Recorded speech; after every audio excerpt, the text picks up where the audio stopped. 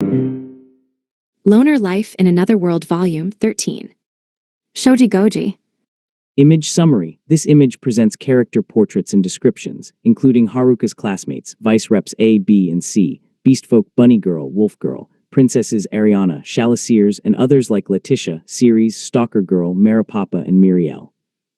Image summary. This image introduces characters including former Dungeon Emperors Angelica, Nefertiri, and Faliria, and Slime Emperor, a former dungeon boss. Haruka, a high school student, is the only member of his class who didn't receive a cheat skill from God. The story describes Haruka infiltrating the cathedral to revive Faliria, encountering a Black Knight and Dungeon Emperors. Day 117. Afternoon. Not a soul dislikes Natto. Nope, Natto won. Except me. On the road in the Theocracy.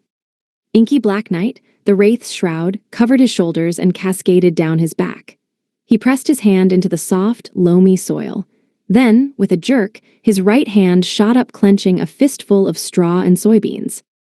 Haruka-kun was well underway to becoming a first-class fermenter. If his experiments bore fruit, we'd soon have natto and cheese for all. I had my concerns. I didn't think a powerful dungeon item like the Wraith's Shroud, all stats plus 30%, Magic Absorption Mega, Magic Reflection Mega, Magic Control Mega, MP Absorption, Trait Nullification upon contact, Rot and Equipment Fracture upon contact. DEF should be conscripted into natto production, but who was I to judge? Oh, and Haruka-kun, don't forget the green onion. I can't believe we have natto at last. I gave up all hope of eating it again when we found out the Beast Kingdom didn't have any. Yay, natto, and it only comes at the price of Haruka-kun looking like a megadork. I, for the Wraith's Shroud, held sway o'er the realms of death and decay. Cocooned in that Chthonian cloth, the black shadow of Haruka-kun loomed above the baleful beans, a skulking silhouette of night tearing them string from wretched string. I wasn't aware natto making was such a sinister process, but hey, the more you know. And for all its ominous appearance, the feats of Haruka-kun's fermenting looked finger-licking good. Is he trying to make it look disgusting? Well, he's failing, 'cause this natto is delish. Haruka-kun claimed he was trialing a new product to collect data for his internal systems, but all we cared about was the yummy goodness. Tears streamed from our eyes the moment the fermented beans hit our tongues. From then on, there was nothing but the sounds of us snuffling back snot and snarfing up snot-like soybeans in equal measure. Where'd the locals go? The girls who were born in this world, dunno, if they don't want their share, more for us. Look, Slimy likes it. Wiggle wiggle. Haruka-kun hadn't eaten any himself. Judging by the shudders of horror as he whipped up this feast of fermentation, Haruka-kun wasn't a natto fan. He doesn't like it, but he made it for us anyway. He didn't have to make the production process look like something out of a horror movie, though. We were all feeling a bit poorly, so this natto would have to tide us over until dinner. No lunch for us. We also planned to help the Arts Club girls with dinner duties tonight. We wouldn't let our job penalties hold us back. Surely we could manage a few simple recipes. Right. Too bad I didn't get a chance to tour the Sagrada Familia while we were in town. You know, that famous cathedral. I went by it earlier, and the sign called it an erotic cathedral. That's one heck of a misspell. Though as far as names went, it wasn't wrong. No doubt the namesake of the copy cathedral, this Tanto Sagrada Familia, would have blushed to see the signboard on the Theocracy's newest edifice. It was a marker of the place's less than salubrious contents. Haruka-kun being Haruka-kun, I knew he would bungle it somehow. That's why I wrote out Zosimov on a sign and gave it to him to stick in the ground. I never expected he'd misspell the ordinary words. Right, how hard is it to spell cathedral? Poor Zosimov, he's about to go down in history as an erotic-canonized saint. I can hear him rolling in his grave from here. As we spoke, the culprit behind these shenanigans, Haruka-kun, was hard at work training with Slimy. Slimy barreled forward, a lightning flash of hurtling slime, smacking into thin air. Haruka-kun dodged his attack handily, moving so fast he was out of Slimy's way by the time Slimy had even thought about charging. The issue was, Haruka-kun still had a little tripping and falling problem. Okay, make that a big tripping and falling problem. Wow, he's lost everything. All his fighting talent is gone. The ephemeral flash steps with the grace of a trained dancer. Gone. The flickering phantom footwork of a combat master? Lost. The swordplay that moved so fast it looked sluggish to the untrained eye, the deft weapon handling for which gods would have wept. Vanished. Haruka-kun moved like a completely different creature now.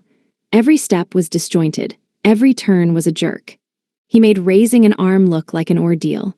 He had to learn how to use his body all over again because everything he'd fought for, everything he'd scraped to put together, every bit of skill he'd cobbled together over countless sleepless nights, was gone. Whoa, I can't even follow what's going on. What did he just do? He got out of the way. He didn't dodge, that implies a reaction. He's sidestepping before Slimy begins to attack. You're right, Slimy didn't even get close. Haruka-kun is teleporting. He sure was. He was a speed demon, but speed was all he had going for him. Haruka-kun's coordination and expertise were gone. His footwork was a shadow of its former self, rendered clumsy and predictable in its hyperspeed haste. Haruka-kun tripped and stumbled his way through every attempted kata. Is there a martial art that involves tripping and falling? Art is a strong word for whatever that is. What the hell? Haruka-kun worked so hard for his skills. He worked harder than any of us, that's for sure. It's just not fair. Haruka-kun's mud-stained martial mishaps made him a pitiful sight, but none of us had the heart to laugh at him. We had to fight back our tears, to say nothing of our bitten lips and clenched fists, as we watched him run the same 5 moves, all based on the same half-step motion, over and over again. He only knows 5 kata now. That can't be true.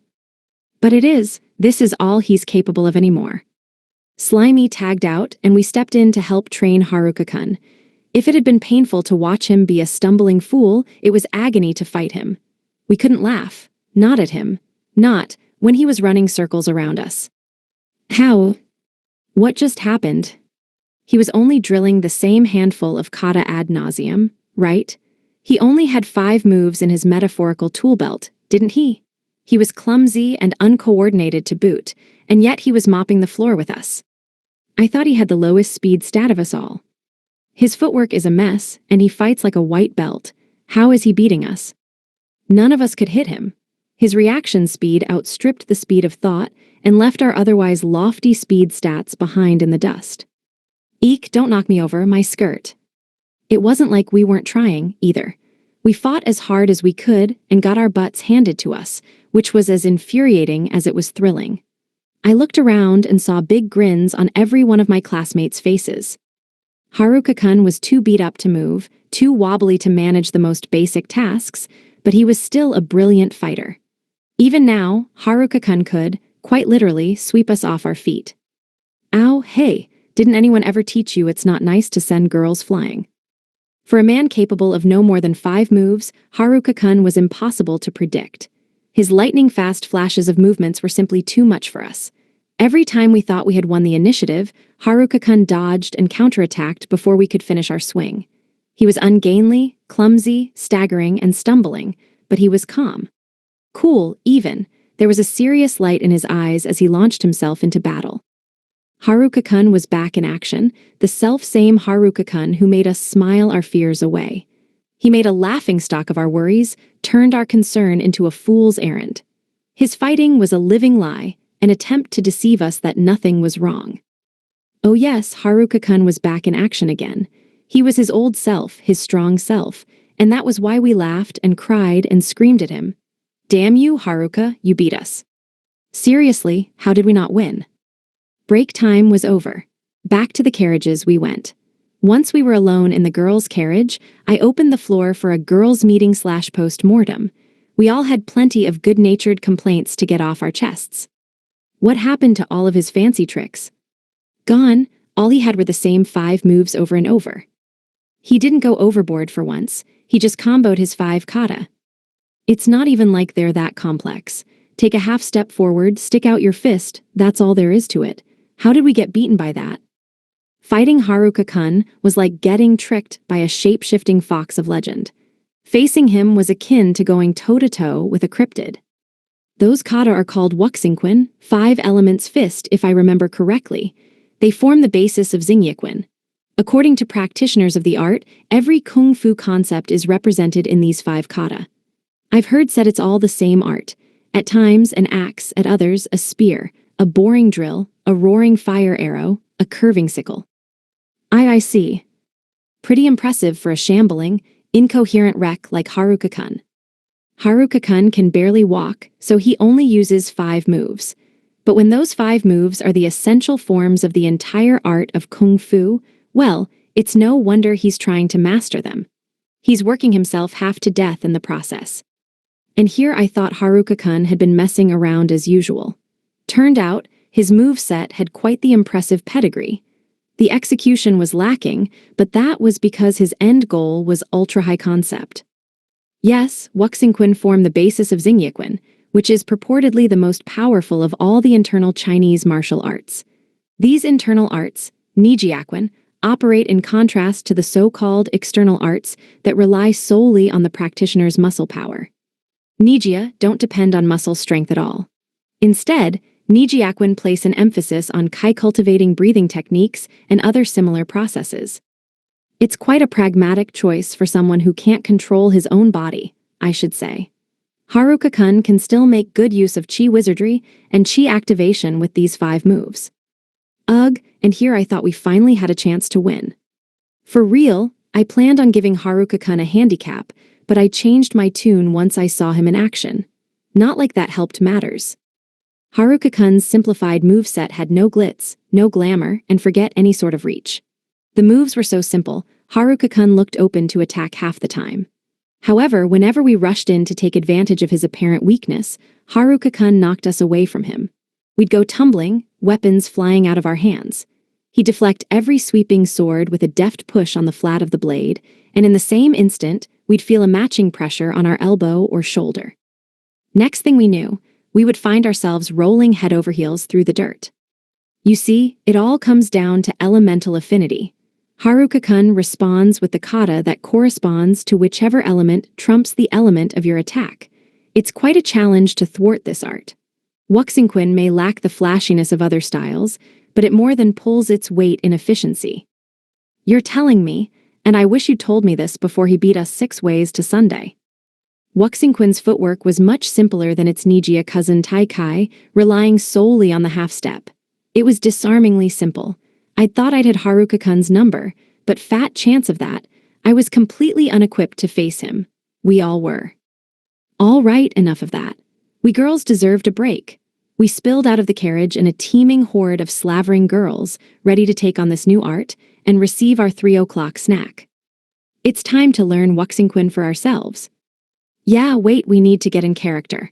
What's the mood, girls? Mini or full-length kippaus? I'm feeling full-length. There's no fancy footwork to trip us up. Or kicks. Wait, what if we dress the part only from the waist up? Genius, pure genius. And for bottoms, what say we wear PE short shorts, for ease of movement? Love the school theme. Speaking of, I'm told teacher play is especially effective on Haruka-kun. What if we flip the script, student play? That's not role-playing though, that's literally what we are. The snack turned out to be pudding. Tuckered out from battle as we were, the sweet treat couldn't have been more welcome. We returned to the battlefield inspired. Pure destructive force met cool logic, complexity and rationality married to give birth to our form of Wuxingquan.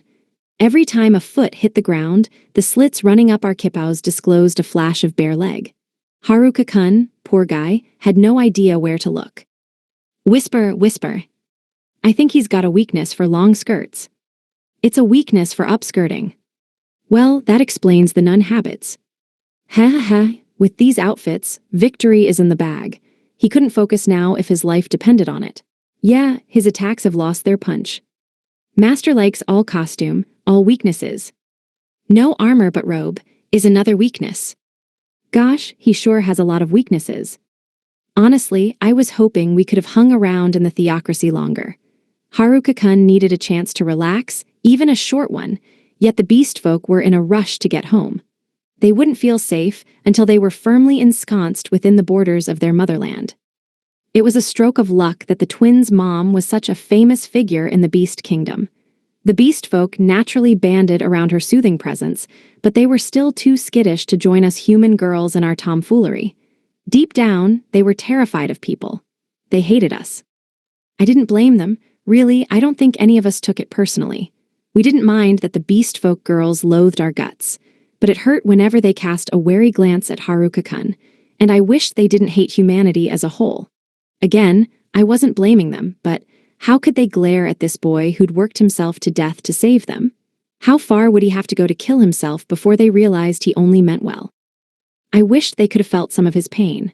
Not a lot, mind you, just a fraction of those sinews snapping, those broken bones, those pulverized organs, those liquidated muscles. Maybe an instant of searing agony so intense it would never be forgotten so long as they lived.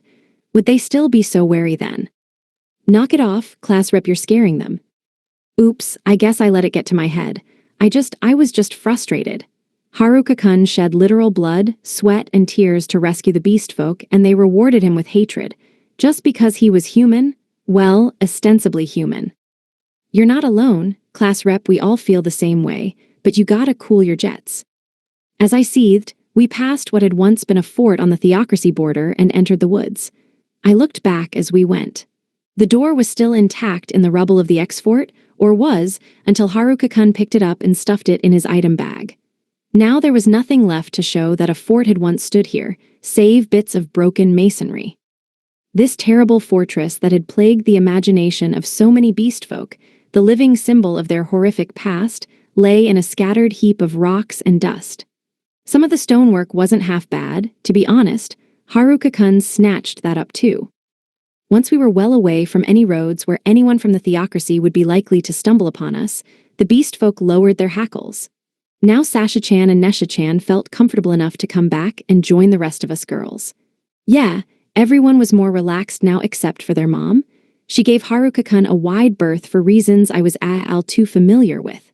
It'd be the kinder thing not to go into it here. She had a husband, you know. It's not so bad. She just needs to forget she ever had a brush with a sex god. Easier said than done. Our poor mom, Sasha-chan and Nesha-chan wailed. The trees soon thinned out, and then the great wall of the beast kingdom, the system of defenses Haruka-kun had made before we set out, was. Oh no. The inhumanity. Just a few days ago, Haruka-kun had erected a series of walls and fortresses running around the entire perimeter of the beast kingdom. Oda-kun and his pals had been left in charge alongside a mighty garrison of beast folk warriors. But tragedy had struck, and even the last vestiges of Haruka-kun's legacy were gone. Gone. In its place, a huge mass of people, humans, swarmed the walls, surging through the open gates.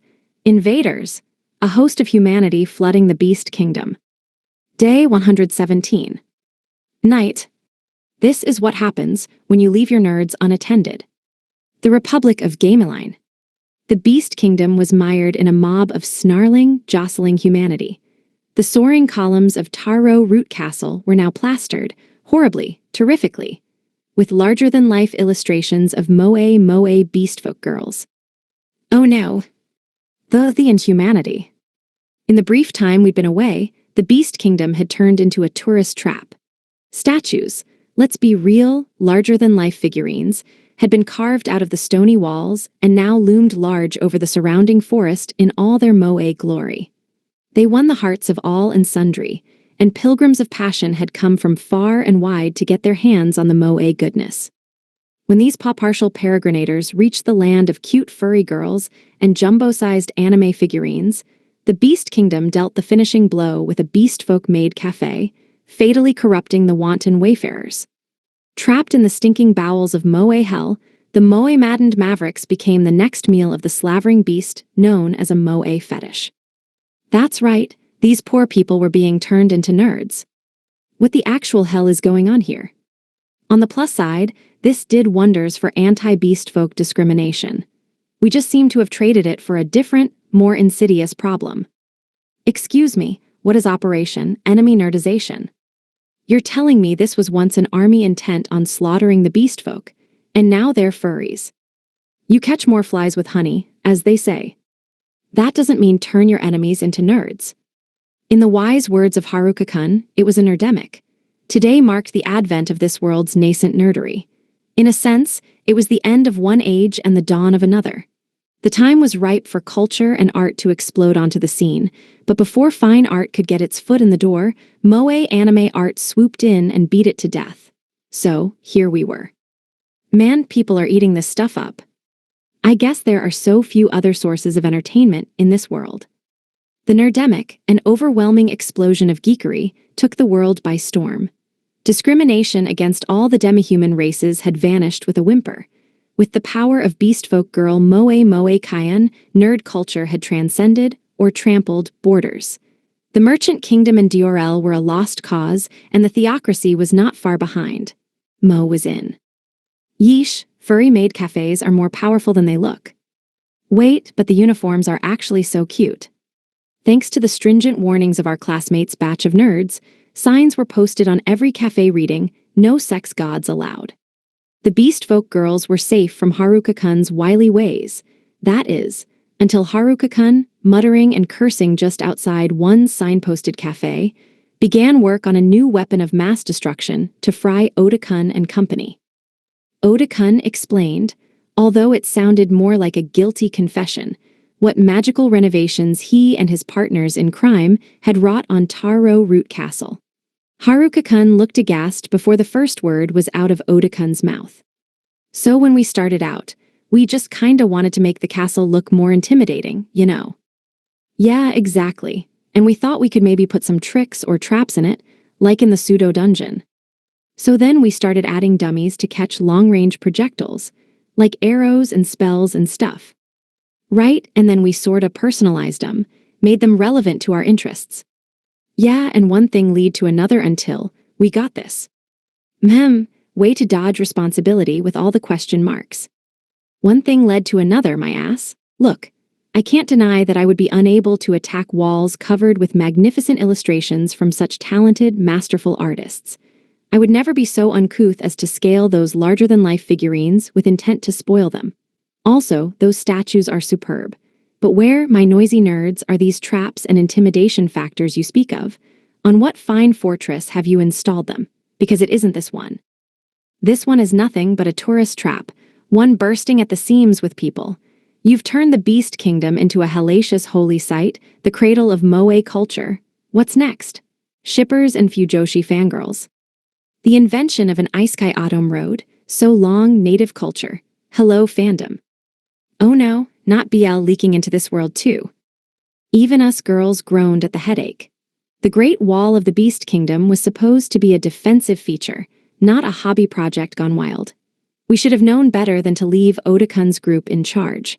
We all knew that they had bought truckloads of questionable feminine garments from Haruka-kun for the then yet-to-be-discovered beastfolk girls, but we could never have predicted this. Not a whole town gone mad with moe. My God, how many hundreds of costumes did you guys order?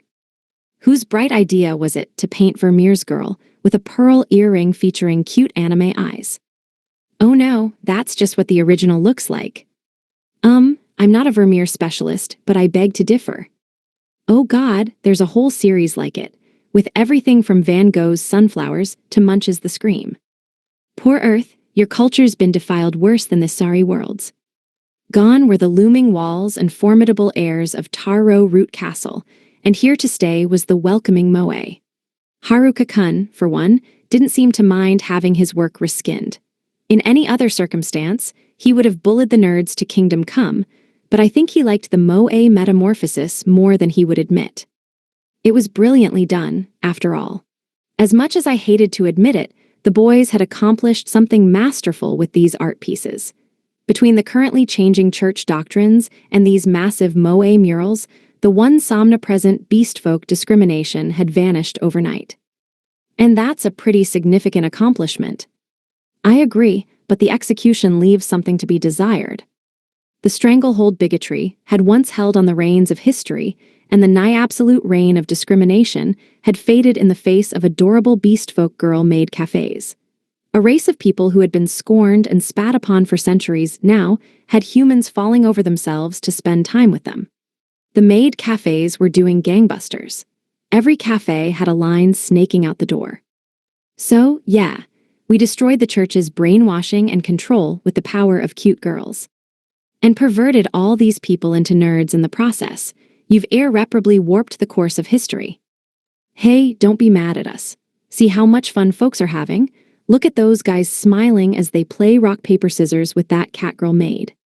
Why did she just say, now your order's just perfect? Last I checked, the cat tribe didn't use cat puns in every sentence. These girls know how to put on a show. In one fell swoop, the nerds had destroyed the beast folk discrimination that the church had labored for years to establish. Now, ex-beast folk haters crowded around makeshift idol stages and swung light sticks, literal sticks filled with bits of ground-up spellstones, in perfect tandem. And now the beast folk girls are doing famous Vocaloid songs, and it's accompanied by oh too cute backup dancing. Now we're gonna sing you the songs of our people. Woohoo! Oh, wasn't this a temple when we last saw it? Smiles abounded. Delight thrived on every joyous face. With so much celebration, there was no room for the things that didn't matter: dogma, persecution, prejudice. Haruka-kun is making a killing off light sticks and furry idol merch. No wonder he's happy. He may be cackling over his merch sales now, but he's the fool who built all this infrastructure with no regard to the construction cost. Discrimination was dead. Once people met the beast folk for themselves, laughed with them, cheered with them, they realized they weren't so different after all. It didn't matter what we were: humans, beast folk, monsters. We were all the same in that moment, cheering on our favorite beast folk idols. No one could hate in the face of fandom. In fact, anyone with that much hatred in their heart would become the new target of persecution. Well, I'll be damned. The nerds really did turn this world on its head and destroy discrimination overnight. No one thought it could be done. These are the same guys with negative social skills. I guess it's because they don't have a discriminatory bone in their body. They changed the cultural consciousness with the power of cute girls. Right, so you're telling me they still have negative social skills. They just nerded so hard it spread to the rest of society. People had come from all over, Diorel, the theocracy, even the merchant kingdom, all caught up in the thrill of experiencing the uber-cute Megamo and super swindling. Haruka-kun's merch sales exploded before our eyes. I didn't even know this world had the same kind of round paper fans as we did back in Japan. I guess it did now. I never knew discrimination was this easy to dismantle. I could tell the nerd squad, FT, Haruka-kun, were up to something off in a corner. Next thing I knew, out pranced a pack of beast folk girls done up in yukatas of every cut and color. Image summary: an anime-style illustration features two smiling beast folk girls on stage. One has fox ears, and the other has rabbit ears. Oh my god, it's an Warren Dachu one with literal fox people. I guess that saves on making fox masks. Those yukata are so cute. I want one. It was beautiful. I felt like I was in a bizarre cross of a traditional Japanese festival and a modern-day theme park, but dropped into a fantasy world. There were smiles and laughter everywhere I looked, and not the derisive smiles of bigots either. Prejudice was nothing to smile about, and that's why it was gone for good. As we all knew, happiness trumped division any day of the week. Some of the worried, wary beastfolk dads looked ready to pop an ulcer, but theirs were the only frowns I saw in the whole crowd. All the little beastfolk kiddos were having a blast, and many of their parents teared up. Imagine folks calling your kid cute. Imagine letting your kid go outside without fear they'd be treated horribly. For ages, the thought of just this, for laughter to be commonplace, for living in peace to be the norm, must have been nothing but a dream for the beastfolk. How wonderfully it must have rolled off the tongue to proclaim that the dream had at long last come true. Sasha, are we dreaming? This feels too good to be true. Wait a minute. Where did our village go? On the outskirts of this dreamland, the wonderland for our white rabbit and all her friends and family, the man behind the curtain, our one and only hustle culture king, wobbled on shaky legs as he gobbled MP mushrooms to replenish his rapidly dwindling MP. It was he who had created this kingdom of wonders, this bastion of happiness so potent it could move anyone to tears. Oh, he just keeled over. The village is right where we left it, but I don't remember it being like a dream come true. Oh, look, there's all our family and friends. they're waving to us. At least Haruka-kun had died doing what he loved, ripping people off. Meanwhile, the all-female concert staff rushed in to administer moe medical aid. All's well that ends well, I guess. This wasn't what I had in mind for the Beast Kingdom either, but why stop a good thing? A parade of Rabbit Tribe beast folk pranced past in resplendent uniforms, followed by a merry cacophony of cheering, clashing cymbals, and the thrum of a bass drum. Rabbit ears bobbed to the beat. The parade-goers, noticing the twins, waved ecstatically, and the twins waved back. A festival float brought up the rear, upon which Duke Maripapa consoled a sobbing King Hagebeast. I certainly never considered this as a solution to all the beast folks' troubles. A family of people, humans, walked by our little group. We heard the kids say, "When I grow up, I want to be a beast folk and come live here." The kids' parents chuckled. "Us too," they said, sharing a smile over their tyke's head. All the beast folk nearby teared up at the earnest comments. As silly as that exchange was, it was the perfect proof that the beast folks' fortunes had changed for the better. Overpriced headbands with animal ears and clip-on tails flew off merch stand shelves. We flew to buy ourselves pairs and put them on too, inspiring another wave of tears from our beast folk companions. They'd been called monsters or creatures their whole lives. Their beloved tails and ears had been marks of oppression for centuries. No one could undergo that level of torment and come out the other end unscathed. They just couldn't. Now the beast folk received compliments everywhere they went. Beast folk were in vogue, from people who longed to look just like them. The divisions between humans and beast folk melted away. Now we were all just people, people with animal ears everywhere we looked. When we told Sasha-chan and Nesha-chan that we'd had animal ear headbands long before this new craze, that started off a fresh sobbing fest. I think that's what convinced them we meant every word of our admiration. They looked over the sea of joyful animal ear-clad humanity, and there wasn't an earless head or a frown to be seen anywhere. "Aw, look at the twins, they're so happy." Don't you dare tell them what late-night shenanigans these headbands get involved in. Looking out over their town and seeing a place of coexistence, cohappiness, made the twins' tears fall like rain. This peace may have come about in the stupidest, most awful, most degenerate way possible, but it was still beautiful, a future that no one could have even dreamed of. Our classmates changed religious doctrine and rewrote laws. The only thing they couldn't change was their lack of social skills. Well, so long as everyone was happy, I was happy giving the nerds their due. No one else could have pulled off such a feat. And honestly, flabbergasting Haruka-kun was achievement enough. I'd never seen him look so horrified in my life. Now even the beast folk army, with their deep-set hatred of humanity, lost all animosity. They were even low-key worshipping the jocks. Okay, so the backstory was, we left the jocks here to train the beast folk army in the ways of jungle warfare. In the process, they won over the guerrillas. The beast folk warriors adored, venerated, even our classmates. It also helped that the jocks didn't have a discriminatory bone in their body. Per Haruka-kun, they're too stupid to tell friend from foe, you know, which is kinda dangerous in its own right. The beast folk admired that sort of pure, guileless, violent potential. "They're bigger beasts than us," I heard a warrior say in glowing tones. Haruka-kun always said, "The meatheads are bigger animals than the beast folk. Makes sense they'd get along." Really, they got along a little too well. The beast folk completely forgot the jocks were human at all. Even now, the jocks and the army were still drilling and holding mock battles in the woods. All borders dissolved in the face of brute muscle, I suppose. I finally understand why Haruka-kun was so leery of the nerds. Yeah, whenever he used to go off on them for being no good losers, I was always like, pot, meat kettle. Wild, huh? Only took a sec, and now Haruka-kun looks like the sensible one.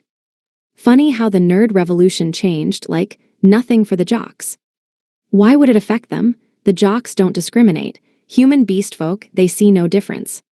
The boys in our class are convinced their friend groups are the only ones with any common sense. And honestly, I love that for them.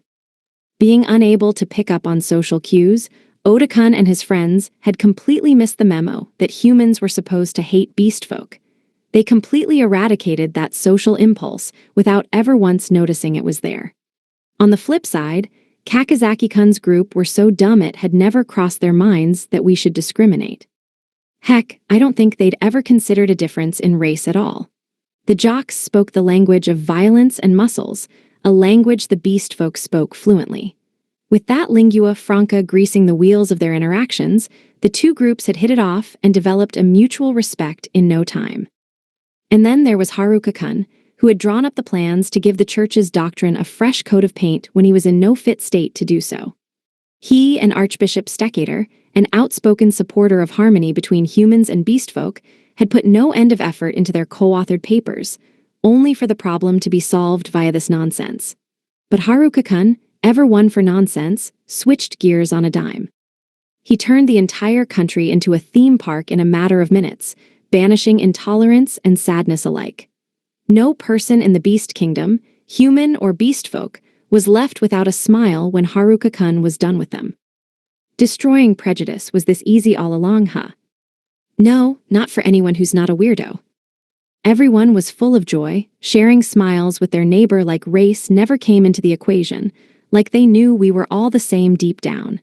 It was such a simple concept, but it was a powerful truth for all its simplicity. This Gordian knot of history had been cut through, not by grand strategy, but by the sword known as maid cafes. Nerddom was strangely powerful. The twins, moved at the sight of Angelica-san and Nefertiri-san in bunny and wolf-ear headbands respectively, hugged each other tight. Really, it's better if they don't find out the true purpose of those headbands. We didn't need to take the wind out of the twins' sails, and they were still too young for that sort of thing. Anyway, better keep the wonders of late-night furry licking and schlorping a secret. Beast folk were now very, very popular, but let's keep this an OT-rated popular, okay? It was bad enough that Faleria-san had a pair of cat ears of her own already. While the cavorting and merriment carried on around us, poor half-dead Haruka-kun worked off in a corner, endlessly draining himself dry of MP, refilling the tank, and starting the process over from step 1. He was in so much pain it was agony for him to breathe. Nevertheless, in spite of the splitting headaches and the lancing pains, he pumped out fantastic attraction after fantastic attraction and an endless line of souvenirs. Everything from beast folk manju to kitty ear pennants. I couldn't sit here and ignore his hard work, so I grabbed an apron and jumped right into selling. Plus, I wanted some of that tasty manju for myself. See all those smiles? I sure do. Of course, this didn't solve everything. But it was a start, right? A big start. The first of many attractions in a world that shunned racists. A dreamland where bigots were barred from entry. The problem of prejudice was so deep-rooted, no amount of contemplation would find even the first loose thread to begin unraveling it. But maybe the problem was simpler than we ever envisioned. I mean, those were real smiles on every face. This was the start of something new. Something genuine. Thus, when Haruka-kun worked himself to the point of collapse, we all took turns fussing over him and letting him rest in our laps. He was kinda cute when he was asleep, to be honest. It was when he was awake that was the problem.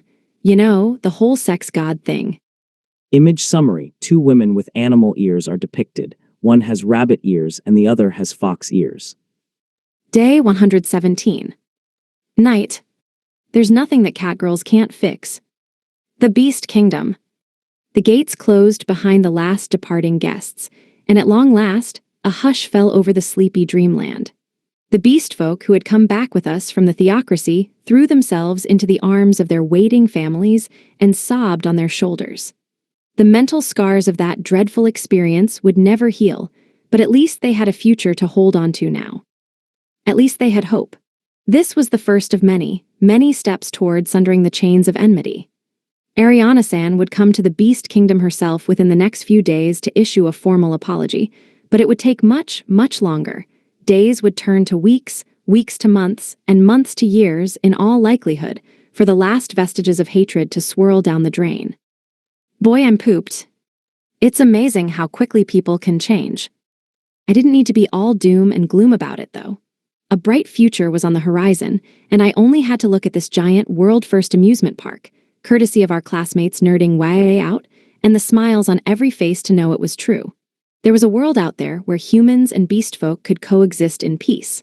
All that was left was setting the crooked path of history straight and forging a new future. We had to break the cycle of pain, or else the hatred would never truly end.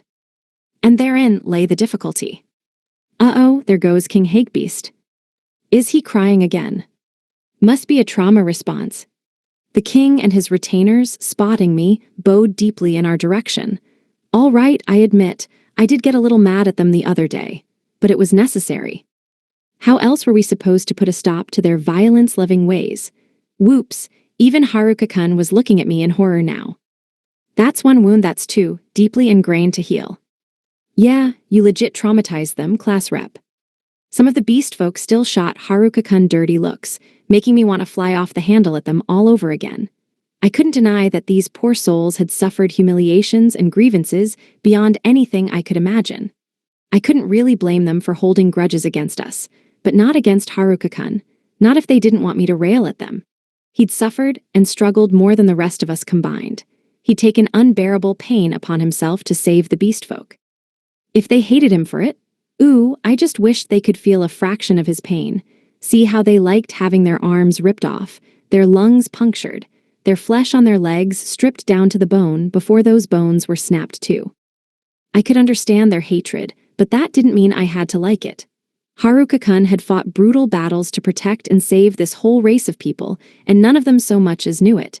His sole claim to fame was the black-haired commander stock character, a fool in a comedy show.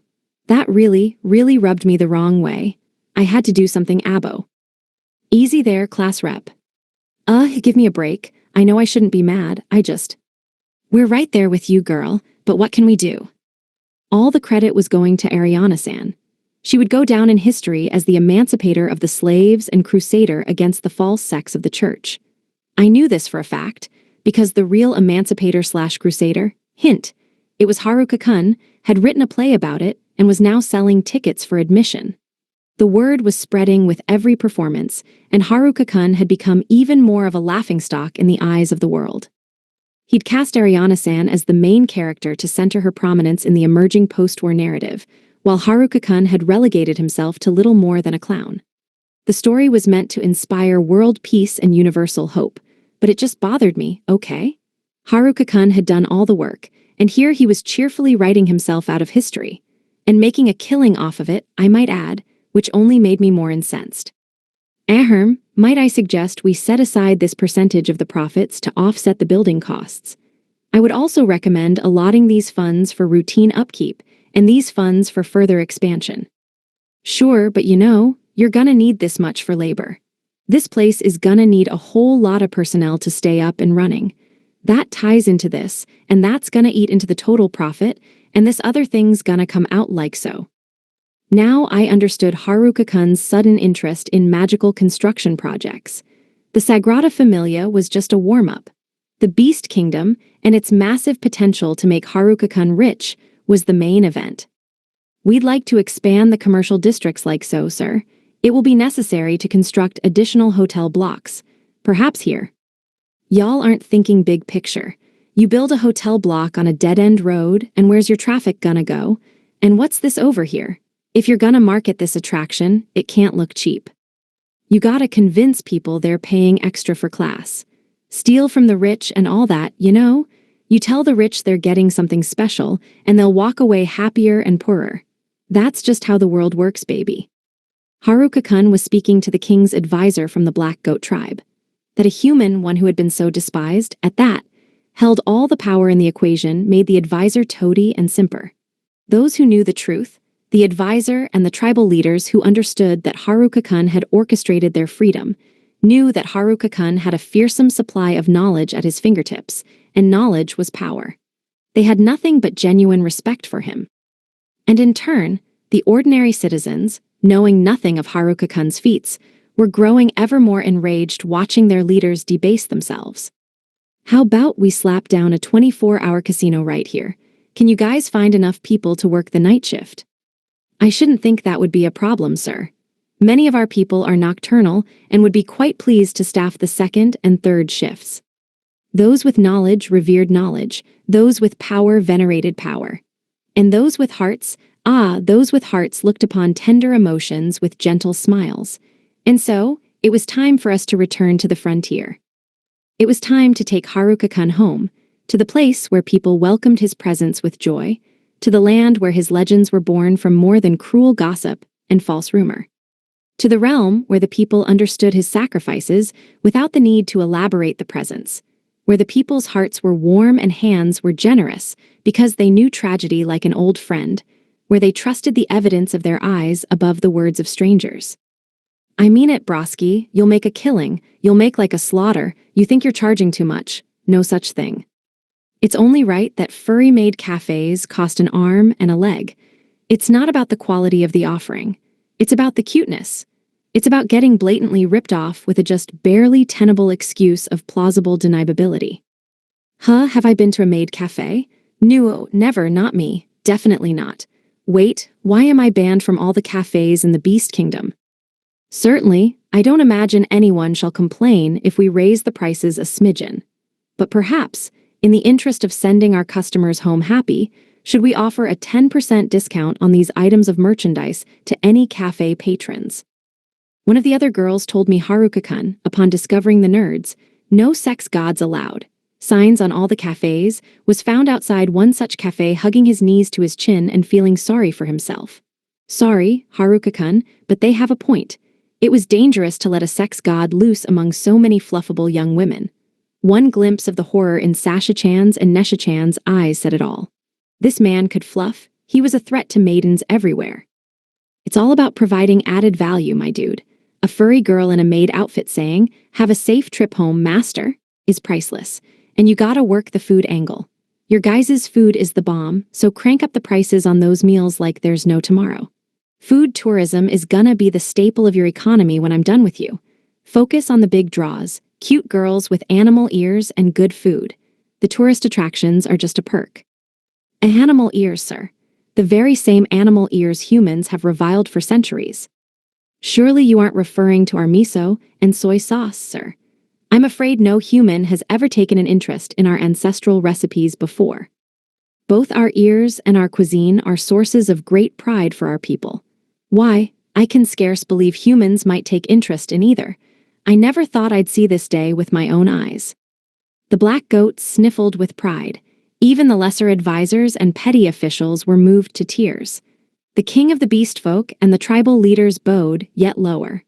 Haruka-kun couldn't have said this if he thought beast folk were lesser. There was no hidden deceit in his heartfelt words, and that earnestness moved the whole group to tears. Well, I shouldn't make it sound like Haruka-kun was perfect. Truth was, he really did have a bigoted streak, a fierce, raging hatred against old men, but at least he was equally hateful. He attacked every old man he saw. Anyway, enough of that. The beast folk king stepped forward, and before the entire assembly of leaders and officials, swept into a deep bow directed at Haruka-kun. My lord, you have my deepest thanks for rescuing my kinsfolk from the clutches of the theocracy. Should the theocracy correct its doctrines and treat us henceforth as fellow people, we shall gladly accept their offers of peace and friendship. We would likewise be happy to take their human faith as our own.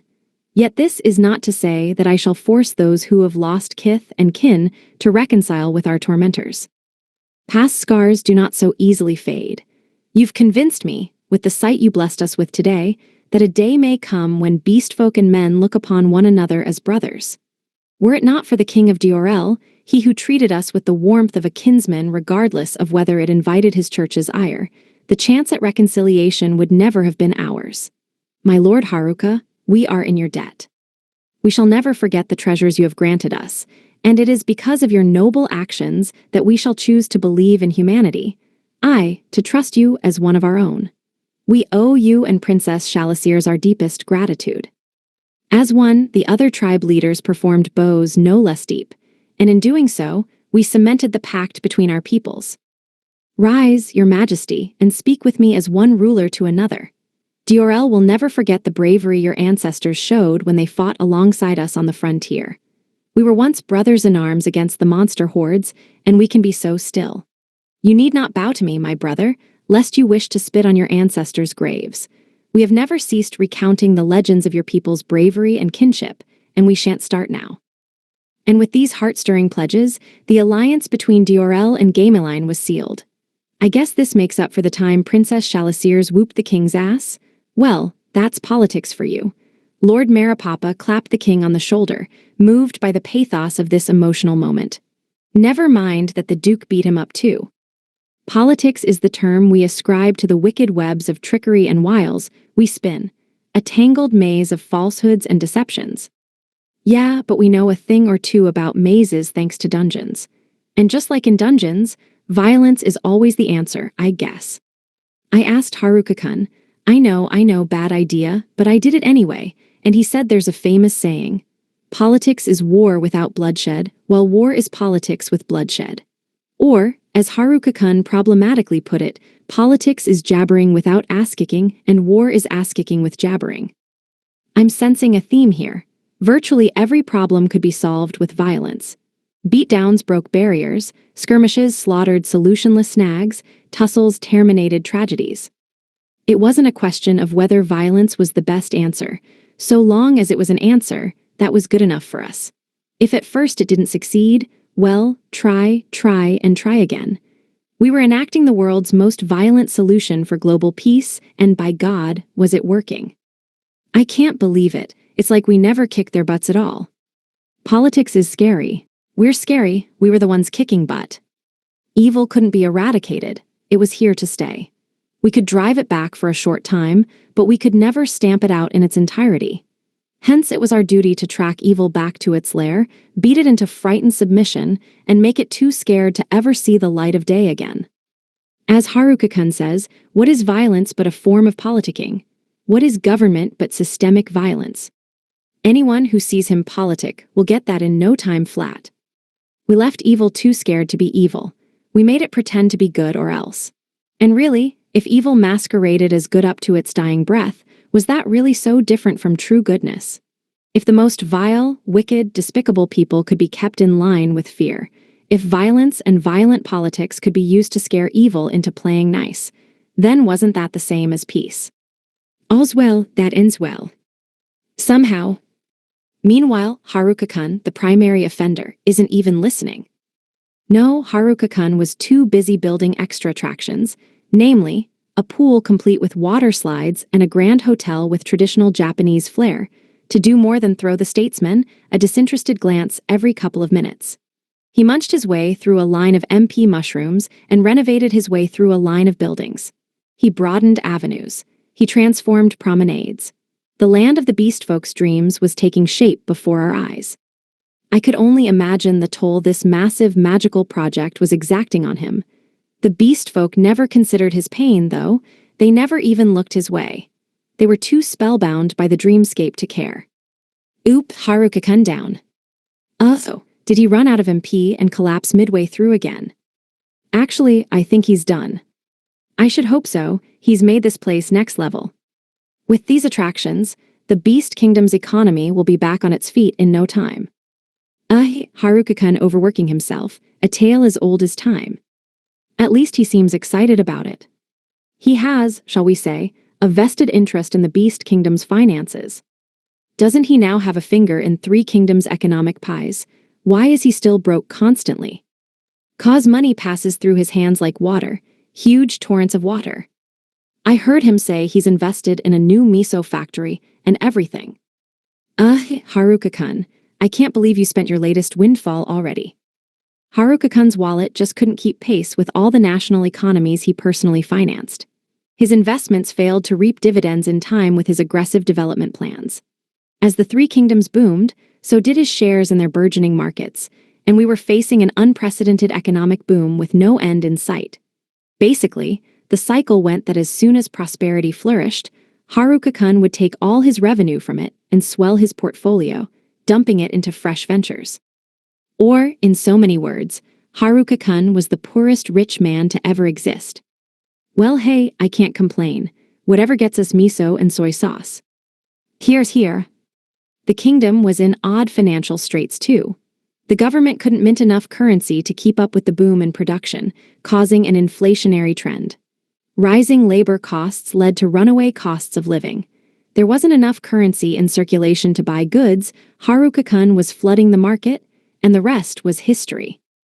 The result, spiraling deflation, all caused by a single freelance production machine working overtime. Once the Beast Kingdom and the Theocracy were dragged into that mess, Haruka-kun would have a full economic block on his hands. There would be no end to the development. Until the runaway economic growth stabilizes, our local broke megamillionaire is going to stay in the red. He's going to be there for a long time. I don't think Haruka-kun knows how to stop. Until he hits his good enough threshold, he's gonna be poor as a church mouse. And stinking rich at the exact same time. So what I'm hearing is it's our job to buy lots of clothes from him. Right. Exactly. Come to think of it, Haruka-kun's cash flow pretty much consists of what we pay him, huh? Right. If we cut down on meals, we'll cause widespread economic collapse. Looks like we have a moral obligation to eat our hearts out. Oh ho, now you're speaking my language. So it was high time we headed for home, high time to earn lots of money and shop until we dropped. We needed lots and lots of personal happiness, pretty clothes and yummy treats to complete Haruka-kun's vision of global happiness. Win-win, right? There could be plenty of happiness to go around. Day 117. Night. Turns out, investing time in D**seeking down provides good dickidons. The Beast Kingdom. The mysteries of this world were endless. But the biggest one is this: why do I wake up in fresh clothes every time I pass out? I even had a fresh pair of boxers. And why did the girls look so pleased with themselves, and the twins so mortified, as they climbed into the carriages waiting to take us home? Oh, why are Bunny Girl and Wolf Girl coming with? Isn't this their home? Completely unrecognizable, courtesy of the nerds, as it may be. You know, you can beat the nerds up for that if you want. Knowing nerds, they'll probably say, in otaku circles, there is no greater honor than having a furry girl step on me. But it doesn't matter so long as they get trounced one way or another. What I'm trying to say is, the twins are already home. We built dormitories over Thataway and everything.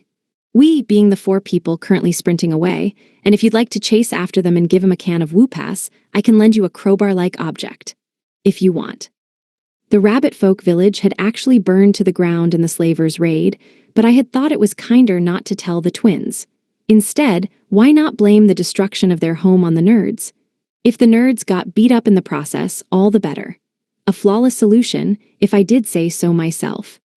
We haven't repaid you yet. We've barely begun to make up for everything you've done for us. In fact, our whole people is in your Deb, MMPH, MMPH, MMPH.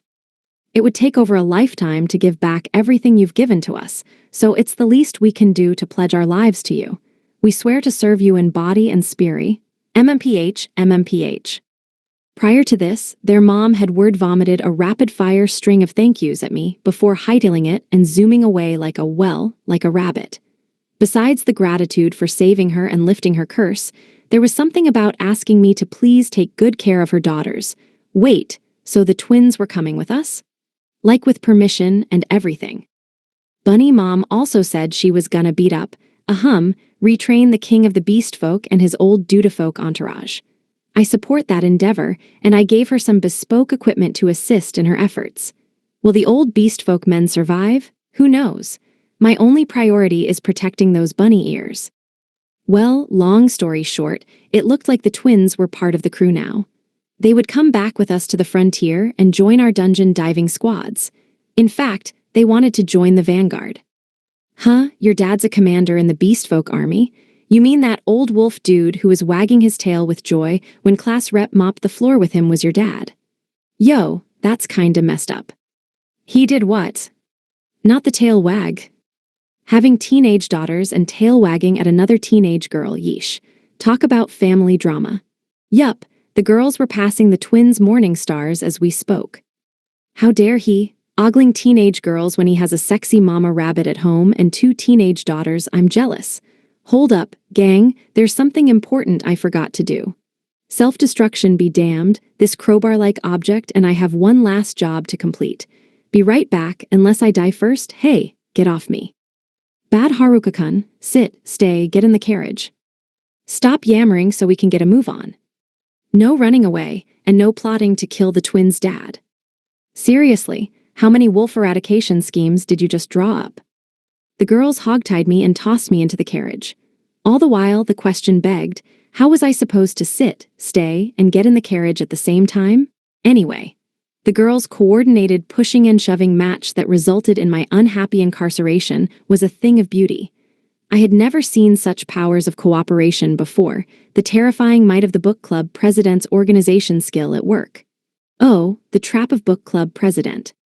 Hers was a well-planned trap, for inside this carriage were the 3 dungeon emperors dressed in sexy nylon mini-dresses, making me forget all thoughts of escape. That's the problem of cute girls and molded-on clothing, they can get to the best of us. And then the squeezing began. Being tied up, there was rather little I could do in response. Ooh, but I could check my stats. I'd been too busy doing literally everything else, I was overdue a look at them. Something must have changed, right? I also needed to perform an equipment review, but it was kinda hard to focus when I was being squeezed and sucked on from all sides. Still, I needed my stat. Double still. Meanwhile, 3 pairs of tights-clad legs wound around mine, 3 bouncy butts massaged their way up and down my limbs, 6 hands wandered into unmentionable places for a good stroking, 30 fingers clambered up the length of my teenage boyness. 6 palms rubbing and tugging in a 24-hour, round-the-clock, stick-to-him-like-glue fondling and fingering fest. 3 cheers for Fantasy Whirl. No, Haruka, stop getting distracted. Status. Name Haruka Race, human. LV 28 job. HP 679 MP, 797. VIT 559 POW, 575 SBE, 771. DEX 678 RES, 706 INT, 797. LUK max above limit. SB 339. Combat skills. Ultimate Cane Mastery Level 4, Magic Entanglement LV Max, Life or Death LV Max, Random Fire Level 8, Limit Break Level 6, Martial Chi Wizardry Level 3. Magic Demolish Level 3, Teleport Level 9, Gravity Level 9, Holding Level 9, Void Level 7, Chi Wizardry Level 7. Skills, Sensitivity LV Max, Servitude Level 9, Insentience Level 9, Qing Qigong Level 1, Nidanshu Level 1, Airwalk Level 8, Jupiter Eye Level 9, Pleasure Arts Level 1, Lovemaking Level 7. Titles: Shut-In Level 8, Neat Level 8, Loner Level 8, Archsage Level 4, Sword King Level 4, Alchemist Level 9, Sex Monad Level 1. Unknown, Wisdom Level 8, Master of None Level 9, Haplology Level 1. Equipment: Universe Staff Replicant Sword Clothes Set, Leather Glove, Leather Boots, Cloak, Jupiter Eye Ring of the Destitute Item Bag Monster Bracelet. Power plus 84% Speed plus 79% Vitality plus 77%, Black Hat, Wisdom Crown, 100 Poisons Anklet, Fortune Ear Cuff, Godly Aegis Bladed Shoulder Shields, Sorcerer's Bracelet, Magic Blowgun. Level 28? Whoa, I went up 2 full levels. This teenage boy was moving up in the world, as the teenage boyness did its own sort of moving up. Not the 3-way tongue action. Wait, forget that for a second. Did I gain those 2 levels in the dungeon? Or ascending the cathedral? And speaking of ascending, watch where you're putting those tongues. Yeepers. Anywho, I would run into my next level wall at level 30. Once I hit that point, it'd be a hot minute before I had another level up. But hey, at level 30, I could register as an adventurer. On the flip side, level 30 adventurers aren't allowed in dungeons. That might present a problem. Yeewig. My post-coital clarity poofed out of existence in a matter of seconds. Not that I had much clarity to begin with. The development of haplology was the biggest transformation, and through it, my teenage boyness stiffened within moments. But, considering the sheer scope of the alchemical transmogrification behind it, the change in my physical ability was relatively slight. Like, check out my speed stat. I'm not faster now, it's my reflex time that's improved. I'm just quick on the draw. Fortunately, I can't say the same for my teenage boyness. I was a little disappointed by my lackluster stat changes, but they weren't all that bad, comparatively speaking.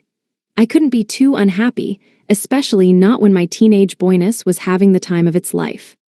Hugh, looks like you're down for the count, little buddy. While my teenage boyness is out of action, let's do some number crunching. Most people in the late 20s, early 30s level range would see their stats increase by a single-digit number each time they gained a level. Even my classmates, empowered with cheat skills as they were, rarely went up by more than 10 or 11 points per level, and never more than 20. So I was plenty happy with my numbers. Those 2 potential mushrooms I had eaten still seemed to be in effect. The alchemical transmogrification, meanwhile, provided power-ups not reflected in the raw numbers. Hey, don't lick a guy when he's down, especially not if it brings me right back up. Is this a revival skill, the true power of the hot damned souls? To suck the life right into me. Schlurp, schlurp, schlurp. My vitality and power stats didn't go up by much, though their growth wasn't as abysmal as it used to be. Still, I needed stats in the thousands if I wanted to go toe-to-toe with another dungeon emperor, and my HP was too low thanks to my low vitality stat. I had no stamina, no durability, no staying power. Speaking of stamina, my teenage boyness was once more down for the count and wilting like a deflating balloon. Post-nut clarity, take the wheel. Haplology is one heck of a skill, huh? I had some 3,000 SB, now it's down to 339. You're blowing through my SB too fast, hoppy homie. Wait, shouldn't I have earned more SB from defeating the darkness? So haplology used even more than I first thought. Okay, you're really going through it too fast. I had, 2,700 SB at level 26? Something around that? 2 levels up later, I would have crossed the 3,000 SB threshold for sure. I was fuzzy on the details, I didn't know what skill spent how much, but cumulatively, my skills had gone on an SB spending spree. I started out with 50 SB in that white room, right? How come my classmates got so much more than me? Most of them had upwards of 100, and I hear class rep topped out at 500. The old god dude recommended she cash that in for hijack and a bunch of other good skills. Stupid old god dude. I oughta kick his holy hiney. Not only did he not save any good skills for me, he didn't save any SB either. Well, considering I ended up with all the leftover skills, I lucked out. SB or no SB, there was much to be said about my grab bag of skills, but multitudes of problems, and all, I would never have made it this far in my new life without them.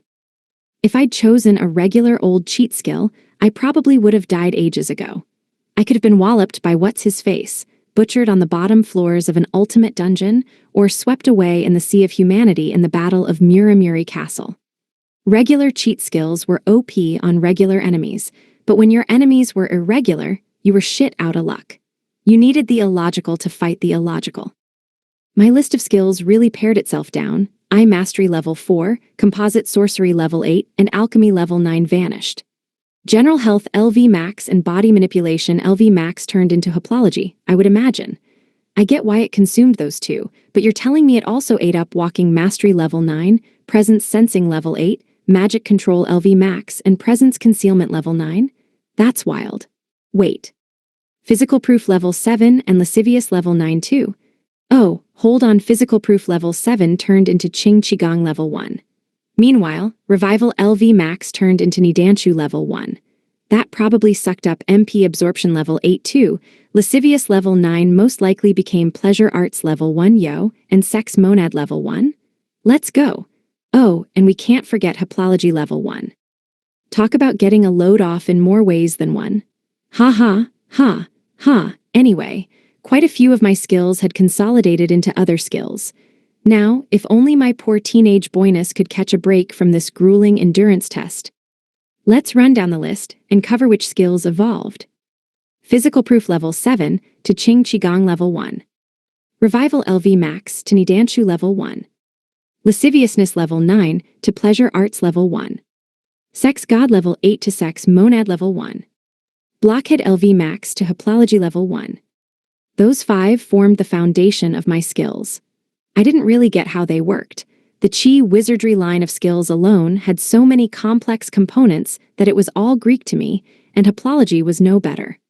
Because it encompassed everything related to fighting and techniques, pretty much anything fell under the Haplology umbrella.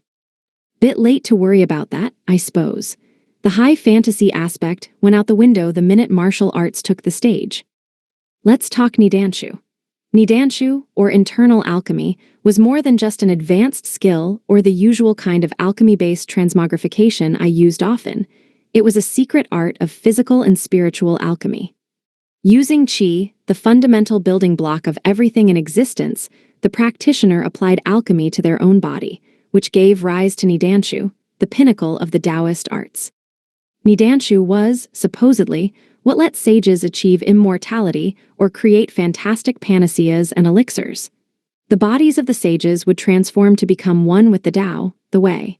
And I know exactly which skill to blame for this. Lovemaking, you've had way too much practice. Yes, I know it was you. It's difficult to slap a precise definition on Nidanshu, save that it's a kind of internal alchemy produced through Qigong, aka the art of activating qi. As an evolved form of revival, it was evidently a sort of rejuvenating skill that utilized both refined qi, or lion qi, and magic. Even now, my downstairs department was springing back to life for all it was worth, although whether that was from Nidanshu or sex monad was beyond me to say. And in case you were wondering, yes, the dungeon emperors were still going to town on me. Consolidating the body's fundamental life force, qi, into a single point, the art rejuvenates the mind and body, returning both to their ideal states. Which is kinda like revival, if you squint. Like Nidanshu's a mix of magic and alchemy, you know? I want to give it a test run, but I'm not eager to injure myself, so I guess the endless testing of my teenage testes will suffice. This isn't a test run, this is a test marathon. Schlurp schlurp schlurp. Is that a response kinda schlurp, or an I'm ignoring you, Haruka kinda schlurp? I attempted, keyword, attempted, to calculate my stat increases and compare my new skills with the old. It took a really long time due to my difficulty focusing. My teenage boyness was in fine form and kept making unhelpful comebacks. Lovemaking went into both Nidanshu's and sex monads functions, increasing my sexual stamina and recovery by leaps and bounds. I noticed a slight change in length and shape too. As for hardness, no doubt about it, there was a significant shift. But I'm up against 3 formidable foes. Every time their mini dresses get rumpled in the rumpus of rumps, it exposes another flash of sensual skin and lengthy limbs. And as if that weren't enough, the dungeon emperors have learned how to do their makeup for extra erotic 18+ excellence. Whoa. Maybe it was the sex monad, maybe it was the other skills, maybe it was being with 3 girls at once, maybe it was Ma asterisk Belline, but whatever the cause, this sexual skirmish was significantly more superheated than its sex-spat sisters. Nidanshu is supposed to increase vitality too, right? Yeah, very on brand for an emperor. Like, wasn't Nidanshu one of those things ancient emperors used in their quest for immortality? Does that mean I have emperor-class skills already, but only when it applies to the bedroom? An emperor-class teenage boyness would be a scary thing indeed. Wait, all 3 of my opponents are emperors too? Yeog. There were too many darn emperors in this bed. Miss Armor Rep's lips were painted a captivating crimson, dancer girls, a seductive scarlet. With Sleeping Beauty's charming cherry pink smackers, I had a full color palette of luscious lips to admire, a fresh thread of sticky drool dangling from each. Any Shangri-La, heaven, Valhalla, or other unearthly utopia paled in comparison with this pornographic paradise. I was taken aback by just how beautiful the human form could be, but I had no time to marvel over their majesty, as their excessively erotic embraces evoked in me a eherk. Never-ending service, just for you. That sounds good on paper, but if this keeps up, I won't be able to keep it up. Revival skills or no. The healing caused by the girls repaired the damage caused by the healing repairing the damage caused by the alchemical transmogrifications. Say that 3 times fast. Maybe it was nothing more than intense pleasure overriding my memories of the excruciating pain, but it felt like my body was beginning to stabilize via this turbocharged sexual healing. Wow, the trade-off was my poor bone, getting sucked bone dry. Come on, Haplology, there's gotta be an escape for this thigh trap pinion problem. Oh hey, whadda you know, I'm free. Heh heh. Now the 3 emperors, wide-eyed and teary, cowered and hugged one another for dear life. They shook their heads in a silent plea of no, no, no. Oh yes, yes, yes. Say hello to my little friend, the summoning ring, dexterity plus 40%, weapon summoning control, attraction, enticement. Never seen attraction in action, have you? Teeth chattered in horror. Oopsies, tee-hee, clumsy me. Well, looky here. Guess who's got all his equipment back? That said, even with the buffs from the eternal Trinity rings, holds dominion over eternity, perpetuity, and permanence. Status maintenance hyper, indestructibility hyper, reinvigorating, restoration, restitution, revival. I'm teetering on the brink of blowing myself up.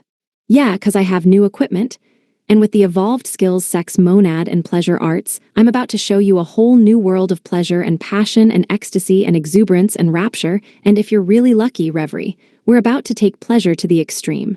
It's revenge time. Eek. A single quirk of a finger in their most sensitive locations produced dramatic effects in the girls, and pleasure arts cranked it up to 11. Their pleasure built in rolling, overlapping, ceaseless waves which at last broke against the shore in crescendos of spray, one after the other. As the tide rose, it encroached on their balmy beaches, so trapped were the dungeon emperors in the narrow confines of the carriage, which now seemed smaller than ever as it resounded with moans, squeals, murmurs, and purrs. Triplet thighs tangled together and shuddered in the throes of ecstasy. Backs arched and breasts heaved in delicious, disheveled, delirious delight. Yeah, it looked like the dungeon emperors had a good time. Wait a second, pleasure arts? Lovemaking, aka the Taoist art Fengjiangshu. If these are martial arts, then haplology must be affecting them. Well, I'd better take my time collecting scrupulous, succulent, sensual evidence until I'm firmly, furiously, frenetically sure of that. Good thing I have 3 guinea pigs to experiment on. Time to work hard. Terrified screams gave way to labored breathing and happy shrieks. Meanwhile, the carriage continued on its bumpy way back to the kingdom's capital. Call that a 9 on the Dichter scale. Day 118. Morning. If a function f, x equals sky times x over x as x approaches infinity, yeah, then the sky's the limit. On the road in the kingdom. I sailed, I soared. Zigzagging from non-existent step to non-existent step, I climbed into the endless expanse of blue. Sword ever at the ready, I slashed and cut the cerulean firmament itself. I spread the pinions on my black demon's bladed wings, then wheeled into a tailspin fall. Yeah, I took an unexpected downward dive, KRR-ash. Glad to report Qing Qigong is in working order. 'Cause if it wasn't, that crash landing would have been the end of me. Jiggle jiggle. Qing Qigong made me virtually weightless. You'd think this would be conducive to flight, but you would be wrong. It simply lessened the impact of the post-flight crash, which was plenty fine by me. If I fire off a wind magic spell right before my untimely face-planting into the ground, I just might be able to pull off a smooth landing. For a guy who'd been flying, or, more precisely, locomoting in some fashion or another through the air from almost the moment he'd been ice-guyed, it sure was taking me ages to figure out landing. Why can't flight and landing skills come as a set? I'm still struggling with rapid bursts of acceleration and sudden braking. Would it kill my skills to have a little consideration for poor Almi? Must all skills involving the great beyond require reaching the pearly gates to unlock? Welcome back, Haruka-kun. What about being immobile made you think this was the perfect time to try flight lessons? 'Cause I thought giving myself wings might give wing to mobility. You will be the death of idiom writers everywhere. There's a Zen Buddhist saying that went, clouds flow, water flows. As clouds scudded through the sky and water flowed downhill, so too should we free ourselves of our inhibitions. Only by achieving that level of insentience could one move passively through life. And at this point, I'll take any movement I can get, passive or no. What can I say? Life works in mysterious ways. This world is full of surprises and old men. You're responsible for the vast majority of those surprises, bub. As they said, surprise the limit, the sky's infinite, I'd be in an aerial pivot, next minute the ground's imminent, which certainly surprised me. You're the biggest surprise this world has to offer. Would you please stop flinging yourself into the stratosphere and dropping like a stone at the slightest provocation? I can't help it, you know? The sky, that unbroken expanse so heartrendingly blue it almost feels close enough to touch, calls to me, if only I have the daring to reach out and take it. So I tried. Turns out it wasn't close enough to touch after all. You can dress it up in pretty writing all you want. It's still a bad idea. You are also hereby banned from attempts at pretty writing on account of your inherent sleaziness. Excuse me, I'll have you know most sleaze is erotic in nature, and what is eroticism if not literary art? The belles lettrist is not stripped of his title should his subject matter be les belles femmes. Must you assassinate my character if my assiduous assonance is employed in the depiction of asses? Do you think my alliteration is naught but titillation for an illiterate literati? Nay, I seek not the vulgar gaze of la populous Philistine. I do not court the tempestuous trends or fickle fluctuations of public opinion. Mes œuvres erratiques are solely concerned with artistic affairs. Put simply, you guys are the weirdos with hang-ups about sex. Classic literature is full of stalkers and people cheating on each other. Haruka-kun, what dimension do you live in? Anywho, I couldn't figure out what exactly Haplology's deal was. It seemed to encompass virtually any sort of art and made learning them much, much easier. It made my assorted skills skyrocket, which, naturally, inspired a desire to try my hand at skyrocketing too. Haplology synthesizes, harmonizes, integrates, amalgamates, and orchestrates all my skills. So what I'm hearing is, I don't have to do any more work. It'll do all the skill learning for me. That's your takeaway. Any art I had learned, I now understood on a higher level. Anything I had only a passing knowledge of, I now grasped intimately. Maybe this explained how I learned Qing Qigong so quickly. Tai Kai and the great and terrible Tongbaequin had never become skills. They seemed to have been folded into martial Qi wizardry, but they were now mine to play with at levels that should have been impossible. Problem is, I'm way out of shape. The only art I had run optimization problems on was Wuxingquin. It was impossible to fully plumb the rich depths all these moves had to offer, so I started integrating Tai Kai into it, weaving combos of rapid-fire knee and elbow blocks and strikes in with the more standard moves. Between last night's practice session and last night's practice session, otherwise known as revenge, I had no end of practice under my belt, which was why I got bored. And started flying. The sky was, in fact, not the limit for me. I mean, Sleeping Beauty was only level 1, and even she was more than a match for me. In exchange for granting them a blissful escape from reality, the Dungeon Emperors let me make my great escape into the great blue sky, whereupon my leisurely romp was abruptly terminated by a sudden impact with the ground. So I guess the ground's the limit. Oh my God, stop running off for post-coital cavorting in the clouds. And please stop mixing your metaphors. I'm ready to make my escape from this conversation. But never mind about that, we demand seconds. Yeah, we only had thirds at breakfast and fourths at the pre-breakfast snack. We may have overdone it on the post-breakfast snacks, all 8 servings of them. But hey, they say you should stop once you're 80% full, and this is close enough, right? On we went to training. Me v Sleeping Beauty, fight. We were the only 2 people in the gang who couldn't pull off moves like something out of a kung fu flick brought to life. At first, Sleeping Beauty could just barely hold her own against me. She had only been level 1 when we'd first recruited her, you know? A strong level 1, but level 1 nonetheless. But as she trained, she leveled up rapidly, and soon she was devilishly difficult to beat. Remind me, aren't you supposed to be a saint? Isn't that a healing role? You dumped all your healing traits and went for a brawler build. Mem. Sleeping Beauty launched her attacks with beauty and grace, and magic and chi and a whole lot of muscle. Her weapon rushed by with the roar of a bullet train. Yow, that whistle in my ears says 1 touch equals instant death. You need to learn how to pull your punches, girl.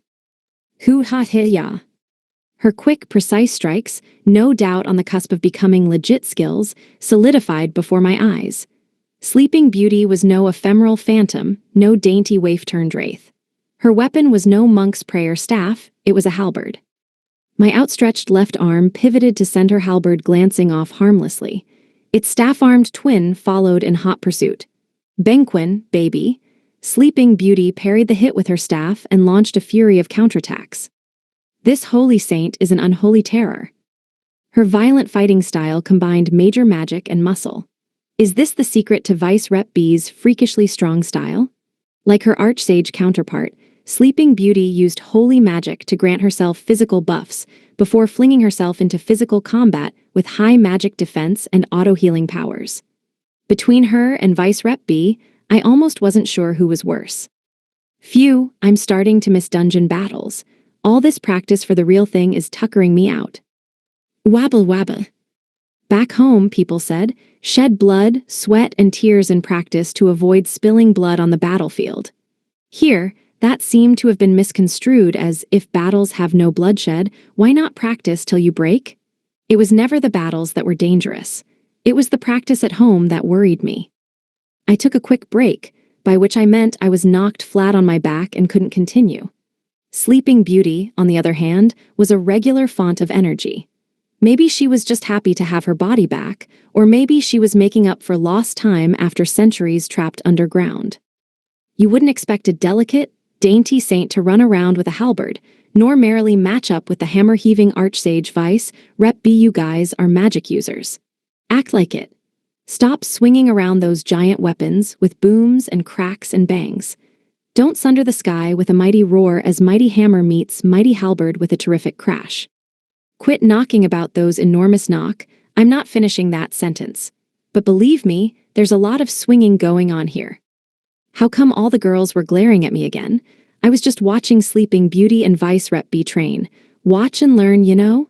Sit back, relax, enjoy the show. Yes, ma'am, sorry, ma'am. Getting back to work, ma'am. Sleeping Beauty stepped with the fluidity of water. Like a leaf adrift on the wind, a drop of water in a swift-flowing stream, and the silence of the night, she turned on her heel with no noise, no resistance, and no disturbance to the air around her. Her long, slender fingers stretched toward me, ready to nuzzle my chi. Oh no, you don't. I don't have a death wish. That elegant Tongbaequin is gonna make me Tongbae gone. You'd blow me to smithereens. That was for the wall incident. Sheesh, someone's holding a grudge. I danced on the wind like a puff of dandelion fluff, buffeted about by Sleeping Beauty's flying fists, but avoiding the deadly strikes themselves. Miss Armor Rep's strikes were far more precise, barely stirring the air at all, and Ching Qigong was likewise powerless to stop Dancer Girl's fluid Tongbaequin hits. Meanwhile, Sleeping Beauty's flailing fists were powered by the fury of her personal grudge. She didn't emit so much as an excess drop of tempered lion qi. Rather, she expelled it in the form of pure power the moment it was ready for use. I never saw her moving until it was too late. Sleeping Beauty attacked in a literal flash. Making myself weightless with Ching Qigong means I get blown even farther when I'm Tongbaequanned. I almost just wanted to let go and drift off into the deep, inviting blue. From up here, the sky seemed to go on forever, 'cause I'd been blown 30 stories high. When I kept my magic and chi on a tight leash, the excess magic ran haywire within my body. On the flip side, if I let my magic and chi run loose, my overactive reflexes kicked in. Before I knew what was happening and exerted a conscious effort to move in a specific fashion, my body was already moving without me. Every action had its opposite and equal reaction, and in my case, both were simultaneous. Now, when I tried to lean back to dodge out of the way, I lurched into something resembling a backward somersault, effectively performing a suplex on myself and smashing my head into the ground. I had to worry more about killing myself than being killed by my attackers. My controls were just too fussy. I couldn't figure out how to get myself into the Goldilocks zone where everything was just right. Image summary, a manga-style illustration of a young woman holding a staff, looking up and to the left, with motion lines suggesting movement. So much for training, wherein training was an excuse to tear me to shreds. Innocent whistling. Well, at least we were almost to the kingdom capital. The demon Scythes and Slimy, up front on the coach driver's box, frolicked and gambled with my horsey. They were happy to be coming home. But inside the carriage car, things weren't quite so lighthearted. Our playtime had yet to finish. All three of the dungeon emperors were in somewhat compromising positions, twitching faintly, faces melded into masks of the obscene. I just wanted to thank them for their thorough training with a few tentacles, you know? I didn't do anything wrong. We'd uncoupled this carriage from the beast folk cars, and now we were putting the pedal to the proverbial metal. The scenery whizzed by in reverse at the speed of our brisk clip, the colors running together into a streaky blur. The gale-force winds of the breeze made havoc of my hair. Speaking of, my hair's getting kinda long. Is it just me, or does it grow faster here? Maybe that's a byproduct of revival. When I squinted, I could just make out the capital on the horizon. Why was there a gate right in front of us? And a gatekeeper? And why were both the gatekeeper's mouth and the gatekeeper's gate crashingly gaping wide? I'll pass on the open-mouthed old men, if you don't mind. Don't want 'em, don't have anything to put in their open mouths. Any old men looking to star in a BL story can pin their hopes on the nerds or the meatheads. Thank you very much. Either is fine, perhaps both. Hey, don't volunteer us for that. I don't think there's a market for old men yai, and if there is, we really don't want to be a part of it. Actually, it turned out it wasn't BL at all. Our wannabe BLer was sent to lead us into the city. Sort of an honor guard thing, or a way to prevent me from getting lost. Oh, don't worry, I know the way to the castle. I know it very, very, very, very, very well, from every warehouse to every treasure hoard along the way. Which is why they sent a guard, Haruka-kun. The castle gates opened for us, and the pimpin' king and all lollylicker stepped out.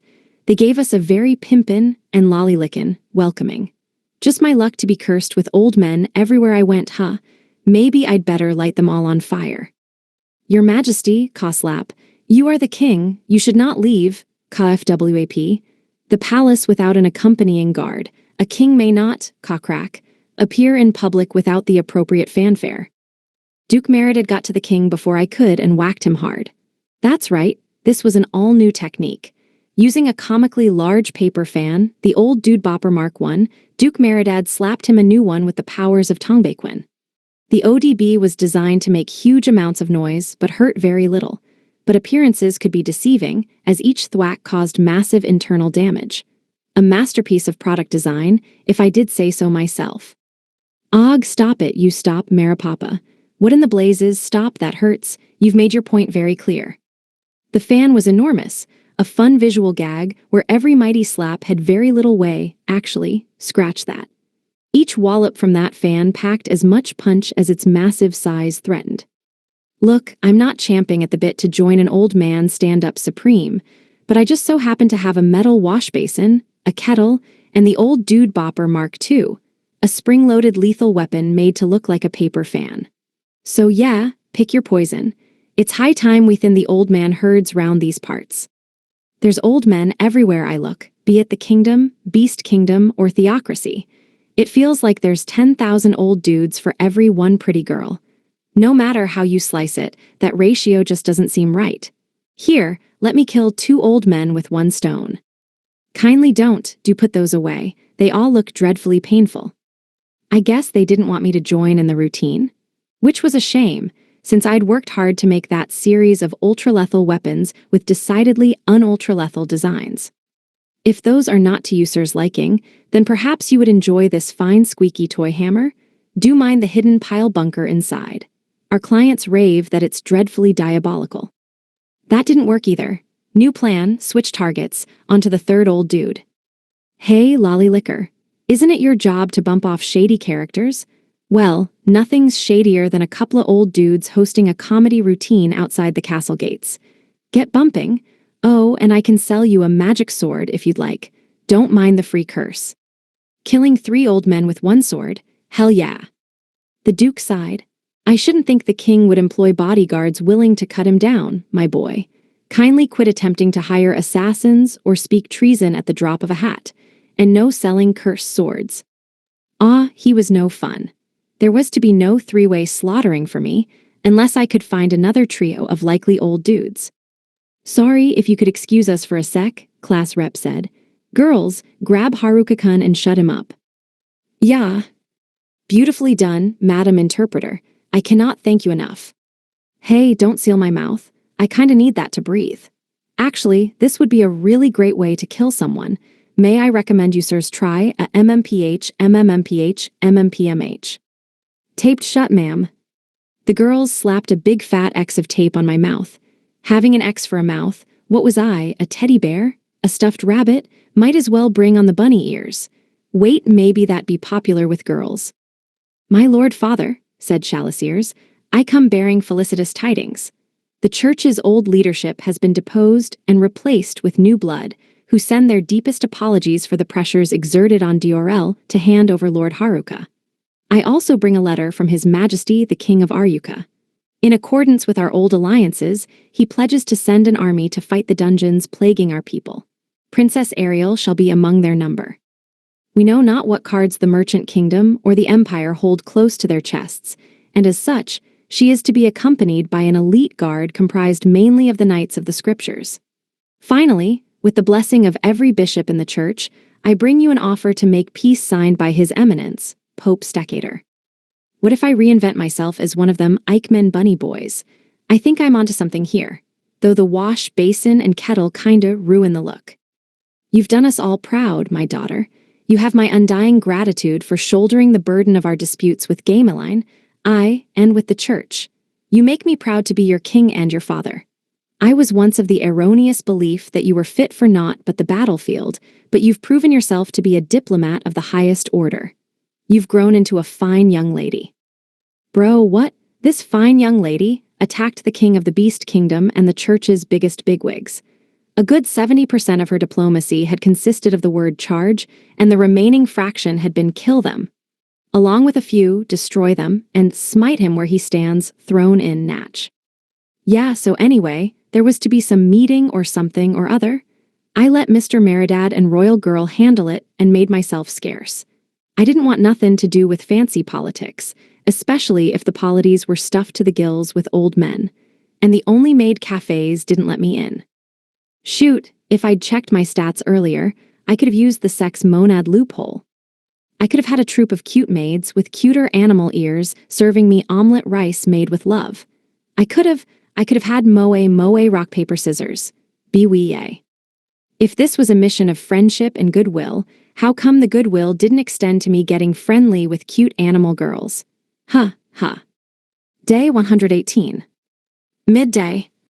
Oh, so window shopping is okay, but boob window shopping isn't. The royal palace of the kingdom.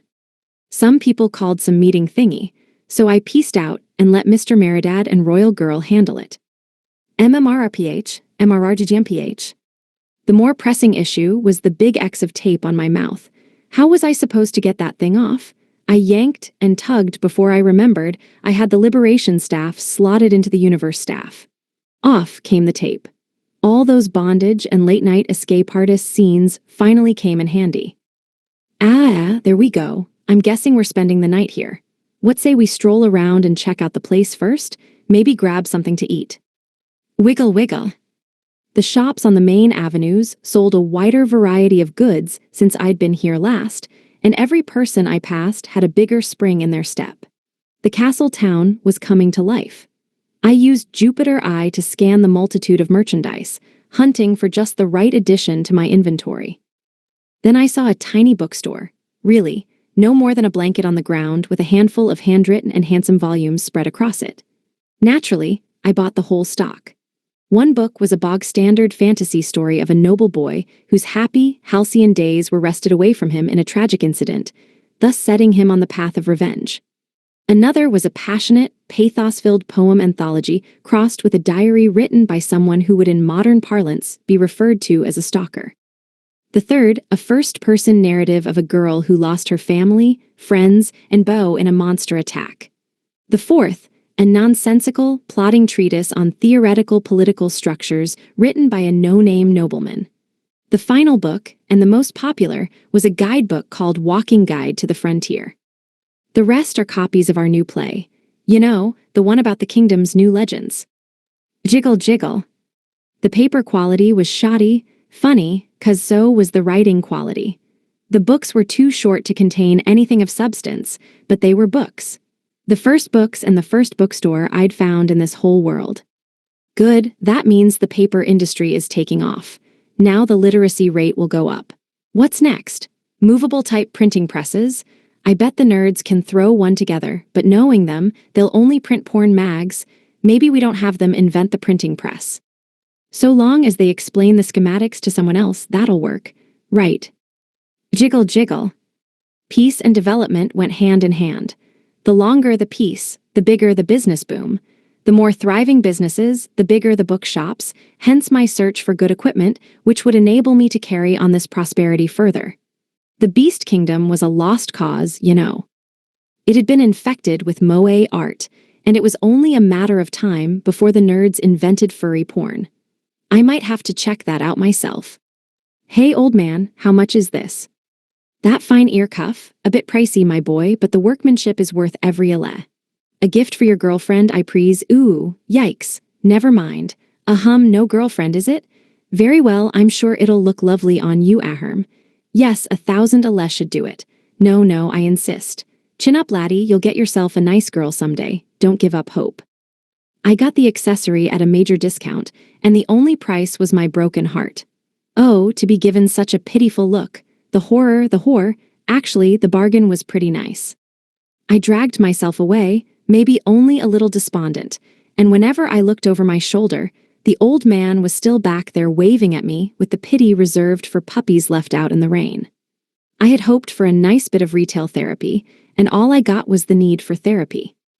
More prosperity means more shoppers and more couples. Sniff, sniff. Babble, babble. Ooh, then I stumbled upon a shop selling cool necklaces and daggers, but I refused to buy any of them. I wouldn't even ask the price. What was that couple's 10% discount crap all about? With anti-beast folk discrimination eradicated, this world had moved on to its next target. Single people.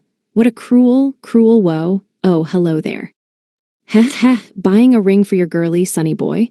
Bring her here and you'll get 10% of WOG. Forget I said anything. That'll be 7,500 a le. I brought my slime. Does he count? Wiggle, wiggle. Well, that was embarrassing. I should have stuck to my guns and not bought anything there. Friggin' normie store with its normie clientele all hand-holding in public. Friggin' couples discount. Yeah, we're totally a couple. There's 2 of us, technically. Wiggle, wiggle. Oh, bless your heart. You can have it for 1,000 a le, honey. No, it's not what it looks like. SHH, you don't have to talk about it. Granny knows. Now, take your nice little trinket and run along. She gave me a ridiculous discount. Don't give up. Yeah, don't let it get to you. You'll find someone someday. There's plenty of fish in the sea, kiddo. We believe in you. Now all the nearby couples were pitying me. Their attempts at encouragement were agonizing. What was this? A market or a trap for the forever alone?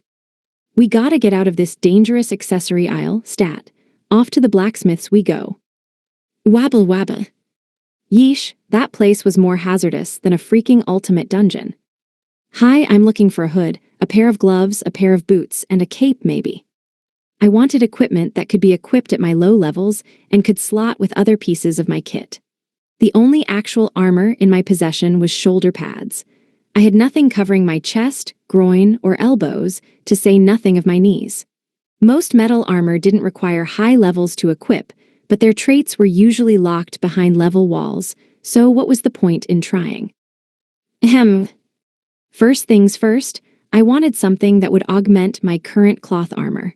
Beyond that, I wanted as much defensive equipment as possible, but my low level prevented me from using any of their traits. Good defensive equipment with low-level friendly traits tended to get snapped up by the wealthier denizens of this world, according to the shopkeepers I was friendly with. I used to be considerate about armor weighing me down when dodging, but I'm so messed up right now, dodging's not on the table. I gotta get something that'll stop me from getting O.H.K.D. Problem is, everything for sale is too heavy and too expensive, and not even that good. Wiggle wiggle. Earlier, when I'd had this thought, I donned my shoulder shields and watched them fly away without ever once protecting my shoulders. Welp. I don't think this universe understands that shoulder shields are defensive gear. Jiggle jiggle. Even if I made my own armor, I still wanted armor pieces I could model my work off of. And if I was going to pay money on something anyway, why not grab a piece of equipment I could use? Cowcatcher knee pads, to be used for fighting cows. Power plus 50%. Certain kill only works on cows. Plus ATT, the hell? Why are these knee pads designed for a bovine battle? The only cow monsters I've seen were those minotaurs on the 99th floor of the first ultimate dungeon, and a low-level adventurer shouldn't be fighting those. Boing boing.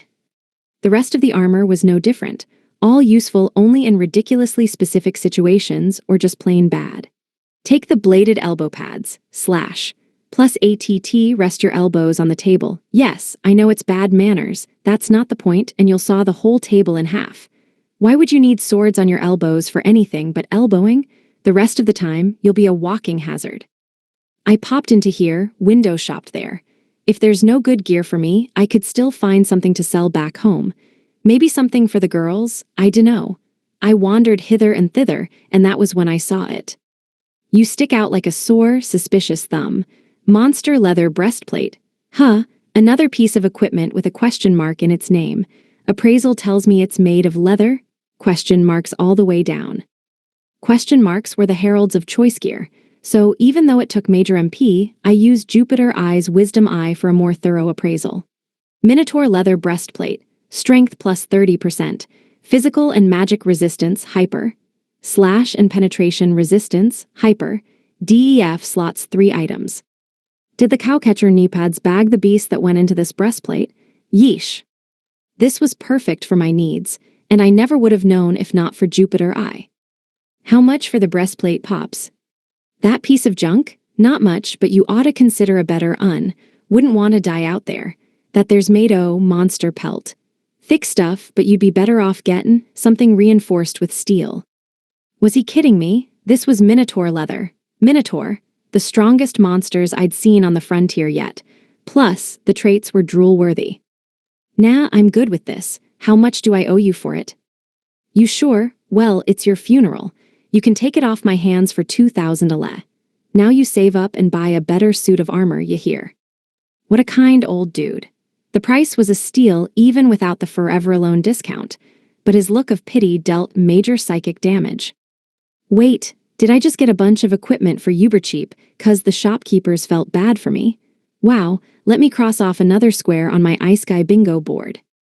Great, as if I needed more damage to my bruised psyche. Not that it mattered, since I'd suffered a fatal blow to my ego on accessory row. I wandered here. I wandered there.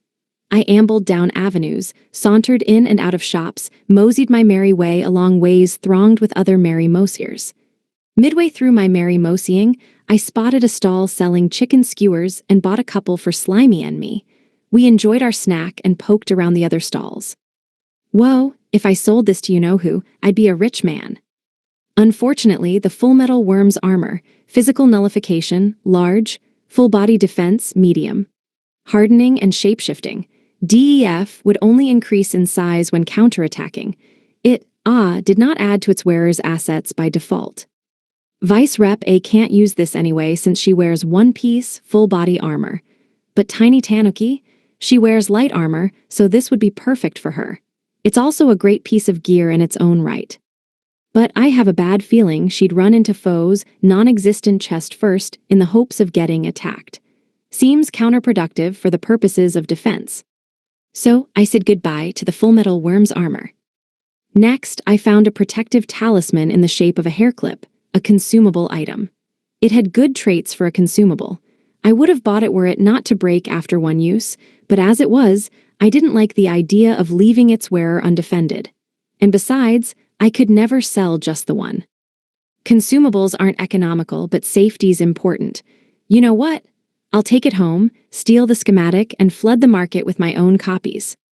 Who cares if this talisman is a little pricey? Let's buy it.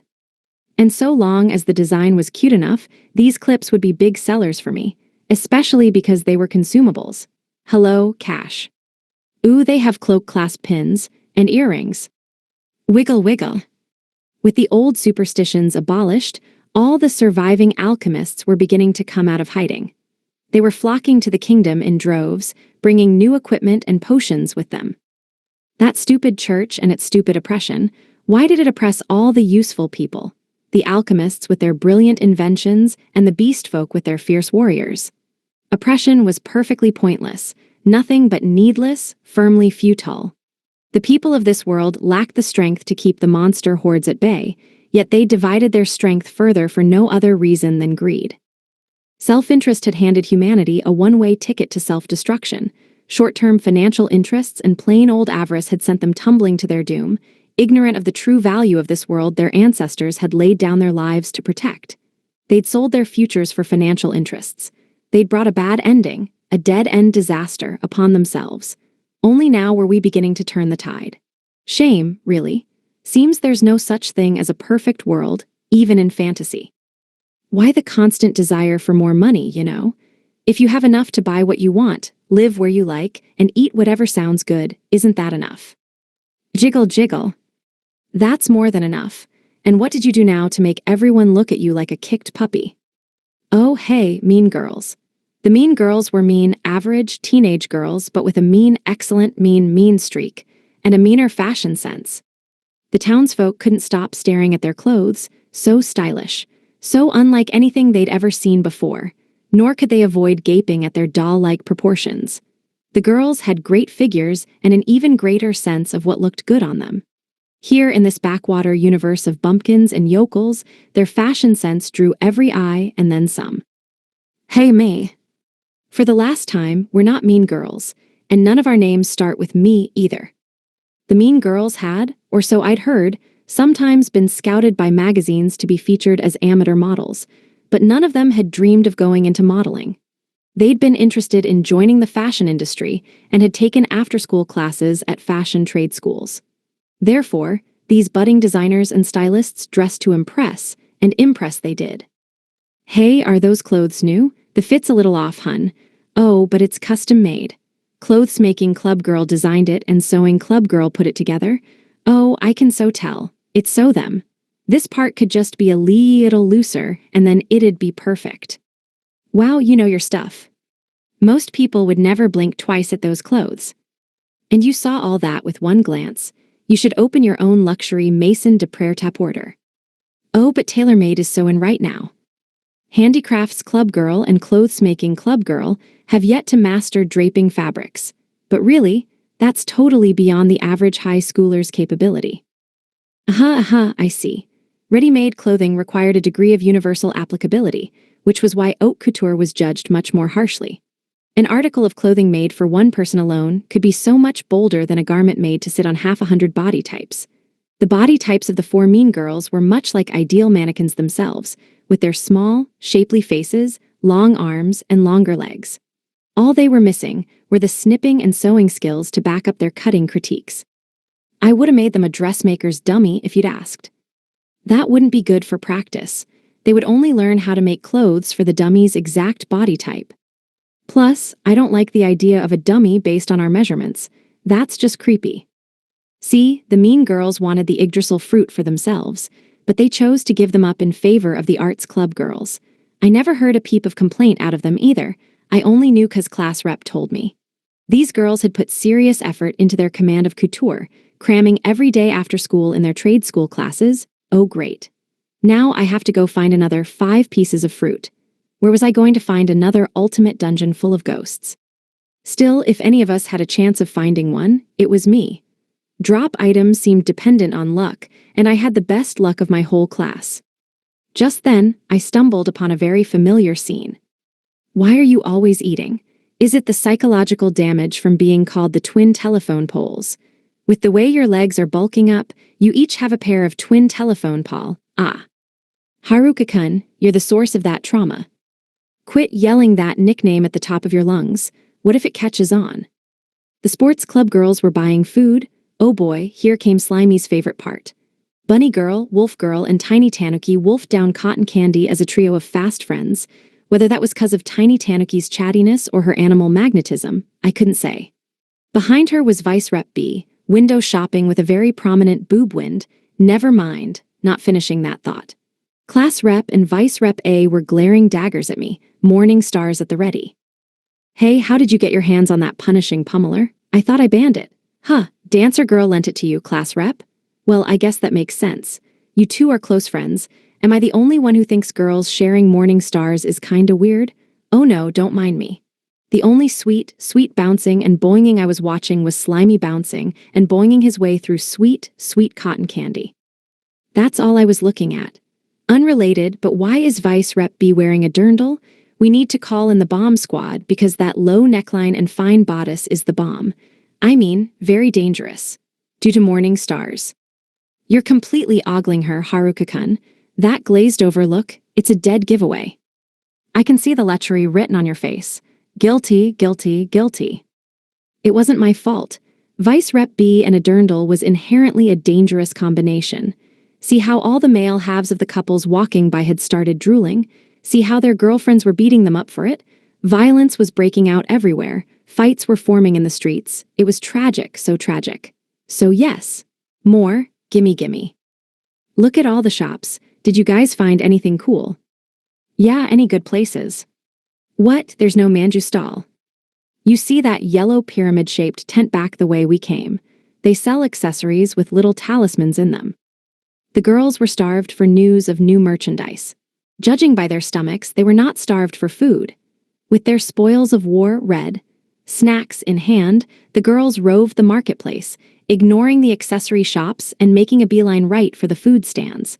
Whatever happened to the stereotype of girls watching their figures? OMG, are these cute or are these cute? Not my cup of tea, and I wouldn't pay that much for a consumable. I pirated the talisman concept, so if you want the clip itself, go for it. We can add talismans to it later.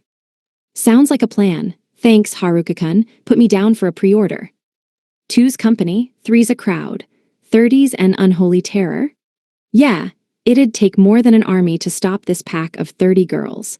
I would have worried about letting my young female classmates go off alone in a fantasy-typical crowd, but with 3 dungeon emperors in the mix, any would-be assailant would soon find himself the victim of physical assault. Image summary. 2 girls in school uniforms are holding food and drinks. On I went wanderin', putterin', mosyin'. Hey, was that a flower crow? Holy shit. Every one of those flowers is a talisman. This is revolutionary. I liked the specs of each crown, so I bought the whole stock. I felt a little bad for the monsters soon to be slaughtered by tittering teenage terrors in dainty flower crowns, but oh well. With each talisman packing a punch, each crown equated to a lot of punches, and they were cheap. Do you know when you'll be getting another shipment of these? Is there, a handy warehouse full of flower crowns lying around here somewhere? Heh, you know a good bargain when you see it, don't ya? Well, I'll tell you, laddie, the alchemist who makes these sold the last of his stock to the Zachary Corporation. You know, the one on the frontier? I don't have any left. If you want more, you'll have to talk to the folks at Zachary. A frontier trading company, the old gal at the general store. I didn't see any other flower crowns like these elsewhere in the market, so the trader must have been telling the truth. Any other flower crowns would be in the frontier. Still, since I was not in the frontier, I bought the whole local stock. I doubted the frontier had enough to satisfy my client base. Imagine all the housewives going around with their flower crowns and goblin clubs. I'm shaking in my boots just thinking about it. Pretty soon, the frontier'll be monster-free. Day 118. Evening. Me in a flower crown. That's a bad idea. Better nip it in the bud. The royal palace of the kingdom. I was a walking contradiction. The only way to stop my body from exploding on itself was to control it manually, and the only way to control my hyperfast reaction times was to use thought acceleration. But thought acceleration drained my MP reserves in a flash, causing me to fall over immobile. I ended up immobile either way, 'cause self-destruction rendered me bedbound too, and immobility in battle meant death. I wish I had something halfway between these two extremes. Guess I just gotta keep fine-tuning my setup and hope wisdom figures it out someday. I could solve this problem with the right equipment. Let's ignore that my equipment often contributed to the self-destruction process. Yes, this was the quickest, most effective solution. Which was all just to explain why I went into town earlier. Yup, I need to boost my intelligence and vitality. If I don't have a balanced build, I'll balance it myself. Operation, if even wisdom says I'm dead, pray my equipment doesn't break, is a go. Have at it, equipment. I spotted an interesting ring at one of the stalls. Marionette ring, dexterity plus 30%. Control abilities boost large. Seemed like kind of a niche item, to be honest. It was meant for fighting with battle puppets and stuff, right? But then I took a closer look at the traits list and realized what a gem I had on my hands. Naturally, I snapped it up. I bet it works on tentacles too, and if not, at least I can put on a puppet show for the orphans. Then, much to my surprise, I found a stall selling ear cuffs. One was called the Oscillation Ear Cuff, Hearing Assistance, Sound Modulation, slots 5 items. I had no idea what a vaguely fantastical hearing aid was used for, but I guess I could hold on to it for when I got old. Also, I liked the sound of that, slots 5 items. With Mithril, I could probably bump that number up to 7, but I only had the one other ear cuff. Fortune ear cuff, an amulet that shifts one's fortune according to the luck stat. Luck. Come to think of it, both of them have kinda shitty traits. And then we have the best find of the day, the Minotaur leather breastplate. Strength plus 30%. Physical and magic resistance hyper. Slash and penetration resistance hyper. DEF slots 3 items. This is a bona fide bargain. The strength buff will exacerbate my self-destruction problem, which is kind of an issue, but I'll burn that bridge when I get to it. Meanwhile, the leather lends a classy touch to my poor man's villager garb. Listen, I've waited long enough. I deserve some new armor. The breastplate may have won me the shopkeeper's pity, but I'll never pass up a bargain. Unfortunately, I couldn't add mithril to the breastplate yet. I didn't trust myself to be able to handle the load it'd place on my internal systems, which was a shame, considering it was my shiny new toy. Oh well, what the hell. Let's at least try it on for old time's sake. Huh, it covers the shoulders too. That's a twofer. You gotta watch out with torsos. Lots of dangerous bits and bobs in there that really shouldn't be stabbed. Wiggle wiggle. I could potentially regenerate my own heart. Hell, without a heart, I could probably pump my blood with magic and chi. Lungs, though, I had to watch out for those. One punctured lung and I was a goner. It didn't matter if I had a second working lung. If I couldn't breathe, I couldn't temper my chi. Without that lion key, I couldn't use any of my chi arts, and without chi arts, I was dead. Call that a vicious chi cycle. When my healing abilities took a dramatic hit, none of my physical or magical prowess would make a difference. I'd inevitably wind up on death's doorstep. Yeah, so a breastplate was paramount. At first, I'd assumed any old breastplate would do, but most breastplates made it look like I had megapecs, which was a no from me. I'd hit the jackpot with the Minotaur leather breastplate. I could worry about the whole self-destruction thing later. Above all else, I gotta protect my head and torso. But a flower crown on a teenage boy, are you kidding me? With all the looks I'd get, that'd be more of a glower crown. Not going to lie, though, I think I'd look good in a flower crown. Judgmental jiggle jiggle. Or maybe not. I'd never seen such a judgment-laden jiggle from Slimy before. He shouldn't have been able to lip curl, being a big ball of goo lacking any kind of face, but he'd managed it somehow. Oh, the psychic damage. So this talisman flower crown inherits traits from talismans. Plus DEF, all it does is buff defense, huh? And its talismans provide all the fun traits. I guess they didn't consider the consumable angle. Wiggle wiggle. The talismans themselves, drawn onto the flowers with spellstone ink, had very weak traits. The crown was made of 3 large flowers, each with traits like nullifies 30 HP damage, limited to one-time use, and status ailment recovery. Limited to one-time use, interwoven with several smaller decorative flowers with traits like fire resistance small. Limited to one-time use, and slash resistance small. Limited to one-time use. It was a sumptuous piece of equipment, maybe too sumptuous. I doubted it would fit inside the girls' helmets. I needed a simpler, smaller version because I wasn't about to ask the girls to go around with flower crowns outside their full suits of armor. Do you have any idea how creepy that would look? Would it be possible to have a full suit of armor made from fake flowers? I should make suits from chrysanthemum flowers too and give them to the meatheads and nerds. Yeah, and then burn them? I bet fake flowers are real flammable. Wabble wabble. Yup, these fake flowers were weak to fire and water. The talismans couldn't be activated with the spellstone ink alone, meaning that their user had to provide their MP they auto-activated, which was nice in its own right, but this also made it impractical to use huge numbers of them in armor. These flowers had some pretty specific use cases, but if applied effectively, they could be a genuine technological innovation. I don't know how to make talismans myself. I'd better take these apart and figure out how they work. Outside of the, visual problem, I had no issue with wearing a flower crown. My old intelligence crown had only had 3 slots, so it's a good thing I'd added mithril to it and made it the wisdom crown. Intelligence, resistance plus 40%. Control boost, ultra. Sorcery boost, ultra. Slots 5 items.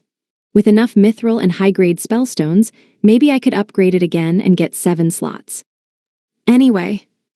Metal helmet, vitality plus 20% plus DEF. Sorcerer's crown, intelligence plus 50%. Sorcery Boost Hyper, Seal Spawning, Sigil Spawning, Skilled Sorcery. Carbuncle Crown, MP, Intelligence plus 50%. Scarlet Shield, Scarlet Armor, Scarlet Eye uses unique scarlet magic. Those being the first three I already had slotted. Now, for the next two. Talisman Flower Crown, inherits traits from talismans, DEF. Talisman Flower Crown, inherits traits from talismans, DEF. 5 out of 5. I sure have a lot of vitality buffs in my headgear. I should find a way to leverage that.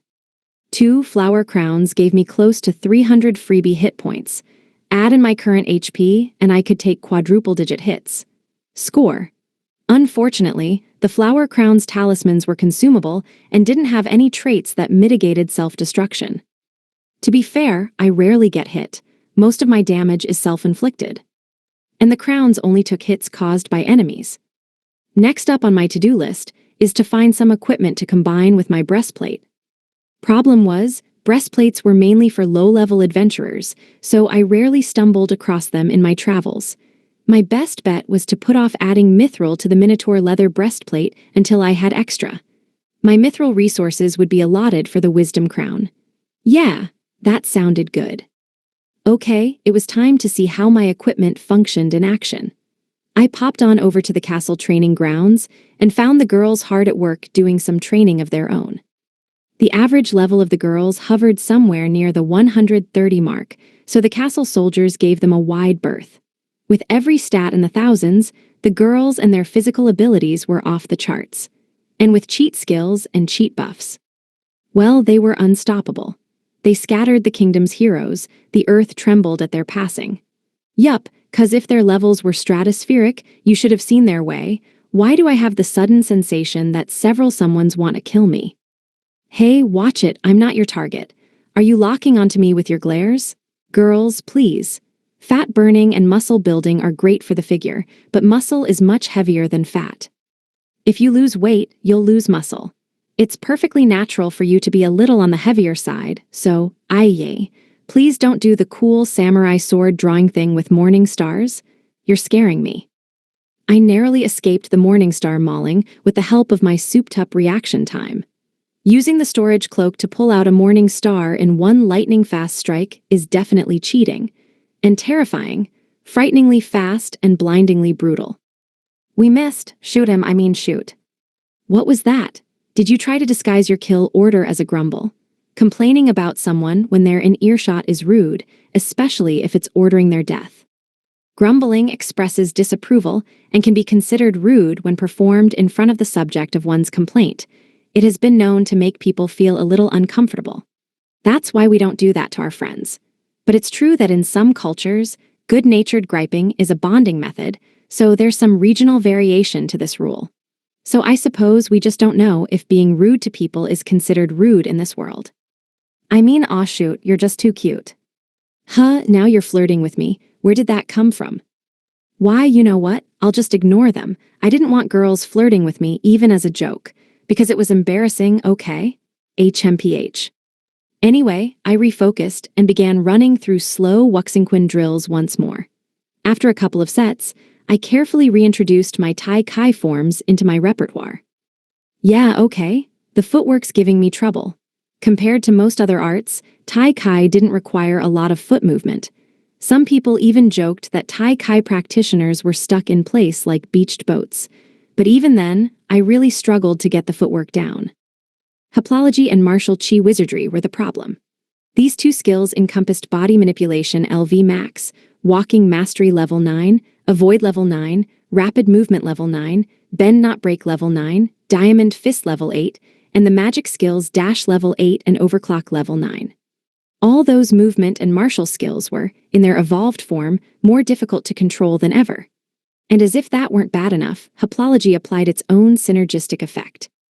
Each step I took was at a different pace and separate distance from its predecessors. Walking like that hurt. Gravity magic-powered Qing Qigong. Teleport magic-powered haplology, right?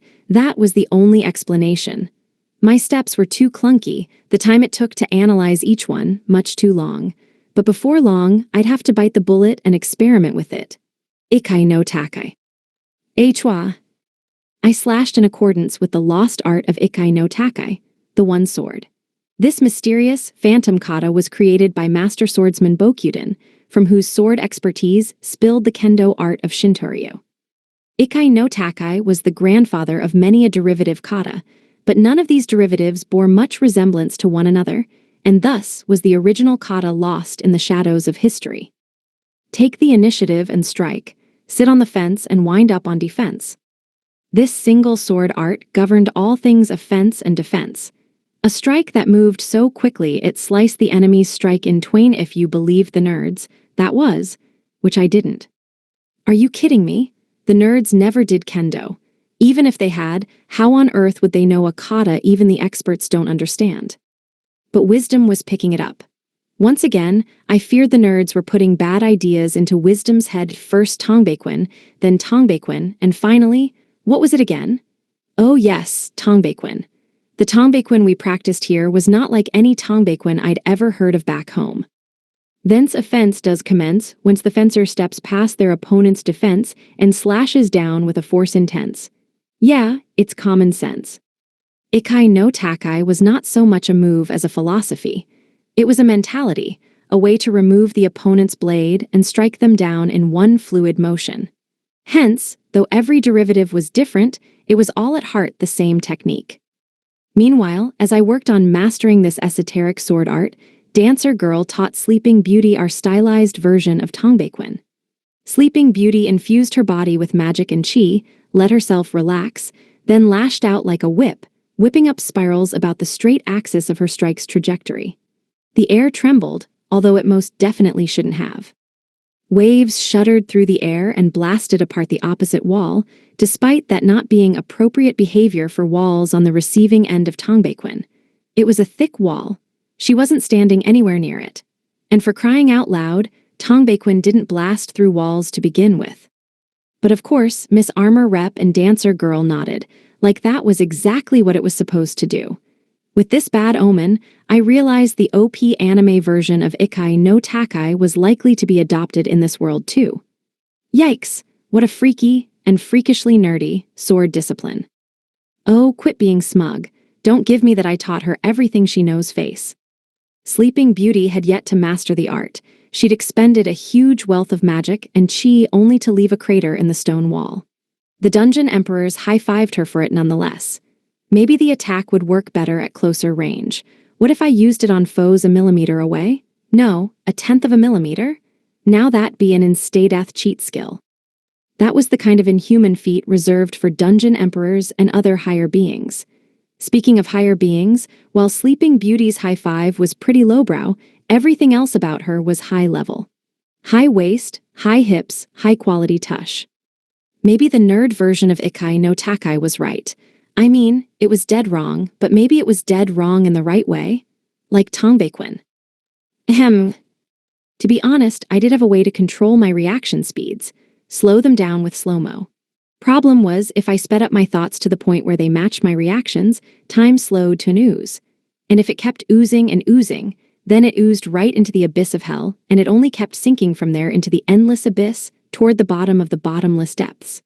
In that stage of stop time, when all the world was frozen solid around us, was where my eyes met Miss Armor Rep's. The temporal axis was locked in place, here in the realm of the Dungeon Emperors. The ultimate in slow motion, the world's end garden, the quiet whimper of a universe's extinction, the backdrop upon which we locked eyes. I'll go light, but be careful of my safety mostly. Now let's rumble. The air was a blue blur. The world bled streaks of color. We crossed empty space in a span of time too brief to be called an instant. In search of Alea, in search of Amala, 3, we dissected time into numbers as unfathomably great as the wonders of the Buddha, into upwards of Nayuta 4 pieces, into a googolplex of minuscule fragments. There, in the trench between existence and non-existence, where time became but a concept, there, in that nothingness of nirvana, I found the domain of the Dungeon Emperors. Miss Armor Rep smiled. The ghost of her smile remained behind her like an afterimage when she moved, like an optical illusion, and she cut through the clastic, almost ceased, flow of time. Like two dancers, like two master fencers, our swords sailed about one another, leaving ghostly afterimages in their wake, dropping down to kiss one another in a clash of steel. As if stirring time into motion once more, our swords traced paths through constrained chronos, dancing, darting, parrying each other, slicing through space. We described ellipses, drew helices, wheeled and whirled, to meet for a third time. Our swords glanced harmlessly off each other. And then I crumpled to the ground. Yeah, because I never stood a chance. I wheezed for all the good that did me. I can't breathe down here, and that third strike broke me. How much MP did I use? All of it. Well, shit. Not so much as a tenth of a second had elapsed, and I was already exhausted. 3 strokes into the battle, and I was done. But the fun was just beginning. See, 'cause these 3 gorgeous goddesses got gnarly grins, each one as distinctly different and delightful as the girl herself. Tongues skated around the edges of red lips.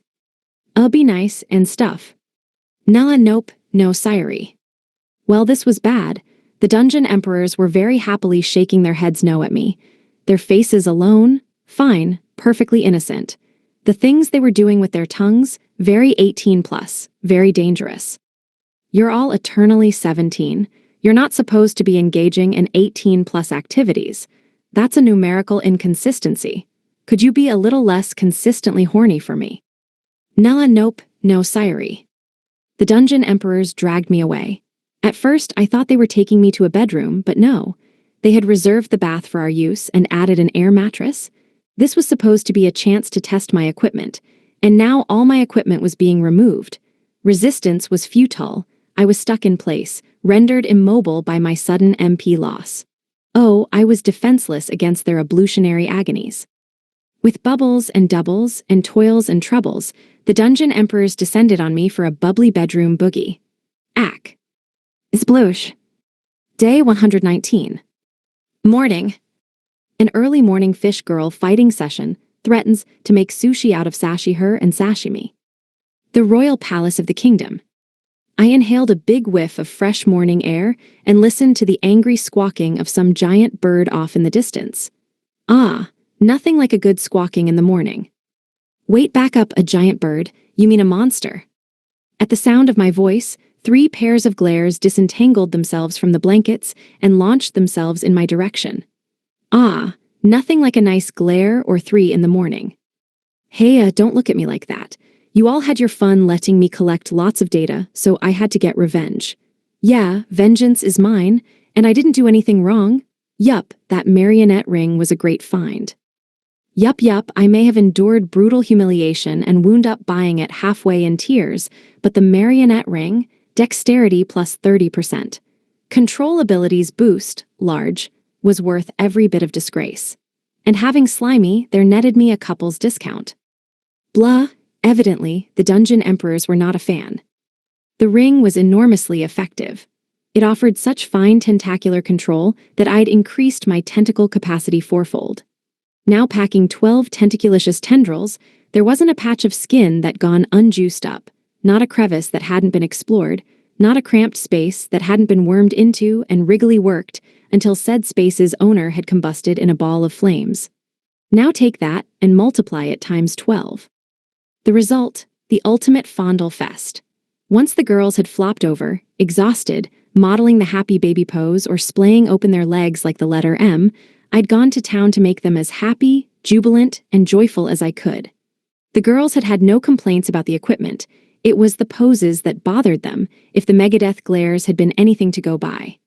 Maybe it was the horizontal version of a standing split that done it. Look, I need a healthy dose of glares to start the day off right. Once I have the right glares in me, I know everything's bound to come up Haruka. Without my daily dose, I just don't know what to do. In other words, I didn't do anything wrong. Glea era. I revived the 3 immobile ingenues and read the writing on the wall. Those weren't good morning glares.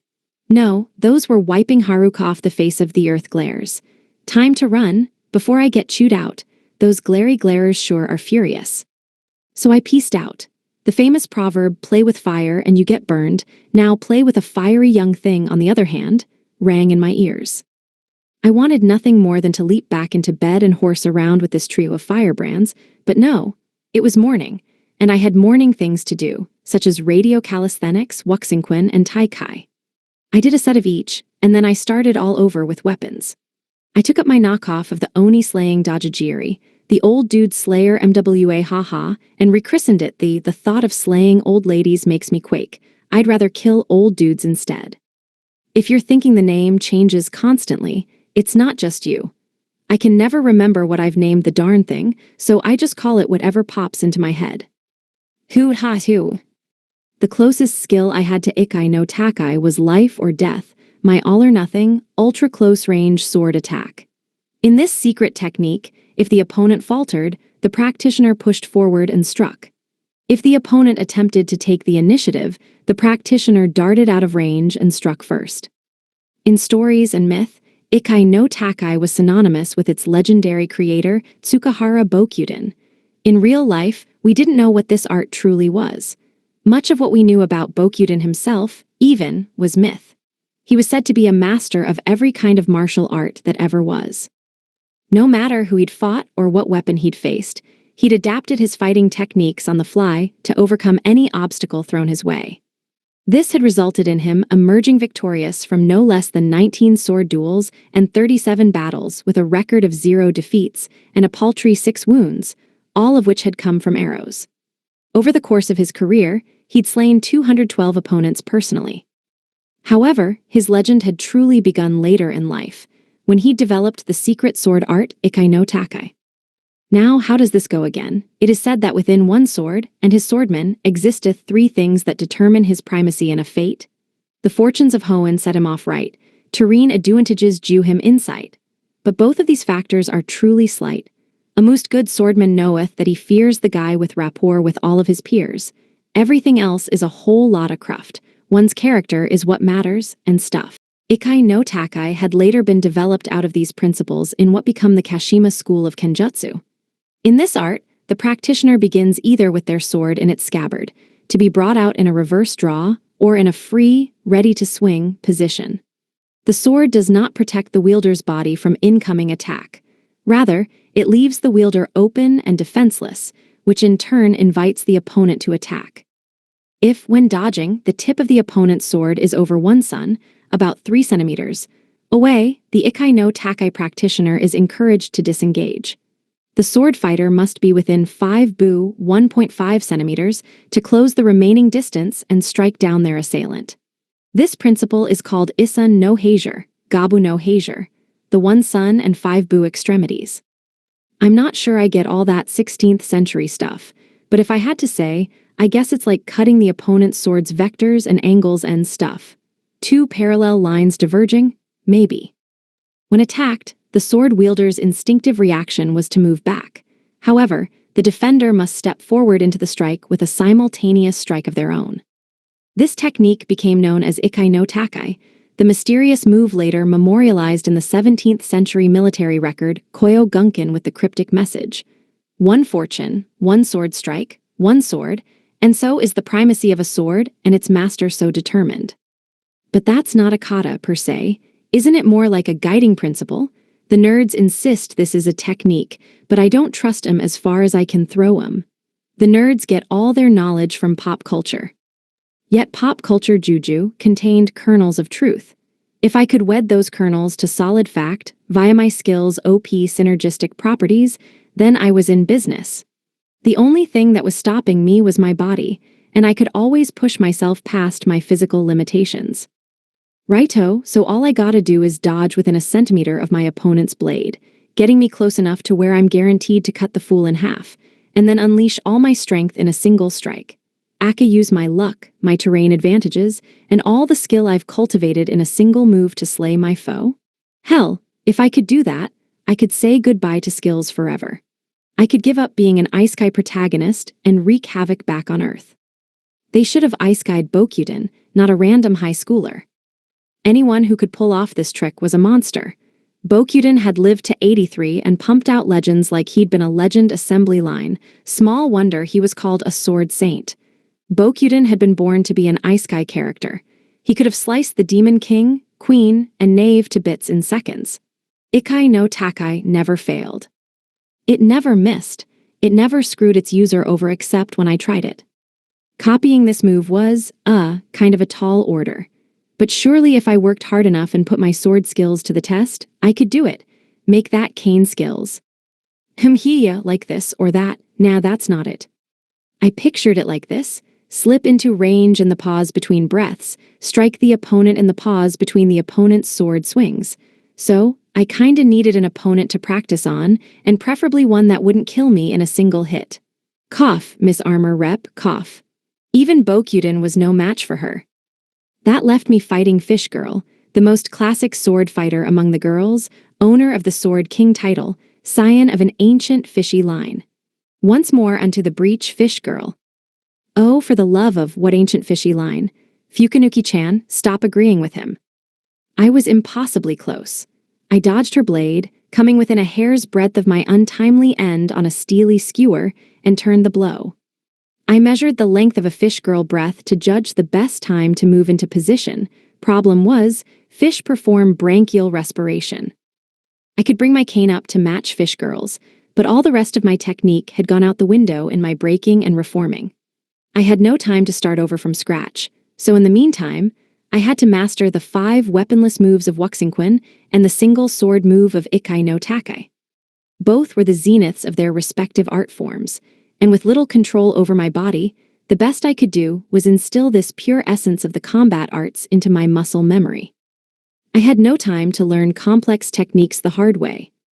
Believe me, I'd done it once already and it sucked, and even if it had been a walk in the park, which it hadn't been, I had no time. I had to get back to the frontier, clear dungeons, and prevent the situation from growing any more dire. I had to develop my dungeon fighting ability stat. Why? Because I was out of money. So Ikai no Takai would have to do. I sidled so close to Fish Girl's sword it nearly grazed me, let her sword almost, cleave me, and stepped into range. My position, my angle, and my direction all locked and crossed with hers, and now all that was left was a breath. HFF, there it was, and then balance, and then thrust. HFF. A single reverse strike, a single breath, a single clean cut. Damn it, not quite. Hello, what the heck was that? That was too scary, too close, too fast, too clumsy, that's what? She could still parry it. Our blades kissed and parted, the lines of our weapons converged as our swords sang. She knocked aside my blows with strikes of her own.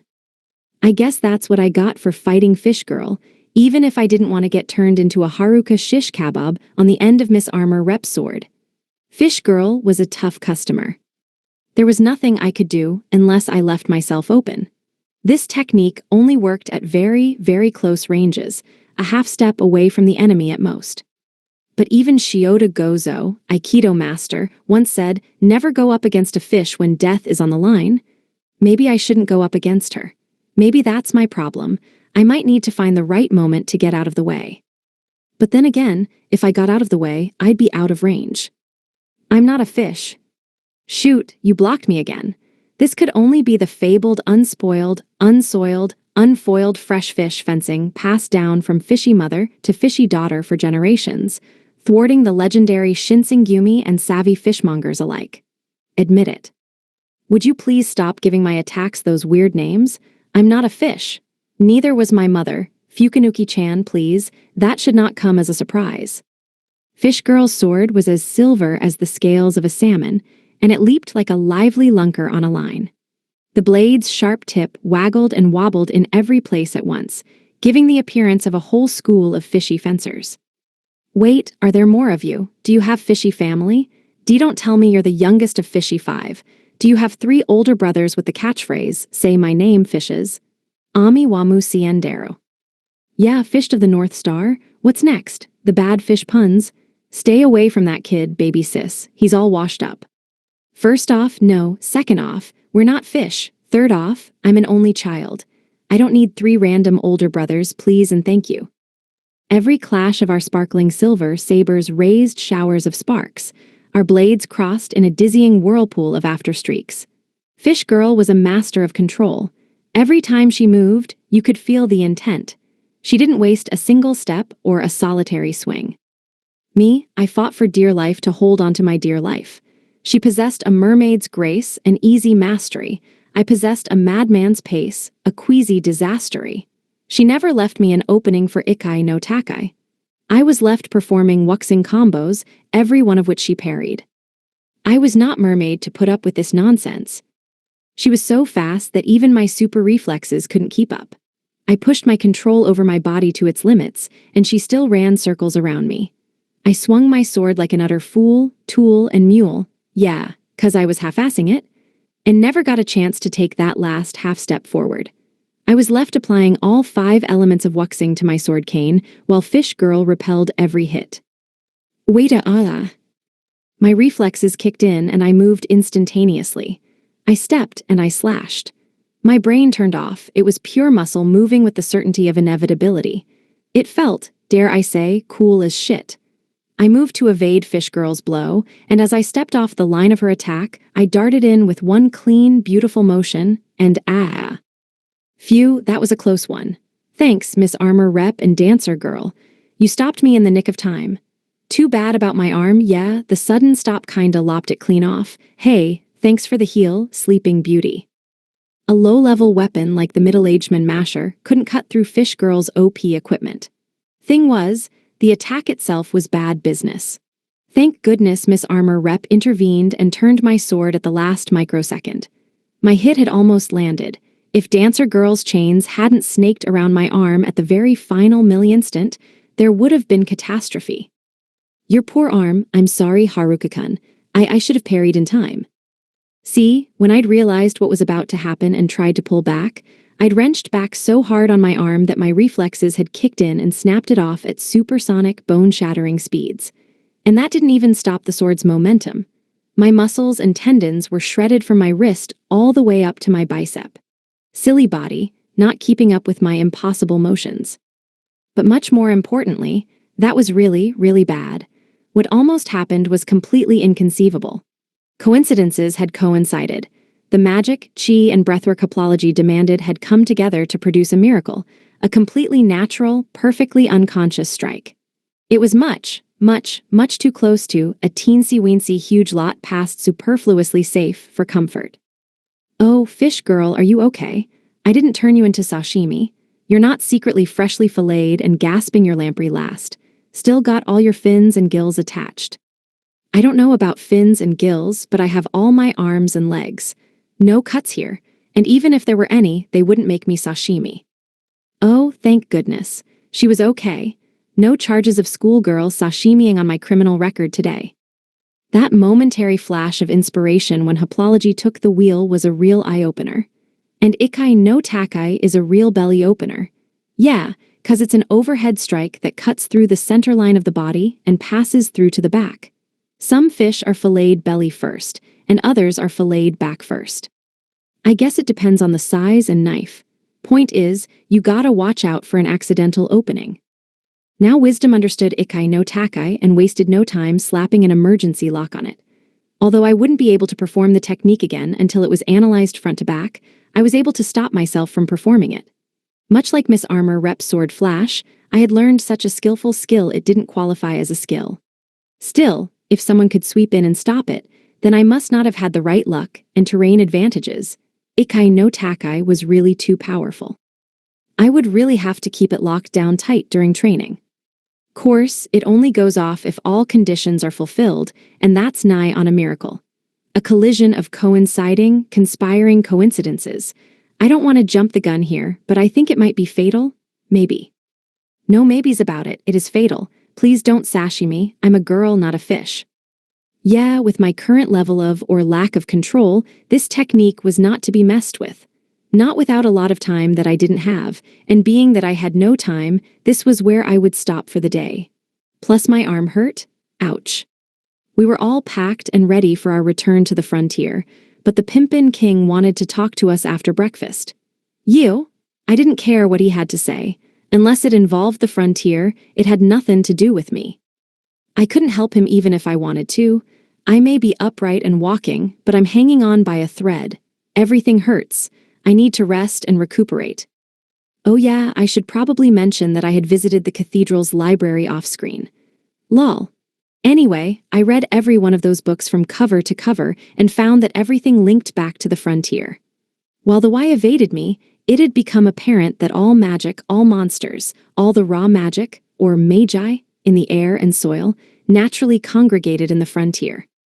Monsters were all but unheard of in the lands bordering the seas in the west, and when any were spotted, it was in an inexorable march east.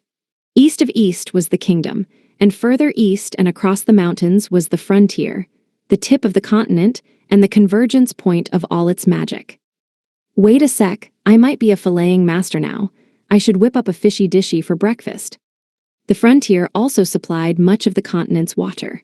Rivers and groundwaters trickled down from the frontier and across the land. Analysis in these ancient books claimed dungeons spawn might hitch a ride on these subterranean waterways and permeate the rest of the world. Many of the world's dungeons, in fact, had been proven to lie atop groundwater channels, but these days, no one was checking anymore. Dungeons simply germinated, creating monsters that crawled back to the frontier and filled the ground with more magic. Rinse and repeat. The western half of the continent grew fat and happy in relative safety, while the eastern portions suffered through the dungeon generation cycle. Meanwhile, every other nation forsook the frontier in its plight, stole its few valuables, and monopolized its enterprises. It was a miracle the frontier hadn't collapsed entirely. You'd think most similarly challenged nations would. "We're having fish for breakfast," he says while making direct eye contact with me. Throughout the history of this universe, heroes took up arms and quested to the frontier whenever the situation became too untenable. The flames of rebellion were quelled. Dungeons were destroyed. The bravest of the brave made it to the far reaches of the eastern lands and went down in legend as the Six Saints. They stood on the shoulders of their comrades, whose names had been lost to history, the countless felled and forgotten. Back west, the rich and powerful grew ever fatter on the heady ambrosia of Eastern peace. Here in the east, the death toll climbed inexorably. While the continent was safe, the frontier people were slaughtered. "Nah, I was just wondering if it was chill for you to eat fish. Like with your family and all. Wouldn't want you to chomp down on a relative." This was why the Empire's tendrils had never reached the kingdom. The Empire was content to keep the East a politically fangless foe and focus its belligerency on the continent's northern and western quarters. Peace meant money in the right pockets, western pockets. Peace meant prosperity back home. Peace meant eschewing military and financial expenses. Subjugate the rowdy northern nations with their piracy and plundering. Conquer and leave the conquered to the dogs. Let the eastern lands brave the dungeons. Live in peace, and let the East fight whatever petty wars they will.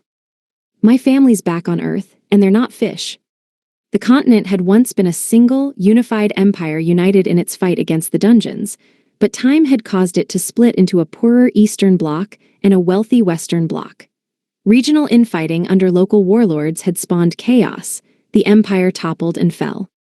The group efforts to combat the frontier dissolved, and the page opened on a new chapter of history. The continent's downfall. Nationalism and self-interest had led the West to desert the East. Let them fight the monsters and stifle the threats while we enjoy our peace and grow conceited on our own cleverness, the thinking went. Let us sow a deadly crop of complacency and reap our own demise. The continent ought to be an empire. It's only right, and that being the case, it's only right that we be the ones to make it so.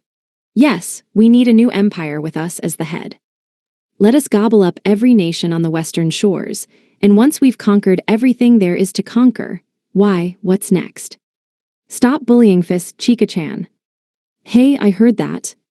Book club president encouraged imperial conquest as a waste of the empire's military resources, but the way I saw it, any military resource not spent in eastern defense was another point for the enemy.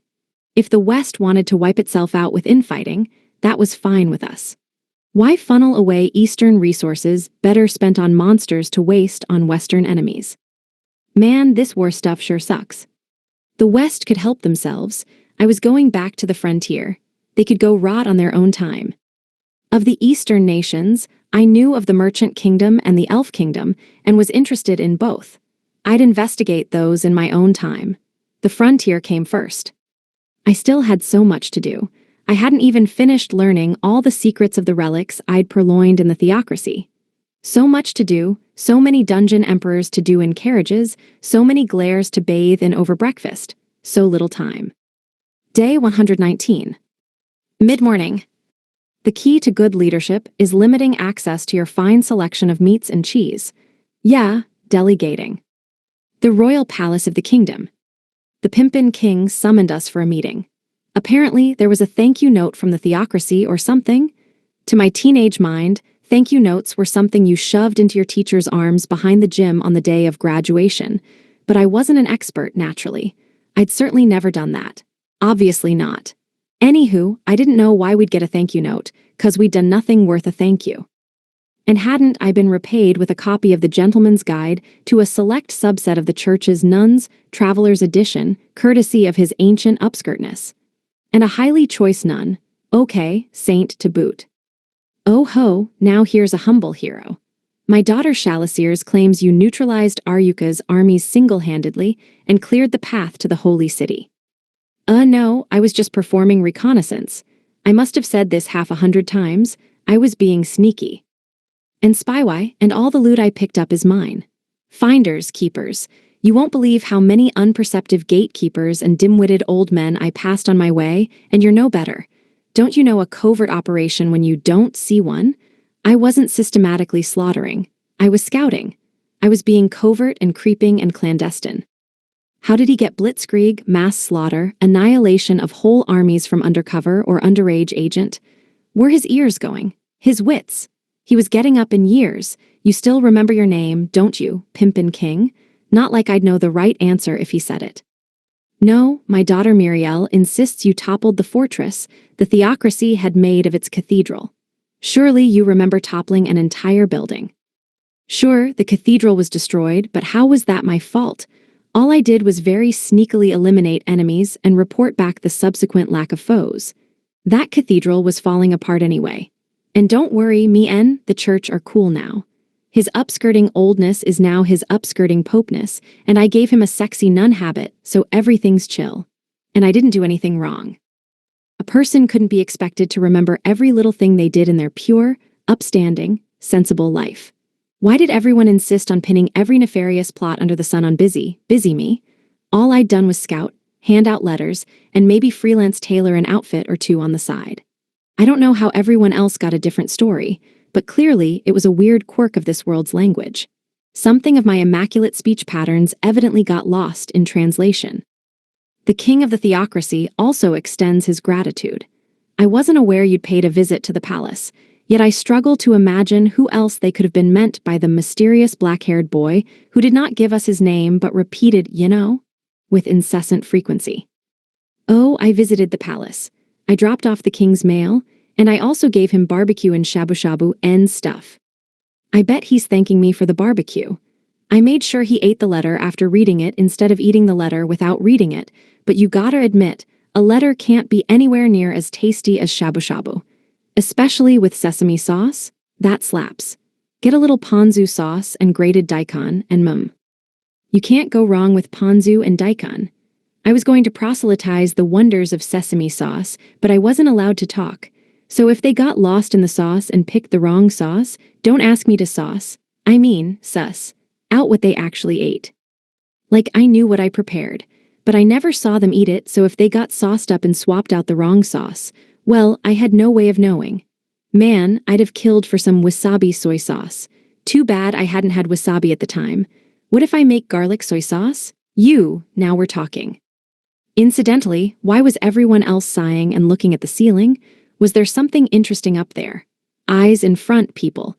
Didn't we all learn this in driver's ed? Goodness gracious, Haruka.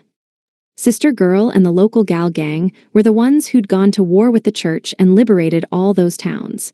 I'd been too busy spying and looting to join in, and the nerds had been too busy moifying the Beast Kingdom. As for the idiots, I think they'd been off playing in the jungle. Gosh, this got complicated fast. The original plan was to sneak in, beat up the Pope, and sneak out. Right. Then halfway through, it turned into a James Bond-esque infiltration, crossed with corpse co-opting, crossed with spirit stealing, crossed with dungeon diving. And somewhere along the way, I forgot all about the whole church and theocracy thing. Let me attempt to unravel this. The cathedral, the impregnable source of the church's power, was destroyed and revamped into a what now? An erotic cathedral. Sure, I don't remember that part all that well. What I do remember is the James Bond-esque infiltration crossed with a corpse co-opting crossed with a blah blah blah. That part was great. I loved every second of it.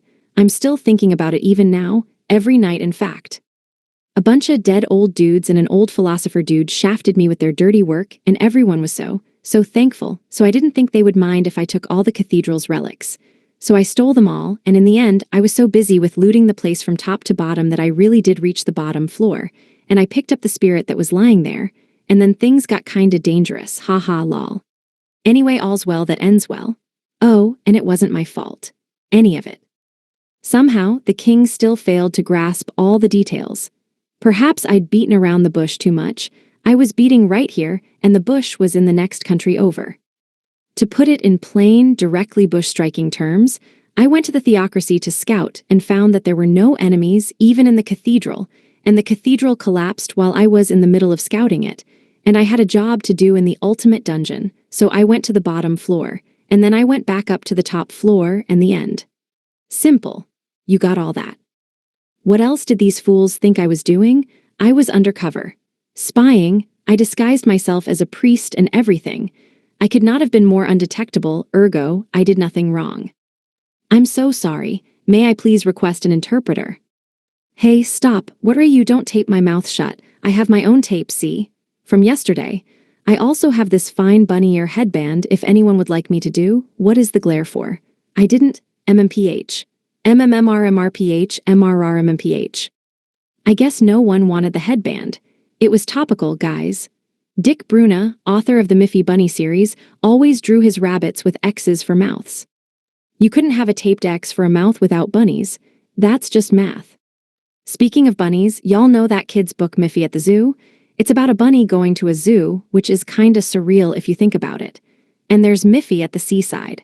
She's topless in that one, but don't tell anyone. Not that it matters, 'cause she's just a bunny. Oh, and if you were curious, she does wear a bikini bottom.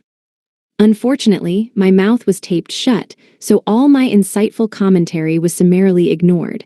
Someone talked about something or other. Someone else answered some question about whatever. Some more stuff was said on some topic by some people.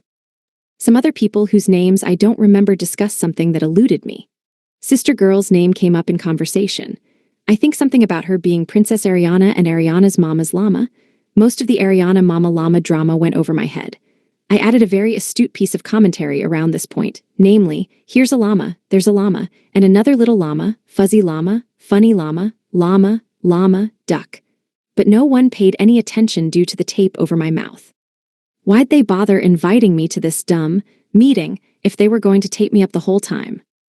I wanted recompense for the abuse Miss Armor Rep, Dancer Girl, and Sleeping Beauty had suffered at the hands of the church. That's why I went to this darn meeting. But as it turned out, the statute of limitations had run out on revenge. Revenge, they said, was pointless. Oh well, I got my revenge anyway. With my vengeance dealt, I had no more use for the church or its cathedral. I did have a poke around the cathedral's relics, but none of them had anything to do with teleporting people in or out of this universe. At least I'd gotten to save Sleeping Beauty, and that made the trip to the theocracy worth it. Dancer Girl had been worried sick about her lost friend, and wasn't the whole point of being a messenger boy to rescue damsels in distress? Seemed cut and dry to me. But the meeting was still going. This could have been an email. Ahem. According to Haruka-kun's treatise entitled The First Rule of International Commerce is to have fun and be yourself. What do you call the study of the sound of little dudes moving about underground? Economics. Haha, nice one, Haruka. It would be a smart move to conduct trade between the Beast Kingdom and the Merchant Kingdom. I don't know why that is so easy to understand when the title is like that, but there you are. As the kings of both countries have approved of this proposal, we see no issue in implementing the general framework post-haste. The details are a bit more flexible and may be worked out by the two respective nations. We suggest these are handled after the first stages of the treaty's execution. Organization was a powerful skill. It fostered the ability to think logically, formulate coherent arguments, and convey information in a rational, chronological fashion. A brilliant scholar who hoarded their knowledge did not a good advisor make. A proper advisor possessed the unique talent of dispensing clear, comprehensible wisdom. Experts were often too knowledgeable, developing a sort of tunnel vision, and prone to getting lost in their own wealth of knowledge, whereas the advisor was thus best served focusing their efforts of organization with the hopes of leading their rulers to a brighter tomorrow. Very well, I have no objections. Splendid, then let us adjourn. Book club president was so darn organized this world recognized it as a full-fledged skill. I was glad I delegated that particular mental exercise to her and utterly ignored it in my personal life. There's a right tool for every job. If you didn't know what you're doing, leave it to experts. A well-meaning idiot could be worse than a disingenuous smart man, and I was certainly well-meaning. There was no end to the things I meant, and surely some of them were about Wells, so I had no problem leaving all the problems of organization to her. It was quite natural that I made other people do my work. That was the whole point of being a NEET, no? I was a teenage boy brimming with vim and vigor, especially when it came to dodging responsibilities. Oh hey, the meeting was over. The Pimpin King and Mr. Meredith kept sighing in my general direction throughout the whole conference, but beyond being the target of their dirty looks, I wasn't sure what role I'd been supposed to play in all this, whatever. Time to go. I wanted to visit the market one more time, but the twins seemed too peopled out. Being around all those strangers must have been stressful, that, and their eating fit to burst. Yeah, it was one more set time. We split up the carriages and set out individually in place of the usual train. My horsey sped along at a brisk clip, cutting the grass in his wake. Yup, I had taken a bit of a detour to let the girls have a break. If we fell behind, Horsey could catch us up again in no time. The girls hadn't suffered any casualties in the war, but war left its own mental scars. The girls deserved a bit of R&R. That's a long way of saying that they wanted to put me on trial, hence, I was on the lam. I told them I nearly poked Fish Girl, but the girls somehow misheard, poked with an R, baffling how all these miscommunications happened. Thus, to clear up the misunderstanding in no uncertain terms, I said, no. I almost made fishy sashimi with tender pink girl flesh, which somehow only made things worse, doubly baffling. Oh well, this was a perfect opportunity to check out dungeons outside of the frontier. Until the false accusations and subsequent rage cleared up, my safest bet was to hide out in a dungeon. Day 119. Mid-morning. All this quantum business seems pretty quondam to me. Outside a kingdom dungeon. Thanks to a spontaneous teenage girl sashimi breakout, I was on the run from an enraged pack of teenage girls. That was a kingdom dungeon tour. Now was my chance to make some cash and do a little training. Dungeon numero uno coming right up. The guild says it's a mid-sized dungeon, but you could have fooled me. It looks like a small dungeon to me.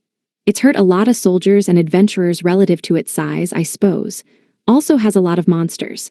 We just discovered it recently, though, which means it either just spawned or we discovered it late. Doesn't matter, point is, it's too much for the guild to handle alone, so I should wipe it out. Yeah, 'cause I need money to pay rent. I'm facing a personal financial crisis here, people. Cha-ching. Nod, rattle, bounce. Class rep only doled out 50K ale per day to each of us from our class allowance funds. I could always borrow money or ask the frontier folk to put my expenses on my tab if I wanted her to confiscate the rest of my wealth. Say bye-bye, Mr. Moneybags. Hello, life of poverty. At least my classmates shared my suffering. All eyes lit up at the prospect of earning scraps of change. Girls had to shop, even dungeon emperors. And this was Sleeping Beauty's introduction to the frontier anyway. We needed to stock up on savings, or she'd dig me into a debt hole so deep I'd never climb out. I doubt this dungeon's gonna make us much money, though. Nella. The kingdom's dungeon problem was exacerbated by the throne sending its armies to the frontier. Then, with the massive aristocratic shuffling of titles and lands in the Kingdom Frontier War, even fewer soldiers could be spared to clear dungeons. So much for my leisurely meander home. Off to work I went. But then again, side trips were the spice of life. It's all about the journey, not the destination, you know? Especially when I didn't have the cash to pay rent at my destination. And if class rep found that out, gulp. Okay, but these monsters seriously suck. Nod nod. I popped in at a few little hamlets along the way to swap news and trade goods, you know? Eventually, we passed the last of the villages and wandered way out into the sticks.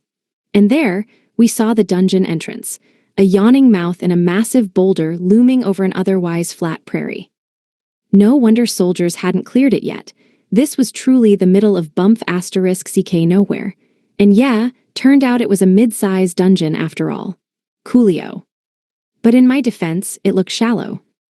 Mano. Tough dungeons contained all the hardest monsters and sickest treasures. Most of them were on the frontier, so when I did find one elsewhere, I couldn't afford to pass it up. Ready, Sleeping Beauty. No sleeping on the job. Mem. The first floor was a maze with tight, cramped corridors. Sleeping Beauty and I took the lead to do some EXP farming, me 'cause I was still on the mend, her 'cause she needed to level grind. Until we reached the lower floors, the other dungeon emperors were to follow behind and step in only as needed. Hey, did you know the word Babel has nothing to do with the Tower of Babel? It's derived from early Middle English Babeln and later reappeared in late Middle English as Bibble Babel. Is that cool or what? Bibble Babel. These upper floors were a piece of cake for Sleeping Beauty and her mithril turbocharged equipment.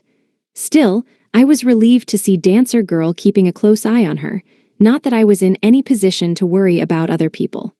Until I was a high enough level not to hold the others back, I had to optimize. Balance my loadout. Max my mins. Guys, you could join in the conversation, you know. Otherwise, it's just me talking to myself ad nauseum. The monsters are starting to look at me with pity. Guys. I put the universe staff through its paces, but I didn't go ham on it. I was straight up chill. Relaxin'. This was just practice. I worked to master each quantum of movement, each minuscule flick of a muscle, and if this practice happened to take the form of a high-speed massacre, well, I wasn't complaining. I made goulash of the level 1 ghouls without ever using entanglement. I never broke down. I never lost control. My staff hit home every time with compact, controlled micro-movements. I contorted like a calisthenics instructor. I dropped undead like a dancer. Here I am bibble-babbling to myself like a fool who doesn't know the rule that it's just not cool to natter on like a tool. Oh, just down to ghoul. The ghouls were little more than a warm-up, but I didn't mind. The only way to get better was to take my time, focus, and practice. I was breaking in my new body in conjunction with my equipment. I was developing a proper mental perception of my physical capabilities. I was gathering data and running calculations.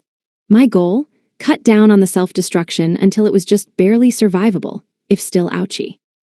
Ghouls too weak, let's go down. We hacked and slashed our way to the stairs and raised a rain of ghouly gore. We sliced spooks as we slid down the steps and bashed bogeys out of our way as we barreled on by. I could use about 50% of my power, sans entanglement, no problem. The 17th floor of a dungeon versus a level 28 fighter at 50% strength and a crowbar-like implement crossed with the universe staff. Who would win? Spoiler alert, I did. My equipment aside, I was growing more powerful. Like fundamentally, my bizarre reflex speed only helped. It was like a cheat skill in its own right. And that was precisely when I realized why the guild had had so much trouble with this deceptively docile dungeon. Okay, this is a major pain in the ass. Nod nod, rattle rattle, jiggle jiggle. Ants, big ass, nondescript ants with rock-hard exoskeletons. Huge swarms of big-ass ants. The floor was buried in the teeming mass of swarming ants. If not for those sturdy exoskeletons, the ants on the bottom of the pile would have been crushed under their nestmates' many legs. I didn't blame the guild or the soldiers one bit for turning tail and running. The sheer number of ants was daunting enough.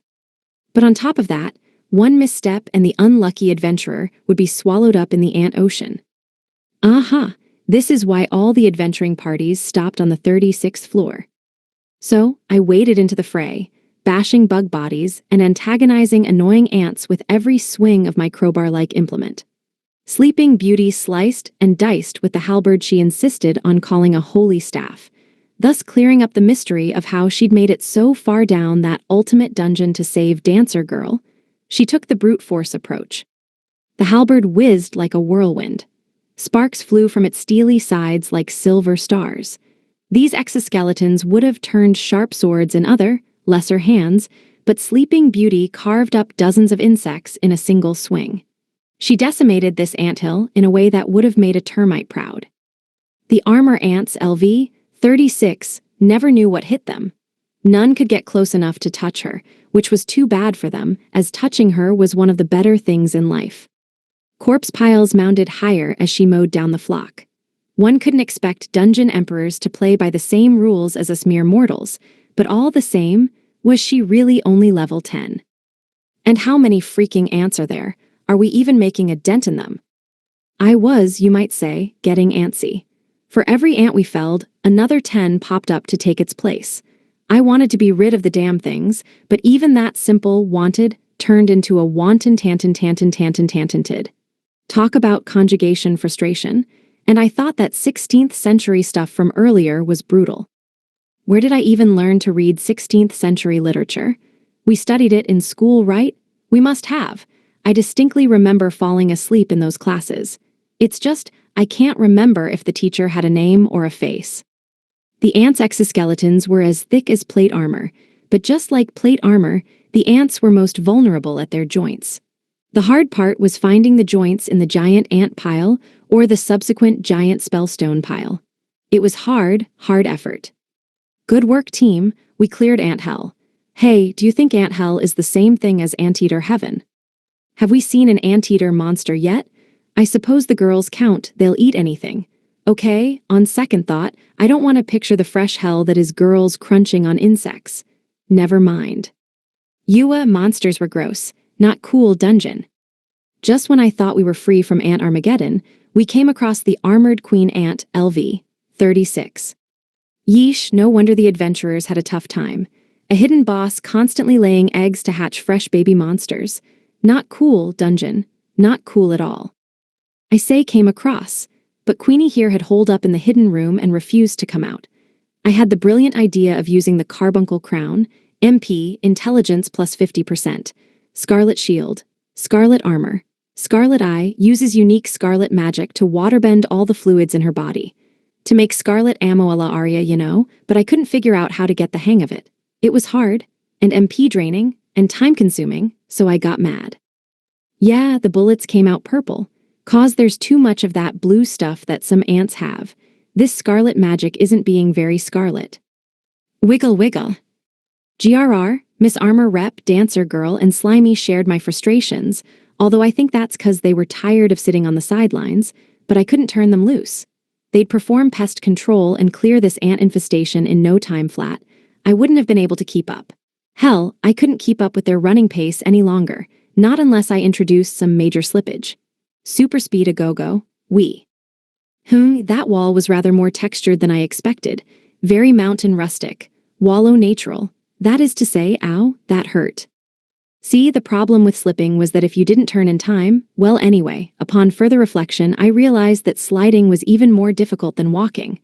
I loved my traction-optional spiked boots, power, speed, dexterity plus 30%, acceleration plus 30%, sudden super speed, sudden braking, suction, wall plus ceiling walking, but controlling the boots was like herding cats. The sliding part was fine, but the sudden stopping part was less fine. My feet would bolt themselves to the floor while the rest of my body kept going, snapping my tibias like twigs and giving my face a whirlwind introduction with the ground.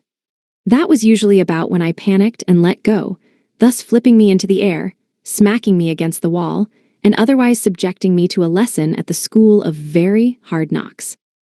Wag whoa yipes. So naturally, I entangled the boots with airwalk and the black demon's bladed wings. Alas, my days of graceful soaring and gliding through the skies were long gone. I was thinking of splitting my equipment with my classmates since I can't use them all anymore.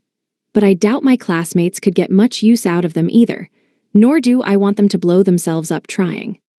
The thing was, all my equipment was really, really good, regardless of its usability or lack thereof.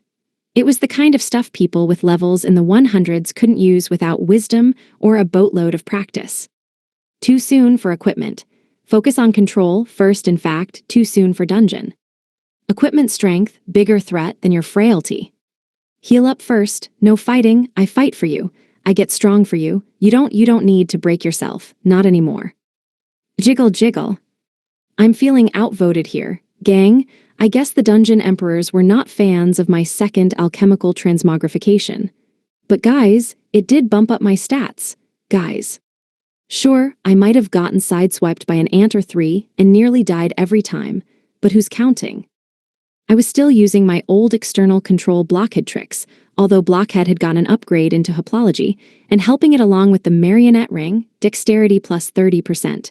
Control abilities boost large. The results were fantastic. More than my mortal body could handle, but who cared? Revival existed for a reason. If things got hairy, hell, I'd figure it out. Why was everyone looking at me with such grave concern? Don't worry, guys, it's just practice. Potentially lethal practice. I'm proud to admit that I've never died once. Pride goeth before a fall, but I've fallen lots of times, and I'm still puffed up with pride, ergo therefore TLDR, don't worry, cause I won't die. My luck stat is off the charts, if nothing else, and stuff.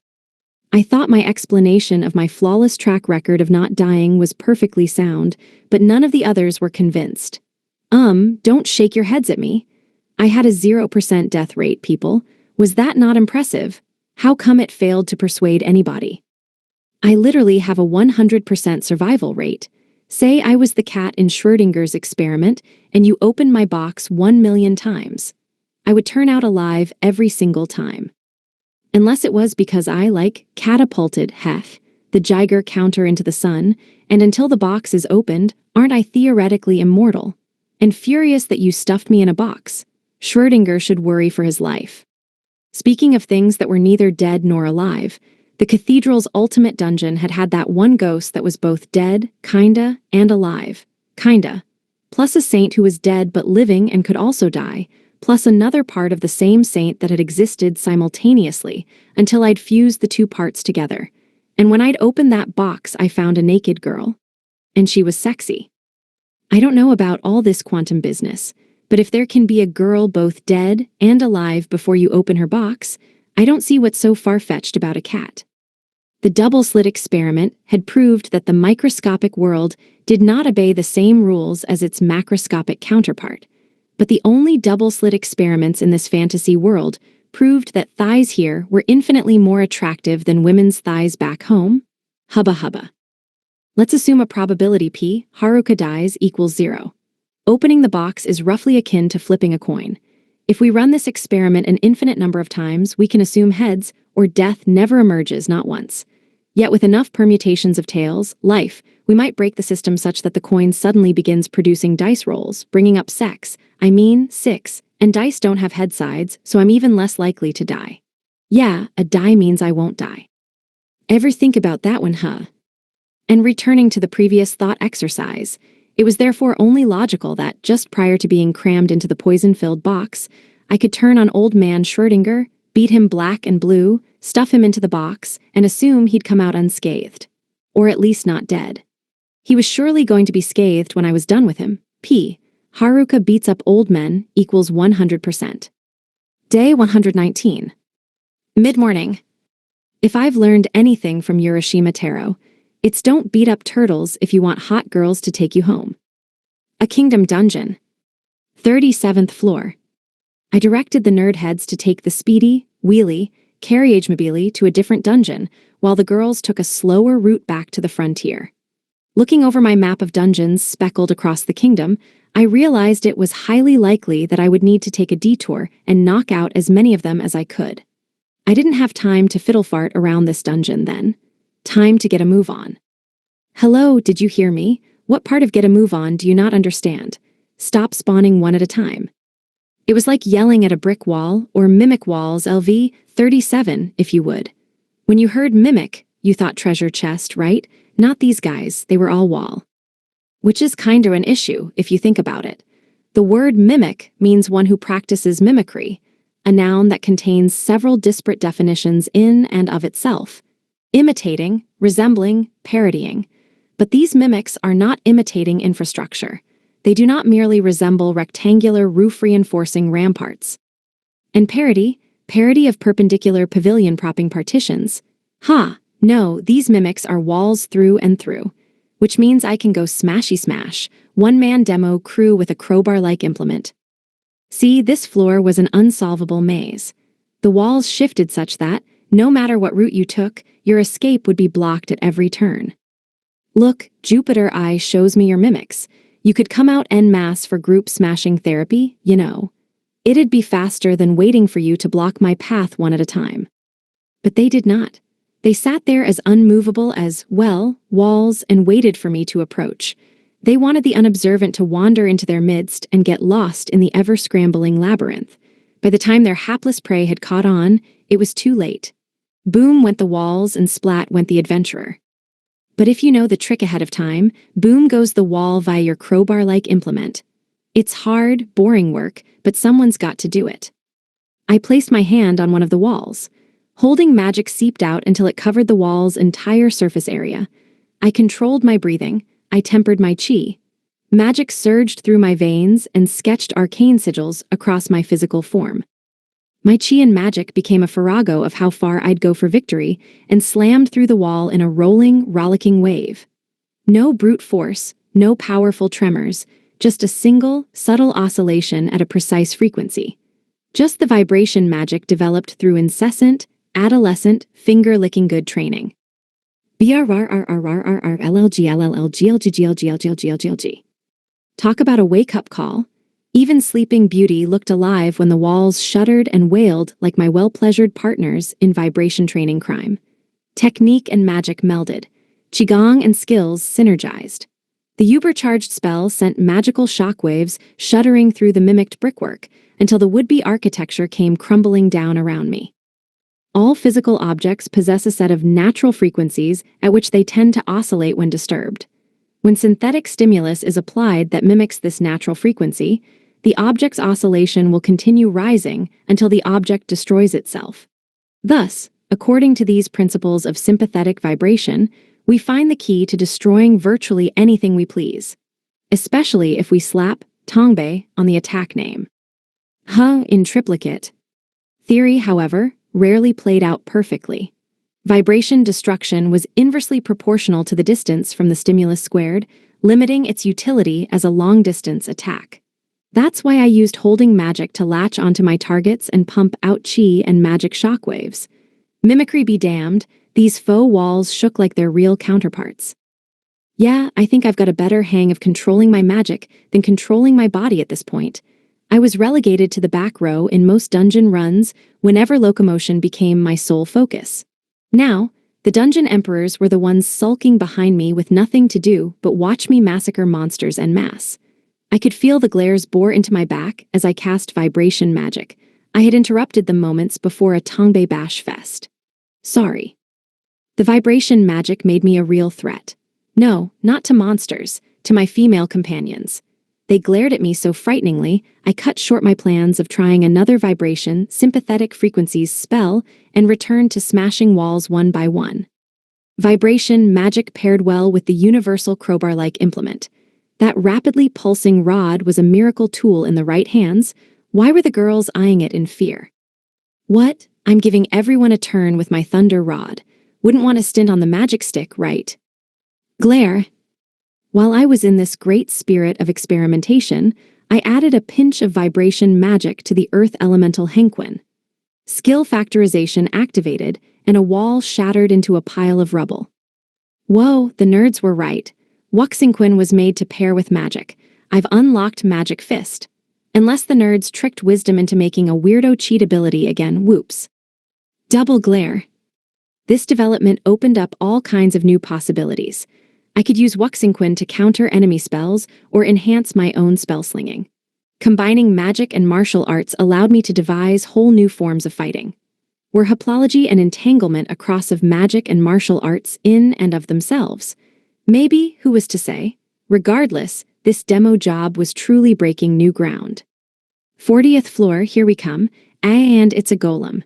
Well, what's good for the fake walls is good for the golem. It's certainly an efficient fighting method.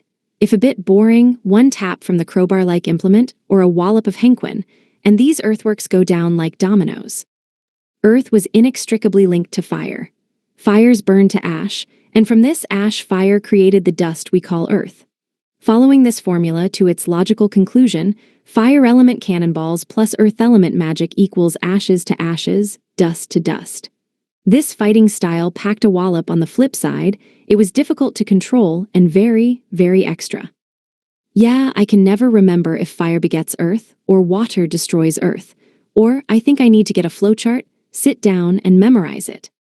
Speaking of memorizing, because Wuxingquin was the only fighting art available to me in my weakened state, I drilled it so it would become muscle memory. I didn't do anything fancy, I just repeated Wuxingquin moves over and over. Upping the ante could come later, when the dungeon emperors were less glare-happy. I can't even do Ikai no Takai yet. It's guaranteed to kill me if I try. Plus, practice got me slapped with teenage girl sashimi allegations, so I'm better off quitting while I'm ahead. Oddly enough, I never knew studying the blade had anything to do with human sashimi. I walloped the would-be walls, I gashed the genuine, I guess. I dunno what they were, earth elemental monsters, at any rate golems. Would beat earth, so I whipped out my wood magic. The tree clenches earth in its mighty roots and sucks up the nutrients, leaving the soil parched and bare. In Wuxingquin, the wood art is called Benquin. Let me try swinging with the crowbar-like implement and activate the universe staff's Mistletoe at the last second. Oh my god. The golem went flying. And oh great, here come the glares. I wasn't trying to steal your thunder. If anything got stolen, it was my MP. Let me seal this away, one misaimed swing and I could send the girls flying. You guys would be fine. You all dodged that last misfire. I couldn't hit you even if I was aiming at you, but I suppose I owe you an apology regardless. A long line of golems toppled and exploded, one after another. I chalked it up to the Mistletoe rather than basic Wuxingquin. The attack burned through my MP, but remained controllable and powerful both. Huh, that's not a long, straight corridor. That's a hole. I guess this is a cave system now? Well, whatever gets us to the bottom quicker, am I right? Nod nod, rattle rattle, jiggle jiggle. Fusing qigong, magic, and martial arts was becoming stronger, faster, and more energy efficient by the minute. I was also noticing fewer and fewer side effects. Was that haplology at work? Yeah, like in the Ikai no Takai, Aka spontaneous sashimi incident, or the Mistletoe attacks. I can't activate these skills on command yet, but I feel like I'm getting closer. My new growth allowed me to stay fighting on the front lines, even as we went down to the 41st floor. There, I discovered that a well-formed Wuxingquin strike could shatter the hardest turtle shell. BTW, there were turtles down here. Did I forget to mention that? However, a sloppy move had no impact at all. Piquin P2E, wait, mispronounced that one. Piquin pulverizing go. Piquin, the metal element of Wuxingquin, used the edge of the palm to imitate an axe blade. Against turtles, this felt all too reminiscent of basic crowbar-like implement bashing, aka manual labor. However, the move was deceptive in its simplicity. Each simple strike built to something bigger, something more complex because it was so simple. To master its perfect profundity took persistent practice. I kinda don't know what to make of these oily turtles LV-41. They're tough, sure, but fighting them is just so easy. I was hoping for something more. I wanted a battle that would force me to come out of my shell. The turtles oozed an oily mucus that they slid on to skate across the floor, snatching chunks out of me with their snapping jaws as they went. Their crocodilian faces, long claws, and short, club-like tails poked out of hard shells that whizzed and whirred every way across the soupy hell they made of the floor. It's like turtle bumper cars out there. This is like curling gone wrong. Unfortunately, this lineup of nasty characters was not who I'd hoped would join me for a teenage Buenos oil play slip-and-slide extravaganza. I inevitably wound up taking the brunt of all the slipping, and no one took the brunt of my teenage boyness. Hiya! Take that! I batted away one careening tortoise with my crowbar-like implement, which slammed into the second incoming turtle, caromed off, and wiped out turtles 3 and 4. Turtle number 3 crashed into a fresh turtle of its own, and the next thing I knew, I was trapped in a pincer attack of turtles rushing in from all directions. HFF. I stepped forward and slammed my staff into a turtle with Benquin.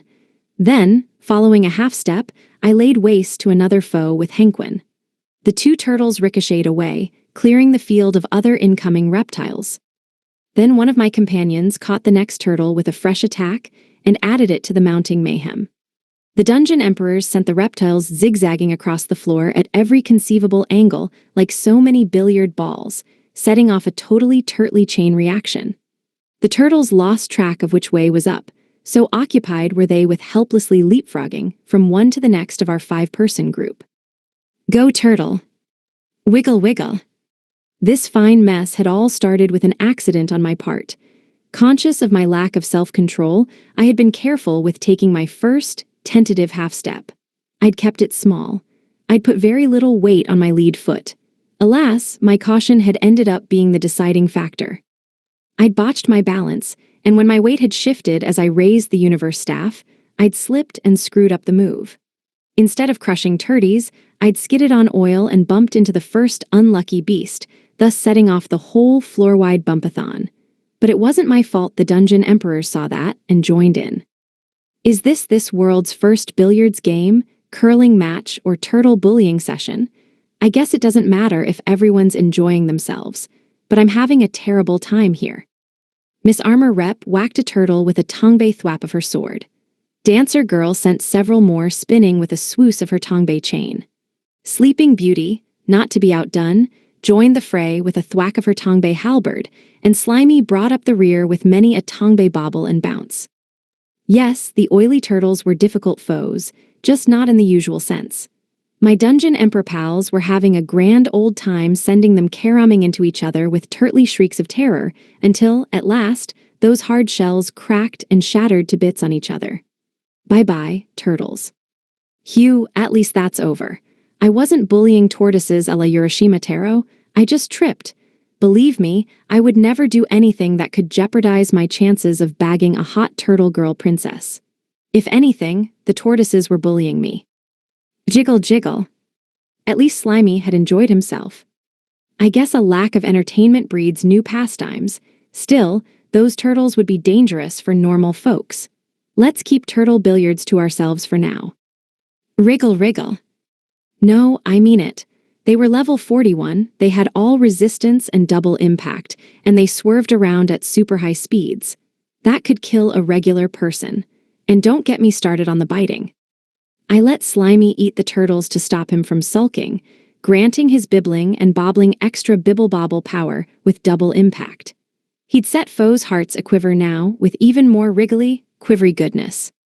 Speaking of what I wouldn't give to see Vice Rep B with double impact, who said that? Her weapons of mass destruction were too big to qualify as bludgeoning devices.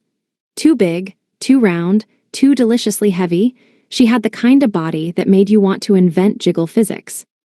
Whoa, I was only imagining her. I wasn't doing anything untoward. Put the morning stars away. Not you too, Sleeping Beauty. What is it with the girls handing out morning stars every time they make a new friend? No, that is not a local custom from back where we come from. The teenage boy population would have been extinct if it were. Put the notebook down. I'll be good, I swear. The dungeon emperors had fun. I got good practice in. All was well that ended well. Except for the turtles, but I wasn't going to mess with any turtles on account of the whole Rip Van Winkle aspect of the Urashima Taro story. Yeah, it was a cautionary tale, but the only magic gems I received were turtle spellstones, not turtle treasures, so maybe I was safe. Day 119. Afternoon. Once upon a midday dreary, while I dungeoned, weak but cheery. A kingdom dungeon. So there's these tigers, right? Except they're not really tigers. They're big kitty cats, but not cute ones, just so we're all on the same page. Yeah, so there's these monstrous monster kitties, and they're not cute at all, not one itty-bitty bit, not by the hair on their chinny-chin-chins. That was if they had hair. 'Cause they don't. They're covered in scales. Now you see why I said they're not cute. What, pray tell, is the point of a cat you can't pet? Some cats you are. Thanks to your scale suits of mail, you fail to fall on the feline scale. These plated pussycats lunged at me with frightening speed. My instincts kicked in with even more frightening speed. Dual-wielding universe staffs in their crowbar-like form, I waded into the fray, fending off razor-sharp slash attacks and slamming kitties into the stratosphere with Benquin. It's an outrage. My hulking panzer cats LV-42 cannot have metal covering their cute whittle-toe beans. I won't stand for it. Wuxingquin was not meant for dual-wielding, but what other option did I have? I needed to use something if I wanted any hope of getting fighting practice. My Hydra, Chickanatrix, and Lizardisk backup were a little too trigger-happy, and I could barely get a hit in. Eventually, I turned all 3 of my auto-defense animals off and slapped copies of the Old Dude Chopper and Old Dude Brutalizer into 2 of my magic hands. Ta-da, quad-wielding. Then off I went again to make Moggy Meatloaf. Don't mind me copying Vice Rep A, or is this copying? She uses 6 swords. Maybe I should stick an additional 2 swords on my back. She took Lil Stabby from me, so I can only hope she doesn't take the Old Dude Slayers too. She doesn't need to octa-wield. Jiggle jiggle. Yeesh, these were some real speedy cats. But my allies were a couple of speedy cats themselves. As I struggled to hold my own, the Dungeon Emperors pushed the Panzer cats onto the endangered species list. Sleeping Beauty, who had been gaining levels slowly, but surely this whole dungeon, far outstripped me now. She and her fellow Dungeon Emperors herded the dozens of cats into a confused and yowling huddle. Some foolish kitties attempted to slip out behind the Dungeon Emperors' backs or bravely leap out of the press, but every escape attempt was soon thwarted. The Dungeon Emperors simply had too much reach. Miss Armor Rep's slash attack whizzes through the air. Dancer Girl's chains can unfurl and stretch large distances. Slimy can stretch like a wad of silly putty or divide himself into smaller slimes. Escape simply isn't in the Dungeon Emperor dictionary. And of course, we couldn't forget Sleeping Beauty. The strikingly ephemeral saint dominated the space with her halberd, slicing open kitties and stabbing through their entrails. Her halberd was a descendant of the legendary 3-section staff. Right, remind me why she's doing her best impression of a Romance of the Three Kingdoms protagonist. And are we sure strikingly ephemeral isn't a misprint of ephemerally striking? Her delicate, dainty looks were a far cry from the guttural battle cries she produced whenever she swung the 3-section staff halberd into a fresh foe. Watching her go reminded me that I had to pull my own weight, too. I lurched back into the fray for more bashing and bopping. Zuangquin made quick work of Panzer cats lunging at me from above. Benquin smashed through their more terrestrial cousins. Henquin carved steaks of filet miaugnon. Pauquin mowed down the last of the mousers. I had only 5 moves to work with, 5 moves that encompassed everything. 5 ultimate moves. What I lacked in move set variety, I made up for in unlimited opportunity for innovation.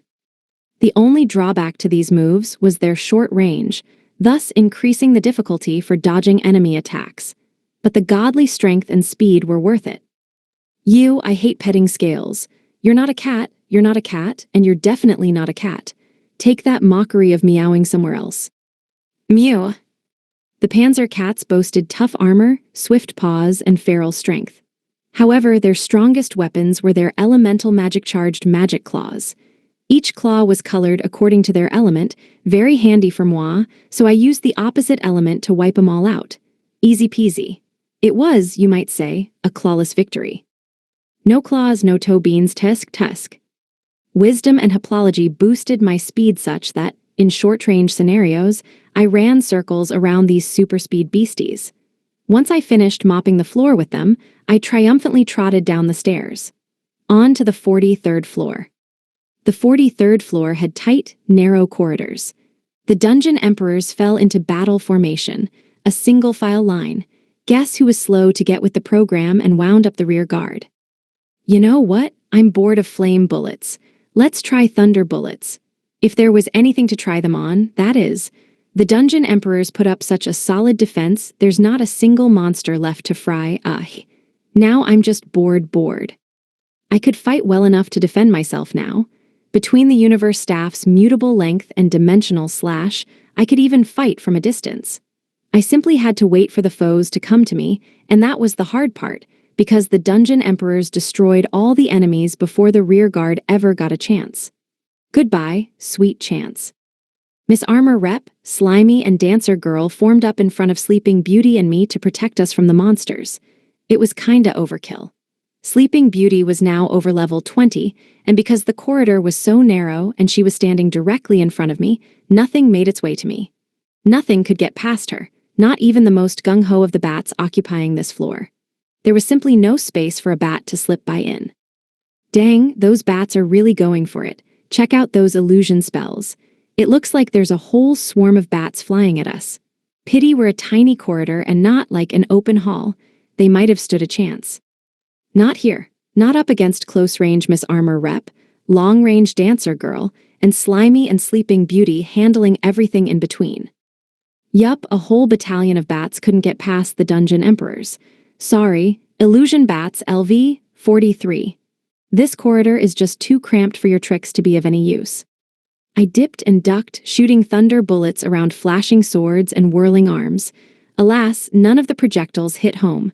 There were too many damn dungeon emperors in the way. Suddenly, I understood how the girls must have felt all the time, frustrated, worthless, discontented, oh yeah, and bored. And yet they never gave up. They tried so hard and grew so strong. Sniff, sniff. Nod, nod, rattle, rattle, mh. Did the girls even know? Did they know they were far stronger than me?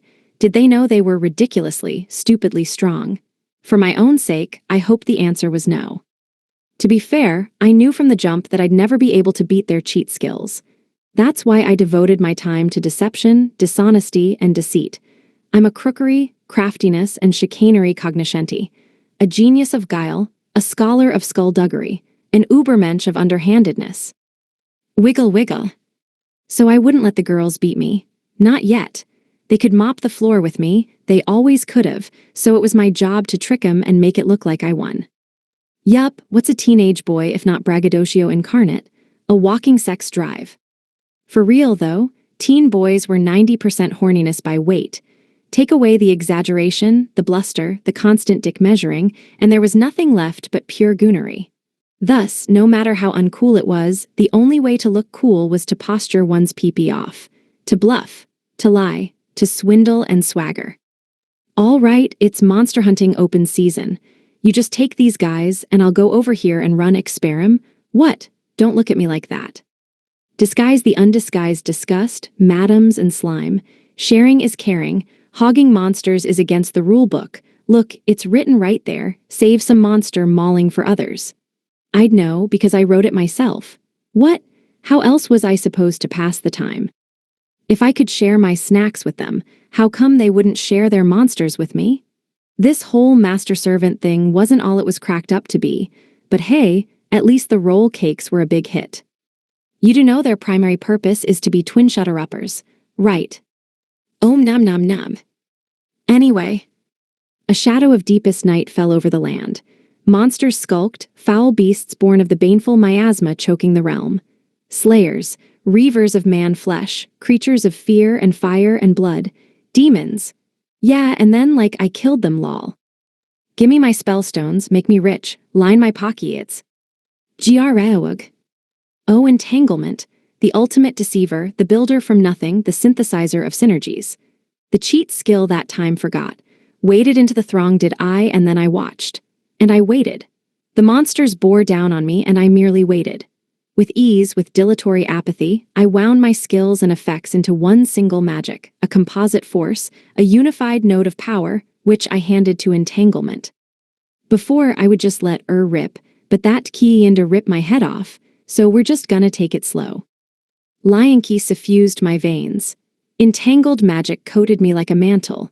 The demarcating lines between self and non-self blurred.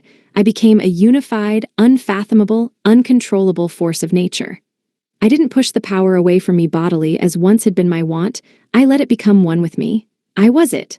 I was power. A deadly spear wall comprised of spear ravens, LV 44, loomed before me. One brush against them, and I would be fatally impaled on their lengths. Spears lurched into movement, a black rain. A shower of ebon, nightmare feathers.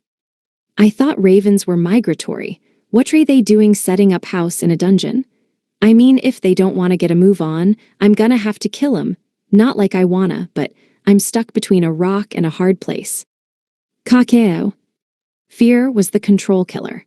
Fear made entanglement deadly to me. It was the fear of the devastating power ripping through me, snapping my bones and sinews to shreds, that ruined me. It was the fear of the infinite and incomprehensible transformations entanglement exerted upon me that brought me to my self-inflicted doom. Weirdly, I'm taking a page from the girls' books here. Babble babble. Like entanglement, the girls were more than a sum of their parts. They constantly came together, forming fresh combinations and becoming better fighters for their efforts.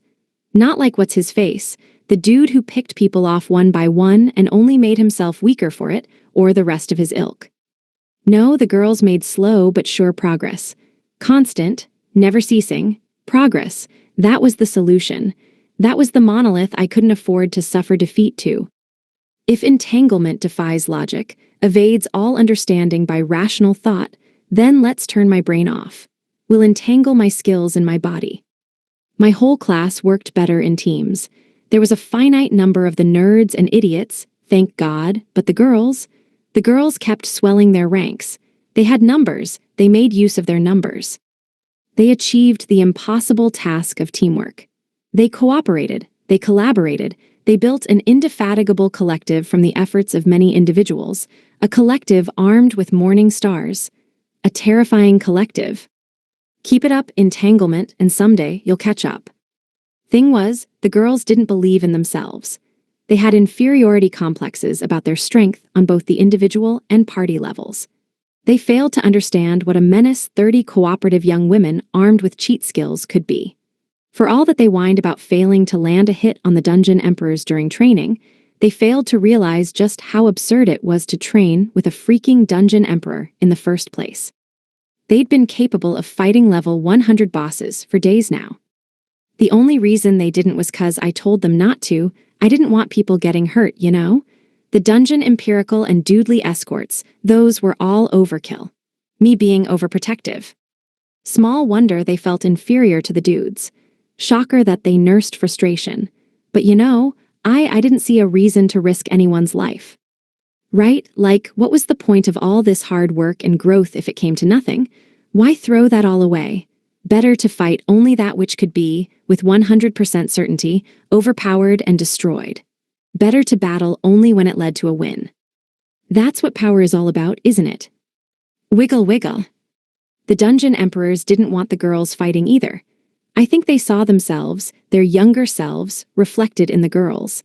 And unlike the young Dungeon Emperors, the girls weren't alone. They had us to rely on. They could keep on training and laughing and living it up. Besides, the girls don't like killing and competition. They weren't made for that. The nerds and meatheads, they're another story. They like going up against stronger opponents. They like feeling out of their depths. Weirdos, guys, don't try and copy them, I mean it. Nod nod, rattle rattle, mhm. So I swore an oath to the Dungeon Emperors. I would catch up to the girls, 'cause if the girls beat me fair and square, they'd try shielding me in battle. I heard that was like their whole motivation. And pardon my French, but fuck that. No one was protecting me on my watch. That's what all the cheating and deceiving and lying and swindling was for. No, do the impossible. To hell with do or do not, there is no try. Just get out there and get it done. In the span of infinitude cut so small, so minute, so thinly grained not a scrap, not a particle, not a quantum of time was left, I walked. With no fervor, no force, no emotion, with no pretension, no posturing, no power plays, with absolute precision, with deadly accuracy, with total control, with nothing save myself as I truly was, I killed. I killed, I killed, I killed, I killed, I killed, I killed, I killed, I killed, I killed, I killed, I killed, I killed, and I killed, and I killed, and I killed, I killed, I killed. Just for something new I killed. Then I killed some more. I killed until all that was left was that fact that I had killed. The world stretched in an unbroken and eternal silence around me, and on I killed. I killed until there was nothing left. I killed until the end of all things. HFF. The first step was the beginning. By the time my second foot hit the ground, everything was over. Life and death. That's all anything ever amounted to. Life, and that which it returned to, death. The last remnants of the spear ravens had long since drifted to the floor and vanished. Now nothing remained save the spellstones. And the silence of a single man alone in a universe. Ow, I don't know what I expected. Nod, nod, rattle, rattle, jiggle, jiggle. The self-same silence of isolation in the depths of a dungeon. The quietude of existence in a place beyond the end of time. The seclusion of the farthest reaches of the universe. The ultimate solitary existence that no man or woman would ever know save for me. And them, the dungeon emperors. And maybe if we were all together, loneliness wouldn't be quite so bad. Image summary, a manga-style illustration of a male character with dark hair and a hooded cloak, looking slightly annoyed. At times, the company could be friggin' obnoxious, but don't tell the others. Yeah, I'm never gonna catch up to the girls at this rate. Look what that cheat skill did to me. Now compare it to all of theirs. I might have caused mass destruction, but, oopsies. It had happened so fast I couldn't stop it. Oh, and here come the glares. Sleeping Beauty had already developed quite the eye for dealing glamorous glares. Which score? Day 119. Afternoon. As much as I appreciate my Japanese roots, I'd trade for Western cheerleaders over traditional cheer squads any day. A Kingdom Dungeon.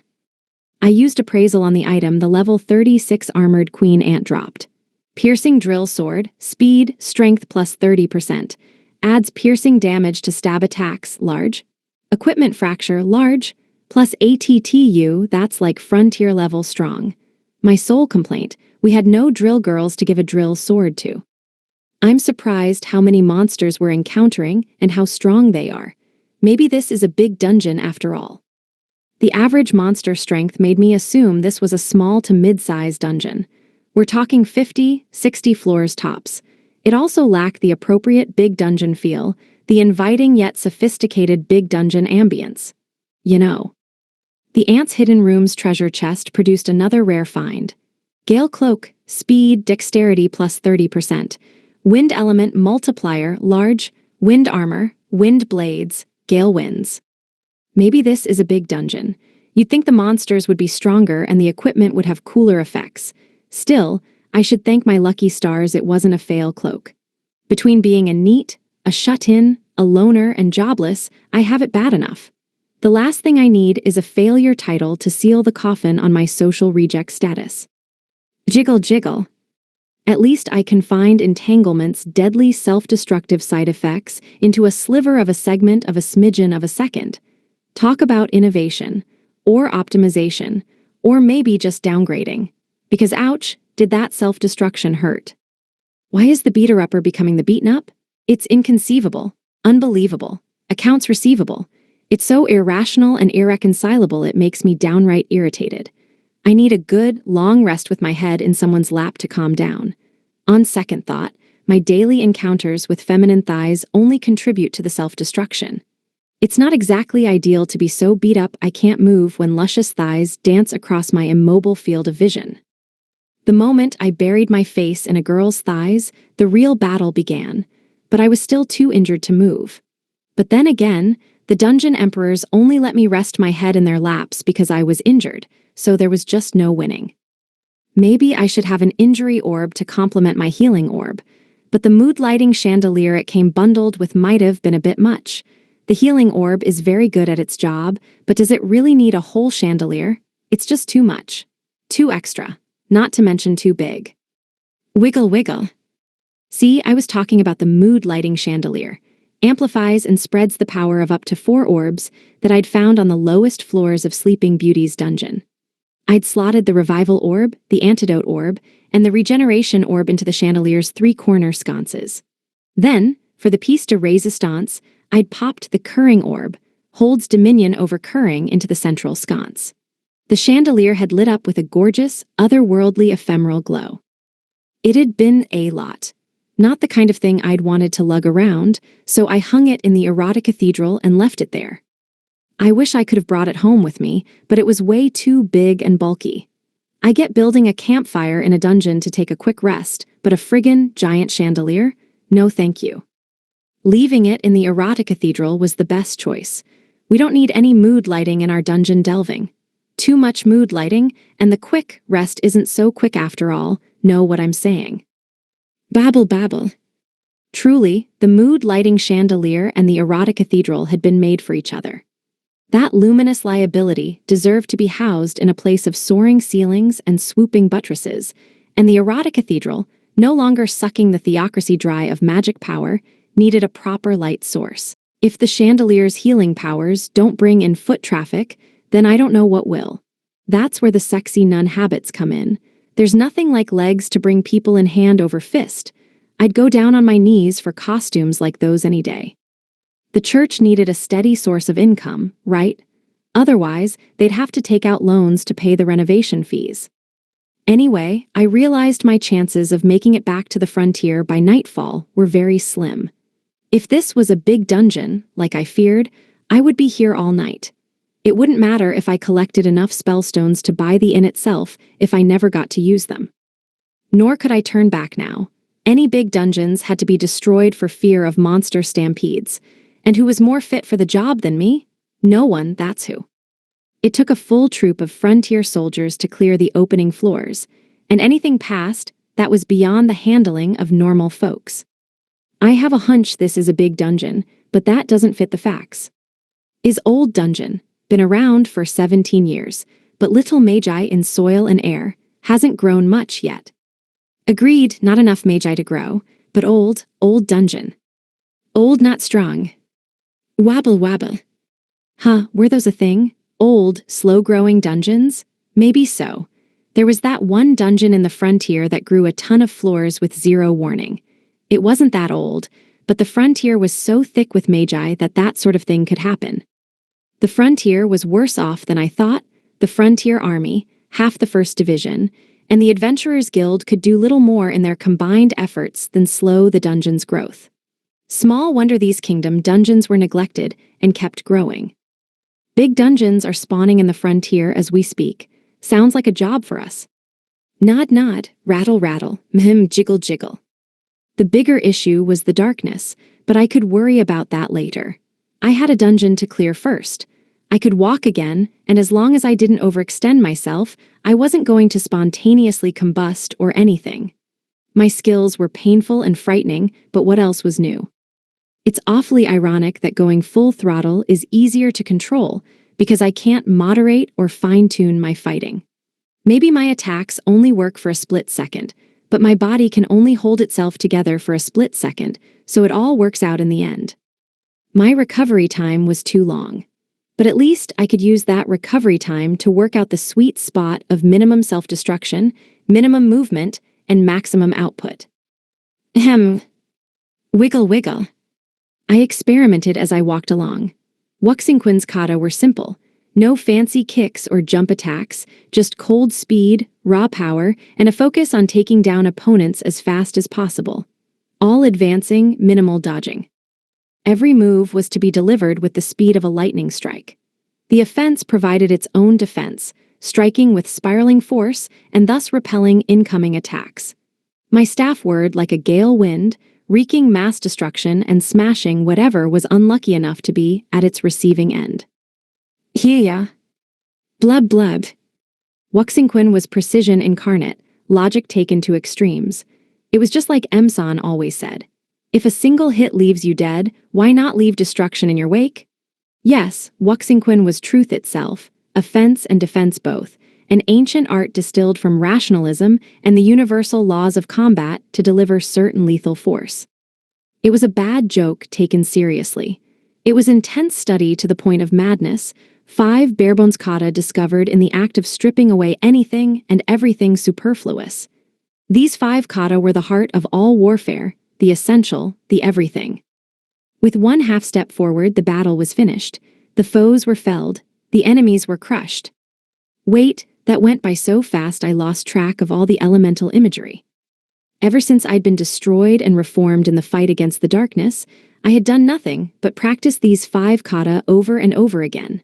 Even so, even with all the powers of haplology and wisdom, I could only grasp but a fraction of the art's shadow.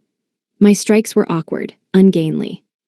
A sliver of my physical prowess, a shard of my magic, a whisper of my chi, a breath, a step, then anything and everything I had in a brief milli-instant of entanglement.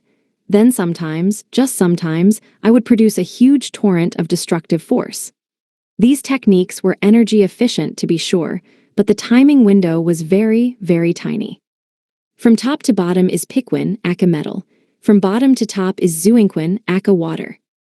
Chained together, blinding quick half-steps, alternate between moves directed to the left and right, and close in on the enemy. Teleport made the distance vanish with alarming speed, and with that and the power of Benquin, I sent a giant crab flying. Benquin has all the piercing power of an arrow, and stuff. What giant crab, you're asking? Did I not mention the metal crabs, LV? 46, scuttling all over the 46th floor? Well, there were those, giant metal crabs scuttling hither and thither, I mean. Let the teen-end crab scuttle fest commence. I couldn't afford to let my guard down. The previous floor had had armored prawns, LV, 45. Imagine if I'd had a seafood allergy. These crustacean infestation wave attacks would have left me all washed up. Too bad, so sad, seafood is Slimy's favorite. He likes nothing better than a tasty crab or lobster, unless it's a yummy prawn or shrimp. He's not choosy. Eat up, little guy. Wiggle, wiggle. What could I say? Slimy saw food, he ate it.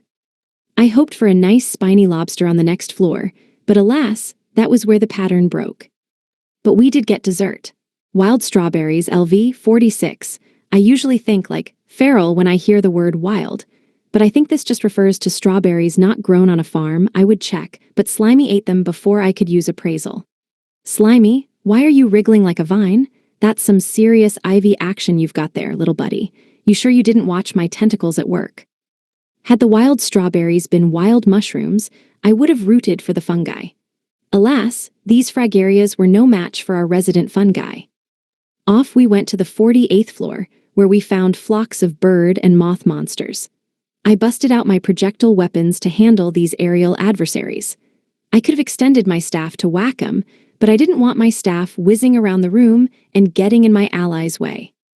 Look at me, gaining self-awareness. I guess I could always fly after the enemies myself. I really do need the practice, but something tells me Wuxingquin wasn't meant to be used midair. It wouldn't look cool enough, you know. Jiggle, jiggle. Thus, a non-flying teen boy whipped out a drum to be a one-man cheerleading team for his satiated slime eager for seconds. I've seen Boy and his slime stories, but I doubt the crowds are lining up to read one like this. Oh well, who cares what the people want? Time to drum up support for Slimy. Slimy, Slimy, he's so tough. Watch him eat 'em all, and stuff. Wriggle, wriggle. Slimy, Slimy, see him go. There's nothing he can't do, you know. Babble, babble. Let's go, Slimy, you're a lucky duck. My exclamation point key is stuck. Jubble, jubble. Shut up, you distracting us, and the enemy's dead already. Huh, why were the dungeon emperors mad at me? Had cheerleading drums not been invented yet? Well, they existed now. And cheerleader uniforms, who wants to try one on, and immediately take it off for me? Onto the 49th floor. There was one more below. This dungeon ended on the 50th floor. This was my last chance to experiment. Man, this is the third time I've swapped out my cloak. What a poignant moment. It wounded my heart, but I tearfully removed the verge of death over cloak. Slashing and bludgeoning resistance multiplier, large. Plus DEF and don the Gale cloak. Speed, dexterity plus 30%. Wind element multiplier, large. Wind armor, wind blades, Gale winds. I was concerned about losing my slashing and bludgeoning resistance, and the speed boost threatened to mess with my poor control further, but the wind element multiplier was a godsend for Qing Qigong. The cloak didn't offer much protection, but it was perfect for evasive maneuvers. Hey there, fluffy little guy, can I pet Y? Ooh, never mind, I don't like those slavering fangs. Yeah, nope, you fall squarely in the pesky vermin category. I relaxed from my fighting stance and straightened up. There was something else I had to do before I whipped out my all-reliable Wuxingquin. The bears, oh yeah, I was fighting several bears. Whoops, forgot to mention that long claws ripped through the air in front of me, stirring up a wind that shook me until I lopped off its arm in one stroke. The bear howled in pain and tumbled forward, threatening to crush me. The wind generated by the movement of its titanic form buffeted me, pushing me out of harm's way. I very solicitously sliced off its head on the way down. Two bears on either side of me roared, and two giant paws tried to pin me between them. I slipped and slid on the resulting whirlwind, and my sword danced, traveling here, there, everywhere. It's working. I let myself dance along on my Qing Qigong, dodging attacks effortlessly and lashing out in a flash of steel and staff. I couldn't control myself, but I trusted myself to the wind and my body. It was the ultimate passive technique. The Ripper Grizzlies, LV 49, never knew what hit them. 3 cheers for the classic Emson strategy. If you can't move ahead, invest in an air brake. And also attack and stuff. Attacks that would have landed otherwise sent me wheeling out of the way. I whirled. I twirled. I swished and slashed and swooshed. I wanted to try out the teen boy attracting piercing drill sword, but I didn't have the resources to spare. I was all momentum, a victim of the gravity-negating Qing Qigong, a creature of speed and little power. The 2 universe staffs made merry work of the bears as their huge claw attacks swept me across the room. It was all very badass, if we ignore me pirouetting like a dizzy leaf caught in a whirlwind. SHH. At least I dodged everything and didn't fall once.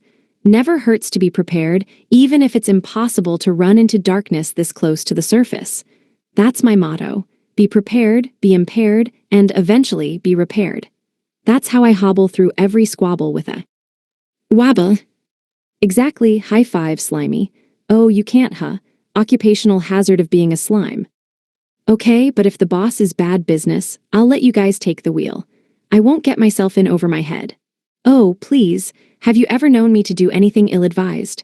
Am I not always bursting with sound arguments and fine, logical reasoning? I'll be so fine. Promise you'll switch out. All right, one boss to boss around, and then it was back to the frontier for us. Day 119. Evening. Even a shut-in doesn't want to be shut up in a pocket universe when it's got no form of entertainment. A kingdom dungeon. My timing couldn't have been worse. Whenever I attacked, it blocked. Whenever I blocked, it swept right past me. The Dungeon King, a corrosion fog LV 50, was a tough customer, but not anything to write home about. I'd fought worse in bigger dungeons or frontier dungeons. It was the corrosive part that gave me pause. I didn't dare go near it for fear of rotting, and how was I supposed to fight a fog with no core to target? The miasma swept in without a puff of air or single sound. Qing Qigong was no help. With no wind, I couldn't be propelled anywhere. I had to jump and dash out of the way, and once I was at a safe distance away, I found myself in a deadlock once more. Babble babble. Tum-ta-ta-tum, tum-ta-ta-tum. Slimy did his best little drummer boy impression on the cheerleading drum for me, but the others refused to join in the cheer squad. No uniforms and pom-poms for them. I unfurled my black demon's bladed wings and tried flap, flap, flapping the mist away to little avail. The fog scattered, only to congeal again in a matter of moments. I'd slash at it if that would kill off the fog, but I fear that only make more fog particles. Nor were heating or cooling viable options. The fog would simply absorb any magic I cast. Physical weapons weren't much help either. If I got too close, I'd have to contend with rot, equipment fracture, and MP absorption. This reminds me of the sand giant. It didn't have a core or weak points either. I had to use Demolish to homebrew my own atom bomb, but that wouldn't work here.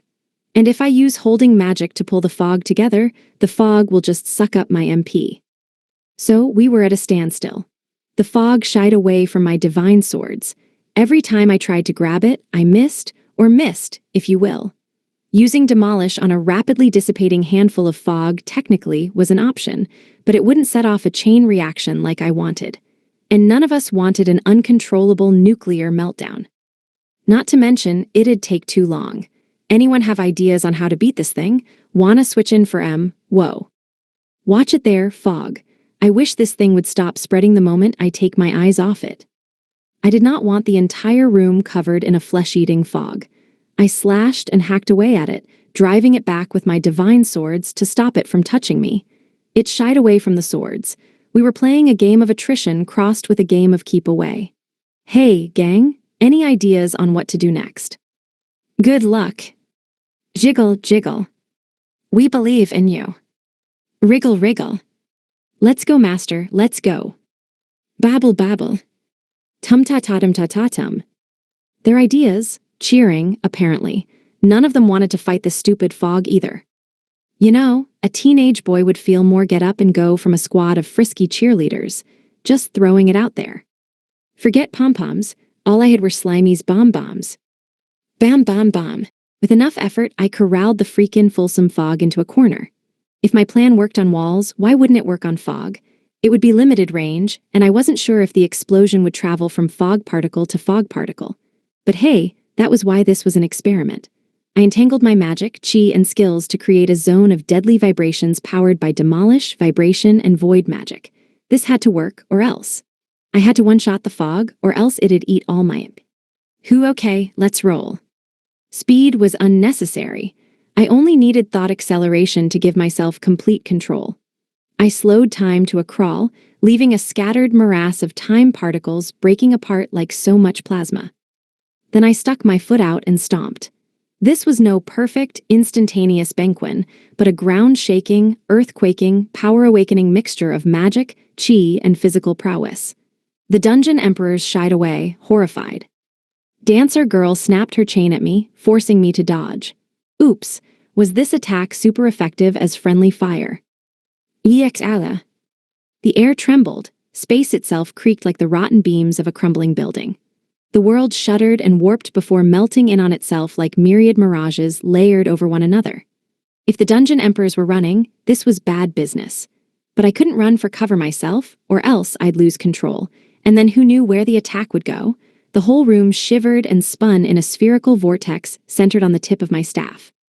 No, stay back, get away. The sphere began to collapse, space began to decay. The destructive powers of magic gone mad curved around the edges of my divine weapons, but the fog succumbed completely to its fey pull. There was a horrible, ear-splittingly high-pitched shriek of high-frequency harmonics gone haywire. Low-frequency rumbles shuddered through the room. Molecules vibrated, generating heat, turning the room into a furnace of cataclysmic proportions. Then everything ceased. All light vanished.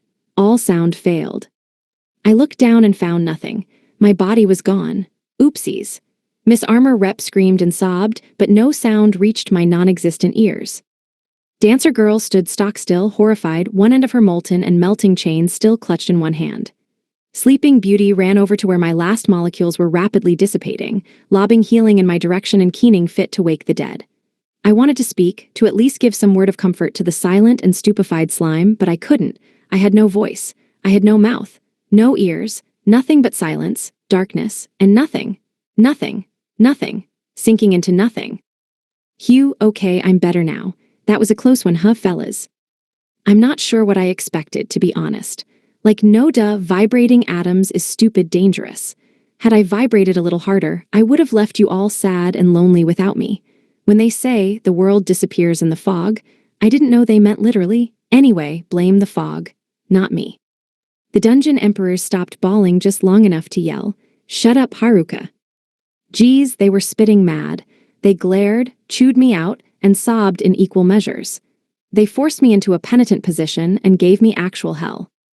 The menacing morning stars at the ready made me gulp. And gosh, were the dungeon emperors still crying? It had been well over an hour. My feet fell asleep at 30 minutes in. Then I was forced into another half hour of them hugging me and sobbing onto my shoulder while I cradled heads and whispered, "SHH, it's okay now, I'm here. I'm watching the clock, girls, it's almost nighttime. What should I make for dinner tonight?" Really, guys, I'm fine. You all knew, well, Sleeping Beauty didn't, that I have the sacred severing staff, and I have void magic. Even if I were willing to blow myself up, you know I could always teleport out of the way. Guys, I'm on death's doorstep every other day. I wouldn't actually die. It'd be a waste of my extensive collection of close shaves. You remember the severing staff, right? It was that relic thingy the church archbishop dude had had when he attacked the kingdom. Using Mithril on it upgraded it into the sacred severing staff, plus 50% to all stats. Magic Control Boost Ultra. Severing, Seal, MP Boost Ultra. Its severing trait allowed me to shut myself away in a pocket universe in times of trouble. Shut-ins the world over wished they were me. Thing was, the pocket universe shrouded its occupants in silence and darkness. The user could see nothing in the space, not their body, nothing, just the outside world. They couldn't move. They couldn't cast magic. They were stuck. Had someone not brought my staff to me, I would have been locked in there for good. It was a great hidey hole in emergencies, but entering it used oodles of MP. No wonder I'd forgotten about it until this moment. Had I not had a flash of inspiration, when in doubt, be a neat, I would have been toast. Wah! Crying and yelling at me. Girls, pick one and stick with it. Anywho, I hadn't expected myself to vanish on them like that. I hadn't planned on getting caught in the crossfire to begin with. Accidents happen, you know. Who didn't mistakenly vanish out of existence every so often? We've all been there. Right, there's no need to make a fuss out of your garden variety extinction mishap. Does it still count as a garden variety mishap if the garden vanishes too? The one stroke of luck was that the spellstone hadn't vanished as well. Good, I wasn't risking my life for free here, and all was well that ended well. That is, I'd done nothing wrong. And wasn't it Dancer Girl who reminded me of the severing staff in the first place? Yeah, hadn't I used it when we'd first met? Wah, don't whistle innocently at me. That's a good thing. It's good that I remembered I had it. Yes, your attempts at dodging the blame are very cute, but there's no blame to dodge. That staff saved my life. There's no convincing you, huh? You're that mad. From your perspective, it looked like I made direct eye contact with you and dissolved in the mist, huh? Yeah, I could see that being a disturbing visual. But don't blame me. That's the sacred severing staff's fault. While Dancer Girl was otherwise occupied being mad at me, I pulled off my crown to double-check the 2 flowers in the talisman flower crown. That's when I realized all the fake flower charms were gone. Force field and reflection must have been consumed when I'd slipped into the pocket dimension. A good half of the slayer of elderly humans of the male variety, never met an old man worth keeping, was gone too. And I'd put mithril in that sword, a tiny amount, but it still counted. If mithril equipment was going ghost on me, I shuddered to imagine what would have happened with ordinary equipment. Once the dungeon emperors got all the lecturing out of their systems, I popped into the hidden room. Aha, you're the one responsible. Magi Draining Bottle, Intelligence Amplification Mega, MP Conversion Rate Amplification Mega, Alchemy Boost Mega, Magi Absorption Storage, Magi Transmogrification, Magi Adaptation. No wonder this dungeon has so little raw magic, Magi, in it. This dungeon was smack dab in the middle of no man's land. There wasn't a village or town in kilometers. That, and the fact that the dungeon emitted very little magi, explained how it had evaded detection for years. A cool new ring, huh? Oh wait, this is a Klein bottle, an intricate Mobius strip-looking thing. Ag, I can't stand it. HRRRRGHHHH. I was writhing in pain because of the blatant and wretched mistranslation. Klein bottles were theoretical tubes first described by the German mathematician Felix Klein, 2-dimensional curved surfaces whose faces had no meaningful boundary or distinction. They weren't, in other words, literal bottles. See, in German it's a Kleinschfläche or Klein surface.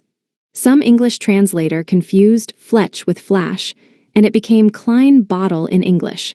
Then that got ported to Japanese, and now we're stuck with the wrong word. I slotted the Mobius strip-esque ring into its slot and just about died when my MP skyrocketed to an explosive degree. Fantasy world equipment could be scary. Fortunately, I resurrected. Unfortunately, so did the anger. And the lectures. Sorry. And I already have high-efficiency mana batteries and a mana converter. If not for that, my optimized, transmogrified body would have exploded. Yeah, in a single instant, everything from my cells to my blood had turned red hot. The Klein bottle had sucked up magi from the outside world, converted it into human-usable MP, given it an element type, and released it as a magic spell. In too potent a form, this had manifested as a magical blight, which cropped up in the frontier sometimes. It was also the illness Elf Girl had suffered from. And mushrooms are the only cure, huh? That's because mushrooms grow from magi themselves. They're nature's perfect magic converters. There's all kinds of mushrooms. HP, MP, physical recovery. They break down the basic magi in the world around us and turn it into the kind of magic we can use, MP. That explained why people in this world rarely lived in monster forests or areas thick with dungeons. Look at me, solving yet another of the world's mysteries. Next mystery to solve: when will these lectures ever end? Let me just cook some dinner while you're yelling at me. Yes, I knew I shouldn't have almost died twice in quick succession. But how was I to know that I wasn't allowed more than one close brush with death per day? Who made that a rule? The first one was an unpredictable accident, and the second was an unforeseen snafu. Life is full of things we can't predict, right? I agree that it's foolish to repeat the same mistakes. That's worth a scolding. But I pride myself on the sheer variety of mistakes I get up to. Surely there's no need to break me of this entirely innocent and accident-prone habit. Or, to put it simply, I did nothing wrong. Blame the universe, not me. Eventually, I gathered that the disappearing horror show of the first mistake and the gushing blood of the second accident had done little to endear me to the dungeon emperors.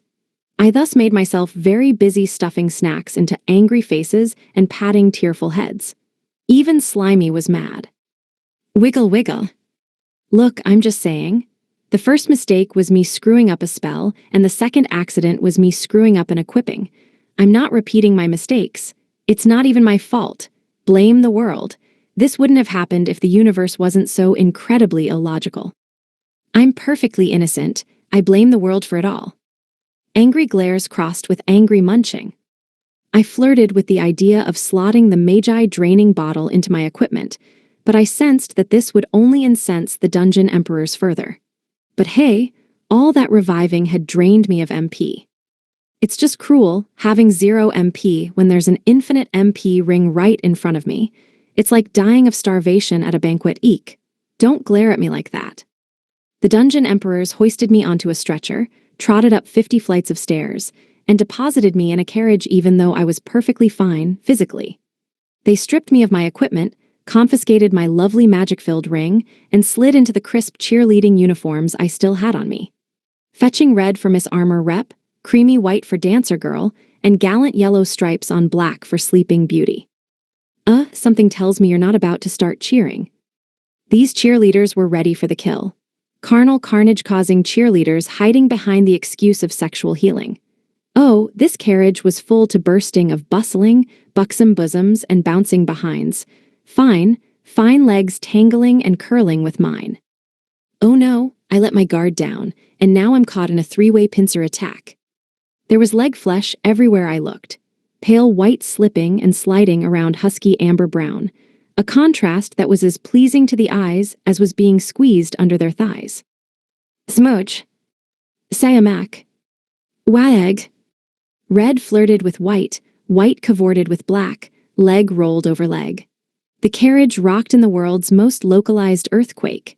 The vehicle may have been heading for the frontier, but its inhabitants were on a one-way trip to Pleasure Town.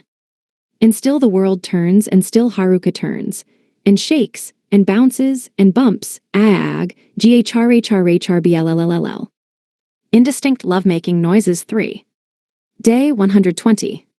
Is it really a homecoming if I live in the woods? Oh, I'm your city. The city was alive. The streets bustled with activity, the air thrummed with excitement. It had all started when the youngest orphans woke up this morning in a flurry of anticipation. Their energy was contagious. The older kids caught it next, and then the whole fidgety assembly donned their favorite beast folk-themed pajamas and trooped out into the streets to throng at the city gates. It was catching. It was enthralling. Now the adults were under its spell, and the whole town was astir. No one dared to voice it, but the same thought lodged in every head. Is today the day? Are they coming home? Excitement dogged every footstep all morning long. Once I finished cleaning the inn's common areas, I started on their rooms in the fancy annex.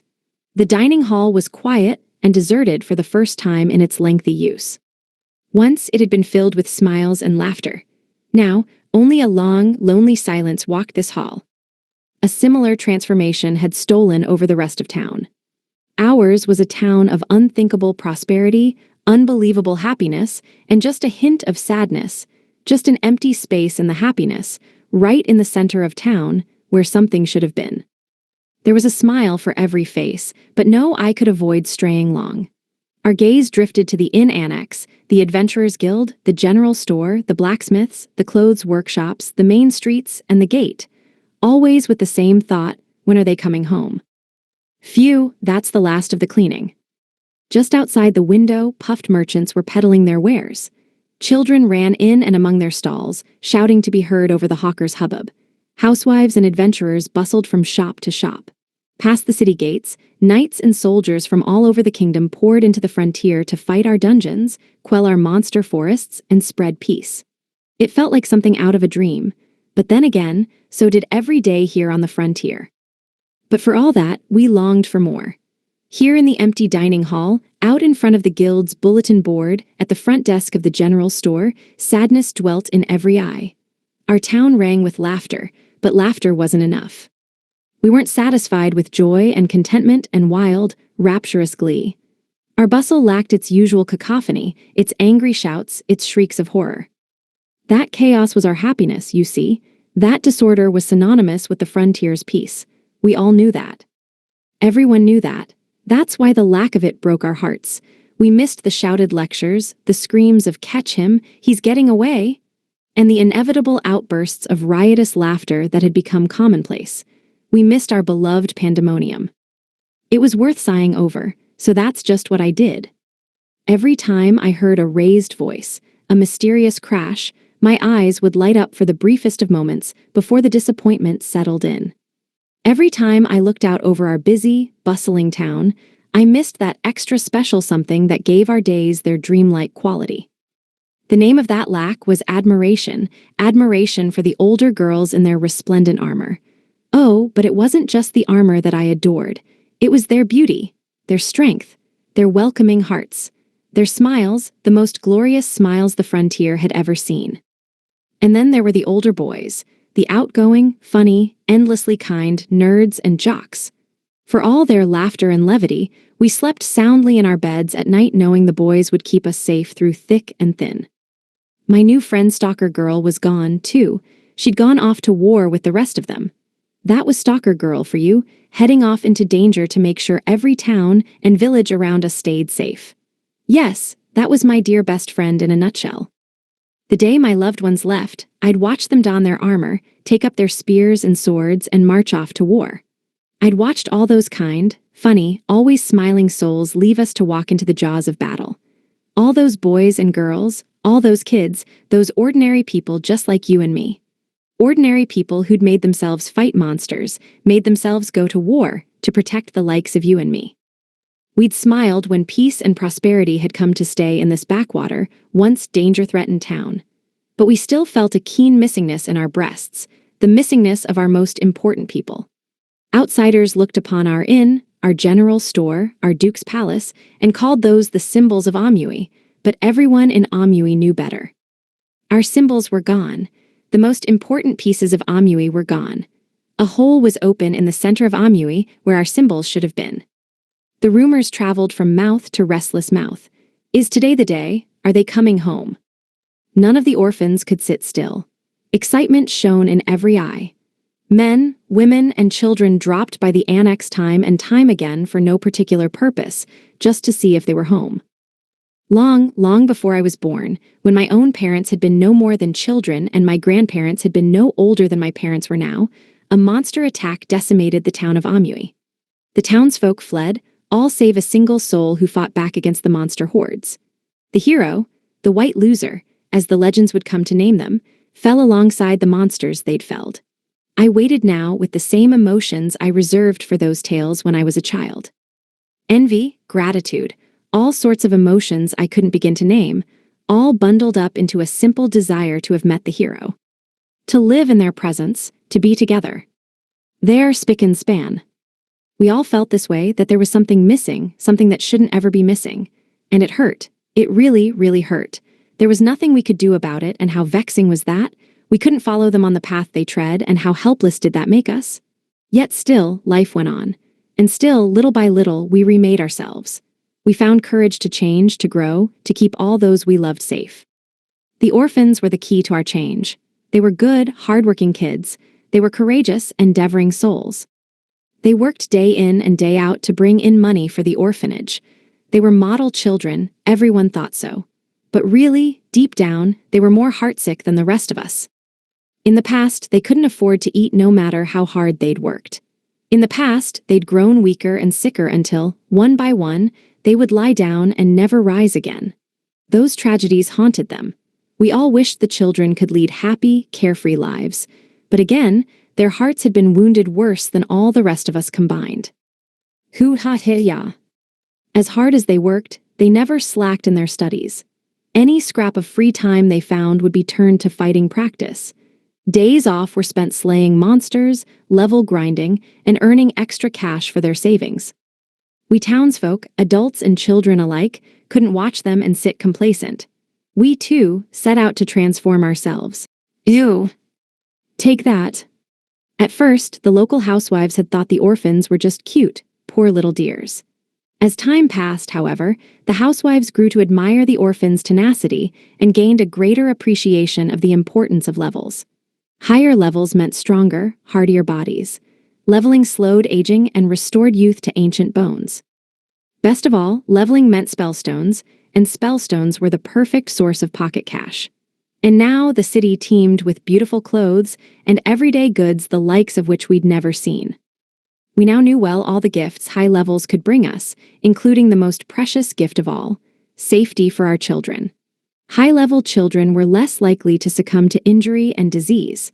High-level children could, should the need arise, run from monsters and live to laugh another day. Yippee, I did it. Do it again, do it again. The housewives had paid the orphans a fee and asked if they could join their battles. Day after day, more and more housewives joined the makeshift militia. Eventually, they'd begun bringing their own children along. These civilian fighting groups had started by quelling the demons skulking outside the city walls. Then, gradually, they'd dipped their toes into the forest. Then they'd moved further into the forest. Then they'd taken on the top floors of dungeons. And before long, the Merry Wives of Amui Militia had been founded for the safety of all Amui's children. Look at them working hard, I said to myself.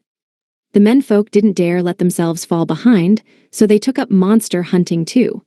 None of us really knew why the orphans worked so hard, especially as they never seemed to attach any special meaning to it.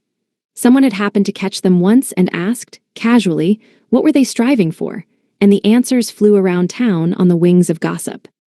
I'm gonna grow up big and strong to save my big bro and big sisses. They saved us, so now it's our turn. They're always looking out for us. I want to return the favor. We're gonna look out for the town, too, alongside our big brothers and sisters. 'Cause that's what they do. They look out for people. We gotta do the same for them, you know. Those tiny, tiny hands did not take up swords to repay a debt. The reason was oh so much simpler. It was just a desire to save when one had been saved and protect when one had been protected, and most of all, to give kindness when kindness had once been given to them. Payback wasn't always a bad thing. Payback didn't have to mean debt. Sometimes, payback could simply take the form of working one's hardest every single day. Our big brothers and sisters have been so kind to us, we want to be just like them. That was the orphans' reasoning. A ridiculous goal, an impossible goal, one built of love and admiration, held in those tiny, tiny heads. It was that ridiculousness that spurred them on. They wouldn't have worked so hard if their goal hadn't been so out of reach. The light in adventurers' and soldiers' eyes changed once the news spread. Expressions morphed on every adult face. I think something shifted inside all of us once we knew all our peace, all our happiness, was safe to leave in those tiny, tiny hands. The housewives were the most affected. That's when the militia changed. Now armed with the true wonder of protection, the women who once knew nothing but domestic labor left their houses, grinded for levels, saved up spellstone after spellstone, and outfitted their homes with every magical appliance known to man, magical washing machines, magical refrigerators, you name it. They filled their spare time with the spirit of cooperation. They flew to monster hunting with an unmatched zeal. Now they outranked any of the adventurers as the fiercest fighting force in the land. Their names struck fear into the hearts of any who heard them. Ogre women, they were called. Any who mistook them for orcs, it was whispered, would meet a painful end. Their children, too, grew in strength. Taking a page out of our older sister's book, we housewives swore it would hurt our womanly pride were any child to be hurt. We armed ourselves with clubs, magical dresses, and armored aprons, and we terrorized the frontier's monster population from here to kingdom come. A merry maidens of Amui militia formed, and I joined up in a heartbeat. The militia gave me an apron and dress for self-defense and a broom and dustpan for my weapons. A mithril broom and dustpan. I was told such weapons could best an orc in hand-to-hand combat. In my first ever battle, guarded by a contingent of housewives, I exploded a goblin with a single strike. I felt a bit guilty then. In my ignorance, I'd been using my new weapons as cleaning supplies, and from then on, I treasured such powerful gifts like they deserved. And then there were our high walls, our steadfast protectors, our soaring, resolute fortress walls. Just past them, just past the walls of a city once too dangerous to set foot outside, lay fields of verdant prairie as far as the eye could see. The demon sides kept it mowed, and from time to time, people held picnics. I attended a few myself. The first time the town children truly saw the outside world, they were blown away. Picnicking was the latest fad. For too long, we'd been terrified of the outside world, fearful of the threat of monsters. Now, at long last, the great outdoors was ours once more. Now, weapons, armor, and potions were everywhere to be had, and we who'd only known fear learned that we had claws and fangs of our own. The orphans were our guides. Any low-level first-time picnicker could go down to the guild and ask for an orphan to come along. The orphans, you see, wore special backpacks everywhere they went. These were nuclear warhead backpacks that would protect against monster stampedes, and they were gifts from a certain worrywart we all knew and loved. At long last, when there was strength aplenty in the frontier, soldiers and adventurers made quick work of the dungeons, and everything was merry. The town was alive with laughter. The future looked bright as stars. But through it all, we were lonely. Something was missing. Our eyes kept straying to places they were not. Goodness! Where was the boy, always at the center of the chaos, yelling that it wasn't his fault? Where was the source of the pandemonium denying blame to his last breath? Where was the sheepish person who came to me begging for credit on his rent because he'd spent all his change jump-starting the economy? I must set the record straight. We'd never asked him to pay for his lodging. My family had refused to hear of it. Really, we should have paid him for the renovations. He'd built us this new, palatial inn building, these now empty rooms, this now silent dining hall. The stronger I became, the more levels I gained, the better I understood why the girls worried for Haruka. Now that I was level 20, I understood the fear all too well. Never in my wildest dreams could I defeat a dungeon king. Strength had nothing to do with it. It was simply impossible for the likes of me. That's why it was such an accomplishment, such a miracle, when great adventurers cleared a dungeon. That's why we swept those people up on our shoulders and christened them heroes. So I trained every single day. Baby steps, I told myself, baby steps until I can beat a dungeon king. Haruka was only level 24, and I could reach that. Haruka had fought in the bowels of dungeons time and time again, and he had no money, he had nothing to show for it. He hadn't even been level 10 when he'd first come to us. He hadn't been strong, not at all. I guess that's why I want to protect him, huh? That's what protecting meant, the way the orphans meant it. The person who kept us safe from all the calamities native to the frontier was weak, so very weak. I'd mistaken him for a mighty hero at first, and for a while I hadn't understood why his friends worked so very hard to protect him. Now I did. Oh, now I very much did. Which means I need to put in the work too. The gates were opening. The restless muttering turned to shouts of joy. Suddenly, everyone was running forward, yelling "Welcome home," and mobbing the carriages. Stalker Girl popped out of one with a wave. The girls were there, and so were the nerds and the jocks, and a pile of orphans. "Welcome home, oh welcome, welcome home," they sobbed. The crying, clinging children brought a tear to the eyes of every townsperson. These hardworking, upbeat, polite, and so very, very good children were, deep down, working as hard as they possibly could. Loneliness came easily to them. They knew just how much happiness meant, which was why they strove not to let it slip through their tiny, tiny fingers once again. They hugged and sobbed and hugged some more. They had all the reason to. They had very good reason. Our disastrous calamity was home at last. We're back, who missed us. I have souvenirs for all of you. By have, she means we'll have them for you shortly, after we remake them. After we what now? I mean Haruka-kun made a bunch of theocracy-themed luxury manju, Sue. So you ate them all. The respective pebbles and boulders of Orphan Mountain peeled off and ran over to us townsfolk, eager to share the news. Things were back to normal at last. Ha ha ha, why hello there, poor plebeian poster girl. Tease I, Richie Rich Majee, here with a souvenir for you if you could just get off, you move us. Poster girl, could you give me a hand? Yeah, could you peel these orphans off for me? They are very heavy. Urgent evasive action is needed. We're currently experiencing a barrage of orphan glomp attacks from all sides. Mayday, mayday, Captain, we are going down. Oof, you weigh a ton. Could you poster girl, could you at least get the tiny tanuki off? She's the heaviest of the bunch. Damn girl, when did you put on so much chomp chomp, yarg, yarg? Oh, here, piping hot, freshly made souvenir for you. Cause I'm back, and stuff. Back to normal, like it was all written in stone. Same old Haruka. So, just like I did every other day, I said, welcome back. I bit back a sob and managed, in the tone I used every other day, to say, your room is ready and waiting for you. Happy times were here again. Chaos had returned, and with it, the smiles filling our streets. They were home. They were home at last. Image summary. A manga-style drawing features a girl in an apron, hands clasped, with a hopeful expression. Day 120. Early morning. Wow, I give you a souvenir, and this is the thanks I get. No help freeing me from Orphan Tanuki Mountain. On the road in the kingdom. Alchemy reformed my broken body.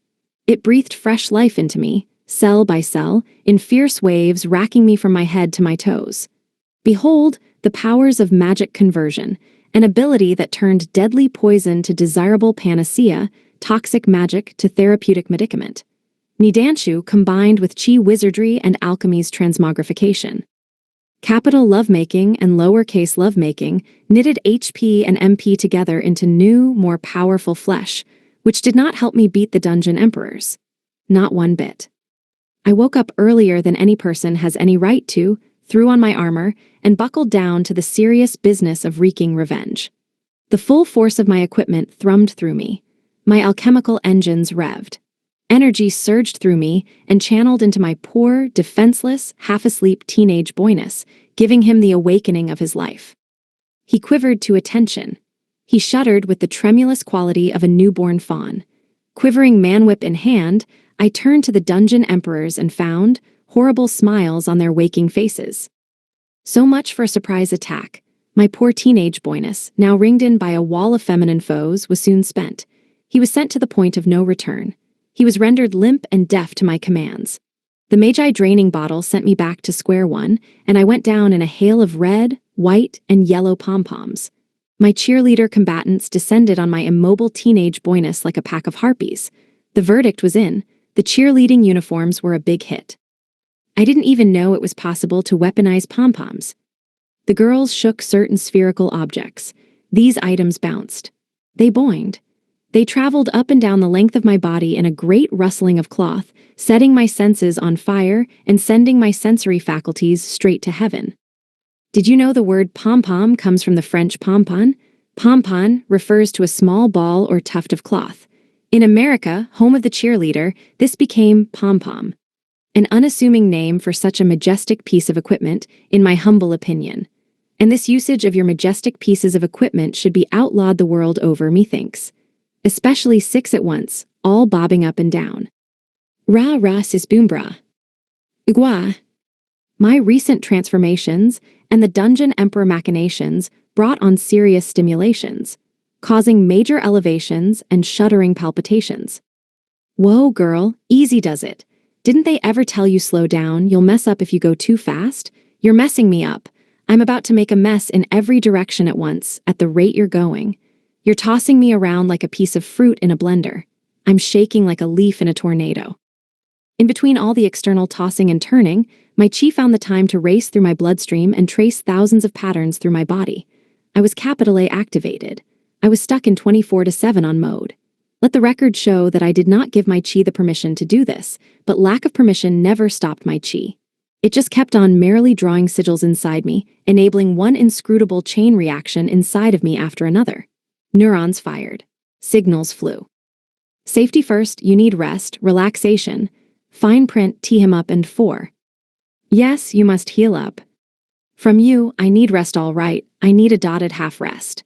That's a rest equivalent to 3 beats, or in this case, 3 beatings of my me. I mean, why yell 4 when there's only 3 of you? 3 eager mouths sucking and foo, GHHHK. I was so spent, my body refused to cooperate with me. Nothing moved when I told it to, but my musculature had plenty of ideas of its own. It synced with my skeleton and set about putting me to rights. My capillaries cavorted with my cartilage in a convalescent cotillion. Tendons tangoed with tissues. The epidermis and the endocrine glands announced their engagement in an effectualness-enhancing enterprise. Which is why none of you will listen to me, huh? You're too busy remaking me from the inside out to let me move. Oh, but Haruka Jr., still in perfect working condition, I see. Figures. Go fight win. At long last, my attempts to force cooperation out of this sorry excuse of a human body fell flat. My efforts to disguise that I was little more than a shambling, ragtag mess of mishmash body parts disintegrated like sand. Improvisational alchemy and haphazard revival on steroids had made me a broken shell of a person. I couldn't mecha pilot this miserable mess into functioning like an ordinary body. No one could. My only saving grace was wisdom. Wisdom studied this lumpish hulk of disparate systems and construed a means of indirect control. Wisdom gave me the keys to live ordinary life. Wisdom let me fight. TLDR, I've pushed myself too hard, and speaking of too hard. Master, number 1, we're all here to make you see. This very phenomenon, see, was what had caused me to lose control and disappear yesterday. Wisdom had to, via a deft network of mathematical conversions, control every rambling, shambling, disparate system that made up my body, each with its own quirks and characteristics, and madcap, idiosyncratic verve. It was literally running me on an emulator. The fact that I could move at all was a miracle. Okay, so if I'm following, you say I put on my new equipment before calculating if it would cause havoc. Then, when it inevitably caused havoc, I lost control. And so that's why you're furiously sucking me off, because what goes around comes around. Nod, rattle, schlurp. Sorry, what was that last one? Gwoo, okay, I figured it out. My body now recomposed itself. All systems were aligned, all structures were unified. Pieces cooperated like a well-oiled machine. Every body part worked toward a different goal, but in that difference, a common purpose emerged. Really? Operation. Intrabody Magical Sigil High School Boy Raising Project is optimizing my skills to give me better prowess in bed. Talk about a schlong con. My skills and effects expanded exponentially. Chemistry worked miracles of dark mathematics. Sex monad multiplied by 3 sexy dungeon emperors times a cheerleading buff crossed with hot girls mixed with horny thoughts compounded by puberty-powered puissance equaled a very bad outcome for Haruka. Yeah, let's get out of here. I nyoomed out of the sex carriages and caught up with the others not a moment too soon. Ah, sweet freedom. By the way, the other carriage was called the That Damn Horse Who Doesn't Listen to a Word I Say FT. The unwitting nerds and idiot passengers being pulled to Kingdom Come Express. Snappy name, huh? Yo, how's it hanging? You finish your dungeon too? How was it? Not that a banal backwater dungeon will amount to much, but you're idiots, so it's not like you'd know the difference. Man's multi-track, drifting the insults today. It was lame, dude. We crushed it in no time flat. I'm surprised how fast it went. Slimy wanted to ride the rest of the way home with the boys, but I didn't approve. All this filth, this grotesquerie, these unwashed homes of geekery and gormlessness, and don't get me started on the carriage. 1, there's no room. 2, it's full of boys. 3, the furnishings are trash. 4, it's full of boys. 5, the seats are terrible. 6, it's full of boys. 7, it's not fit for anyone but the geekiest and stupidest of passengers. It's the worst. Babble. You're the worst. It's a crappy carriage because you made it that way. Yeah, how come the girls get a swanky carriage and we're riding in shit city? Cause why would I sink effort into making seats for guys? I don't want to think about where dudes' butts are gonna go. Think about it. You want to imagine the best care and comfort for an old man's ass. Well, no. Wait, but you coulda just copied the girls' seats. You're telling me you made these seats worse on purpose. It was rare to have the whole boy bunch back together. And let's keep it that way. Too many boys in a carriage made for one stinky, stuffy ride. But it could be fun in its own way, especially since we would be going our own ways soon. Before long, we'd have to start hosting proper class reunions to get us all in one room again. The other boys were making lives for themselves here and putting down roots in this fantasy land. Which, frankly, made me feel bad for the fantasy land. Welp, it's been good seeing ya. Nerds, you've got a ship to get back to, a beast folk fluffing paradise to run. Oh, we still want to visit the frontier, you know. Say hi every once in a while, that kind of thing. And the ship's on loan to the Beast Kingdom. We like the Beast Kingdom's pseudo-Japanese food, but nothing beats the frontier's advanced technology and culture. And we don't allow fluffing in any of the maid cafes. Or sex gods. Ah yes, their maid cafes did ban sex gods. The discrimination, I'm telling you, we needed a sex god civil rights movement and fast. Oh wait, did it even matter? I was a sex monad now.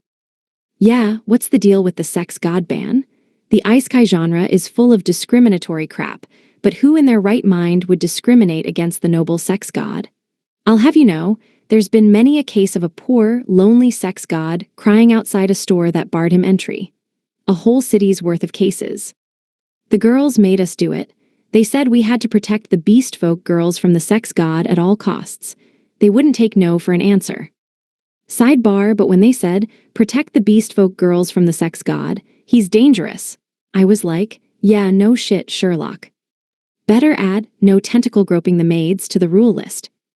Wait, I'm not allowed to tentacle grope the maids. Yeah, you think. That was news to me. I knew getting handsy was a no-go, but surely it didn't count if they weren't hands.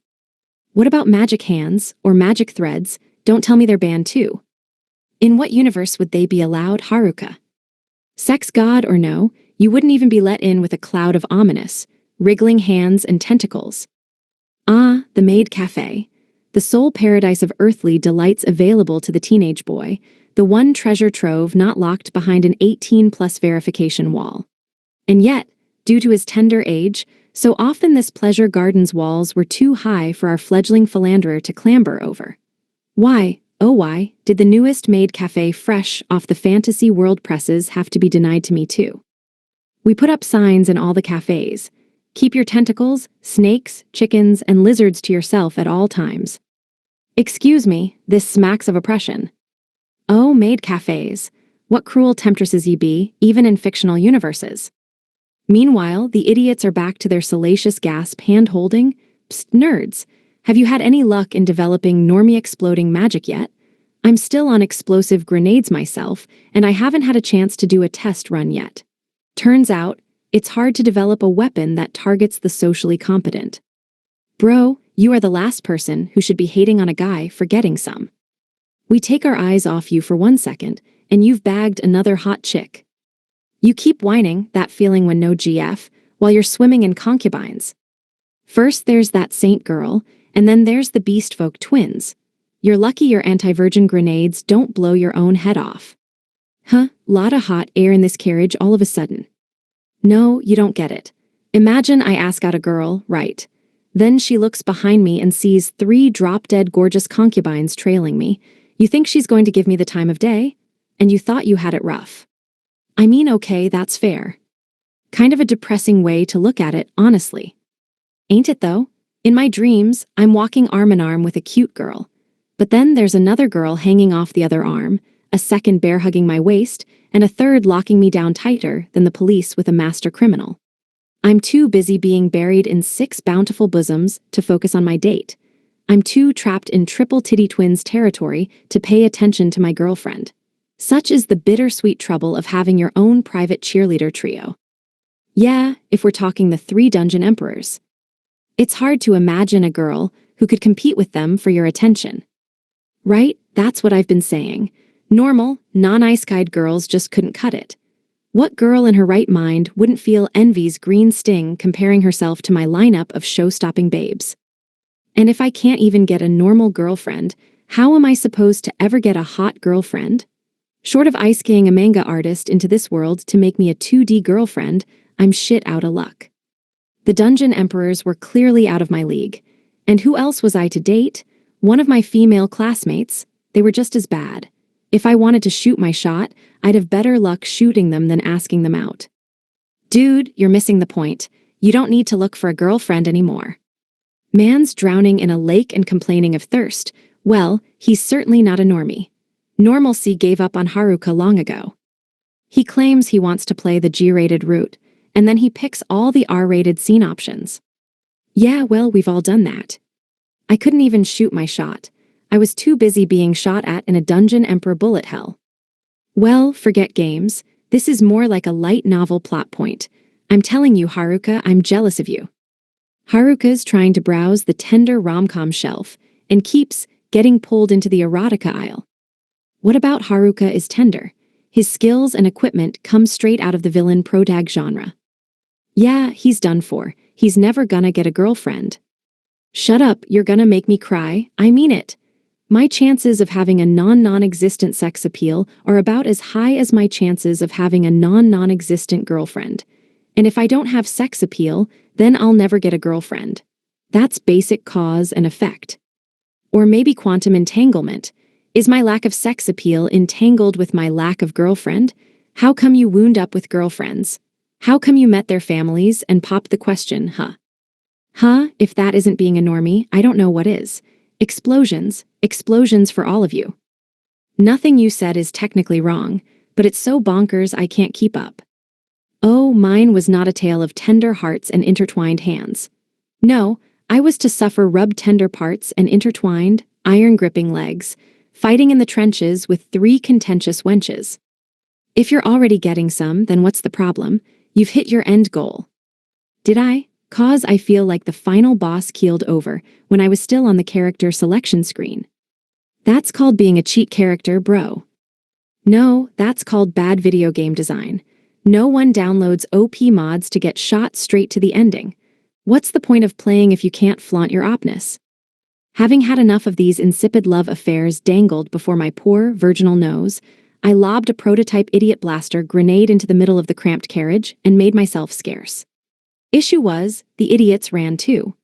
The nerds threw themselves on the grenade in a panic, trying to stop the explosion, and then there was a great deal of fluster and bluster, and also, strangely, mustard. And that was right when we caught up to the girls' carriages. Before we could say hi, the girls trooped out and tore me a new one. The Dungeon Emperors had snitched on me. Now everyone knew how Inda sorta maybe died a teensy-weensy bit in that last dungeon. The girls hauled me into their carriage for the lecture of a lifetime, and as we trundled off once more, I pleaded my case of innocence. Alas, even though I needed to make a pit stop at the pseudo-dungeon, I could not extricate myself from the lectures. Haruka-kun, why do you never stop to consider if something is even possible until after you've done it? Cause it was just a vibration attack on overdrive, you know? It was an accident with unintended consequences. Whoops. He says like someone else did it. It was you, Haruka-kun, you did it. You were caught in the act. Willful negligence is his mot, but this is a step above that. This is willful accident causing. Objection, Your Honor. Willful negligence occurs when the accused is aware of the dangers of their actions and does them anyway. That's what makes it a crime. But me, my willful accidents were committed with the purest of hearts. I was aware that my actions could be dangerous, but thinking too long about it was spooky, so I didn't think at all, and then I caused my accidents. They're accidents because I didn't have absolute, 100% certainty my actions would be dangerous. Therefore, I didn't do anything wrong, and I'm innocent of all charges. I did not intentionally commit an accident. In fact, I was very careful to disregard acknowledging the nature of the situation. I worked hard to go la, not listening, and carry on my merry, accident-sowing way. But for some baffling reason, this argument failed to impress the girls. In fact, it made them furious. Turned out they'd been told about the ring incident too. Fortunately, Horsey began his slow deceleration just about then. The end of the trip and the lectures was in sight. Damn, you lectured me all the way through the pseudo-dungeon tunnel. Talk about having tunnel vision. Haruka-kun, Why do you not have any second thoughts about nearly killing yourself? Having miraculously survived the lecture to end all lectures, we pulled up alongside the city gates. My last chance to escape the sermon was here. I tossed souvenir beastfolk manju, which came in 10 flavors, including 2 special secret types, and Cathedral of Philosopher who-to-what's-it goodies out the window to the cheering crowd, and then I leaped out after the confections. I tried to lose myself in the throng, but the instant I left the carriage, I was mobbed by a pack of flying orphans. I hadn't been able to dodge the little ankle biters before my massive body breakdown, and I sure as heck couldn't after. I'd waited a split second too long, torn between shoving my way through the masses and not knocking people on their asses, and then it was too late. I went down in a swarm of children. Ag, you're heavy, get off. The unholy terrors had only gotten stronger and faster with more levels under their belt. They targeted me in my blind spots. They went for my legs in deadly low-altitude juvenile homing missile attacks. Fortunately, this was not my first rodeo. I was well prepared to knock them out of the air with a special sonic frequency, then swoop to safety. And oof. Well, this isn't going to work. I'm glad the kids are growing up big and strong, but you, madam, are doing neither. Your growth is firmly localized to the stomach region, and you're an iron weight. Get off, tiny tanuki. Plus, you came with me to the theocracy. You do not need to welcome me home. Get on back to acting like one of the kids if you must, just don't get on my back. The kids had all grown in the short time I'd been gone. They were higher level now, too. They had not, however, grown out of their child torpedo tendencies. You guys weigh too much, and you do not all need to pile on me at once. Hey, stop biting me, tiny tanuki. A chorus of chomping and welcome home followed me all the way to the inn. Ha ha ha, why hello there, poor plebeian poster girl. Tease I, Richie Rich Maji, here with a souvenir for you if you could just get off, you move ugh. Poster girl, could you give me a hand? Yeah, could you peel these orphans off for me? They are very heavy. Urgent evasive action is needed. We're currently experiencing a barrage of orphan glomp attacks from all sides. Mayday, mayday. Captain, we're going down. Oof, you weigh a ton. Could you poster girl, could you at least get the tiny tanuki off? She's the heaviest of the bunch. Damn girl, when did you put on so much wee? Chomp, chomp, yearg, yearg. Oh, here, piping hot, freshly made souvenir for you. Cause I'm back, and stuff. Poster girl ran up with tears in her eyes. Hey, she sure must have missed us. Welcome back, she sniffled. Your room is ready and waiting for you. But hey, for all those tears, she still had a smile ready. I ruffled her hair, trying to ignore the lead weight of half the town's kids clinging to me. Poster girl made no move to extricate me from my load, even though I'd given her a souvenir and everything. So, taking extra care not to hurt anyone, I entangled myself together internally and attempted to lug the whole mass inside, child mountain and all. If I couldn't manage to drag them into the inn, like heck was I gonna get them into the general store. And speaking OFOH Fooey, we got stuck in the door frame. Huh, is that why that's the name of this town? Oh Fooey. Day 120. Early morning. Ah, senseless girl-driven violence, how I've missed you. The monster forest. On the frontier. Oh, are you kidding me? Haruka-kun nearly got himself killed again. Twice, in fact. And it wasn't even a last-ditch effort to save himself in an emergency. No, Haruka-kun simply conceived of a new way to defeat an otherwise unbeatable Dungeon King, and Haruka-kun being Haruka-kun, he simply had to try it. And then he nearly blew himself up. That was near-death experience number 1. Near-death experience number 2 came when Haruka-kun found a ring, didn't check it if it was safe to wear, put it on, and almost self-destructed. Did he learn nothing from his close brush with death in the Theocracy's ultimate dungeon? Did he not care how he left the dungeon emperors crying? What was he thinking? Nothing, that's the problem. Not again. Not Haruka-kun, the jobless self-styled human being with the very unhuman-like ability to destroy and reassemble his body from scratch, putting himself out of action once more. Weirdly, he looks better than when we last saw him this morning. Yeah, he was walking all funny before. Seriously, he nearly died and came back better. He was technically immobile, but technicalities never stopped him. He moved with ease, automatically, in such a fluid fashion I couldn't see any sign of him struggling to control himself. But outside of a few martial arts moves he had learned, Haruka-kun couldn't do much. He had lost all of his fancy skills and fighting techniques. He's like the Little Mermaid, a foolish, tragic tale of a love that could never be, wherein the titular character trades her voice to walk on land, only to lose everything in the end. His body moved however he told it to. Which, bodies tended to do. The trade-off was everything else. All the techniques Haruka-kun had fought for, had struggled for, had defied his levels for, were gone. All the abilities that he had taught himself in this world of rampant monsters, kapoof. He was less frail now, true. He had exceptionally high defense for someone at level 28, but level 28 was level 28. He was on par with the average level 50 adventurer, tops. That meant nothing in dungeons. Level 50 adventurers could never reach the bottom floors of dungeons. Haruka-kun had won back his speed, but none of his go-to high-speed techniques. His magic was stronger, but this strength made it uncontrollable. His skills caused strange, inexplicable phenomena, like disappearing on the spot. Haruka-kun doesn't talk about it, so we shouldn't either. All he did anymore was drill in radio calisthenics, drill in stretches, drill his still inexperienced Wuxingquan, drill slow-motion Tai Kai. Drill, that's all he ever did.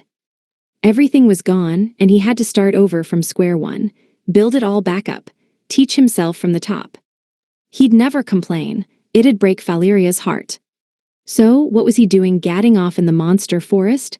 His stats weren't high enough for that. He couldn't equip proper weapons. He didn't have any good monster fighting techniques. Had he lost his mind?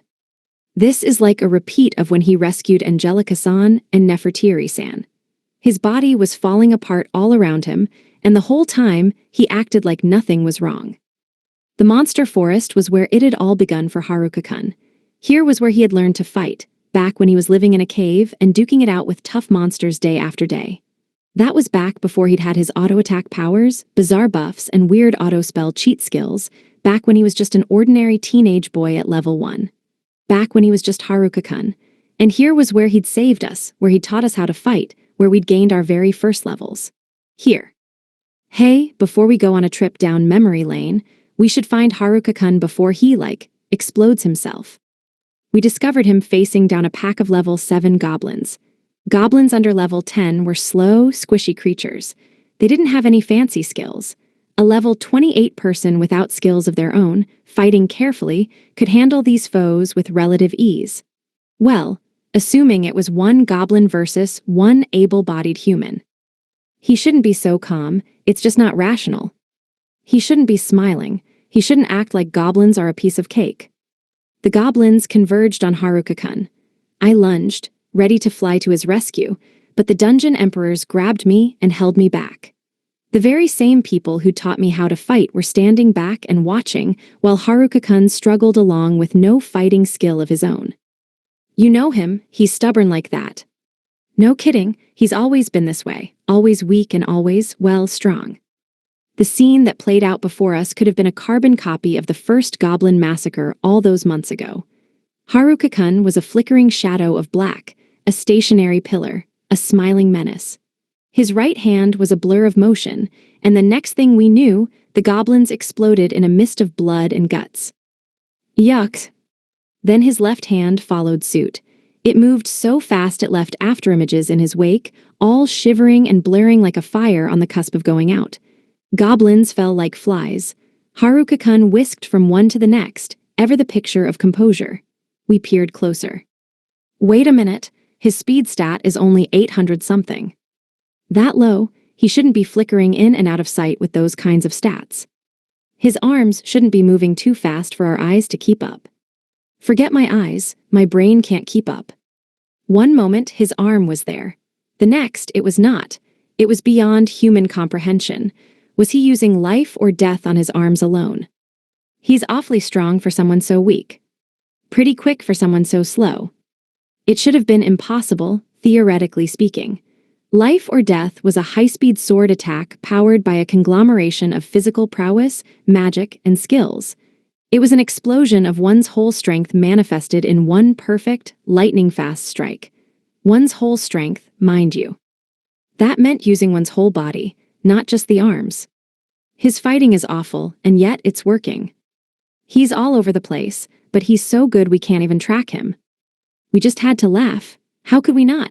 Here was a black-cloaked figure who looked like he couldn't hurt a fly, swatting down monsters in the most outlandish way possible.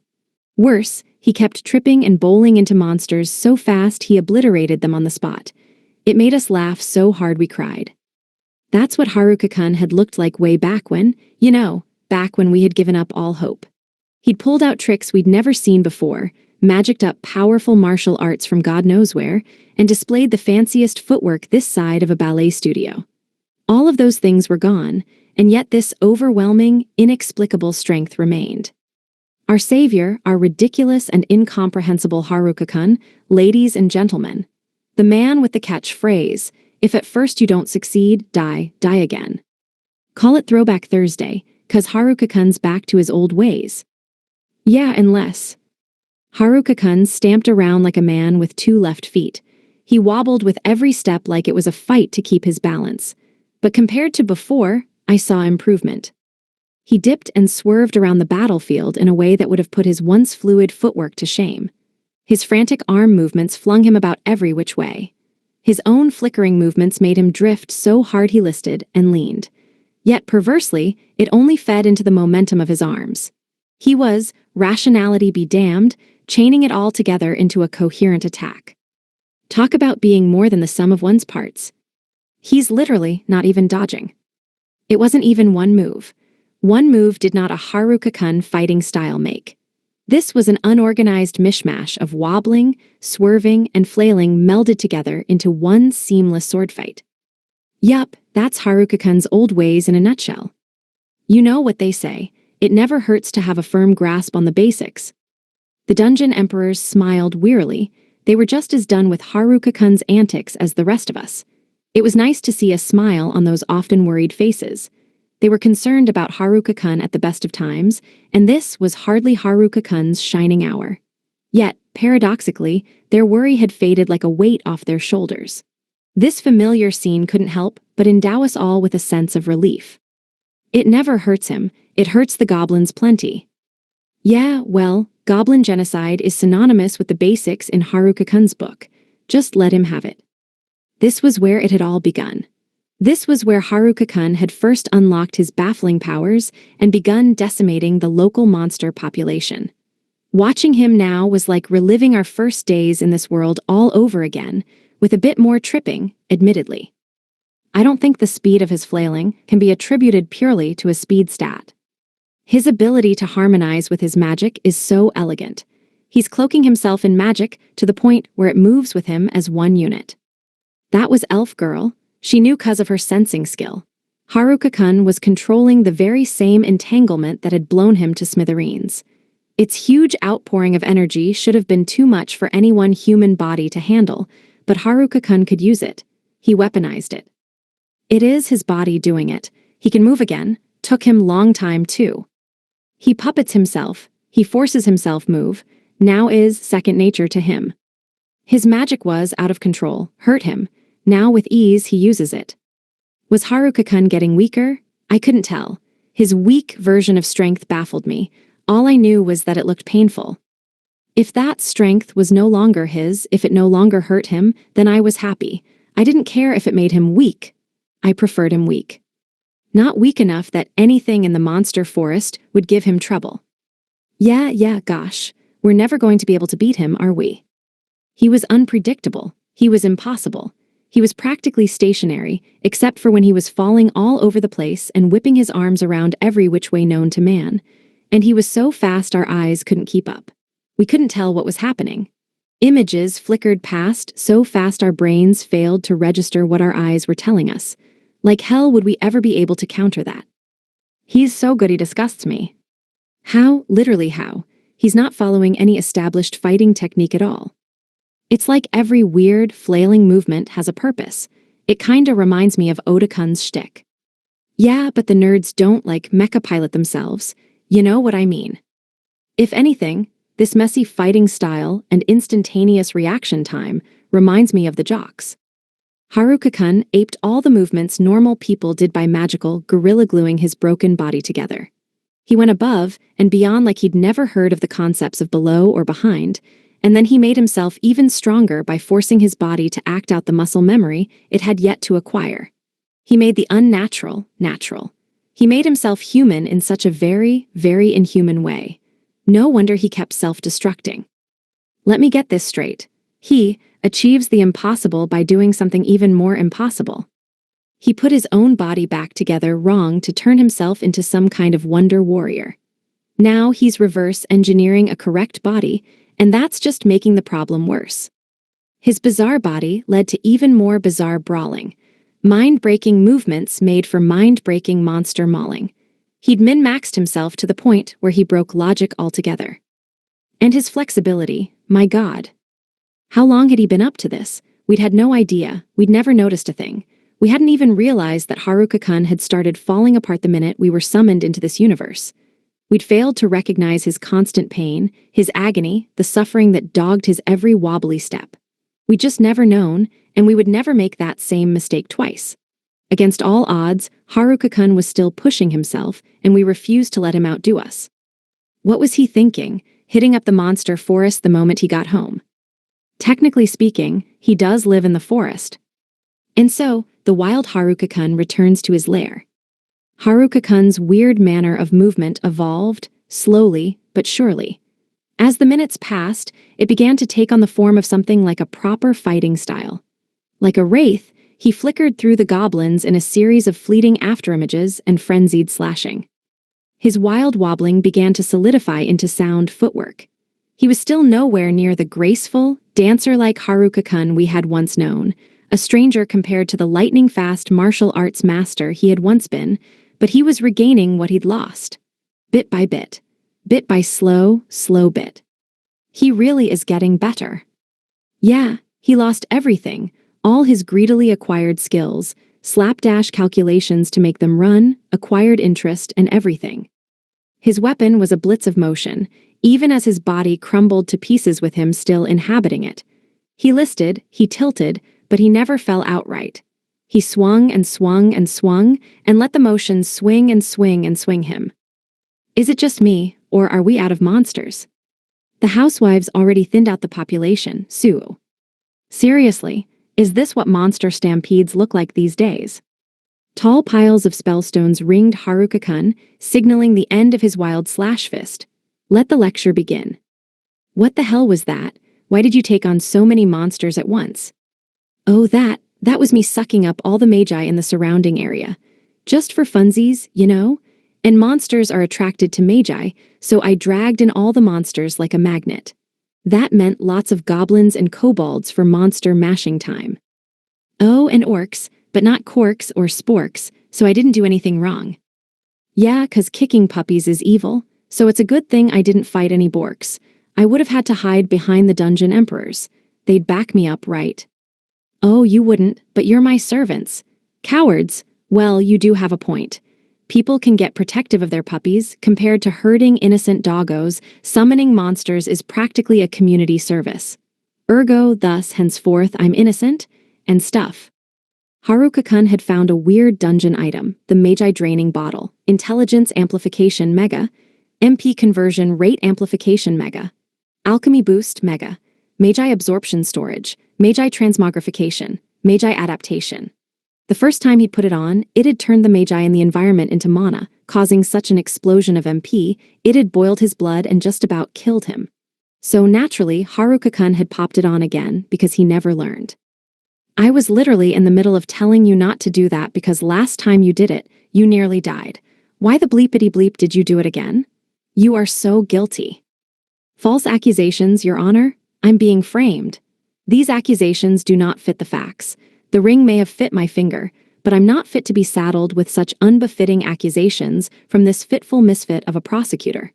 She's fit to be tied just because I fit a ring into my outfit. Her arguments do not ring true, and I refuse to be stringed along on such blustering, blithering attempts to bring me down. Oh, what was the point of getting mad at him? Why bother worrying about him at all? He already had the damn thing on before we could do anything about it. I was not going to step into the verbal ring with Haruka-kun over a ring, but that did not mean I had to put up with his jabbering. He was at fault. He was the And I hated to say it, the Uring party. Your little fit about fits aside, you and I are going to have a talk late. Don't put it on again. You know how dangerous it is. No, that does not mean slot it into another ring. Yup, if you slotted together the universal theory of if putting the ring on is the problem, why not just leave it on? And the innovative argument, if wearing the ring is the issue, why not slot it into another ring I'm already wearing? Just like these two rings slot together, I'm not at fault. I've covered all my bases. You can approach the problem from every angle, and you'll find my statement of innocence, backed by many a law, has nary a flaw. Which is all to say that my healing skills were struggling to keep up 'cause of my lack of MP. Yeah, I'm recharging. He hit me with such a smug smirk I hit him with my morning star. Or tried, rather. It didn't land. I swung it with such force the wind coming off the attack bowled him away and out of my reach. I recognized that fluttering, blows bouncing off technique, all right. That was Qing Qigong. Oh yes, and we knew what to do about that. Girls, all units, switch weapons, deploy your anti-Qing Qigong gear, and fire. Yeah. Qing Qigong was a mythical martial arts ability wherein one made themselves so weightless that blows merely pushed the user along harmlessly, like so much force buffeting a leaf. Haruka-kun had lost all his martial arts mastery, but that didn't matter when Qing Qigong had morphed into a skill. The Dungeon Emperors had been kind enough to teach us how to counter it. All we had to do was not cause any updrafts. Aka, prevent even the tiniest puffs of air from escaping. Og, you still have the sickles and chains. Wog, ouch, oof, you're supposed to arg, let the counterweight whip around, not the sickle part. I'm terrified of being on the receiving end of one of those arg things, they're so, hard to dodge. Who taught you this? The demon scythes? You bribed them with snacks until they taught you. Well, I guess they'd be in a unique position to offer valuable for scythe. Ag. Ha ha, try to run and get impaled. Sit there and take it like a good boy. Wag, but I didn't do anything. Not one itty-bitty thing. It's the universe's fault, not me, Aine. Guilty, 100% guilty. Clunk. Sex monad defeated. Now's your chance. Find his weakness while he's out cold. Wrestle. Oh my god, oh no, now his you know what is even more. Yeah, you don't need to finish that sentence. Gulp. Image summary. An anime woman looks away with a flustered expression. Day 120. Afternoon. Picnics are the hot new thing. Wait, I thought we already had a picnic chapter. The plains and the frontier. I set off for a picnic with the orphan squadron in tow. We gave each of them a souvenir talisman flower crown, and the orphans insisted on returning the favor by making flower crowns for us. Then there was nothing for it but to troop out into the wild. This threw a wrench into my plan. Dungeons would have to wait. Flower crown making with faux flower crown wearing orphans was in. Yeah, we were having a picnic. Oh, you're so cute. Oof. Wag. The orphans descended on the twins for a round of furious petting. The twins burst into tears. Are you being bullied? Wait, no, you're just overwhelmed with feels. There. No one discriminated against you for being beast folk back in the capital either, right? Yes, but we still feel like we stood out. Oh, not in a bad way. Yeah, it's because you two are gorgeous. People were too self-conscious to say hi. Not to mention, you both looked pretty freaked out. Probably 'cause this was your first time in a city of so many people. Yeah, your nerves rubbed off on everyone else. But people didn't stand on ceremony here in the frontier. People struck up conversations at the slightest provocation. People trotted up to you with smiles day in and day out. The orphans snuggled up to and petted the twins in genuine delight. Here were people who looked just like their kitty and puppy-ear pajamas. Animalier onesies were all the rage when we'd left the frontier, so it was no small wonder that real-life, super pretty animal girls became instant celebrities. The twins cried when they were happy. The twins cried when people called them cute. The twins cried when people were nice to them. So, when the orphans took turns petting them and ruffling their hair, 3 guesses what the twins did. In the kingdom, beast folk discrimination was dead, and on the frontier, everyone had hopped on the beast folk bandwagon. You know what that means? Animalier goods will sell like hotcakes. Hey, so, you guys are really heavy. Do we really gotta try to flat me into a pancake under Mount Orphan every single day? I can't move. Kids, I can barely walk, let alone fling myself out of the way of your high-powered child missile launcher maneuvers. The whole not moving thing was why I'd wanted to come back to the frontier, but I'd wanted to fix the situation, not be weighed down by a heavy mass of orphans. That was not an open invitation to pile on, no longer tiny tanuki. Ouch, stop biting me. Isn't that tantamount to admitting I'm right? Where'd your words go? Why is biting always the answer? This is wild animal behavior and I won't have it. Back to the wilds you go. Go on, Shu. Into the woods without delay. Ouch. Chomp chomp chomp. Forget flower crowns, I need anti-tanuki equipment. How did people get him out of gardens again? Hot pepper powder? Yeah, that work. A red cap, Sason. A piece of headgear so explosive it'd strip the hair right off my head. How about this spot? It's got pretty flowers, and the forest is right nearby. That means I can stock up on spellstones and get rich. Money can't buy happiness, but it can get me pretty darn close, since money can buy the frontier's prosperity and food from the beastfolk kingdom. I'm glad I went and set up that trade agreement. I'm also glad I went to the theocracy and set up an agreement to see pretty girls in tight uniforms, and I got to beat up an old guy. Win-win, but he didn't turn into a spellstone afterward. Even dead, old men are useless. Anyway, who wants barbecue?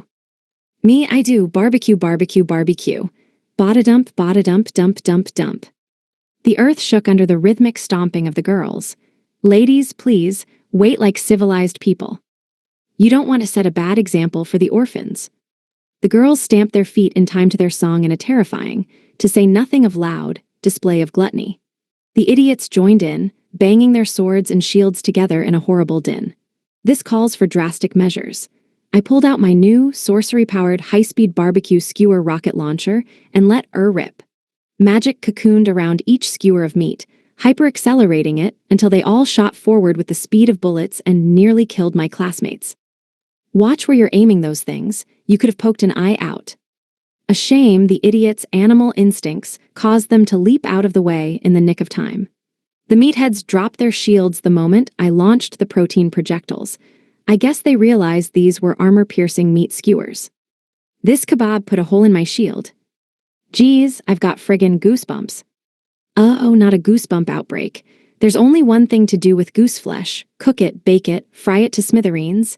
Yum, roast goose. And on another note, you all need to calm down. I mean it, smashing your swords and shields together is just bad manners. The orphans will pick up these bad habits, your idiocy will spread. And wait a second, I thought you were going to go see your girlfriends. Why do you only come back for meal times? The nerds, on the other hand, had gone to the Duke's palace. Not to turn themselves in, alas, but to present some agricultural development proposal, something. They'd unlocked the secrets of making organic compost and were now set on implementing the Norfolk four-course crop rotation system. No matter how often I patiently explained that we didn't need the full Norfolk method with so many varieties of fertilizer at our disposal, the nerds refused to listen to reason. They believed in one thing and one thing only: every Ice-Sky Kingdom builder must have the Norfolk four-course farming method. Fertilizer, they said, was an open invitation for growing wheat. It was the rules, people. Bro, we're not gonna pass up free barbecue. Yeah, we're going dungeon diving later. Gotta load up on barbecue first. Is it ready yet? Go boys, get that meat. How come he lets the girls go first? I'm gonna tattle Haruka. Can I take some to go for my girlfriend, Wog? Bah, they dodged the surprise shower of fire bullets too. Breathe deeply, breathe silently, be calm and cool. Let the only heat be the burning passion in my soul. My breath sent chi coursing through my meridians, twining with my blood to engulf me in magic. MWA haha. You dare ask this forsaken, forever-lone soul if you will prepare a doggy bag, for your girlfriend? You demand I cook for your love interest. Oh, I'll cook all right. And you'll be the menu, you're cooked, you're all cooked, 5 well-done idiots coming right up. Go ambient magi, go wild magic, go O tremulous heart. I summon thee, O ultimate spell. If thou be an airhead, go in the oven to bake. Fly, mine magic, fly, eviscerate yonder oaf, BLLLLRGH. Careful, Haruka-kun, what if something happened to the orphans, or worse, the barbecue? We've told you a million times, no evisceration. Huh, why were the girls mad at me? Hey, ow, what was that for? Why'd they hit me? Oh, girls, they just never understand the uniquely masculine grief known as that feeling when no GF. What's wrong with a little evisceration? That's just how the world works. Some guys get hot, sexy barbecue dungeon times with their girlfriends, and loners get to light them on fire. Besides, their meat was getting cold. I was just helping reheat it. Everyone knows you need to stab an idiot and light him on fire, or he won't actually die. Or you could skip lighting us on fire and make our darn food. Wiggle wiggle. Wow, tough crowd. All they wanted was their barbecue, which was weird, 'cause it wasn't like barbecue was anything fancy. It's just grilled meat. You didn't need magic or skills or nothing. But no one tested their culinary chops on chunks of charcuterie, not even Cooking Club girl. Everyone knew meat tasted better when grilled by hand. That was my hand. Fresh hot barbecue right off the grill. Eat 'em up, eat 'em up. You'll never grow up big and tall if you don't eat your fill, and some of you have some serious growing to do. Big cups to fill and all thaw, ooh yuga. Vice Rep A, please. I know you can oct-wield swords, but stabbing me with 8 skewers at once is a little much. And you've got the wrong idea. I wasn't alluding to your lacking cup size, I was merely discussing the geographical difference between flatlands and mountain ranges. Yes, that's all yearg. Watch where you're waving those things. 8 metal barbecue skewers were not, technically speaking, the most threatening objects in the world. But when Vice Rep A got a hold of them, youch. She left 8 afterimages seared into my retinas. The 8 bits of meat-laden metal moved with a single deadly purpose. Her accuracy was off the charts. I zigged, I zagged, I darted, feinting and lunging that would have made a master fencer proud. If I wasn't careful, I'd end up as the next piece of the kebab. Stop dodging, or else I'll never stab you, ya. For a girl with no breasts to speak of, you're certainly giving this your breast effo, yag. Oh come on, I barely said anything. I was muttering it under my breath. Maybe so, but at that low volume, you should be able to give me the benefit of the doubt. Maybe I said best, what if you're the one reading too much into it? I'm innocent. Lay off me. I'll get right on making that new push-up pro bra I promised you. 5 centimeters? You want me to add an additional 5 centimeters? Now that's asking for too much. No, 4.99 centimeters is not a worthy compromise. Now, if we want something reflecting your real dimensions, we should call your bras a jiggle jail, 'cause nothing's movie. Yes, ma'am. Shutting up, ma'am. Making a push-up bra right this minute. Whatever you say, ma'am. Yeesh, I didn't know how she managed to give me a death glare while bawling her eyes out, but she managed it. Fish Girl might have been the best classic fencer in the group, but when it came to decidedly less orthodox swordplay, Vice Rep A was the most fearsome of the bunch. She wielded 6 swords with 6 magic hands on a good day. Add her 2 real hands to the mix, and you had one very, very threatening mass of shivering steel bearing down on you. Worse, she was the strong and silent type. That made it all the more horrific. My class had me outnumbered, so I eventually conceded defeat. With my poor control over my magic, I was too hesitant to bust out the tentacles, were those to spiral out of control and feel up my female classmates in front of these sweet, impressionable children. Well, even a tastefully placed censorship bar courtesy of illusion magic couldn't sneak this past the OT rating. All the slippering and slobbering and slavering this opportunity presented was just asking for disaster. Last night was bad enough, and no doubt there would be plenty of practice tonight too. Let's dig in. At long last, everyone shut up and buckled down to the serious business of stuffing their faces. Poster girl and stalker girl horsed around with the twins. The orphans and one tiny tanuki gobbled up the goodies with glee. The rest of the girls had welcomed Sleeping Beauty into the fold, and she looked like she was having the time of her life. 3 little girls joined the other orphans in chasing my horsey around and around in circles. Man, they turned out tiny. Something tells me black ribbon and lace dresses aren't suited for literal horseplay. Sunny Scythe silence. Oh, let them have their fun. It's their first ever picnic. That was yummy. Welp, so long as horsey and slimy, he joined in, wobbling his way across the field in slimy delight, we're happy, I was happy. The girls could have passed for identical triplets with their matching grins. Their doll-like dresses likewise shared an identical innocent air. The only way to tell each girl apart was the color of the magatama on her choker or on which side of her head her black-ribboned ponytail swung. Yup, the demon sides are fitting into life as humans. The sides were, at the moment, roughly the same age as the orphans. They could grow or shrink at will, so creating side-sized clothing for size-shifting sides presented a real problem. How could I guarantee side-sized dresses when the side sizes were in a constant state of flux? It was a sigh-worthy situation. I solved the problem by using elastic lace for the body of the side-sized dress, but whenever the side-sized sides decided their side size would be that of a full-grown woman, things got very transparent all of a sudden, which, hey, I didn't mind. That too was a sigh-worthy situation. How was lunch, kids? Anyone want seconds? Me. Good, Haruka-kun's grilling up more as we speak. Oh, what were those magatamas, you ask? They were drop items from the idol in the erotic cathedral, artificial soul magatamas, a relic that imbues an object with an artificial sapient soul. I'd initially assumed their purpose had something to do with reviving sleeping beauty, but I'd ended up not having to use them at all. Befuddled, I'd put them into storage as yet another extra piece of mystery equipment until I had a flash of inspiration: the demon sides. The demon monster sword had a body, right? I mean, like, the sword wasn't a literal demon, it was a kind of holy sword. By that same logic, the demon sides wouldn't be demons or monsters at heart either, but rather just beings taking the form of sides. When they evolved into the archdemon sides, they became even bigger, more badass-looking sides, but that was it. They didn't transform into something radically different. And the demon sides cleared the monster forest of monsters and saved the frontier from the dangerous magi levels in the land itself. And in the theocracy, they'd served as decoys and bodyguards for Sister Girl. They'd fought on the front lines in that war, doing us an incredible service, and they deserved every bit of the petting and cooing they were receiving from the girls in recompense. I'd wanted to reward them too, and that's when I'd remembered the magatamas.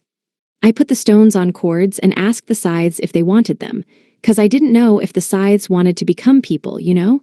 But the instant the question was out of my mouth, the sides all jumped for joy.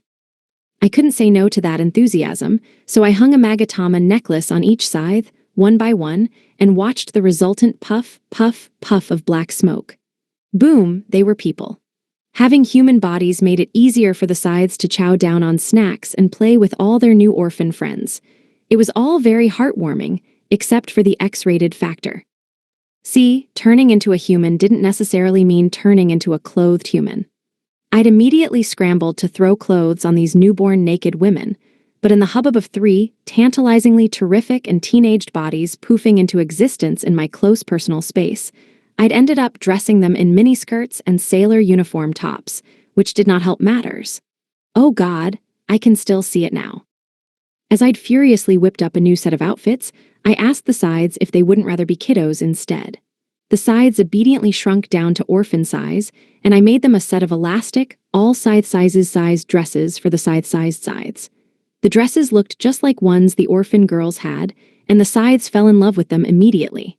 Now they were running around and scrambling about with the orphans like the best of them. The goth, lowly dresses were a hit. The kids are having so much fun.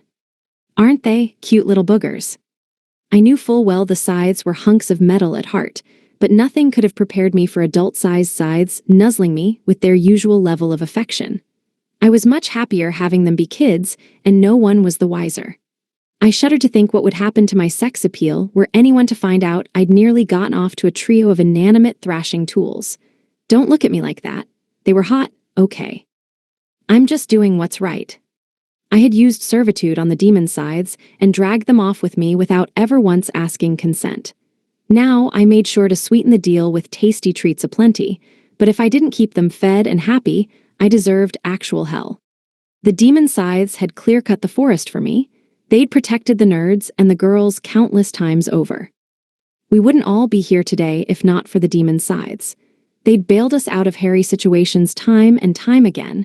It was only right that they got to be our friends now. They deserved to live the high life. Thank you for the souvenirs and barbecue, big bro. This is for you. Jiggle jiggle. Stoked side stairs. The orphans, the demon scythes, and slimy banded together to make flower crowns for everyone.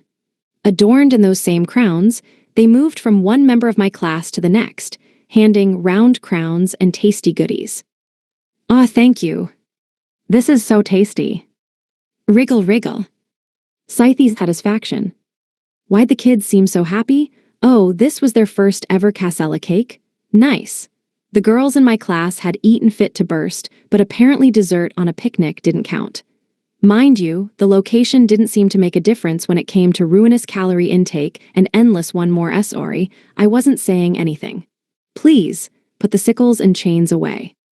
How come you all have sickles now? Oh no, don't fail me now, ching qigong yag. Dessert is nourishment for the heart. That's our excuse, and it'll not go to our wastes, thank you very much. Wasn't Ching Qigong supposed to be some cool mountain sage thingy? If teenage girls could beat the bejesus out of sages with sickles and chains, then these were girls you did not want to mess with. Day 120. Evening. I've got an order of faux flowers to fulfill. No time to dilly-dally. OMUI City, on the frontier. Change is immutable. As the world turns, so does it change. All things must pass, that's the logic the universe runs on. Nothing is permanent, nothing is eternal. Stasis is little more than a distant dream. Nothing, and I mean nothing, ever stays the same. Except for this bulletin board, I thought a listing might have gone up while I was away. But no, not so much as a pushpin has shifted. Frankly, I'm impressed. We ought to use this bulletin board to plug the entrance to a dungeon, because it's clearly immutable and indestructible.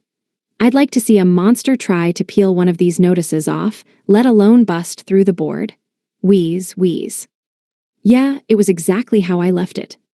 Excuse me, what right does a non-adventurer have marching himself in here and complaining about our bulletin board? Worse, you had the freaking dacity to start your complaining before you were barely past the front door. You hadn't even looked. Where do you get off, marching in here with your whining locked and loaded? Who, in their right mind, sneaks up to the door, flings it open, and yells in sonorous tones, "A change is permanent," diatribe. The world will move on. You need to work on changing yourself first. Wheeze, wheeze. My soaring tenor, strengthened by many an alchemical transformation and breathing exercise, was no match for the guild lady's roaring riposte. She truly deserved her title as Madam Receptionist, guardian of the unchanging board. She boasted the most stentorian shouts, the most gladiator-level glares. AHI loved me a good glare. No, you flubbed your line. Its change is immutable.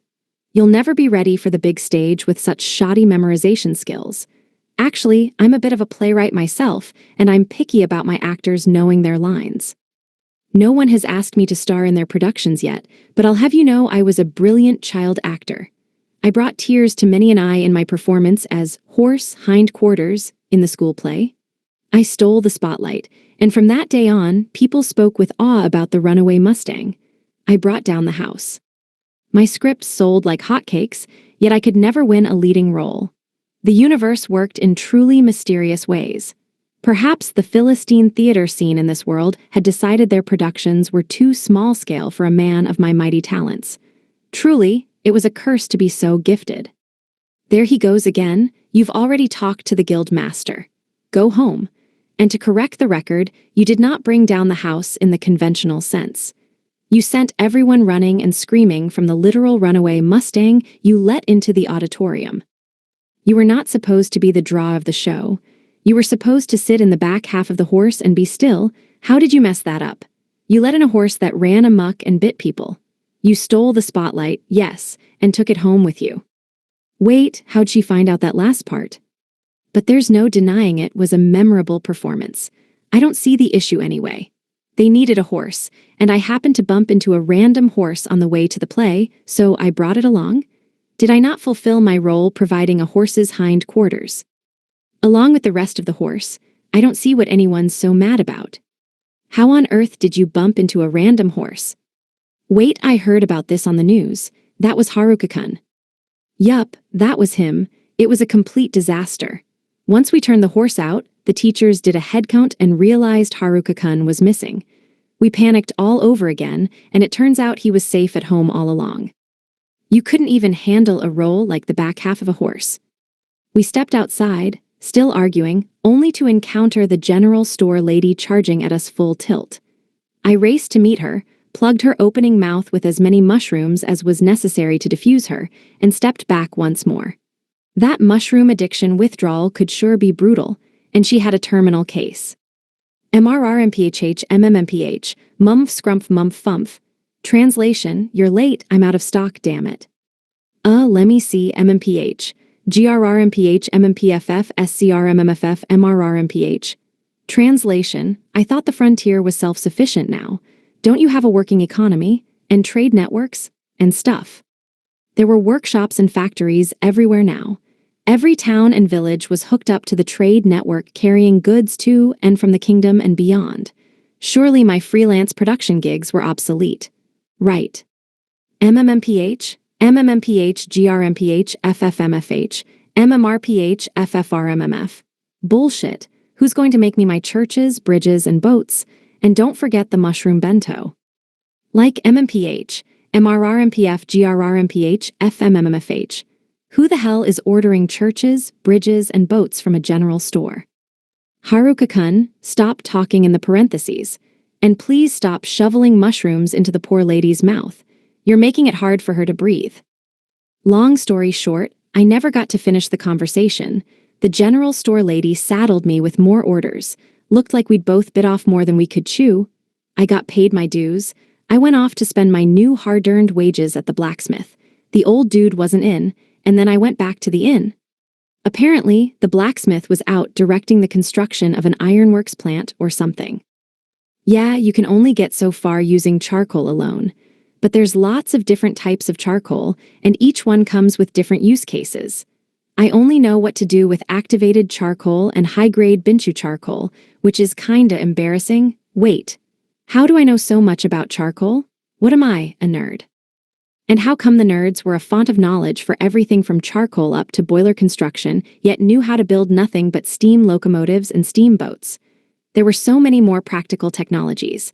The power loom, the milling machine, the various nuts and bolts of the Industrial Revolution. How come those didn't stick in their heads? What was this obsession with steam? What were they trying to do, change the genre to steampunk? Hey, guess who's home? I guess I should say home away from home. I gotta get back to my cave sooner or later. Gotta clean up, cut the weeds, clean the pool before it grows moss, plus, Sleeping Beauty ought to see the place. I'll make her a room too.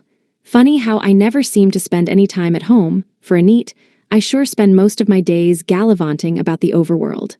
What'd think, Slimy? Is this too novel of a twist for an Isekai story? Jiggle jiggle.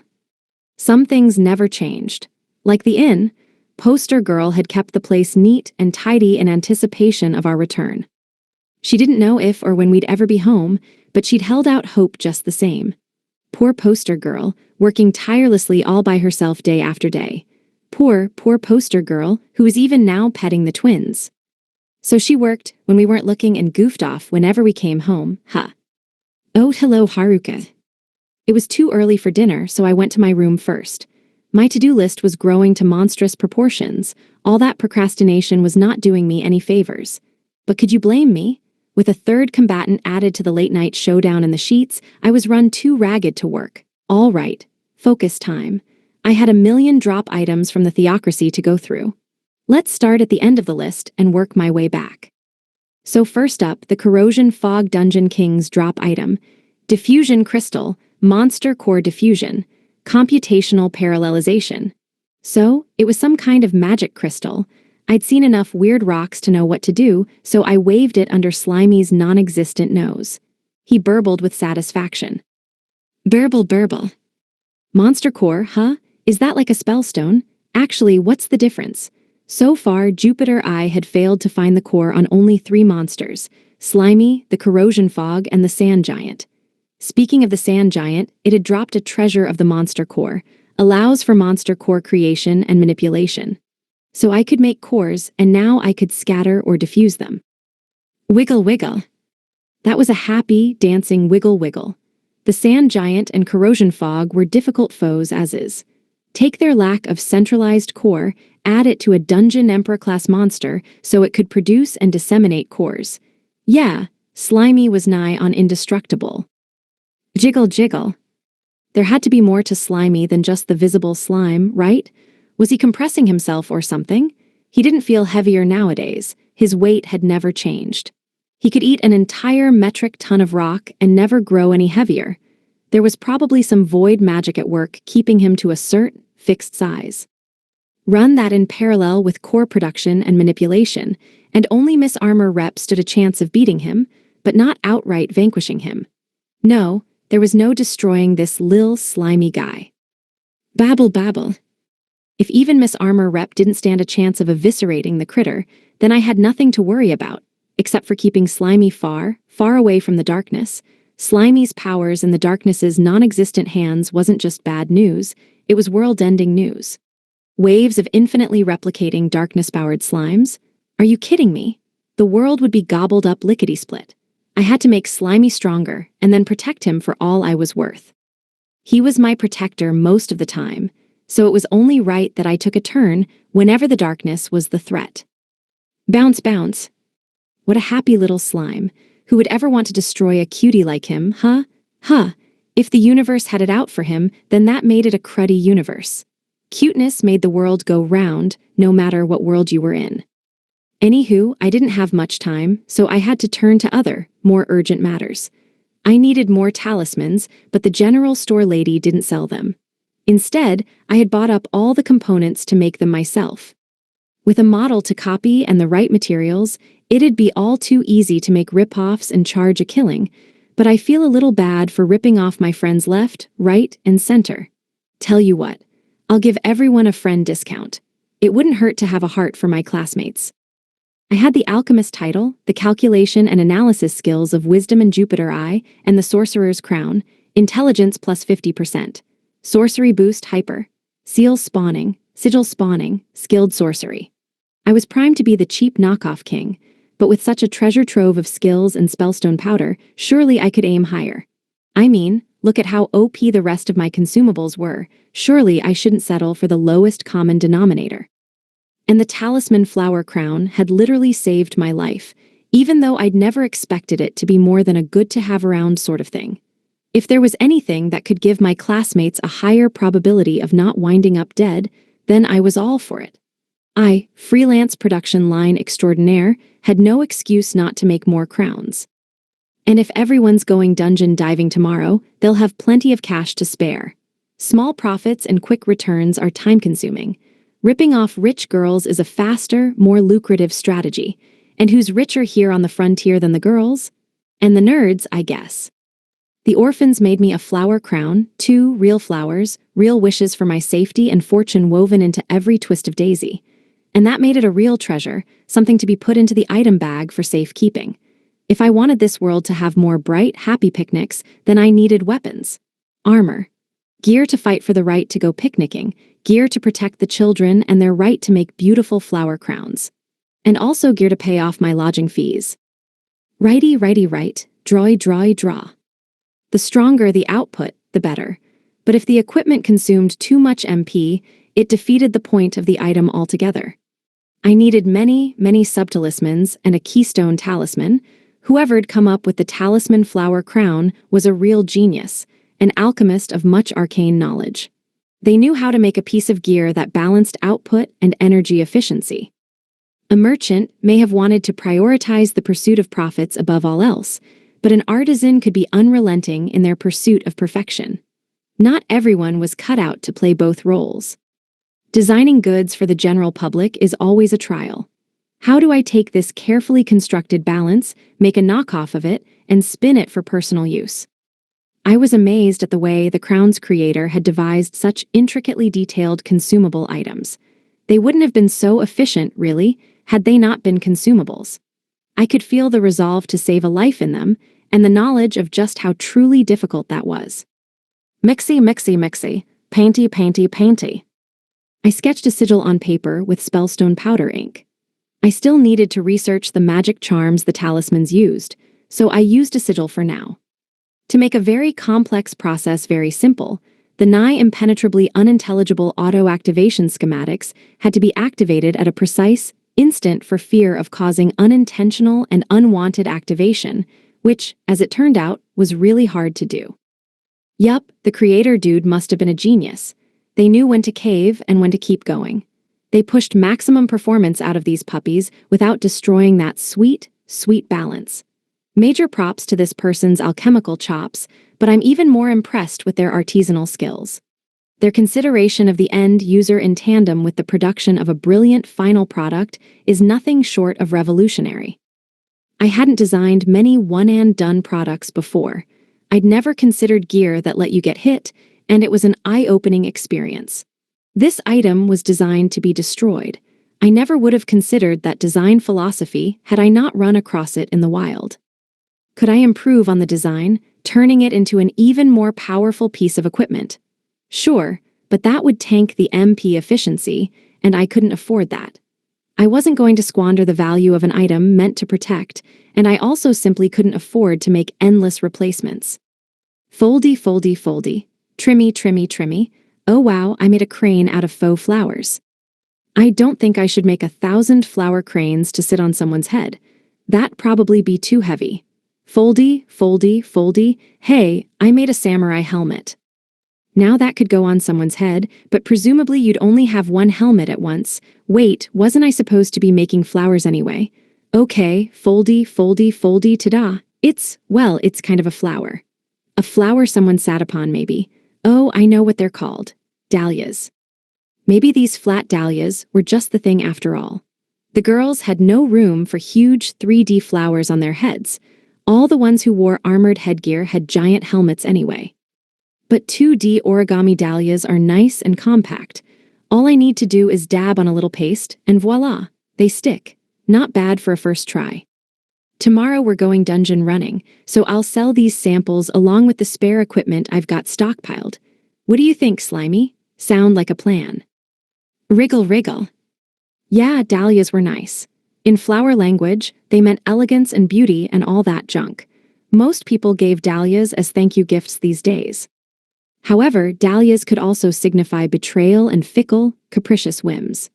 Not at all inappropriate, I reflected from under a pile of girls, as they surged into the room in an elegant, almost beautiful stampede of shoving, backstabbing, and running from item to item in fickle fits of whim-laden greed.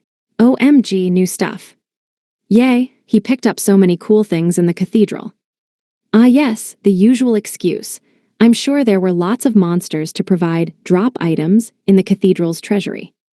It had been so long I'd forgotten how these scenes played out. The girls were all fresh out of the bath, flushed and sweet-smelling, and wearing far too little clothing. The lack of nearby nerds will do that to a girl's inhibitions. The twins held their own in the bargain bin battle royale, with Bunny Girl kicking and leaping and Wolf Girl darting in and out like an eel to snatch up treasures.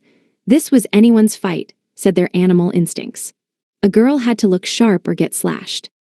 I wish I had instincts that tell me that, or wisdom. Acting quick, I activated my chi and magic and tried to use Qing Qigong to escape the pushing and shoving fiesta. This did not entirely work. Yes, I leaped out of the way, but only to leap headfirst into something soft and round and suspiciously squishy, whereupon I'd rebound off like a pinball and be thrown back into the surging waters of Girl Rapids. Without a working body, I was a sitting duck. There was no escape for me anywhere. Hands off, bub, the red and pink one's mine. It's actually not yours until you've purchased I. We only get 3, that is so unfair. You only have 1 head, why would you need 3? No, wait, let me swap this for the blue one, it matches my cape. So, it goes on your head, you won't be able to see I. Ring me up, counter boy, before the others come along and snatch the goodies right out of my hands. Sure thing, but could you not stand on me furs? With my head so bereft of dirty thoughts it was squeaky clean, and my vocal cords so very crushed they were just regular squeaky, I suffocated under a veritable hell of squishy, squooshy girl flesh. Thank God for special chi powers, because I was no longer so easy to crush to a pulp, and curse special chi powers with every fiber of my being, because it meant I was never released from squishy, squooshy hell into the sweet silence of unconsciousness. Why are you not wearing enough clothes? Why are you not wearing bras when I went through all that trouble making them for you? We just got out of the bath. Who wears a bra straight out of the bath? Ooh, I want a yellow one and a pink one. Hey, I had my eye on the pink one. Can the nerds show up right about now? Could the idiots quit making out with their girlfriends and haul their sorry asses back here? Can I not be the single boy in this entire room? Shut up and fill these orders, Haruka-kun. Chop chop. I want all 7 colors of the rainbow, and that's final. Without a bra to keep those weapons of mass destruction at bay, the sproinginess factor rapidly approached fatal levels. Suspiciously pointed objects were on full display. The wombo combo of Booba and Nip Nips dealt me so much psychic damage I was moments away from KO. I forgot how bad it gets back at the inn. Squorsh. Okay, I am concentrating. I am focusing so hard. I am using Ching Qigong and becoming light as a leaf. Boyoing. Wog. OKO, my unparalleled psychic defenses have crumbled in 1 hit. 2 hits of considerable brute force. Squinch. Dash my fash. SH could she not? Sure get me. She's boobs should SH become light ash a leaf. See it'll. Don't rub your boobs across my hands. Excuse me, that's a wub. Gahaya, not the virtue of chastity. Watch it, Haruka Jr. Getting ideas, smush. Don't, jiggle. Stop, GWWRRP. No, help, wog. Shaka shaka shaka shaka shake. Rub rub, rub rub rub, sploosh. Day 120. Night.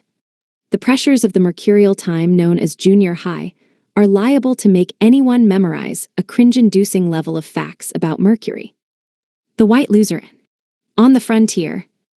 Amnesia was the term for a temporary memory loss caused by complications in the hippocampal formation.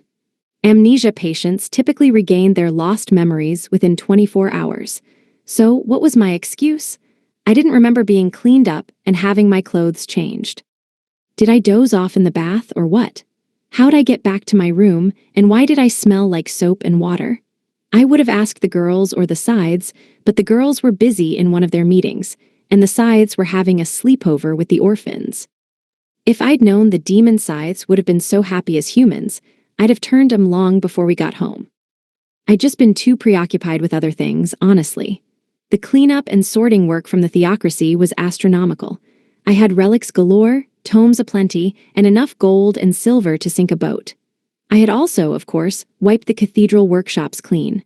The magical devices and doodads they'd cooked up there were nothing to write home about, but if nothing else, I could strip 'em for parts. My cathedral cache cataloging turned up something new and cool. Mercury.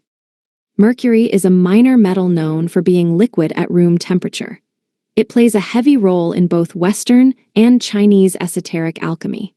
These days, its uses are typically limited to mirrors and thermometers, neither of which are any help to me, as I don't have the foggiest how to treat glass with mercury. And if I made a thermometer, how would I ever be able to check if it was calibrated properly? And what would I even use it for? My magic threads and their super technological expertise could cut near perfectly flat metal and glass plates. Any imperfections were invisible to the naked eye. In fact, no air molecules could penetrate the plates. With such high precision manufacturing capability, why would I need mirrors? Although I'd make a pretty penny selling them, assuming the girls buy as many mirrors as is humanly possible, how many would I need to make to satisfy the demand? Don't get me wrong, I wanted to open mirror-producing workshops. But I was worried about the deadly poisonous metals usually utilized in mirror production. Cadmium, arsenic, the works. Why did mercury have to be such a pretty color and yet so toxic? Let's talk mercury. Mercury was element number 80 on the periodic table. Good ol' Hg. Since time immemorial, people have been fascinated by this strange metal. Up until modern science came about, alchemists couldn't get enough of the stuff.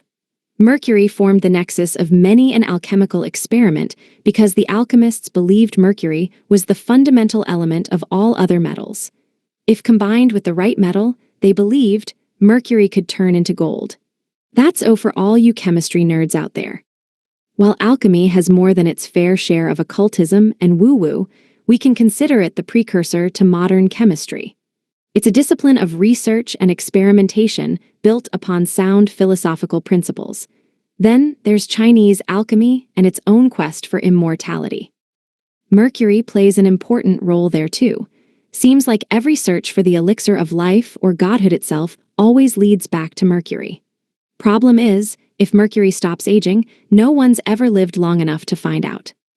Yes, every ex-junior high cringelord worth his salt knew everything there was to know about this exciting element. The element symbol for Mercury derives from the Latin hydrargyrum, with hydro meaning water and argyrum meaning silver. That's because this lustrous liquid metal flows like water. Sometimes it's called quicksilver or living silver. Oh God, the cringe is real. I thought I'd grown out of this phase. Mercury was the only metal to be liquid at standard temperature and pressure. Its low melting point was derived from relativistic effects on its structure, as recent research has demonstrated. It has fascinated would-be scientists since the dawn of time, and would-be demon lords on junior high playgrounds since just about as long. To this day, the running joke among scientists is that once you start studying Hg, you can never put it down. If this lusciously lustrous liquid is charming such erudite figures as the scientific community, preteen boys don't stand a chance. I'd bet my bottom dollar the nerds know just as much about it as I do. Anyhow, the high-density metal mercury had all sorts of practical applications, from measurement devices like thermometers and barometers to electronics like light switches, batteries, and light bulbs. The liquid in large-scale liquid mirror telescopes was mercury. Furthermore, its use in chemical manufacturing and specifically electrolysis made it an extremely sought-after element. We should also not neglect to talk about its toxic properties. The phrase, as mad as a hatter, has roots in mercury. The millinery industry once used mercury nitrate to treat fur, which led to many hatters developing mercury poisoning symptoms. While scientists and alchemists devoted further research into this ostensibly universal curative, the mercury worked its deadly neurotoxic magic. Let's see now. Hg's unique properties and extensive catalog of uses earned it the moniker, the wonder element. Wonders, however, were not always positive. Mercury and its many compounds were all powerful neurotoxins, and, coincidentally, I've read that mercury was an essential component in hydrogen bombs. Mercury is hardly visible in daily life, and as such, many people don't give mercury much thought. But it's out there and around us in abundance. We find mercury in coal deposits, and when that coal is burned, mercury is released in gaseous form. Gaseous mercury is invisible, and like all gases, it spreads in the atmosphere to cover all corners of the globe. So it's a part of our lives, even if it doesn't appear so at first glance. Some atmospheric gaseous mercury was deposited back into the ground when absorbed by trees and plants. Other mercury molecules were oxidized via photochemical reactions and returned to the environment as rain, which in turn collected in lakes, oceans, and surface runoff in our watersheds. If I gave some to Slimy, I bet he'd turn into a metal slime. Come to think of it, all the mithril, gold, and iron in his stomach might have made him pretty metallic already. Funny how he can eat literal lead and never gain weight. Watch out, Slimy. The girls will hate you for that. My hands were busy the whole time I kept myself busy delivering my lecture to my audience of one. They worked at their tasks as automatically as if this was ingrained muscle memory. The moment the idea occurred to me, they ran ahead and performed work even my brain didn't quite understand. First, I shaved down a thin layer of gold and dissolved it in mercury. Then I melted mithril, mixed it into the gold mercury solution, and let a mysterious, inedible mushroom I had lying around suck up the solution. I channeled a bunch of magic into the mushroom until it shone a brilliant platinum white. At last, I had a sage soul mushroom.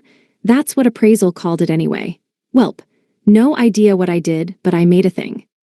Wisdom was as clueless as I was. I flipped through He Collector's complete best of magic items, which I'd only skimmed before, and found nothing pertaining to Sage's soul mushrooms, which in hindsight made sense, seeing as it wasn't a magical item per se, and was thus outside of the scope of an alchemist. Maybe it was related to esoteric Chinese alchemy. Sage's soul mushroom, the ultimate elixir. Okay, well, it was a mushroom. I knew that much. So it's some kind of healing thing? What exactly, oh skills of mine, are you trying to heal? Do you think I'm touched in the head? You wound me. Now my poor wounded heart needs healing. You know, anything with mercury in it has gotta have some effect on the brain. Mercury wasn't good for the body either, but thanks to general health, poison didn't work on me. Right. Although that makes literally no sense. Being in shape shouldn't, keep you safe from megatoxins, and what happens if the dose builds up over time? Don't tell me this'll turn me into a metal teenage boy. I don't want to be a literal metalhead. To be fair, no one was forcing me to eat it, but I couldn't tear my eyes away from it. Oh, wait. Yes, I could. Because at the end of the day, no matter how OP, a mushroom's just a lump of fungus. And I've got 6 beautiful bare legs to ogle instead.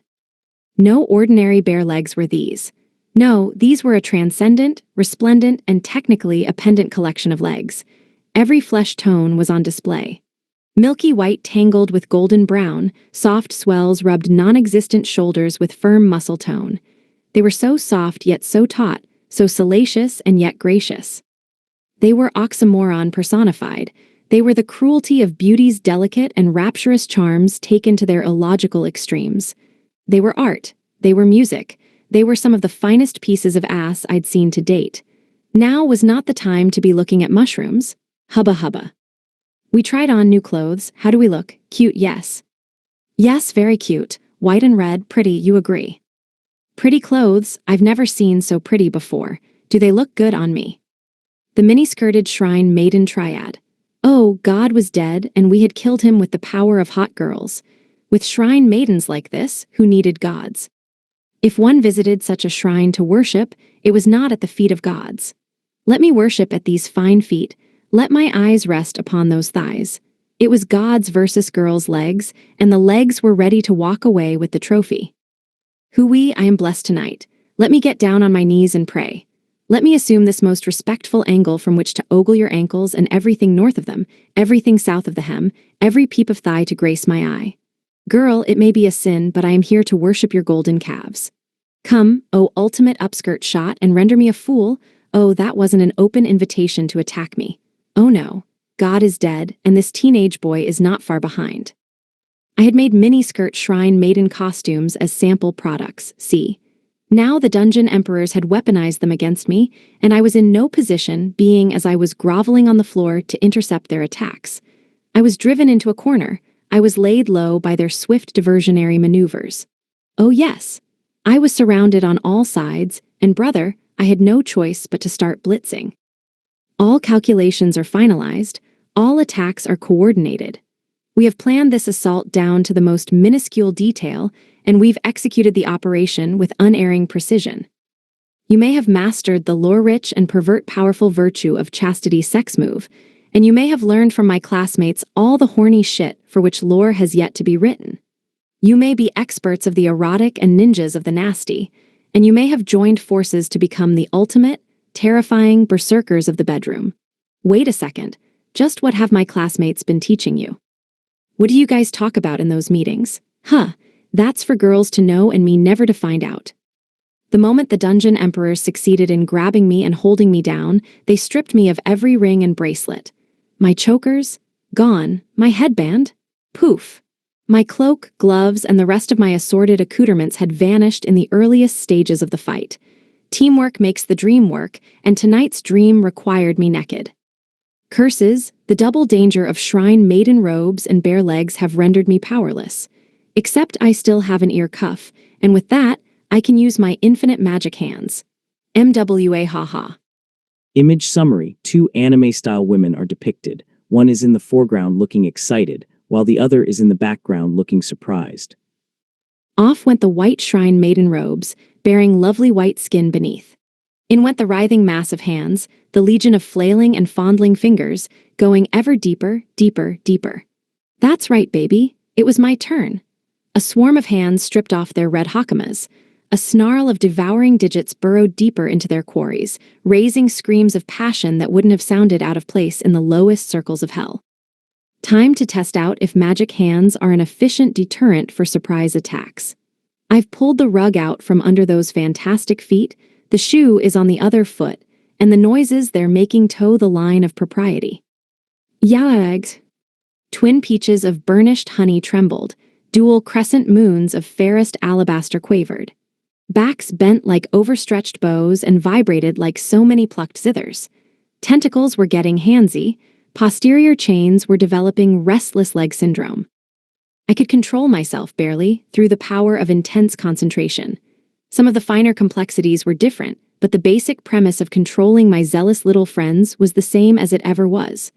All the many calculations my internal systems had run allowed me to move my tentacles at will. The more I practiced, the more the tentacles became a part of me.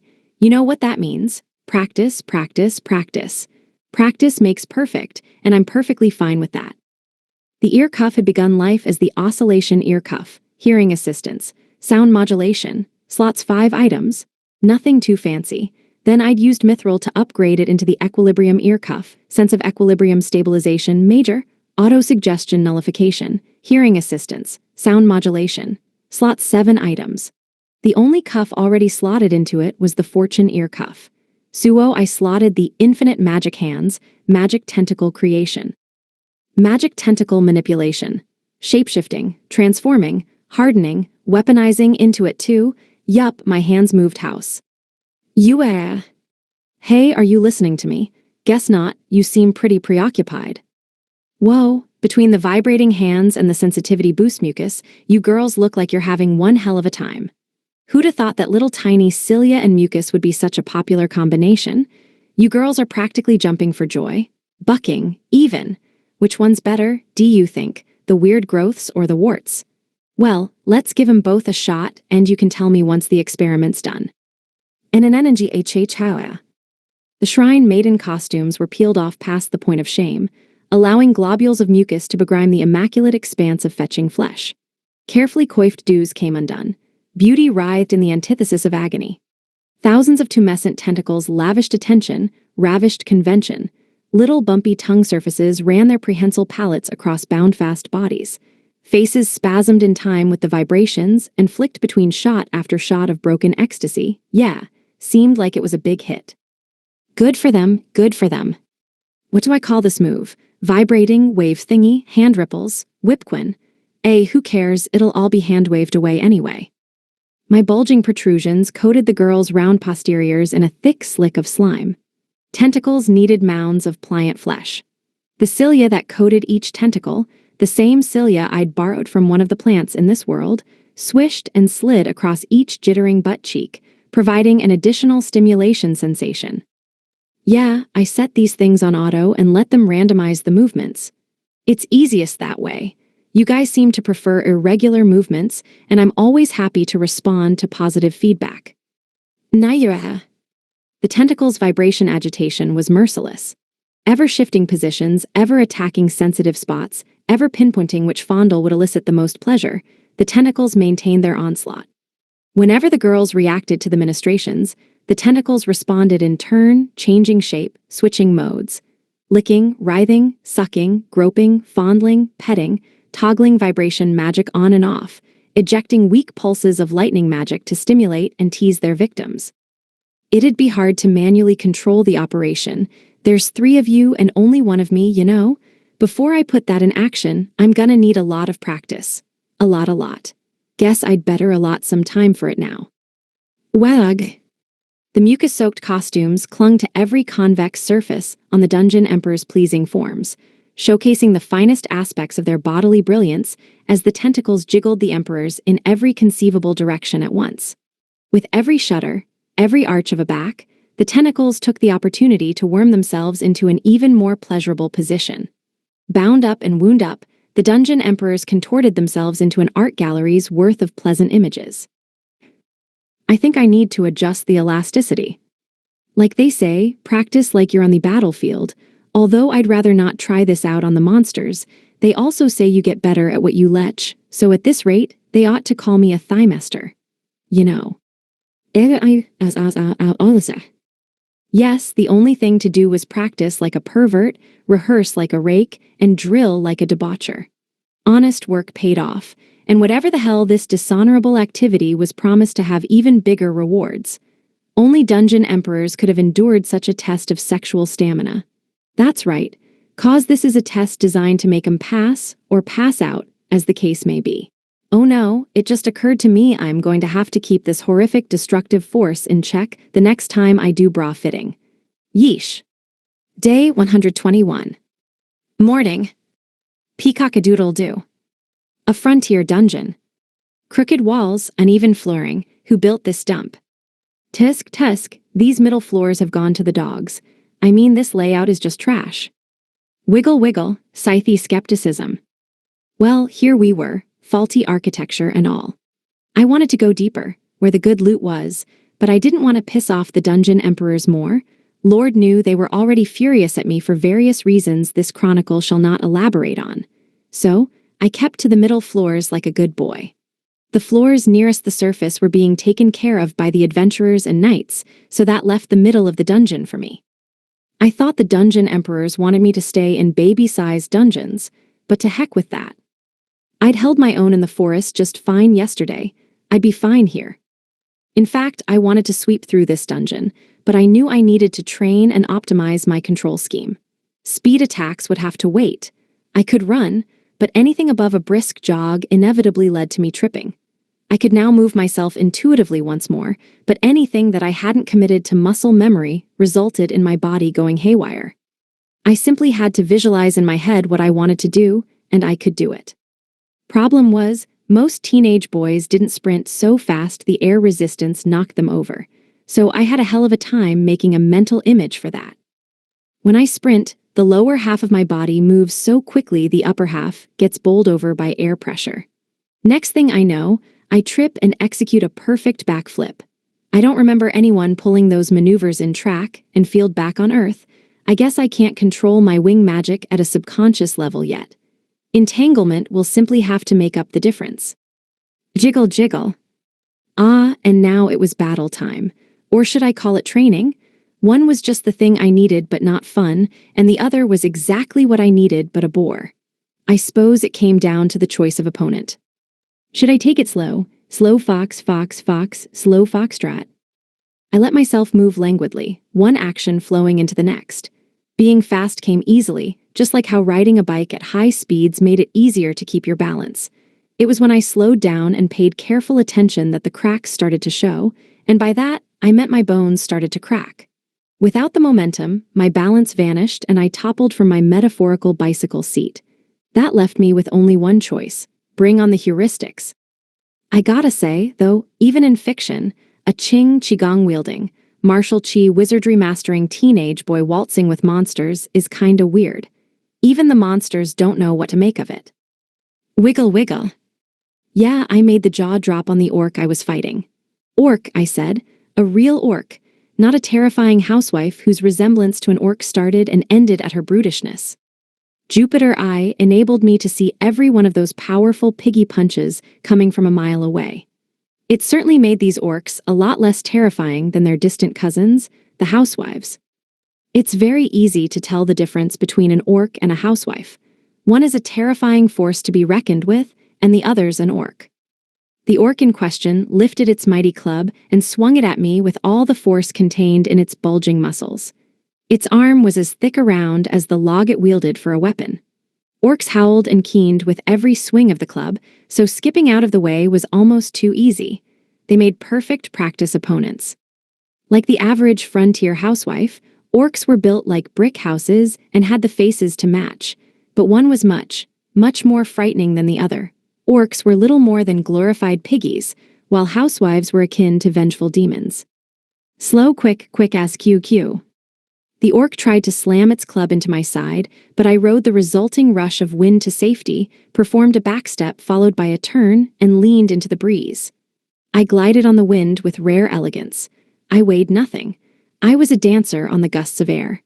Admittedly, I felt like a bit of a dolt dancing with a macho, club-wielding hog on two legs. 5, 6, 7, 8, 2S, 1Q, 1Q, that's measure 1. The trick is to add a half beat and whenever you get off track. SQQ. I fluttered and flew like a willow leaf on the breeze. I let the wind fan me along, sashing and shimmying my way into a perfect defense.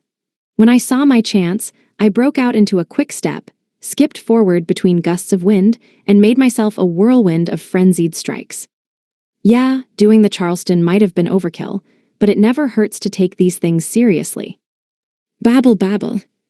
While my torso flipped and flapped in the wind, I forced all my weight into my lower half to keep my legs chugging along. The jitterbug slid into the quickstep as I danced, hopped, and sprang into an ever faster form of locomotion. I was speed, I was grace, I was all beguiling lightness and misleading haste. The jitterbug propelled me forward. The quickstep let me sidle around enemy attacks unharmed. I was doing it. I was moving. Using the memories of puppeting myself around via massive calculations, I could force myself to move as intuitively as anyone else. Linking my nervous system to my wisdom-based calculation system became even easier when I used fixed, regular patterns. About the only experience I had with that in this world was that one ball scene, that, and my habitual radio calisthenics. It'd be kinda pathetic if I lost to a level 6 snarling, club-wielding monster. Excuse me, I mean an orc. Kobolds, at least, are twice as fast. The dance ended, or perhaps it had only morphed into a new dance, a dance of singing swords, a dance of buffeting winds, a dance of whirling about the enemy, striking here, cutting there. Qing Qigong prevented me from ever taking hits. I was a whirlwind of activity, a gale force of weaponry, a hurricane of cane strikes. Hey, I'm weak to fans, so stop blowing me all over the damn place. Sleeping Beauty, knock it off. I know you're bored, but this isn't a game. I thought that War Fan was Dancer Girls anyway. What's that? She let you borrow it? Just to throw me off my groove? Okay, well, this is just practice, so it's not the end of the world. But don't you dare flap that thing at me in a real battle. It's distracting, okay? You're distracting the orc too. Look, see? He's flapping furious. Teehee. Sleeping Beauty had tagged along with me today for some level grinding and gear testing. Slimy made 3. His role was to mentor us and guard us as need be. It was nice to be back running dungeons in the frontier in a trio, even if these floors were too close to the surface to be lucrative. By the way, how come you guys never talk in dungeons? No one jabbers on in battle, just you. Wriggle, wriggle. I still had yet to master the art of subconscious moving. Time was a-wasting, so I switched gears. I capped my high-speed movements and ultra-quick reaction times, slowed time via thought acceleration, and forced my mind to do a better job of keeping pace with my subconscious reactions. It would take more time to clear the dungeon this way, but I wanted to be a good boy and do a proper job of things. Basically, I didn't want to give the dungeon emperors any more ammunition to be mad at me. Sleeping Beauty could have soloed this part of the dungeon herself, though. She still had yet to hit level 40, but a dungeon emperor's level 30-something was not like a regular person's level 30-something. She was like some OP anime or manga character. That same logic explained why the nerds were so OP in this world. They lived and breathed anime and manga. Wall dashing? Duh, they said. Of course that would be a thing. Slicing through a wall of flame with a sword? Elementary, my dear. Their inability to fit in back home was no hindrance here. In fact, their way of thinking was more at home in this world of sword and sorcery than the old one of school and social rules. You dungeon emperors are the personification of otherworldly power, except you look like something out of the romance of the Three Kingdoms. Boing boing. Like I'm just saying, we've lost the plot here. We're no longer ye oldie vaguely Euro fantasy. We're whipping out moves from the ancient Chinese classics. Are you sure we can really call you a bog-standard Isekai saint of prayers? You sure you're not the saint of say your prayers? Wabble wabble. The worst part was Sleeping Beauty's holy halberd. It raised howling winds and roaring tempests, neither of which were particularly ideal when one was trying to use Qing Qigong. She scattered monsters, but she also blew me into the next county. I could have used a high winds warning, and so could the level 7 assassin dolls. Forecasts called for heavy routings and decapitated dolls. For the sake of time, we split up to fight our way through a maze section of the dungeon. The problem was, the paths of the maze were connected. Huge blasts of air kept caroming down the cramped corridors and knocking me into the level 8 kite moths I was trying to fight. Yuck! I hated getting up close and personal with a bunch of bugs. Less than ideal fighting situations aside, I found that I was finally getting back to normal. Everything was starting to fall into place. I was getting the hang of walking, which annoyed Sleeping Beauty. She wasn't used to me being a self-sufficient, ambulatory member of society. Slimy, too, had to resign from his post of mentor and bodyguard. Heh heh. Early bird gets the worm, and quickest one through the maze gets the, moth. Rules, leaving some for others, PSH. Cooperation, get real, friendship, none of that here. There were only 3 universal truths. Yes, the 3 truths that reigned supreme across this entire fantasy world, be it in the dungeons, bargain sales, or the checkout lines in the general store. Speed wins, killing the opponent wins, and running to live another day also wins. I centered all of my weight in my legs as I niumed along, then sped up even further and leaped into the air with a dancer's grace until I was all but floating. I let my weight dissipate to nothingness and let my own speed propel me into a whirlwind of slashing and hacking. I cleaved as I cartwheeled. I sundered as I spun. I had to be fast, or else an unwanted wind blast would come along and blow me away. Between that frickin' halberds tornadoes and the incessant rain of monster blood, we were building up to an indoor hurricane. Oh great, Sleeping Beauty's already caught up with me. It was pandemonium on her end of the battlefield. Not to be outdone by the demon scythes, and eager to try out yesterday's diffusion crystal, Slimy had split himself into 3 smaller slimes, which bibbled and bobbled around the room in an ultra-fast sticky game of lethal pinball. The level 22 elemental spirits must have been a tasty treat, because he gobbled them down fast. He'd forgotten all about his role as bodyguard, but he was having so much fun he didn't seem to care. Really, we're barely on the 20th floor. I thought a saint would have been more interested in obeying the rules and not cutting ahead of me. I was starting to get a hang of controlling myself in thought-accelerated slow motion, but when it came to time flowing at a normal pace, I was still at the mercy of my super-speed reaction times. I tried to cheese it with the equilibrium ear cuff sense of equilibrium stabilization, major, trait, which balanced out some of the delay between my senses noticing something and my body reacting. But it was still all I could do to not go tripping over my own feet. Geez, this is turning into a regular wind tunnel. At least I'm dodging, by virtue of being tossed into the walls by the wind. Yeah, Sleeping Beauty's brute strength and my Qing Qigong looked like a good combination on paper, but there was only so much we could do together. This became readily apparent when I faced down a fabulous flock of level 23 elemental peacocks. Geez, this dungeon was full of elemental enemies. Which isn't an issue, except for the wind element part. Could you stop throwing wing attacks left, right, and center? You can't even fly. Peacocks had a natural resistance to poison, as evidenced by their willingness to eat scorpions and other varieties of venomous creatures. Since antiquity, humanity has revered the peafowl and admired the male's high-pitched, wah screech often heard at sunset. To be technical, peacocks are not flightless birds. They can fly, they just don't. Not that often, at least. Their striking appearances have earned them the title of messengers of the gods. A peacock in flight was breathtaking, divine, even they just rarely used their wings. Peacocks flew to get out of danger, and that's about it. Funny how a peacock in flight is supposed to be so godly when a peacock in flight is just, like, a fugitive. I pirouetted on the wind.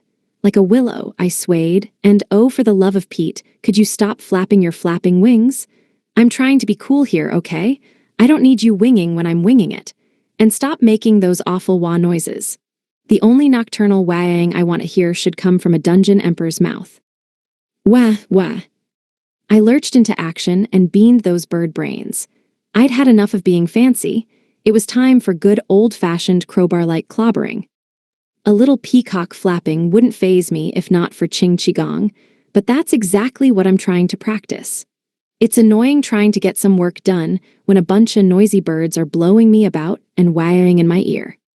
I can't believe I'm being mocked by a couple of pea-headed bird brains. This is all peacocked up.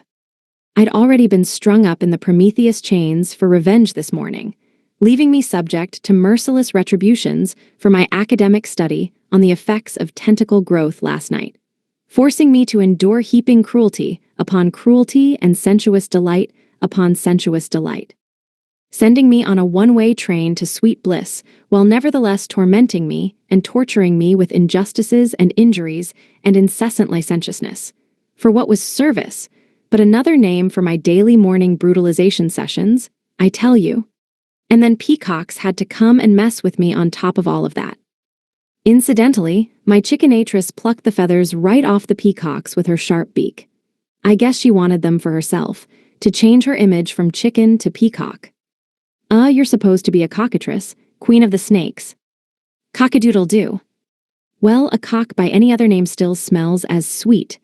And cockatrices were derived from mongooses anyway, so really, who was counting? Day 121. Morning. Breathing techniques are crucial in battle, but don't breathe a word of this to the girls. A frontier dungeon. My weight KER vanished, and the Earth's gravitational pull on me ka-poofed, which made walking supremely nope, it was quite difficult actually.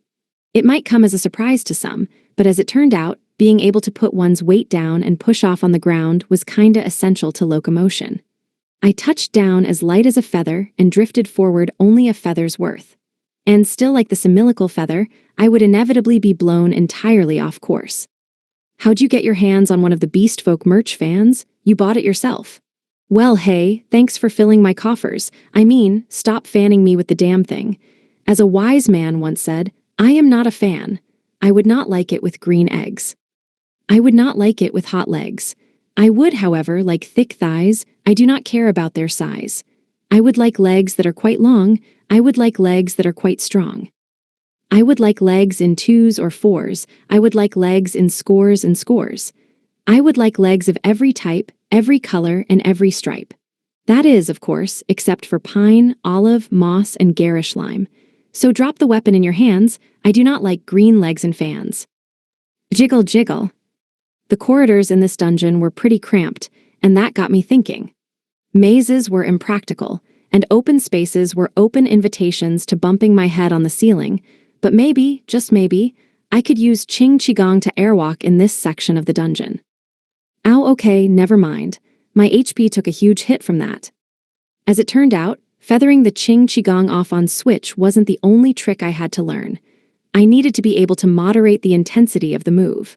Skills meant nothing unless I had them down pat. So, in the meantime, I shuffled down the hallway until I started sliding. Then I put the pedal to the metal, jumped and pirouetted twice in the air, and let my crowbar-like implement travel a triple loop around me. Weightlessly, I danced. With the equilibrium ear cuff sense of equilibrium stabilization, major trait, I intuitively sensed my various bits and bobs balancing themselves. I could sense how fast I was going, and boy, did the number on my internal speedometer make me dizzy. Yeah, I keep crashing 'cause I lose track of which way is up. Remember that time I airwalked so hard I bonked my head on the ground? And then when I came to, I was lying upside down with my legs sticking straight up. Wriggle, wriggle. The key was to not make myself entirely weightless, which was the tricky part. The flittering and flickering feather imagery was necessary for dodging enemy attacks, but it was nigh impossible to walk in feather mode. Driven on by the need for a martial arts move that would enable me to walk weightlessly, to steer myself in buffeting gales, I twisted, I turned, and I flailed about in a frenzied forest of bristling spear stabs and sweeping crowbar-like cudgeling. Oof! I needed a break. Back came my weight, and back I went to bashing. I used my Jupiter eye to track gusts of moving air, thus allowing me to predict where they might toss me. What if I could be blown around by more than just wind? Magic had a kind of pressure too. If I used entanglement and my various magical skills, maybe I could prevent these unwanted elements from pushing me off kilter. I put my senses to work. I let them pick up on incoming stimuli and directed my reflexes to respond. I made magic push me around until I was dodging and dancing with the best of them. All I had to do was step right, and my magic pushed me right through my enemies without them ever landing a scratch on me. I wormed my way through gaps in the thicket of spears coming after me. I soared overhead and mowed down a line of foes in a single strike. The level 38 skeleton lancers all craned their bony necks to watch me pass. Craning craniums stretched out below me as far as the eye could see. And yet, even as I spoke, another force came crashing through the crowd, splintering skeletons into bits of bone and fragments of femur. That's why you gotta keep your eyes on the battle. You never know when a scary saint will come along and polish you all off. Trust me, she was giving me a real scary death glare last night, and when I got my revenge, she, came along all right, before eventually polishing my R. What I'm saying is, she's trouble. You're basically dead meat, or not even that, 'cause your skeletons, alrighty now, going in for a landing. And touchdown. Perfect. I had my high-speed, complex maneuvering, corkscrew barrel rolling into a landing down pat. I was a regular aerial ace. How come there wasn't a ground crew on hand to cheer for my flawless landing? Babble, babble. Ah, how could I forget Sir Slimy? Thank you, my good sir. You're a gentleman of taste, as ever. And might I ask why Lady Saint wasn't watching? I would have thought she'd appreciate observing my strikingly elegant and ephemeral figure, but evidently, Madam was otherwise occupied bludgeoning skeletons into bone meal. Aren't saints supposed to purify undead monsters with holy magic? Are you sure the church is cool with sadistic skeleton smashing? Mem. She didn't look like a saint to me, but rather just a bog-standard bone basher. To her credit, though, she may not have been radiating feminine charm right now, but she was undeniably of the womanly persuasion come nightfall. She was saintly innocence defined right up until she took her clothes off. Then she made me see angels in a whole other way. Ah yes, a saint gripping a long, thick pole, déjà vu. Okay, but for real, why are you holding your weapon like you're jerking it off? Her weapon, by the way, was a saint's sacred staff, all stats plus 50%. Mana control major. Sacred blade, sacred spear, sacred hammer, sacred axe, sacred spike, sacred knife, sacred club, divine magic, plus ATT, sacred staff indeed. It was, for all intents and purposes, a halberd. It was a polearm with a magic blade on both ends that could double as a spear point, a bludgeoning weapon, or an axe head. It was like something out of the romance of the Three Kingdoms, whenever she brandished it overhead before charging into a fresh group of foes, leaving nothing but a little pile of bone fragments left in her wake. Got to exterminate undead, that's the rules. Yeah, so about that? The skeletons came back as level 38 calcium clusters. Not the most threatening, but hey, gotta get your vitamins somehow. Jiggle jiggle. By the way, a halberd was a complex polearm that you could think of like a spear, axe, and hook all rolled into one. A single halberd could cut, stab, bash, and grab onto enemies. What can't they do, am I right? Which raises the question, why does she need a blade at both ends?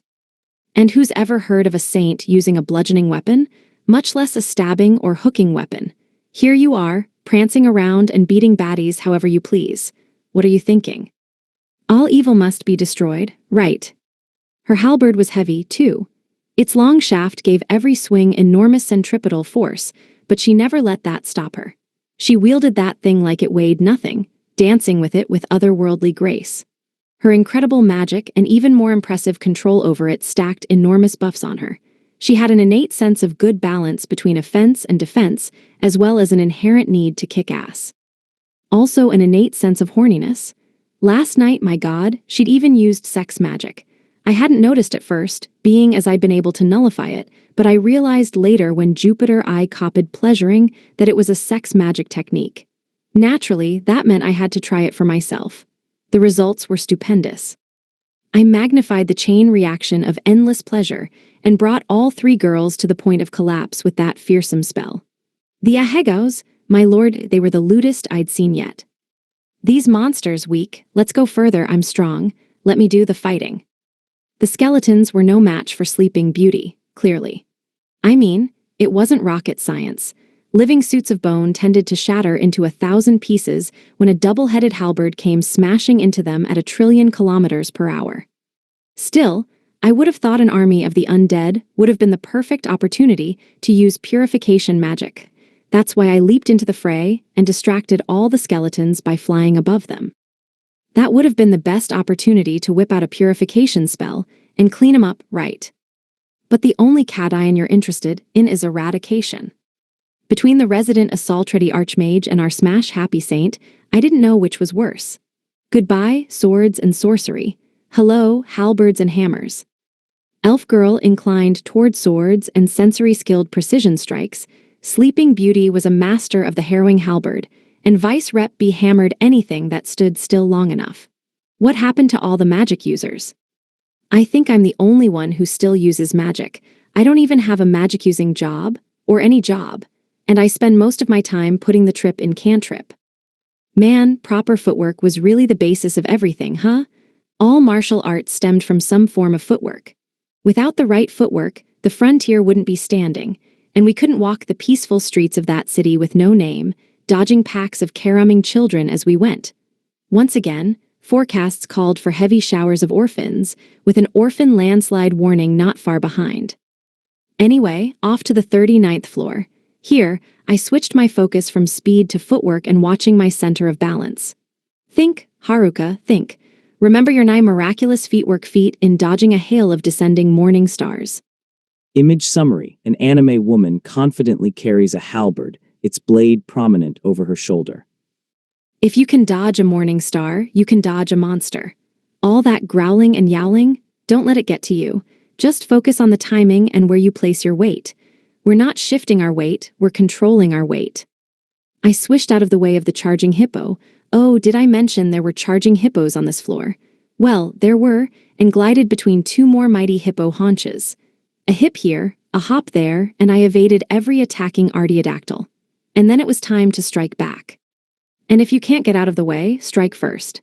Geez, all I want to do is practice Qing Qigong, but these stupid monster spawns keep getting in the way. See, every hurtling hippo body generated a huge rush of wind. I was able to ride them up, and out of harm's way, resulting in my would-be assailants smashing into other oversized herbivores, and then the rushes of air from that tossed me even further. It was hippo hell out here. Dippo under that one, flippo over that other one, hey, cut that out. All right, now you've done it. Eat this. No biting allowed. Yeesh, how wide do those mouths open? Wiggle, wiggle. Word of advice, never underestimate a hippo. These enormous creatures' surprising speed and ferocity would make even a lion run for cover. Worse, although you wouldn't think it from their goofy appearances, hippos were blisteringly intelligent. To top it all off, their mouths could open wide enough to swallow a full-grown man. See, I saw the name, level 39 charged hippo, and let my guard down. I thought they meant charged as in, like, the hippos would be angry. These ungulates are trickier than they look. Turned out charged was for the electric currents running through their bodies. You could see sparks coming off of them and everything. No touchy. Not that it matters when they're just trying to run me over. What is it with me and stampeding idiots? I spend half my time chasing after stampeding meatheads, and for what? I don't even get to light them on fire.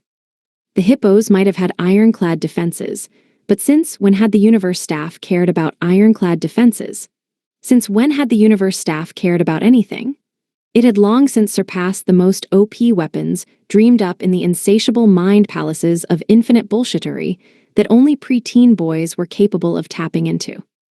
It was a weapon of mystery that eclipsed even our finest selection of divine swords, and it came with a free crowbar-like implement, a versatile must-have for any would-be murderer in a suspense flick. Yeah, solid defenses aren't gonna do jack for a level 39 monster.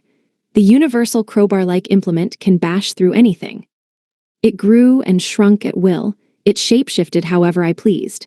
It whacked monsters so hard it sent them flying. It glided through the air like still water and cut enemies to ribbons. It weaponized the principle of leverage and set things rolling. Hell, I could probably use this thing like a pair of hedge clippers if I had the inclination. This weapon was so mind-bending, the only thing about it that made any sense was one extremely rational conclusion. Get on the business end of it and you're toast. Hippos flew from each hearty swing. The rushing hippos got batted, and soon it was raining hippos. No need to reach for the umbrellas, folks. There's no umbrella that could stand up to a falling hippo. Is this a rain of blows or a rain of foes? Perhaps a fair-weather version of Lu Bu's Heaven Scorcher halberd. Sleeping Beauty, with her premonition skill that functioned similarly to my future sight, deftly sidestepped the hippo's charges without ever once being so much as grazed by a raging even-toed ungulate. But when she did, it never looked like dodging. Instead, it seemed like she was simply moving into position to take the next attack head-on and bat the multi-ton creatures into the air with frightening force. Her enormous MP supplied her with equally enormous destructive power. The conversion rates between magic and carnage were alarmingly high, and that was before she even started to learn Qigong. Add MP batteries and MP mushrooms to the mix, and well, oh lord, I wanted to be in that number for my own protection. When this saint went marching in. Oh, when the floor turns red with blood, red with blood. Oh, when the floor turns red with blood, how I want to run for my life, when the floor turns red with blood, red with blood.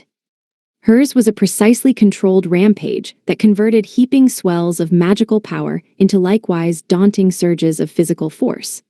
If not for this ability, she never could have found Dancer Girl at the bottom of that ultimate dungeon and pulled her friend from the darkness's clutches. It was in the midst of that task that her strength had finally flagged and her body had given out. Dancer Girl had been saved from the darkness only to be clapped with a slave collar, while Sleeping Beauty had been left a soulless husk that was beyond even the power of the convocation of elders to coax back to life. I never understood how a healer had made it all the way to the bottom of an ultimate dungeon, but now I don't understand why I ever thought she was a healer. Boing boing.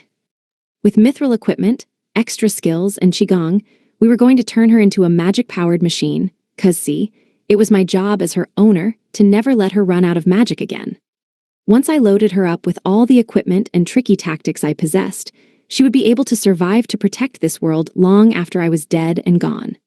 And that also enabled her to be with Dancer Girl, no matter what dangerous stuff Dancer Girl decided to get herself into. She was a dungeon emperor, cursed with the gift of immortality, and this was but a brief blip in the timeline of her eternal life. She had only to suffer being chained to me, fated to die so young and so beautiful, for what was, from her perspective, little more than a blink of an eye. Which is why I think you don't have to get so mad at me every morning. Like, it doesn't matter. Yes, maybe I did my best a little too hard, but what is one's best in the grand scheme of things? Wiggle wiggle. Anyway, we were out of hippos. Nice job, you injured? Nope, cool, but take this mushroom anyway. I know you're a healer by job, but HP isn't everything. You still need to be careful about fatigue. I should know, I wake up every morning freaking exhausted. My spiritual and virile energy, gone, poof. There's 3 of you for only 1 of me, so you could lighten up, you know. Who me? Whistle whistle. No, you don't literally say it. It's a sound effect. Wibble wibble. Well, that's close, but I didn't ask you, Slimy. I'm just impressed you managed to whistle without a mouth. Although, how does one wibble with their mouth? A question for the ages. Anywho, Slimy was happy as a clam after his hippo snack. He was all charged up. Literally, I bet he had just acquired some electricity skills. Pika pickaxe. Whoa, let me cut you off right there, buddy. And go back to your normal color. We don't want to get in trouble for having an electric sparking mascot on this series. Wabble wabble. That aside, learning was my job as a high schooler, and I was doing a good job of it here. I had my basics down, and all that was left was practice, practice, practice. I realized that Qing Qigong functioned more or less like an aerial dogfight, which for the time being was a handful for me. Or a legful, cause it was my legs that weren't behaving like they ought to, you know? That meant my next steps would be to restudy everything I'd learned and build back up to where I used to be. It was possible, I'd done it all before, so back to square one for me. Now that I'd hit rock bottom, the only way to go was up. Right. HFF hiya. HFF high, ah. Wiggle wiggle. Square one, here I was, the very first trick I'd ever learned, the Instaspeed Killer attack. I made speed itself into a weapon. I converted velocity into viciousness.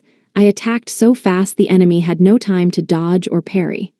This was the same trick I'd taught the orphans, which they now used against me in their dreadful children launcher attacks. This was how I'd managed to survive in the earliest days in the monster forest. That's right, boost your survival rate with this one simple trick. I call it the B-dash. 4 eyes, Sleeping Beauty, and a Y can't have a good hiya without a Y. The B-dash walked so life and death could run. I accelerated myself to my maximum velocity within the blink of an eye and charged. I entangled myself with everything I had, turned all my speed into attack power, and whammed. Needless to say, it did not mix well with Qing Qigong. I'd have to figure out some way to combo those two, 'cause reaching unholy speeds was my first step toward full recovery. Ya. Wait a second, are you doing the Lamaze method or the Haruka method? I'll grant there's a shocking number of similarities between the two, but I'd rather avoid the death stares won by a teenage boy teaching the former of those two techniques. I think it's best we not conflate the two at all. Can you imagine OB-GYNs yelling, "Hee-ya," and karate chopping the baby out of the mom? Those poor babies, having their introduction to this world be a screaming "Hee-ya."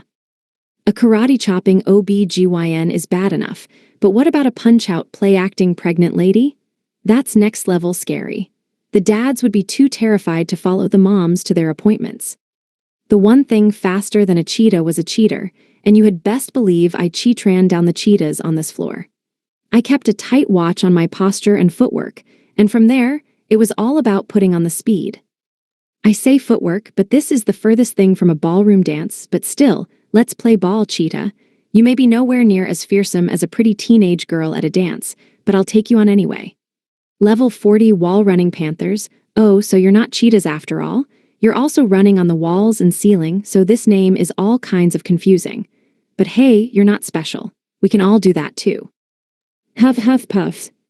Sleeping Beauty, can you get a move on and kill these things? And can you stop with the weird breathing? Quiver, quiver. Sleeping Beauty timed each halberd strike with a breath. It lanced through the air with the ferocity of a raging bonfire, striking first one cat and then another. For a magic-based fighter like Sleeping Beauty, Qigong was eye-opening. She was, if nothing else, a huge fan of the breathing techniques. You're kidding me? You say the Lamaze method boosts your speed and attack? I think you just like huffing and puffing to knock me halfway across the room. And no, it's not the same thing as a good hee-ya. It's not even in the same genre. Well, if we ever need someone to purify baby diapers, I guess we know who to call. Day 121. Mid-morning. I know an old dungeon that swallowed a fly. A frontier dungeon. Depending on how you look at it, the insides of dungeons are better for practice. No wind plus tight corridors equals easy to calculate air movement. Take it away, wisdom. Whoa. A stray updraft blasted me sky high. I lashed out, kicking, and went up ass over tea kettle. Too tall and long and spooky, first hippos, now giraffes. This being a world of sword and sorcery, I was hoping for a few questing beasts myself. Perhaps a beast Gladysant, but no, we got generic giraffes, level 40 one-whip giraffes. Their long, whip-like necks snapped toward me, which was downright terrifying at close range. Og and they bite, these things are obnoxious and scary, and their heads are huge. Those necks generated no end of wind, and the heads kept snaking after me with intent to bite. These giant giraffes could easily peep into a second-story window. We're talking tremendous attack range here. Giraffes are the tallest animals alive today, and half of that stupendous stature is all neck. These lanky beanpoles are well known for having the highest blood pressure of all animals, so if they twist their heads too quickly, they snap clean off. Moo. Moo, what are you, a cow? And these cloven-hoofed critters could hoof it. Perhaps this was to be expected. The word giraffe comes from the ancient Arabic zarafa, fast runner. But you'd never guess from their laid-back appearances. I guess it makes sense. You can cover a lot of ground with legs that long. Oh, for crying out loud, could you cut it out with those annoying necks? They whip up so much wind I'm forced into the air, but the ceilings of this dungeon are too low for me to fly out of boy-biting range. Those chompers are prime anti-aircraft technology. Jiggle, jiggle. Oh yeah, just stand there and watch, why don't you? Glad someone's having fun. But I couldn't be too hard on Slimy and Sleeping Beauty. Giraffes were as rare a sight in this world as they were back home. And back home, giraffes are always some of the most popular animals in the zoos. Even I can't resist a good giraffe print on the right purse. I've had it with those stupid bitey heads. Get off. Kick, kick, kick. Moo. Speaking of rare sights, I think a capoeira-kicking teenage boy being chased through the air by a giraffe slightly outranks a plain giraffe on the rare sight scale. But what do I know? You'd be surprised how well capoeira goes with aerial acrobatics. I wonder if the old sages of legend ever did capoeira with their Qigong. It's good exercise, I'll grant you that. Weightless Qigong kicks packed so little punch it did nothing, save for punt me along via the recoil. Fortunately, I could still put my muscle power behind the move. Concentrate that into a single point, and you had Tongbaequan, baby. Or tombe kick, rather. Kicky kicky, get away from me. I placed a well-aimed foot right in the face of the giraffe, trying to make a snack out of me from below. I roundhouse kicked the snaking head coming in from the left before doing the same to its twin on my opposite side. Here a kick, there a kick, everywhere a kick, kick. A fresh neck swooped in from left field as I twisted and gyrated in midair, so I dropped an axe kick on it, backflipped, and hit a giraffe directly behind it. I landed briefly on the next head, used a powerful stomp to crush its skull, then bashed the giraffes on either side of me with simultaneous Pauquin strikes. Geez, give a guy a second to catch his breath. It's hard to tell where these heads are aiming when the necks are all tangled up in one another. With well-timed air kicks, I kept myself airborne and unleashed my black demon's bladed wings with a flap of wings. And then I was off for round 2. It all comes down to what I can do with my body. The moment I add skills, I self-destruct. Right. Nod nod, wiggle wiggle. Welp, them's the breaks. My radio calisthenics were wretched. My Taikai, terrible, my Tongbiquin, tormented, my Wuxingquin, worst of all. But bad as it was, everything was slowly but surely coming together. My footwork could use some work, and everyone said I'd be done for in a dungeon. The billboard in the Adventurers Guild never changed.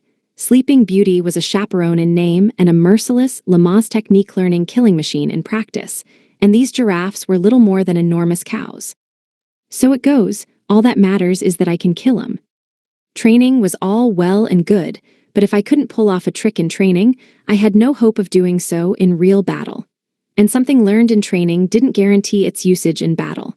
But something learned in battle. Now, something learned in battle would become so automatic it could be utilized in one's sleep. I'd done this all before, I told myself. I was just a little different now. Yeah, I had a different biological, magical, and neurological makeup, but hey, who was counting? There may have been much that still eluded me, but so long as I killed my opponents, did it matter? My mo is to wait until the last possible second until I'm royally screwed. I'm the late riser, slow starter kind of guy. I do my best optimizing in the middle of fights for my life, you know. There were some things you just couldn't learn, unless your life was on the line. Besides, things have cooled down enough that I'm able to keep a hold on myself, provided I don't go full throttle. I'm not gonna learn anything unless I turn up the heat. And hey, there's nothing a teenage boy likes better than a little heat and a hot bath. All sorts of new powers were coming to life in me. Or rather, if I didn't look alive, I stood on the precipice of losing my life. Among the worst ways to go out, being bitten by a giraffe ranks less bad than getting eaten by a hippo. I don't want to turn into one of those old fogies who's like, the old war wounds acting up. Yup, got bit by a hippo. Or a giraffe. Thing was, I hadn't actually solved any of the issues plaguing my new body. I was simply procrastinating in the hopes that they would all work themselves out amicably someday. God, I wish. Come on, happy future, I'm rooting for you. And done? Are you eating the giraffes? Hey, if that gives you a whip skill, I'm not complaining. I'd say don't come crying to me when it makes your neck grow, but you don't have a neck at all, so let's keep going. We should probably stop around the 50th floor unless we go just a little eensy-weensy bit farther.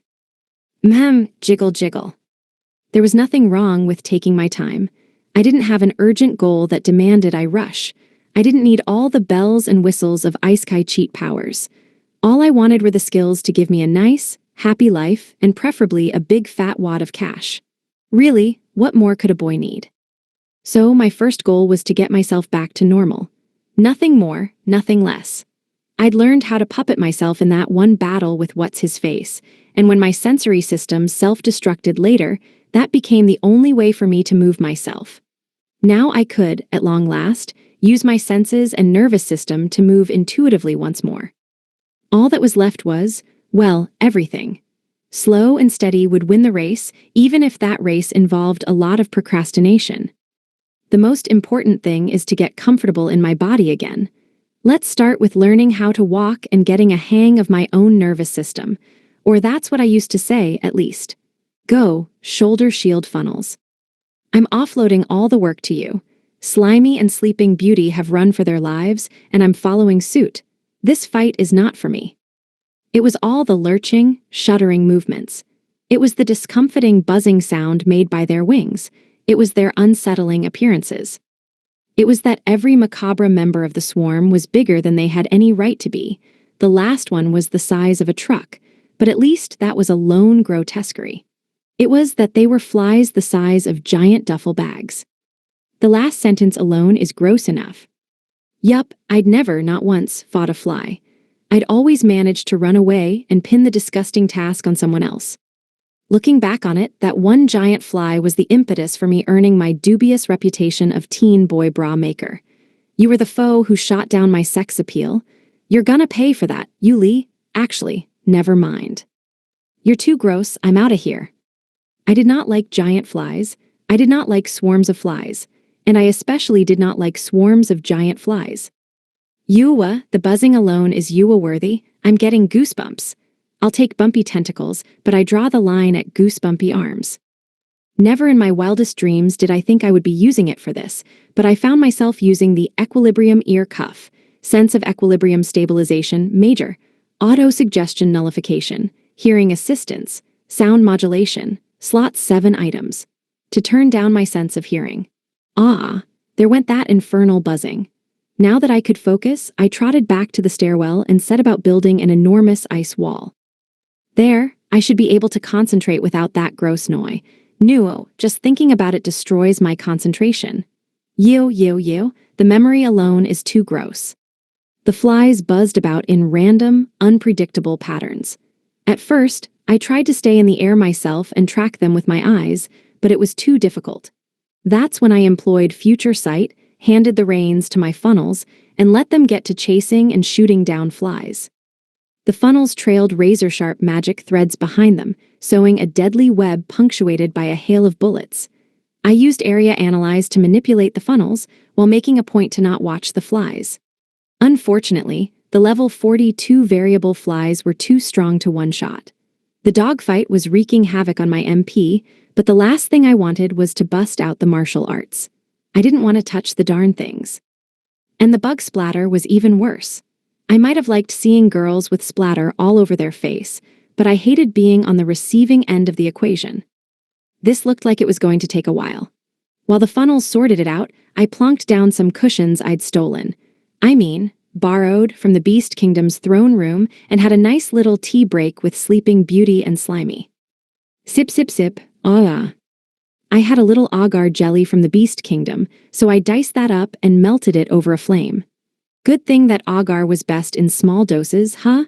I cut it up some more, mixed it with Anko until it was transparent, and heated it over a low flame until I could see clear down to the bottom. Then I chilled it. Serves 3. Ta-da, yakin, that's a kind of jelly dessert back where I come from, as a snack with our tea. The latest from Haruka Freelancing, limited. Try it. It's good when it's nice and fresh like this. I don't think you guys have ever had anything like it before. Thank you is good. Jiggle jiggle. Good, it was a hit.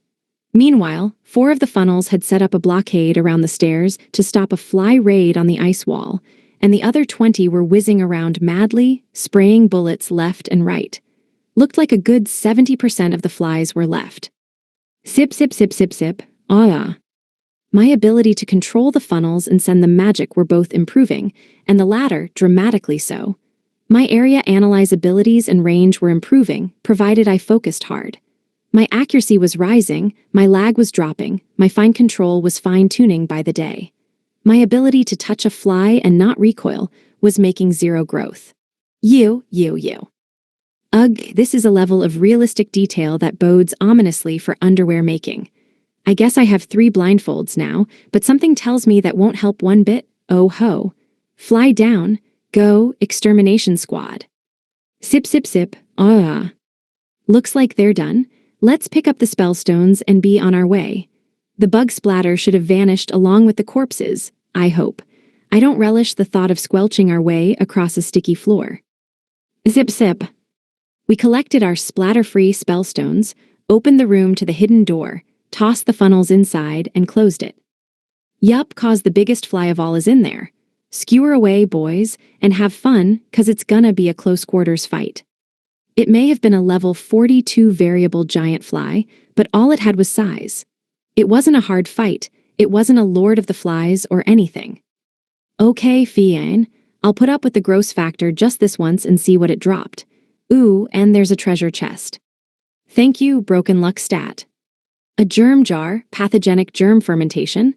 Pass, I want to seal this away, but I can't put it in my item bag. I have food in there. I don't want to ferment my provisions, or get mold poisoning. Why did this world get so gross all of a sudden? You know the idiots are so stupid they wouldn't know what a cold was if they caught it.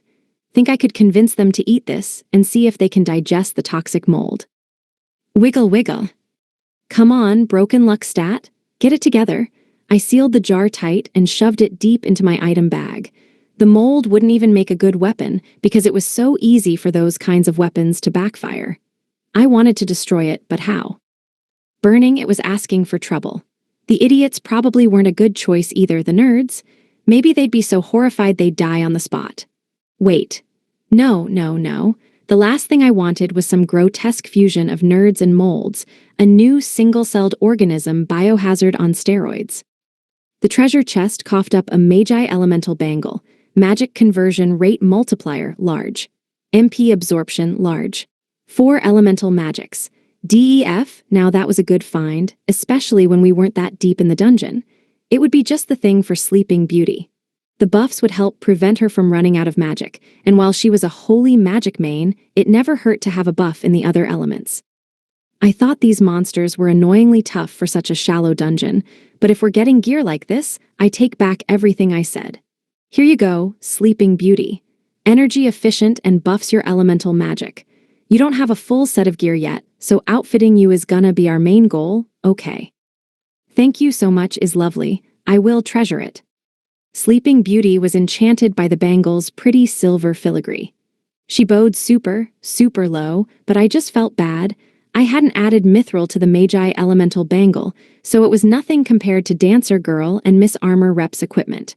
Oh well, if she was happy, she was happy.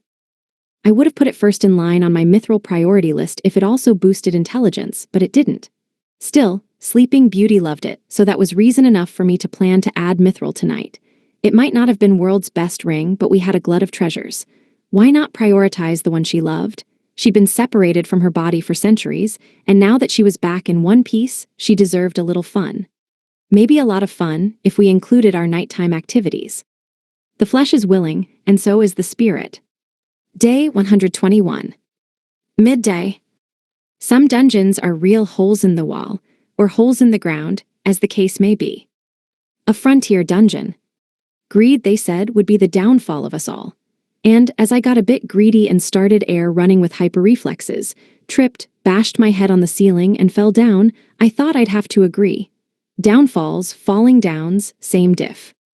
Had I not lessened the impact with Qing Qigong, that would have been 2 dead Harukas with 1 stone ceiling. I got sloppy because I'd wanted to rush through this battle, head outside, and have lunch. I hadn't planned to meet my doom at the hands of a fantasy world dungeon ceiling, but life always conspired to find a way to trip us up. Literally, in my case. Shouldn't I have a way to negate this issue? Wisdom, have at it. The level 49 gravity phantoms could, you guessed it, manipulate gravity. Qing Qigong wouldn't do nothing on them. The phantoms didn't cause air movement when they glided around, and they frequently yoinked me straight to them with their gravitational powers while I was up in the air. This made for highly unsafe flying conditions. Fighting them was turning into a bit of a hassle, so I whipped out the spirit-banishing charms I had purchased in the Theocracy and waved them in their phantom faces. The phantoms fell like flies. From there, it was a simple matter of sweeping across the room until the last fuzz had fainted. Fighting would have taken forever. Exorcism is much faster. We have to make up lost time from the funnel battle, so let me multitask a bit. I need to get the fly juice off my poor funnels. Fortunately, it's nothing a little water and vibration magic can't fix. Let me just scrub them down a good 7 times over. God, I wish I had more insect-repelling plants. Slimy mopped up the funnel phantoms for a quick bit of food to tide him over until lunch. Is that sublimation or digestion? Either way, guess what's up next? The 50th floor. Jiggle jiggle. Oh good, more undead.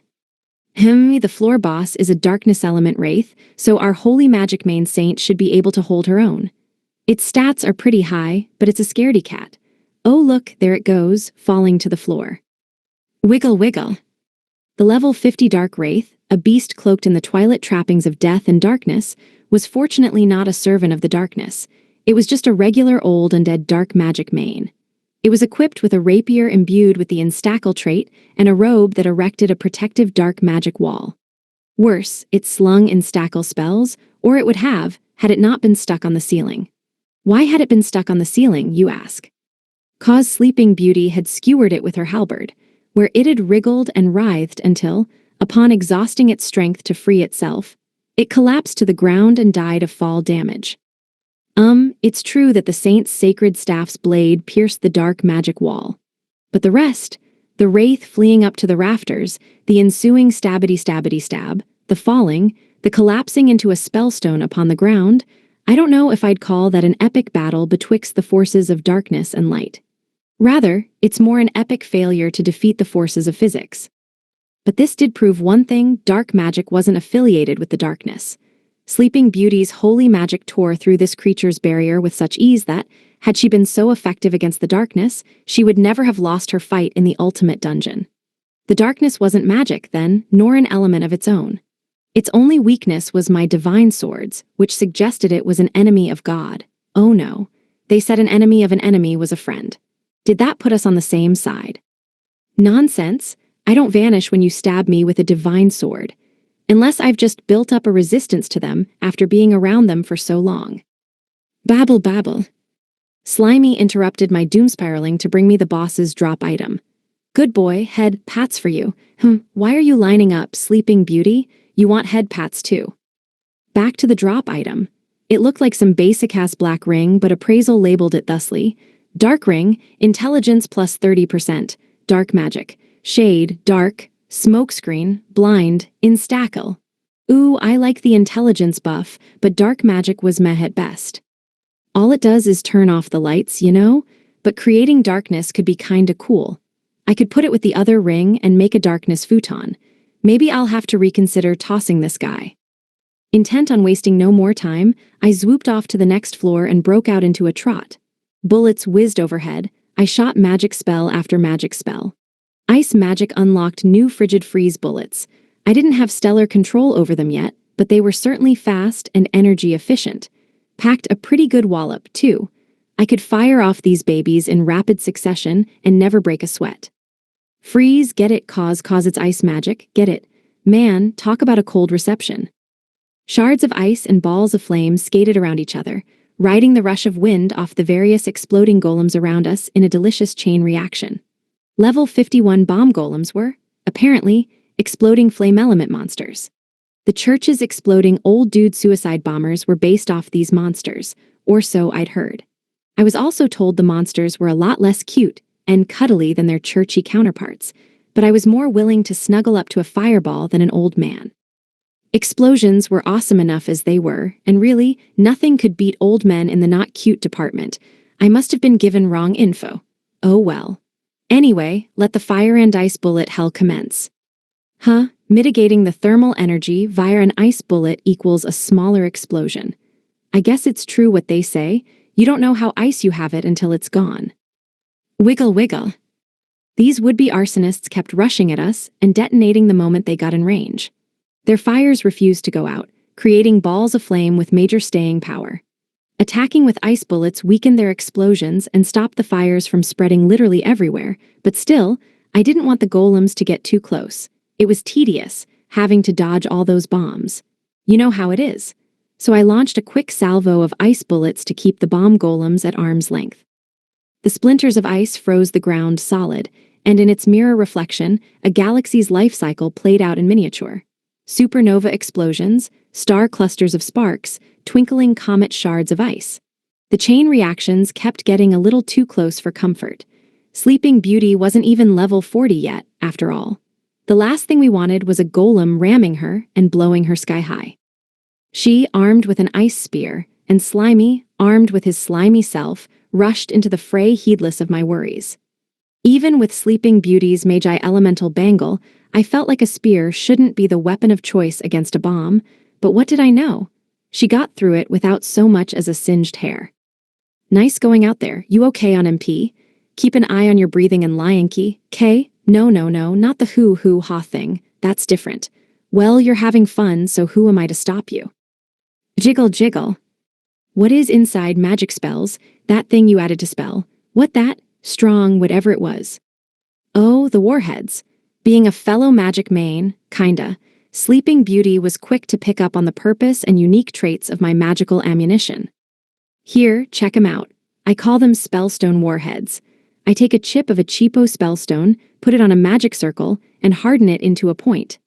In the same way that magic alone struggles to stop physical attacks, physical weapons alone often fail to deal damage to magical beings. A bullet with a magical warhead, then, is almost impossible to stop. It also saves on MP and decreases the chances of the enemy reflecting the bullet. Just watch out for ricochet. I gave her one to play with, and she was quite intrigued, adding her own MP to it and running it through her fingers. I, too, was a fan of pulling on and tweaking and twisting and rubbing certain bullet tip-shaped objects. Please don't aim the magic bullet at me. A glare is one thing, a weaponized flare is another. It's difficult to defend against a combined magical and physical attack. That's why there are so many magic swords out there. But no one's put much research into magical weapons of mass destruction. It's a waste of MP to bull your way through magical barriers via magic, and losing kinetic energy defeats the purpose of a physical attack, so that's why it's a must to think outside the box and penetrate barriers with a third kind of energy.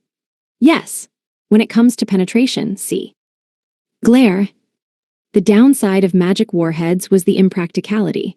Turning all those lumps of spellstone fragments into bullet tips was a tedious task. Rock, however, was in ready supply everywhere, so it was nice and practical to commandeer it into magic weapons. Although, come to think of it, there weren't a lot of rocks just lying around in dungeons.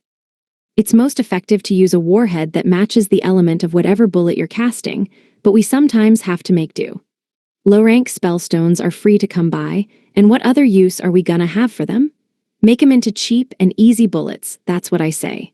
You could also make better, high-quality warheads from more powerful spellstones, but that's a waste of resources, by my count. Boing boing. 'Cause I didn't want to run up too big of a bullet bill, you know. No point in throwing away money. The Adventurers Guild doesn't teach this kind of stuff. That's 'cause they have a lack of sound magic users and an even bigger lack of sound economic principles. I figured most people in this universe would struggle to master the art of magic bullets. Spellcasting was a matter of imagination, and whatever you could conceptualize could come true, but people here had no idea what guns were, so that severely limited their options. Or so I assumed, but Sleeping Beauty had no trouble copying me. I guess she'd picked up on the concept well enough just from seeing me in action. Right, but let me correct you on one point, I'm not the target. Don't point that thing at me. If looks could kill, that look in your eye could take me out, and stuff. Slimy, not wanting to miss out on the fun, created bullets of his own, and began shooting level 52 blaze bats right out of the air. Between our 3 anti-aircraft firestorms, we extinguished these blazes in no time at all. This feels like a setup.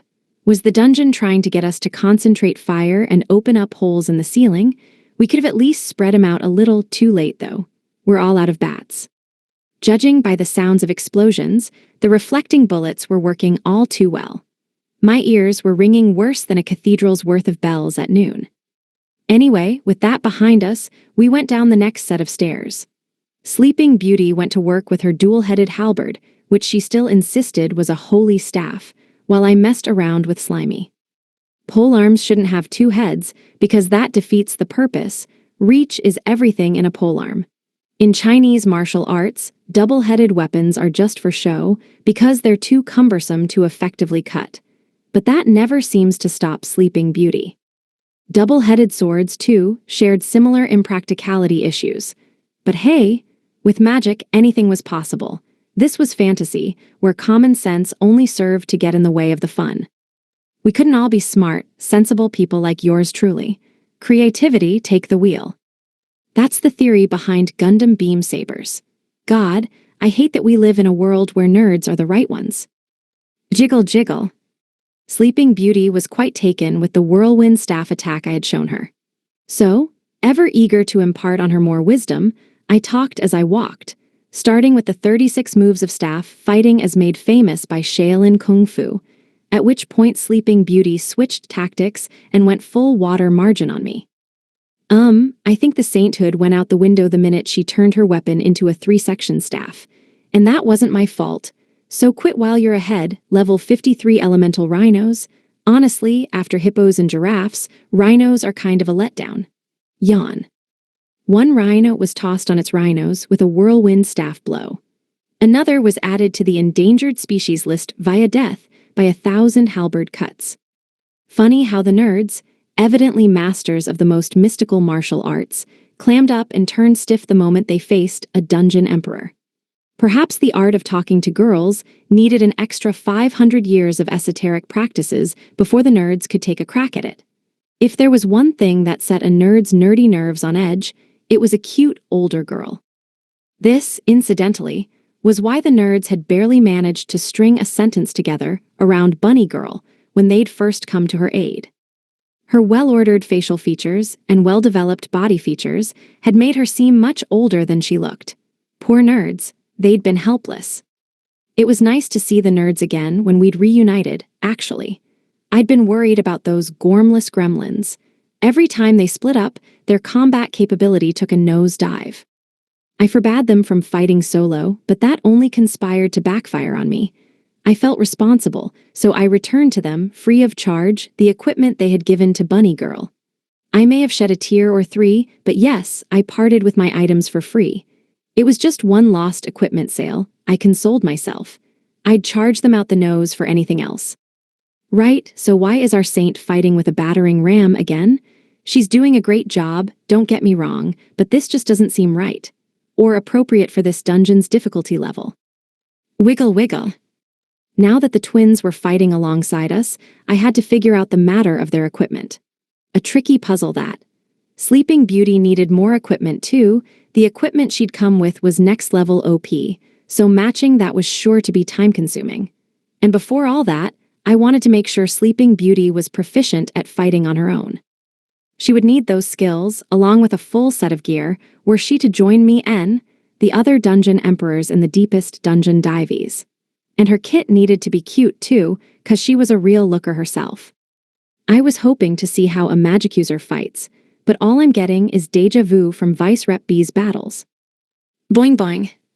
Yeah, there was plenty of that with Vice Rep B too. For now, Sleeping Beauty could keep the clothes she had on. I now had a good grasp on the way she fought and the kind of equipment she might need. I also had undertaken a systematic study of her magical abilities at night and had intimate knowledge of her measurements. My tentacles had wormed their way into every wrinkle, every pore, every valley, and fold on her body to record them down to the last detail.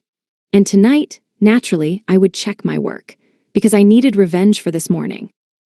Anywho, we stopped at the 54th floor. The dungeon's final boss was on the 55th floor. This was actually kind of a deep dungeon, come to think of it. It was so out of the way it must not have received much foot traffic, which had let it grow in peace. Not a bad trip, all things considered. Sleeping Beauty got to see a giraffe, and that was fun. Not half as fun as seeing her blissed out, drooling face aimed at my long neck depend. Oh, don't mind me. I'm not saying anything. You can put the 3-piece halberd away. Broadly speaking, that is, speaking about broads, I'm wary of that sickle and chain you're carrying. Narrowly speaking, that is, speaking while narrowly escaping certain death, this is targeted harassment against teenage boys. Right, shutting up. Ah yes, Sleeping Beauty was fitting right into the local culture. She'd even developed a habit of lecturing me, if by lecturing we meant violence. I used the walk back to the surface for more fine-tuning, sprinting on every first step and slashing on every second. Because it was such a disjointed action, I was able to point myself in a specific direction and take ground-shrinking steps. It all felt more natural now, more an intuitive part of me. Maybe it was because it was integrated into martial chi wizardry, or maybe it was because, it being a specific technique now, Hoplology took care of controlling it for me. It wasn't like my old skill ground shrink, which once activated, couldn't be stopped until I crashed headlong into something. I had control over it. I couldn't stop, per se, but I could steer a bit and decelerate. Best of all, I could do it without turning myself into a clanky, stiff robot. Wisdom had run enough calculations to smoothly animate me, and I couldn't tell you what a relief that was. One small step for me, one giant leap for oh no. Giant leaping was a bad idea. Here came the chaos. I would have tried running headfirst into them had I thought about it, but alas, the idea occurred to me too late. Oh well. They're all enemies, so let's do what we do best. I took the center position in our little group, and the three of us, Slimy, Sleeping Beauty, and me, launched ourselves in a united front against the level 54 devil plants. Less a united front and more a united front lawn landscaping team, I guess. The silhouette had made me get my hopes up for another tentacle monster, but alas, we can't have everything in life. This dungeon might have been a better fit for the mean girls. Yeah, it'd really give them something to sink their teeth into. Literally. Wriggle wriggle. Incidentally, plant monsters are basically tree mimics, right? But missing the forest for the trees here, people, a dungeon has nothing but monsters. Your camouflage is ruined. You can stand real still and think leafy thoughts, but we'll still know you're a monster. Jiggle jiggle. I had hoped to be done and out in time for lunch, but we'd gotten held up in here longer than planned. Level grinding Sleeping Beauty and fine-tuning me both presented precious few opportunities for speed attacks, so in hindsight, I shouldn't have been so eager. Ikeinda wanted to sneak off on my own and accidentally wander into 2 additional dungeons, but Slimy and Sleeping Beauty were pushing me toward the kitchen tools, so oh well on that. I could reconsider the idea once we beat that dungeon king on the 55th floor. Sleeping Beauty was adjusting to her new equipment and developing lion key powers via the Lamaze method, which, okay, it was a little distracting hearing her puffing like a bellows during battle, but I'd live. And if I pricked my ears up to listen, and if my prick pricked itself up, that was no one's business but mine. Day 121. Midday. If the guild master weren't so darn stingy, that board might update for a change. OMY City. The Adventurers Guild Master's office. It was as the songs said. As if the city itself was a giant flower in bloom, color seeped into the streets, laughter crept into the people's voices, and joy populated every face in the form of a smile. Fortune had come home to stay. The local lord, Duke Amui, was still away on his journeys, but his delightful daughter, the Lady Miriel, had recently returned to us from her sojourn in the Beast Kingdom. Her companions, fair young maidens with signature ebony locks, were likewise home. Thoughts of peace and presentiments of new wealth quickened in our people's bosoms.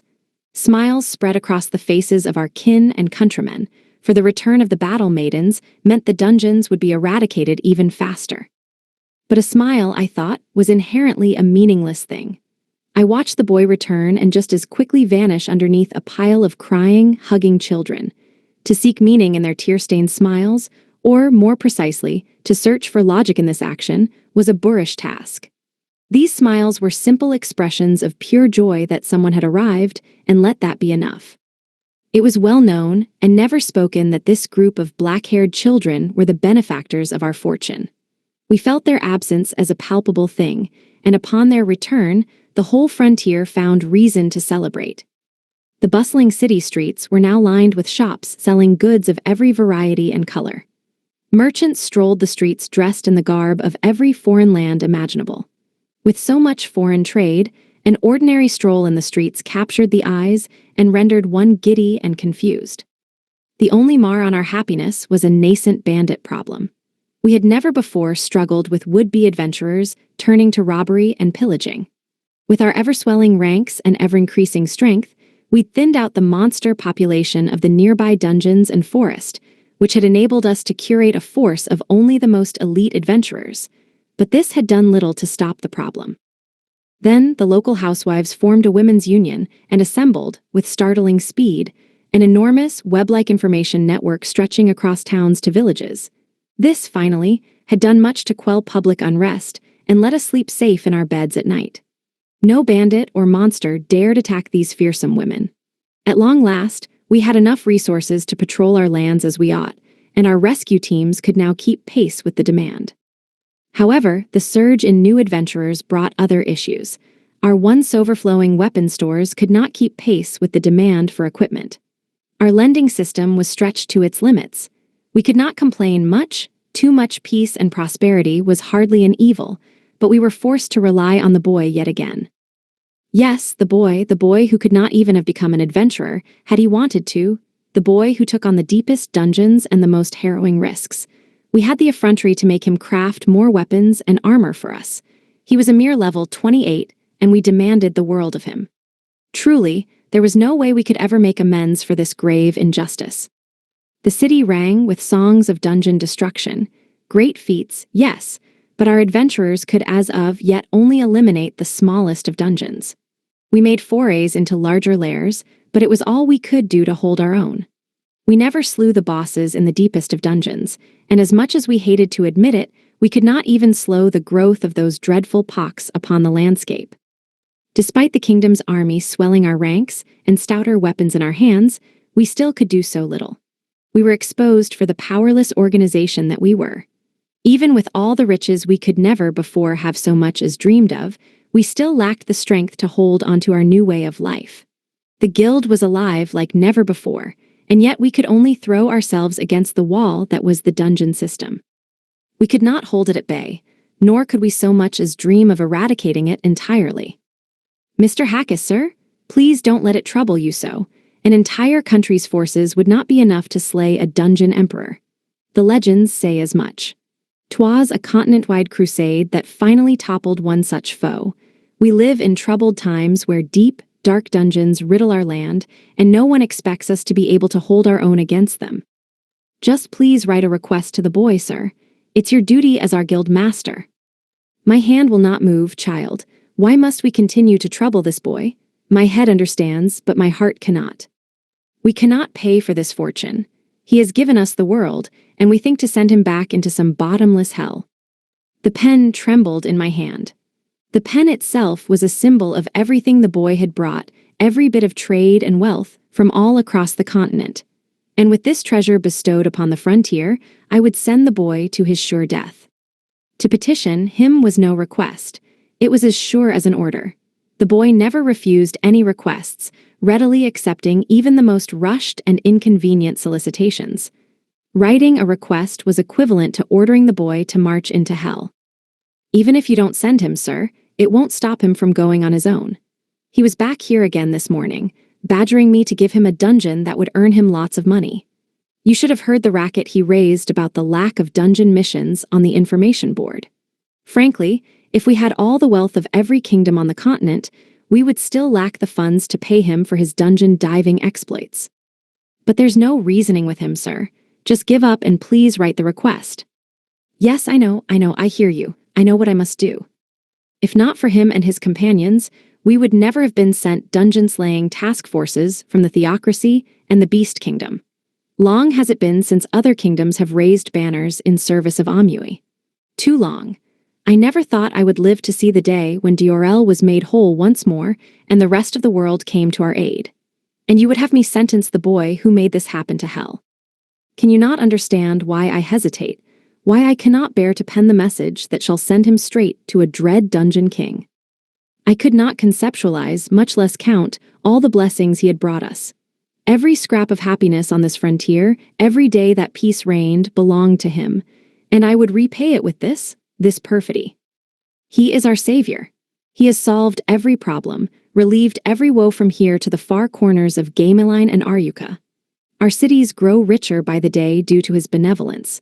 He would not have us attempt to repay him, and we utterly lack the means to do so, and there are no lengths he would not go to protect Amui. But still, I cannot find it in myself to pen these dreadful words. Sir, please, you shouldn't think so little of him. This boy walks into hell every day only to come back and beg us for worse. You are only granting him permission, sir, to do what he already does. If you deny him, he'll only sneak. Sorry, I can't use that word in good conscience. March off to the dungeon with all the stealth of a marching band. We may think a dungeon king is certain death, but he sees a dungeon king as nothing more than the next ladder rung on his ascent to precious treasure. He and his friends are nothing like us, sir. They are cut from a very different cloth than us. Yes, I know we've written him a disgustingly long list of favors already. I know he's fulfilled them all and trotted back in triumph. I know. But be that as it may, We can do naught else but measure ourselves with the small measuring stick known as justice. I care not what the boy thinks, only what is right. Nothing he says will lessen this enormous debt we owe him. Sir, the two deepest dungeons are still growing. Think of what will happen if we leave them until it is too late. Please, put down your stubborn pride while you still can. You are our guild master, sir. If you refuse to write this request, you are making the decision to leave danger unattended to. If nothing else, sir, I am very, very busy right now, so it would be fantastic if you could please hurry up and write the request. When all was said and done, I would write. Yes. Just as I had done oh so many times before, I knew, no matter how much the decision grieved me, that I had no other choice. I knew all too well. We could not hope to reach the lowest levels of these deep dungeons. No one could, save the boy. Whole armies, for all their numbers, could do no more than plumb a fraction of their depths. Damn it, it shames me to do this. All I had to do was lift the pen with my trembling fingers and sign the missive. I had no other choice. I knew what doing so would mean. It tortured me, but I forced my revulsion back and wrote my name in shaky letters. It was done. The task was done, and still I could not put down the pen. Oh come, sir, there's no call to look like that. You haven't forgotten, have you? He went to an ultimate dungeon and came back. He went all by himself to face the deepest depths of a force said to be powerful enough to end the world. He fought. He won. And he came back. We shouldn't trouble ourselves, sir, with something that can't be measured on our tiny measuring sticks. We shouldn't think so little of him as to worry about him. He can take care of himself. He's no innocent boy. He's the dungeon destroyer. And then, the request form was out of my hands and off to the girls who were rapidly earning the moniker of the black-haired beauties. Anything that went to them, even in an unofficial capacity, would wind up reaching the boy. I could only imagine the sour looks on their faces, yet I prayed they would not ignore this earnest plea for help. My grip tightened on this pen that refused to drop from my fingers. All our reorganizing our equipment stores, all our broadening our training programs, all our calls for recruiting new adventurers, and still we were reduced to this. It needed to be done. The dungeon needed to be defeated before it was too late. Yet, with all the equipment and training gifted to us by the boy, all the treasures that had fallen into our laps, we'd still failed in our task. The continent will never come together as one again. It falls to us, the frontier, to keep the world safe, and yet we forsake our duty. We push it onto this boy's frail shoulders, and that should never, ever be allowed to happen. I turned to look out the window. The sight of the city below could always bring the Duke to tears, and little did I blame him. This prosperity was nothing short of a miracle. How much would we lose, I had to ask myself, when I sent this boy to certain death? The boy who is responsible for all our smiles, all our continued prosperity. The boy would never say a word in refusal. He would not complain, would not grumble, would not so much as mutter the word no under his breath. He would accept no recompense, save money. He simply and unflaggingly came to the guild to sell his spellstones. Even when we could not pay him, he never stopped, not once. I wonder if it might be possible to ask him to sell his spellstones to us, and only us. The majority of the frontier's spellstone trade was born on the back of this boy. He even had his fingers in the manufacturing and reselling pies. It would have been so easy for him to cheat us of our guild rights and monopolize the spellstone industry himself, yet he dutifully continued to bring us bag after bag of spellstones for little reward. I could only imagine what horrors he had experienced in his few weeks of absence. What dank dungeons did he fight in? While we'd failed to hold our own, much less make progress, what ills had he suffered? All our armies and adventurers, yet he still eclipsed us. All I could do was grant him permission to go. Never mind if it was safe enough. Never mind if he cared that it was safe enough. No, I could not let myself get complacent and accept this cruel reality. I could not. The day should never come when I forgave myself for sentencing this boy to his death. I deserve to be lambasted. There is not scorn enough that could be heaped upon me. All I do is hurt this poor boy. Could you not have mercy on me? Could you, if nothing else, stop telling him I refuse to send him to these dungeons because I'm stingy? An endless stream of these sinful papers crosses my desk, and the whole time I'm listening to him badmouth me from the floor below. Oh God, is he back already? I did ask you to be quick about it, sir. Now you see what I have to deal with every morning. Please carry on beating yourself up if you must, but do it in your head. Less talking, more writing. I have dozens of these things, sir. You do not need to agonize over each and every one. It was not my desire to stint the boy, of course. Would that I could send dungeon diving jobs all across the continent instead of localizing them on one single boy. I wanted nothing more than to avoid heaping more on this poor boy's plate, but I suppose that translated to being stingy. Sometimes, all one could do was cry into their hands. Day 121. Afternoon. The sole way to wound my soul, misleading names. A frontier dungeon. 55th floor. Unable to join in the fight against the Dungeon King, I sat on the sidelines and watched. For you see, I had lost, and all by one careless move. Now I was forced to stay well in the back, immobile and guarded by my trustworthy slime, with little else to do but observe Sleeping Beauty's attempt to solo the boss. Curses, if I hadn't been so stupid. If only I hadn't lost that match of rock, paper, scissors. Don't you start moping, Slimy. You lost just as much as I did, but you were never supposed to be on the front lines to begin with. Jiggle, jiggle. The Cyclops leveled a powerful blow at Sleeping Beauty, which she turned with a deft flick of her halberd. The rotation carried the blade to the beast, slashing it, again and again and again. She was using a 3-part staff whirlwind attack. No one would ever believe the legends of the Theocracy's saint again. If she could lop a Cyclops's tree trunk of an arm clean off, she was no saint, unless she'd learned about sainthood from a catechism. No, a cute little tee-hee-hee does not absolve you of violent murder.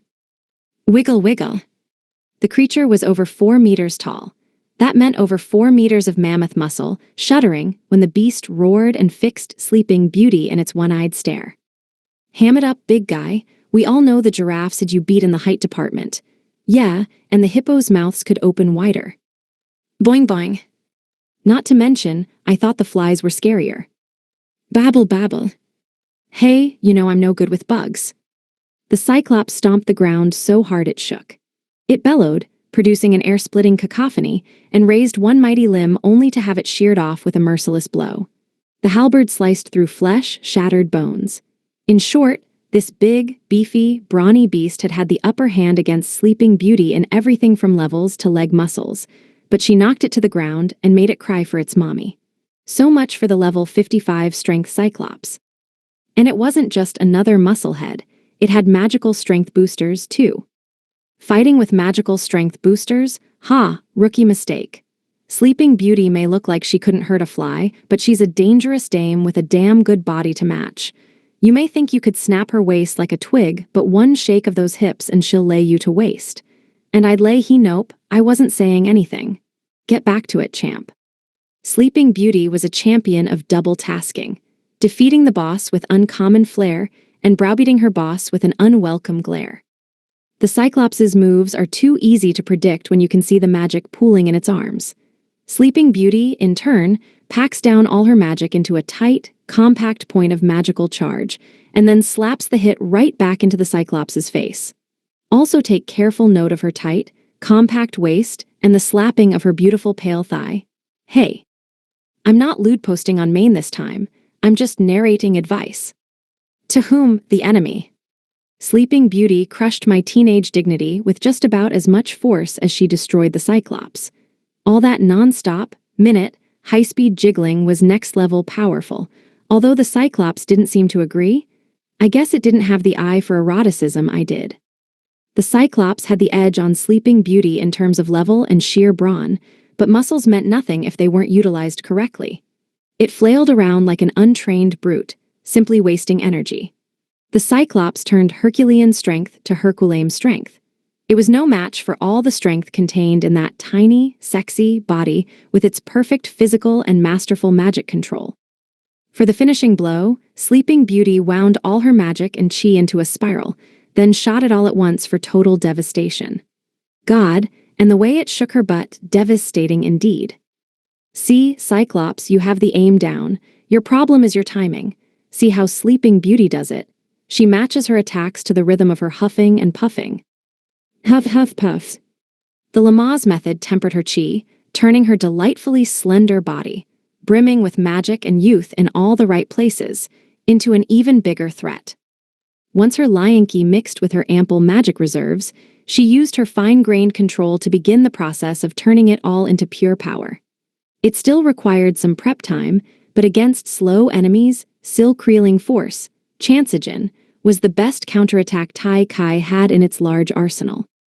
The spiraling, Lamaze-enhanced mound of magic slammed into the Cyclops' club, yanked it out of the creature's arm, and then hurtled onward to tear off the Cyclops' other arm and smash its bones to dust. The Cyclops' revival skill is working with all its might to keep up, but Sleeping Beauty has too much might to counter. You can't beat a saint in her own territory of healing spells. Babble babble. Sleeping Beauty had trained under the prestigious tutelage of Miss Armor Rep, Dancer Girl, and Slimy. They had each equipped her with hyper-powerful techniques, and the girls in my class taught her how to deploy each one in her arsenal depending on what the situation demanded. For her final training, she'd squared off against the demon scythes, which was puzzling, because somehow the only one to come out of that match injured was me. I hadn't been able to beat Sleeping Beauty since back before she hit level 10. Of course, back then I was too messed up to move. I was in no state to fight a dungeon emperor. Now, though, things were different. Once she and I were battle-ready, a dungeon king in a mid-sized dungeon like this wouldn't present a problem for either of us. The Cyclops' indefatigable spirit grew fatigued. Revival gave up the ghost. Sleeping Beauty cut circles around it, her halberd describing winding helices around the creature's body. Every blow she landed only made her faster. The Cyclops could do nothing but stand there, tears beating in its single beady eye, and get clobbered to a pulp. I need to adjust her armor design in the arm area. The legs could also do with some touching up for movability. Sleeping Beauty uses a lot of flowing, elegant movements for a brute force barbarian character. She's fast, too. She's as quick on her feet to evade as she is to attack. So yup, her current loadout will work for now. Just gotta touch up the joints. Jiggle jiggle. Her ever-shifting attacks would have turned a baton twirler green with envy. Her flexibility was unmatched, giving her incredible range. Her premonition skill lent her a godlike ability to dodge hits, and her countering was just vicious. And just like that, she defeated her first Cyclops. Yup, that final attack was the nail in its coffin. Nice job, you want to head back up and have lunch? While we wait for the drop item to materialize, let's check out the hidden room. Slimy's already eat. You just rest here, and I'll pop on over to check out those treasure chests. It'll be fine. There aren't any monsters in the hidden room. Not tired, we'll go with you.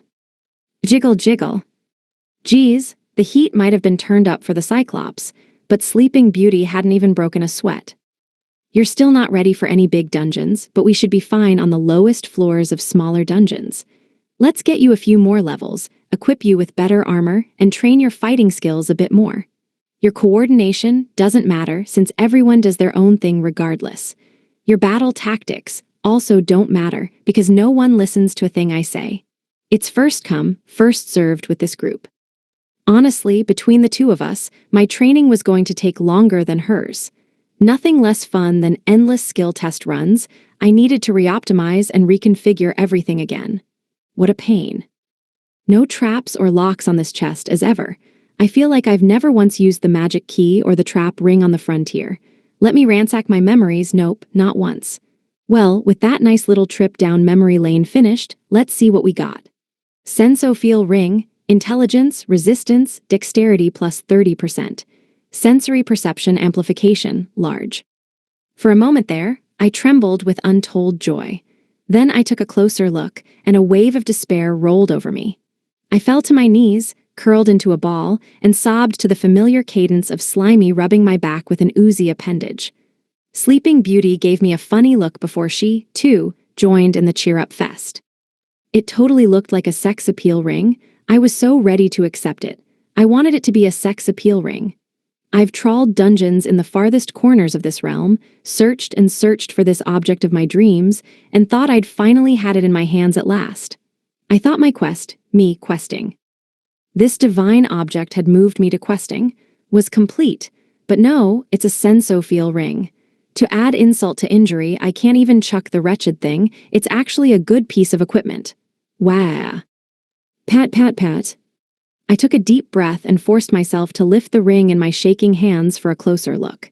Yes, the sensory perception amplification, LAR, trait would do wonders for me.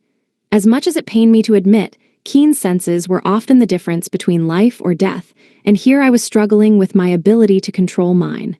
I needed this ring. If only it didn't have that stupid name.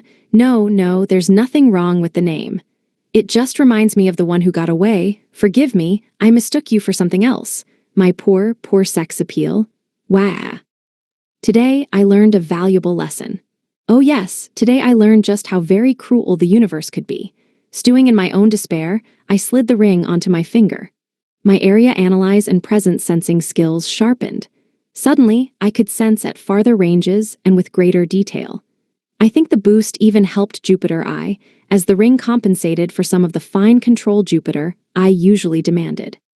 Jupiter Eye is such a powerful skill I can't check if it's actually working properly. My senses can't keep up, but now I feel like my senses are stronger. Uh-oh, this bodes ominously for sensitivity, sleeping beauty.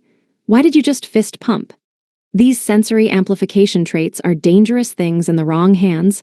I might be wrong, as this theory is tested every night, but I'm pretty sure there's no market demand for blissed-out, sex-broken teenage boys. My sense of magic was stronger now, too. I used heat and lightning magic to heat up Magi, then melted it together and spun it in a kind of centrifuge until it produced thin filaments I could manipulate. When I had enough ultrafine fibers, I spun them together into a mass not unlike a ball of cotton. And from there, the crafting was just beginning. With better senses, I now have tighter control over myself. With better control, I can challenge myself to reach new heights. Behold, the pinnacle of human technology and innovation, cotton candy. Enjoy? Yeah, it's tastier than it looks. It's not actual cotton, I promise. Stalker girl swears by it. Wow, so sweet, soft, melts in mouth, thank you, I love it. Wiggle, wiggle. Even Slimy, who only rated the taste a wiggle wiggle, was shocked at just how fluffy the cotton candy was. It was so airy, in fact, it lacked the usual sensation of biting into a bag of sugar. And that was just sad. No matter how much my control abilities improved, it didn't matter if my senses couldn't keep pace. Powerful senses were a lucky thing indeed, but I personally would have preferred powerful sex appeal. Yum, so good. Boing boing. Please, save your call in the chef. I want to have a word smug boing boings. You know full well I'm the chef. I made the cotton candy right in front of you. Jiggle jiggle. New options had opened up for me, but all the same, I hesitated to use these same fine threads in clothing. A thin, soft, comfortable magical fabric was technically possible, to say nothing of its incredible elasticity, but these threads were simply too easy to snap. So, when this thin fabric stretches over certain convex objects, they'll be liable to tear and make a hot, sticky mess, a collaboration of sensations and dreamy temptations. Well, when I put it like that, I need to give it a shot. I fear the first test runs of prototype magic clothing will end in tears when a teenage boy tears the fabric right off a hot bod. And hey, in the spirit of good scientific curiosity, I say this needs to be done stat. Ooh, and I bet it turns see-through when it gets wet. Chomping on cotton candy as we went, we returned to the surface. The sun was still high in the sky. Wind rippled the plains. The sky was a clear blue plain stretching as far as the eye could see. The world positively brimmed with excitement and mystery. And right in the middle of it all, some idiots were raising a ruckus, and in the brief moment where I wondered if I should intervene, things turned ugly. Yeah, 'cause some bandits, a bunch of would-be adventurers dressed in tattered leather armor, had made the rash decision to attack a group of young housewives and their tiny tots on a picnic.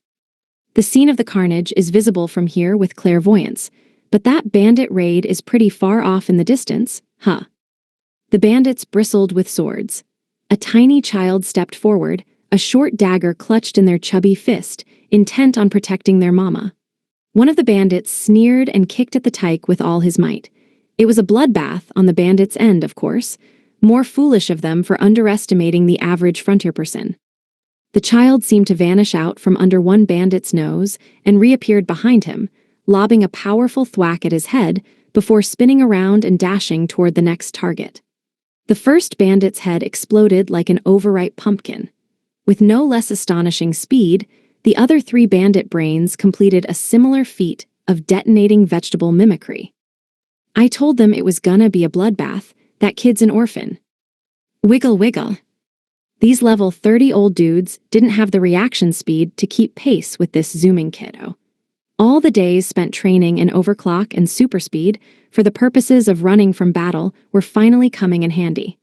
And that's before we considered all the speed boosts I'd added to the orphan's clothes and shoes. I bet even a pack of kobolds couldn't catch up to one of those junior rockets. Boing boing. Then the little tyke reached into the item bag hanging around their neck and whipped out an electric-charged self-defense paper fan. While the kid was busy whacking the remaining bandits into submission, the last few villainous thugs broke off from the group and charged the rest of the women and children. Those ladies are on the younger side, but a brutish housewife is a brutish housewife.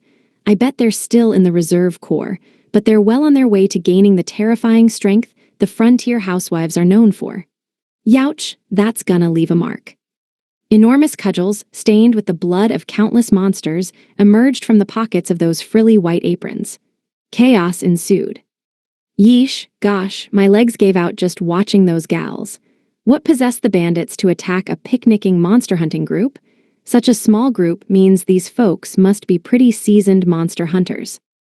Ah, but they're going easy on the old dudes. They must want 'em for a bit of pocket change, that is, to sell 'em off as criminal slaves. Why hello Haruka, fancy meeting you here, dungeon running today are we? Oh hey, I recognize this lady, fine young woman. She was the one who ran the Okonomiyaki stand. If I remembered correctly, she had once destroyed a level 15 goblin in single combat with a secret technique called goblin reversal. She was young, compared to many of the housewives, but a seasoned member of these domestic dominators. Hey there, looks like you caught yourself some baddies. I hear the mines need extra hands these days. You'll get paid an arm and a leg for every pair of working arms and legs you turn in. Yup, bad guys are more lucrative than goblins these days. And stuff. Hey look, it's Big Bro. Thanks to my training, I could now evade these flying children rockets once more. With flashy footwork, I dipped and danced around the whizzing kids. Some of them got close, but I still held out. Wait a sec, not only are the orphans getting better, but they're teaching the town kids to fling themselves at me too. Wahoo! Boing boing. Progress on the frontier knew no bounds. I wasn't keeping pace. Yup, better get an extra dungeon run in, just for practice. I was a sweet, sweet fool to think I could dodge all these children, oh, and speaking of sweet, try this sugar cluster I just made. I streamed cotton candy behind me as I ran, thin wisps of cottony cloud drifting through the sky, aha. The kids fell for it and began pursuing the candy instead of me. Whoa, candy. Jiggle jiggle. Crime perpetuated by non-frontier residents was on the rise. We captured many of these criminals and pressed them into indentured servitude, either working in mines or clear-cutting land for new farms. These involuntary laborers were in high demand, and I heard one could turn a quick buck by selling them. I'd never seen that with my own eyes until now, though. Honestly, attacking monsters is safer than attacking women and children at this point.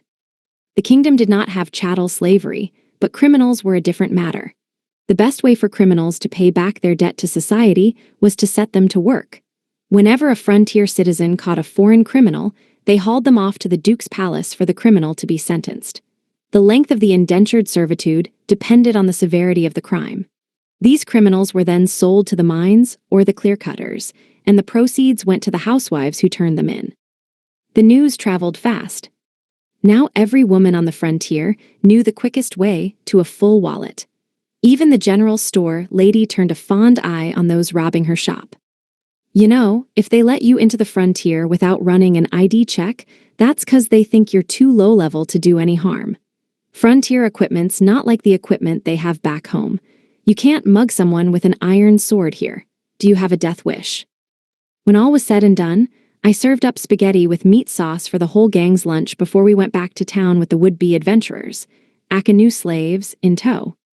I paid a quick stop to the Adventurers Guild, took a look at the bulletin board, and sighed. I knew the girls had the location of a super cool, super huge dungeon, but they refused to tell me where it was on the outrageously false belief that I'd break my promise and sneak off to said dungeon post-haste. Thus, I asked the guild reception ladies to pin it to the board when I left this morning, but of course, they had done no such thing. This huge board doesn't have a single job on it. I was doing you a favor by asking you to put one up. But no, this board looks identical to when I last saw it this morning.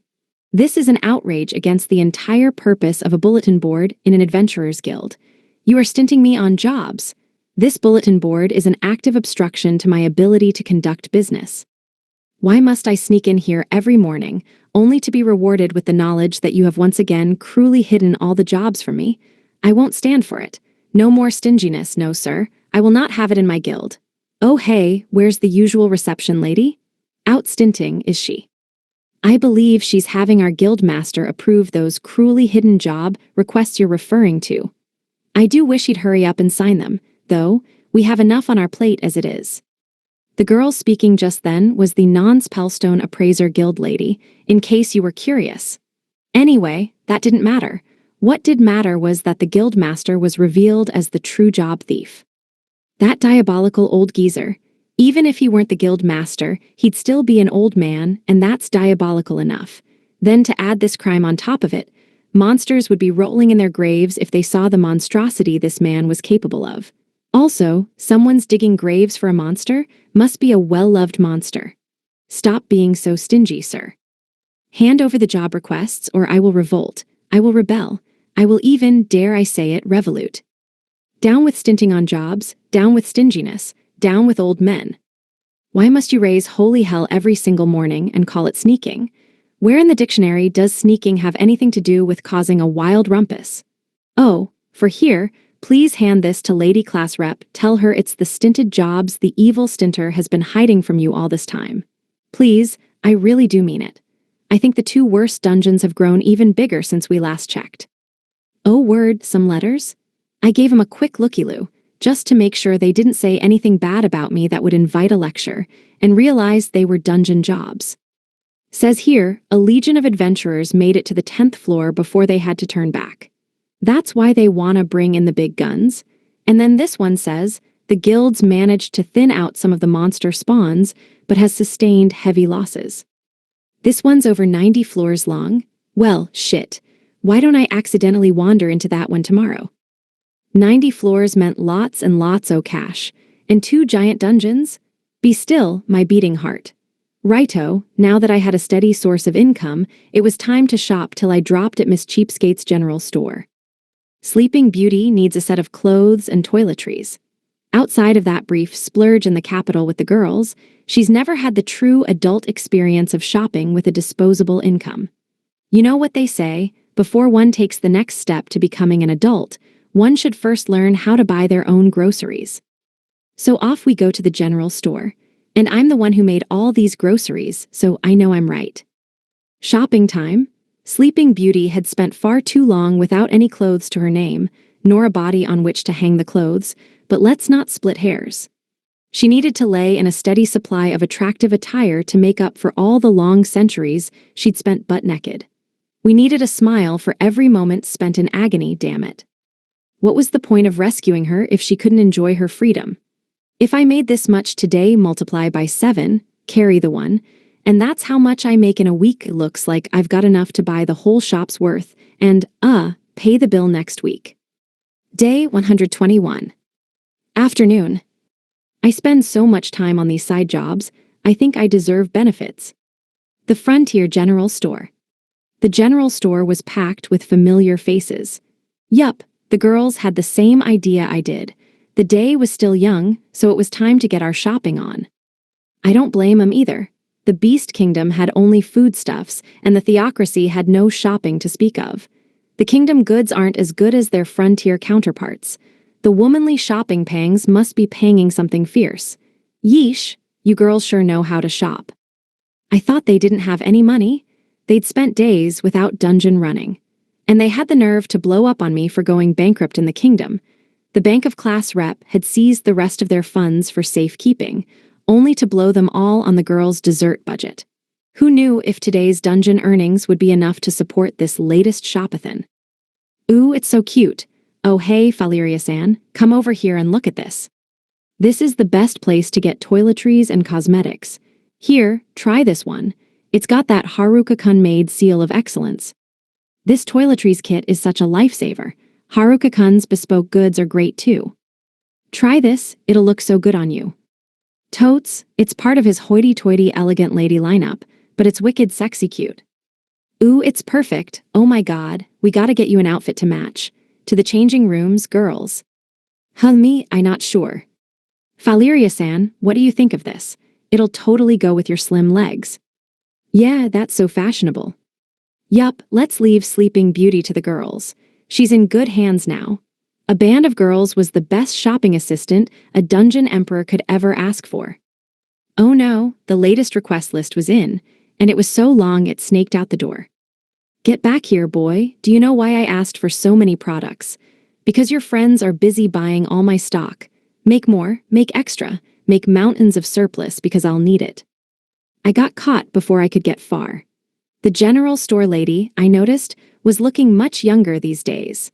Her old wounds had healed, and between her recent rehabilitation and plenty of healing mushrooms, she was now well enough to go off on mushroom hunts of her own. She looked healthy and trim, there was color in her cheeks and a spark in her eyes. Her brain, alas, had received no such rejuvenating glow-up. Although she did have a point, a pushy, unwanted point, as I realized a shortage of clothes would be a very big issue. I didn't want to disappoint Sleeping Beauty. And besides, shopping was good, honest fun. That was just a fact of life. If I'm the one making all the stuff and the girls are the ones buying it all, why bother with a general store at all? I mean, I'm still gonna make your stuff. I assume these are all rush orders. You know it, I'll sell them at cost, so make extras. My inventory's suffering from a lack of luxury goods. You know the housewives of this town want nothing but the best, and they finally have the wallets to afford it. But the local manufacturers just can't keep up with all the demand.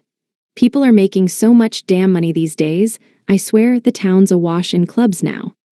Sure, the frontier was well on its way to being economically and productionally self-sufficient, but folks always liked to have a little extra on hand. There was no limit to some people's greed, especially for the female clientele of this boutique. One look at my classmates was enough to prove it. It blows my mind that monsters ever used to attack the women and children in this city. Arm a housewife and goblin with the same weapons, turn 'em loose, and the housewife will win 10 times out of 10. So hey, looks like the clubs are being used effectively, and scarily. Less talking, more crafting. I need more, damn it. More, always more of everything and an extra order of mushroom bento. People in the frontier were just built differently. Everyone was higher level than they should have been, even the kiddos who hadn't trained in monster hunting. It took me the longest time to figure out why. I'd never cracked the code until one day when I was poking around in the back lot behind the inn. See, there were little tiny bug and grass monsters running around everywhere in the frontier. They were too weak to be noticeable. I'm talking critters like a level 1 biting briar or a level 1 stinger bee. But they gave experience to ladies and kids employed in the basic household tasks of pest extermination. It may not have been much experience per pop, but it added up quickly. Let's see here, blouses, dresses, lace is popular right now, huh? I'd better make lace sewing machines for the workshops, or else I'll never be able to meet this demand. Frilly tunics? Ah, the mean girls designed those. No wonder they're flying off the shelves. Jiggle, jiggle. Going back to the level thing for a sec, considering the low levels of the Theocracy's civilians, a low concentration of magi in the earth must have made it harder to gain levels. The frontier, which was thick with magic and mushrooms, was therefore a prime place to level up. I'd seen proof of this in the Kingdom orphans, who ate mushrooms every day and took to landscaping as their chore of choice. The kids' levels shot up like beanpoles. These kids were fast learners, too fast. They picked up the art of flinging themselves at me sooner than I would have liked. Long flared skirts, 3-roll 2 suit jackets, and fringes, Sure, I'll give those a shot. Grunge isn't in, but the locals are a fan of folksy vibes. Let's make 80 of each variety, all sizes. Babble babble. Book club president had the same idea as me.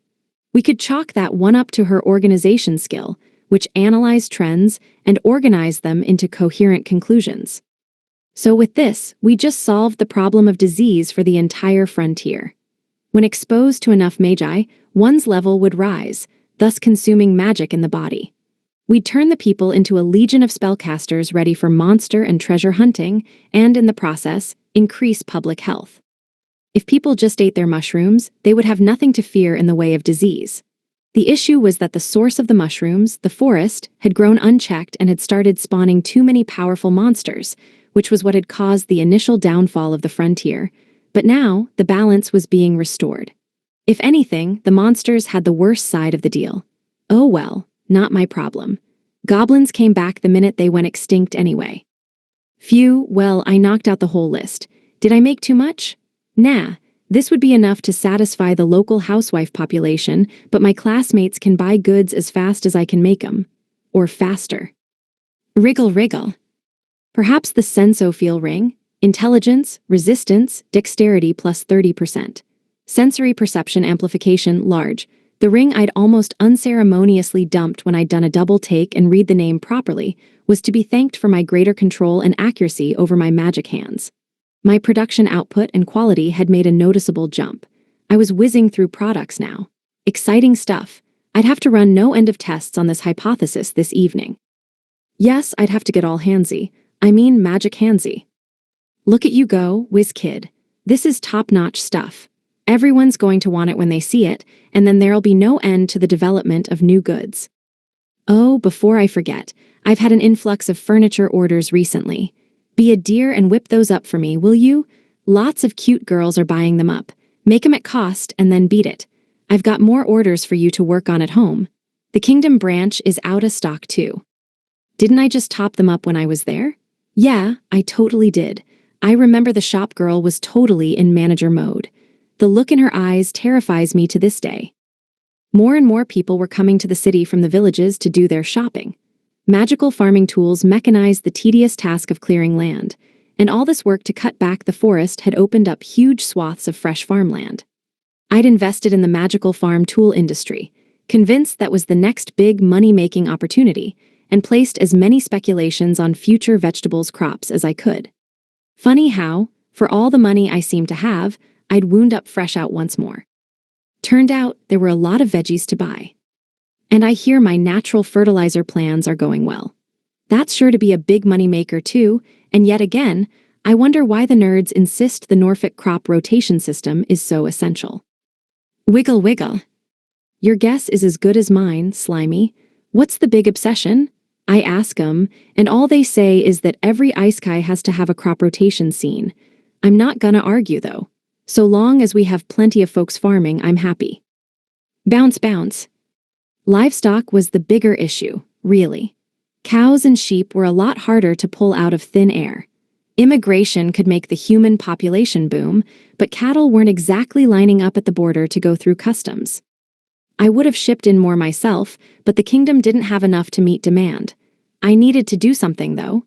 Meat prices were starting to soar. Why is everyone and their mother ordering shelving units? Wardrobes, kitchen cupboards, the works. Ah, I see. This is what happens when you go from owning nothing to owning lots of things. Used to be, folks on the frontier could work from dawn to dusk and still barely scrape by. When there was too little to eat, basic survival was the greatest luxury anyone could afford. No one had anything but the bare essentials. Why have a shelf with nothing to put on it? Why craft anything but the absolute necessities? Industrialization can't come fast enough. I just want to be free of this endless freelance grind. A second of my teenage nightlife is worth more than an old man's whole lifetime. Give me my nights and evenings free, please. Babble babble. Furniture filled once empty houses. This visible marker of success was a symbol of the frontier's new golden age. The blacksmith gave me a huge list of orders too, but I've got plenty of loot from the theocracy I can pawn off on him. Any extra can be given to the Adventurers Guild for their rental service. And if I still have spares, I can always cut them down to size and hand them out to the local kiddos. Jiggle jiggle. There was no end to my workload, but if not for the work, then there would have been a very definite end to my money. I needed the work. Sleeping Beauty was much too expensive of a servant otherwise. I saw her now, she and the rest of the gang, visible as a sentient mountain of shopping bags staggering down the city's main streets. Clothes, accessories, and hair care products bulged from every bag. There were more than enough skirts and scarves and shirts and socks to go around. That and smiles. Every exhausted yet happy girl had a smile just peeking out above her mound of purchases. They marched through the streets with their spoils of war proudly on display. You know you can put all that in your item bags, right? Woo, we have officially shopped till we dropped. Yup, I did a whole half-month's worth of shopping. I have graduated retail therapy with a clean bill of health. I can just barely hear the weeping of our resident teenage manufacturing line over the sound of my nonstop, impulse purchases. Well, who can blame us? He pops out cute items one after another. We need to buy them all. A good 90% of the items in those shopping bags were made by yours truly. I was in the black, and the girls were teetering on the cusp of bankruptcy. Sleeping Beauty had been shy and sheepish at the start of the shopping spree, but then she'd said, "Can I buy all things Miss Armor Rep and Dancer Girl have, so we match?" And it was all downhill from there. Now she had a giant pile of new possessions and an even more giant grin to top it off. Is that gonna be enough? Miss Armor Rep and Dancer Girl have a ridiculous number of outfits in their wardrobe, most of which just get taken off at night anyway, and to be fair, I'm the one making and gifting them to you girls anyway. Which meant it was high time I got home and made matching outfits for Sleeping Beauty. She would feel left out if she didn't get to match after she joined in on the nightly necking about. She was, in some sense, a more frequent nudist than nudist girl, so it was only right that I buried her in clothes. So back to the inn I went. We had a meeting in the dining hall, which was approximately 10% debriefing on the dungeons and 90% the girls showing off their new threads. The nerds reported that they had been at the Duke's Palace all day and would head out to do a dungeon now before it got much later. The idiots had spent the morning schmoozing with their girlfriends in between crushing monsters in a dungeon of their own. At this point, I should blow up the whole damn dungeon. And little did I know, as I sat there suffering through the tedium of our daily discussions, that tragedy, one that starts with an L and ends in an Xer, loomed just over the horizon. Yes, even now, the glares were popping up and readying me in their sights. Day 121. Evening. Candy floss clothing makes for great eye candy. The White Loser. On the frontier. Blah blah blah, more chatting in the guise of a group meeting. We had left Sister Girl behind in the theocracy and Royal Girl and Maid Girl in the kingdom. On the flip side, we'd gained the twins. With them and Marimuri, that put us at a total of 24 girls plus 3 dungeon emperors, a poster girl, and a stalker girl. The girl population density was off the charts high. Since I was bored, I started fiddling. The level 50 Dark Wraith had dropped a Dark Ring, Intelligence plus 30%, Dark Magic, Shade, Dark, Smokescreen, Blind, Instackle. I like the intelligence boost, but the rest of the traits were meh at best. Yet compared to the rest of my shady shit, this is but a shadow of true math. Dark magic was all about low accuracy death or dark spells, totally useless to my mind.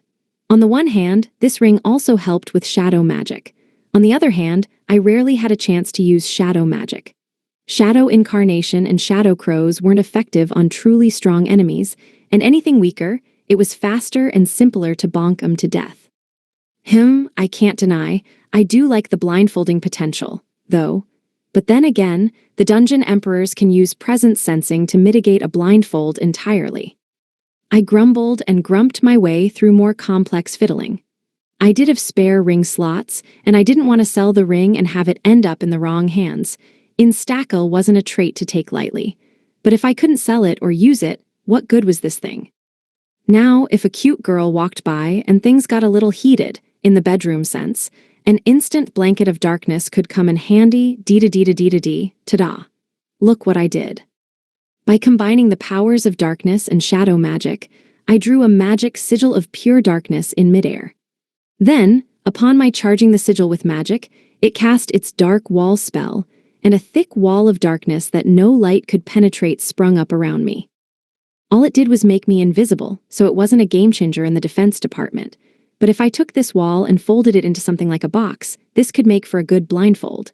The inside was pitch black, and that's exactly what I wanted. Excited at the new use case for this ring I'd just discovered, I looked up and found all my classmates glaring at me. If it requires drawing a sigil in midair, I might as well draw the sigil inside me with alchemy. More efficient, you know. And if a blindfold's a possibility, maybe I should build a shack out of earth magic first, then slap a darkness wall on that. Could get more use out of it that way. I guess, 'cause it's possible I've just done it. Is that what's next? A darkness shack? Huff huff puff. Wait. Don't bust out the Lamaze method in a conversation about doing it. People are gonna get the wrong idea, then I'm gonna be told off, and the telling off will switch partway through to beaning me with morning stars, and should I fend those off?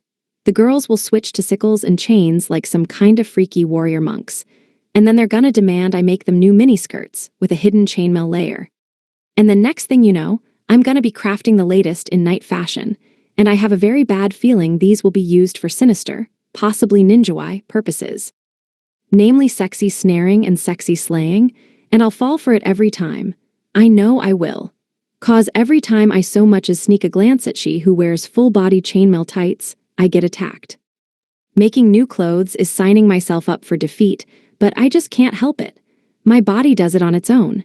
It's made 3 sample costumes for 3 special souls just while we were having this conversation. I'm bursting at the seams with experimental energy, apparently.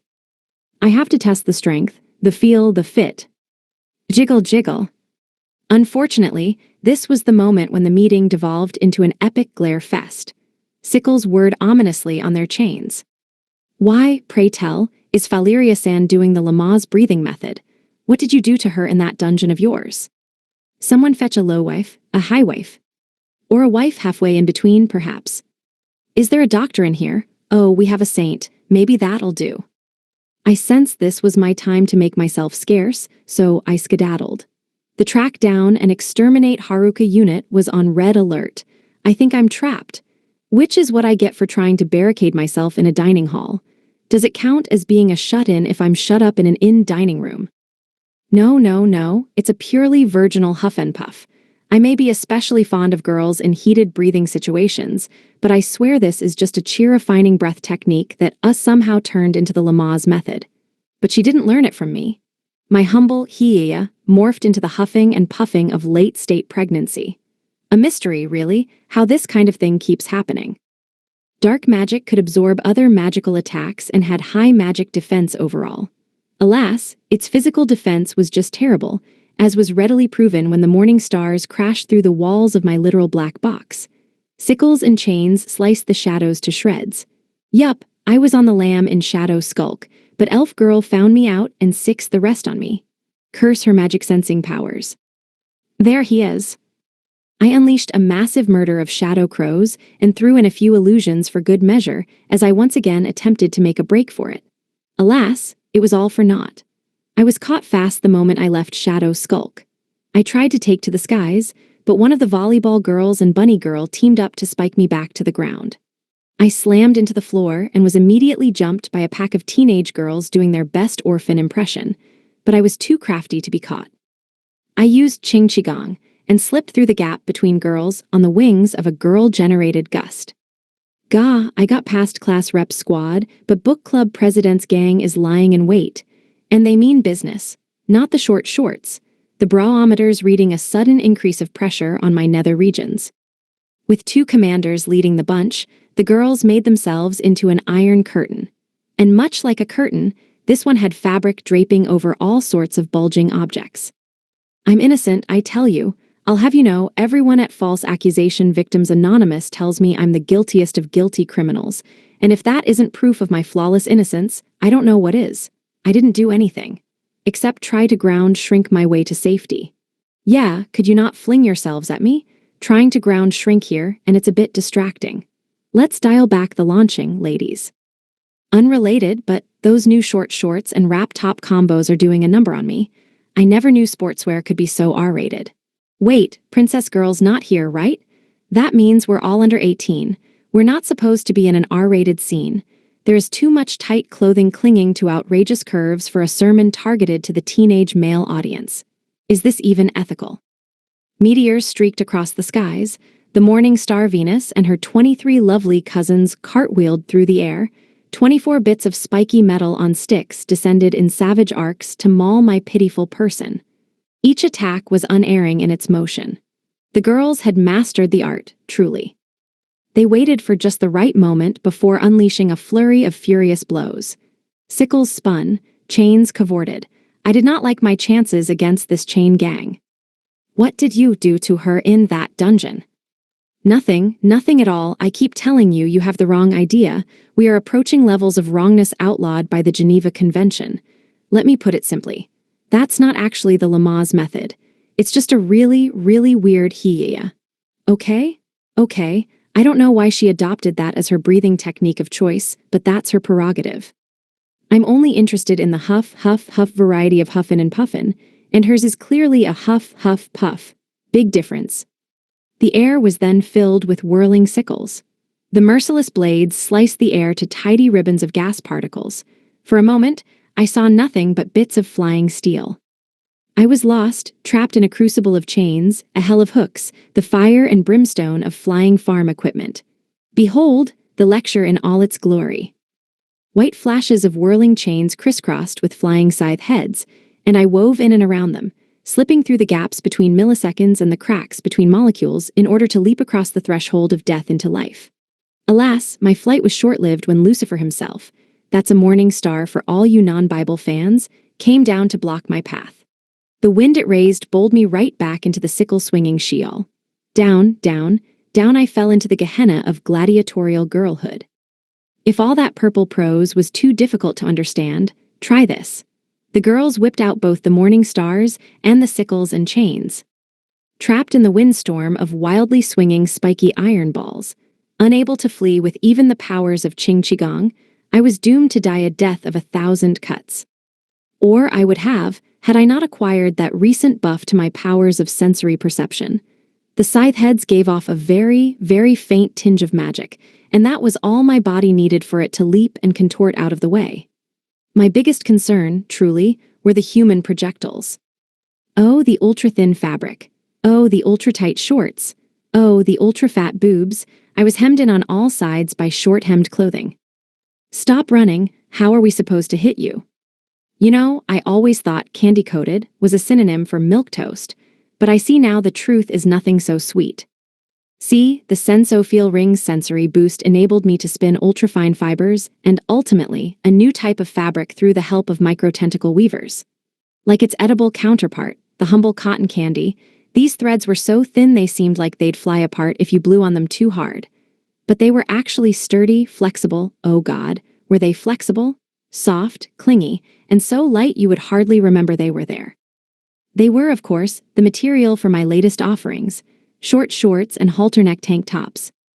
I wove no end of magic sigils into the fabric and pumped the fibers chock-full of magic. Wearing these clothes was akin to wearing the latest in magic armor technology. It was just, appearance-wise, it was more like body paint. Like it was too clinging. Curves were on full display. It was like the clothes were not even there. There was a dangerous lack of concealment. Cling wrap would have been less revealing.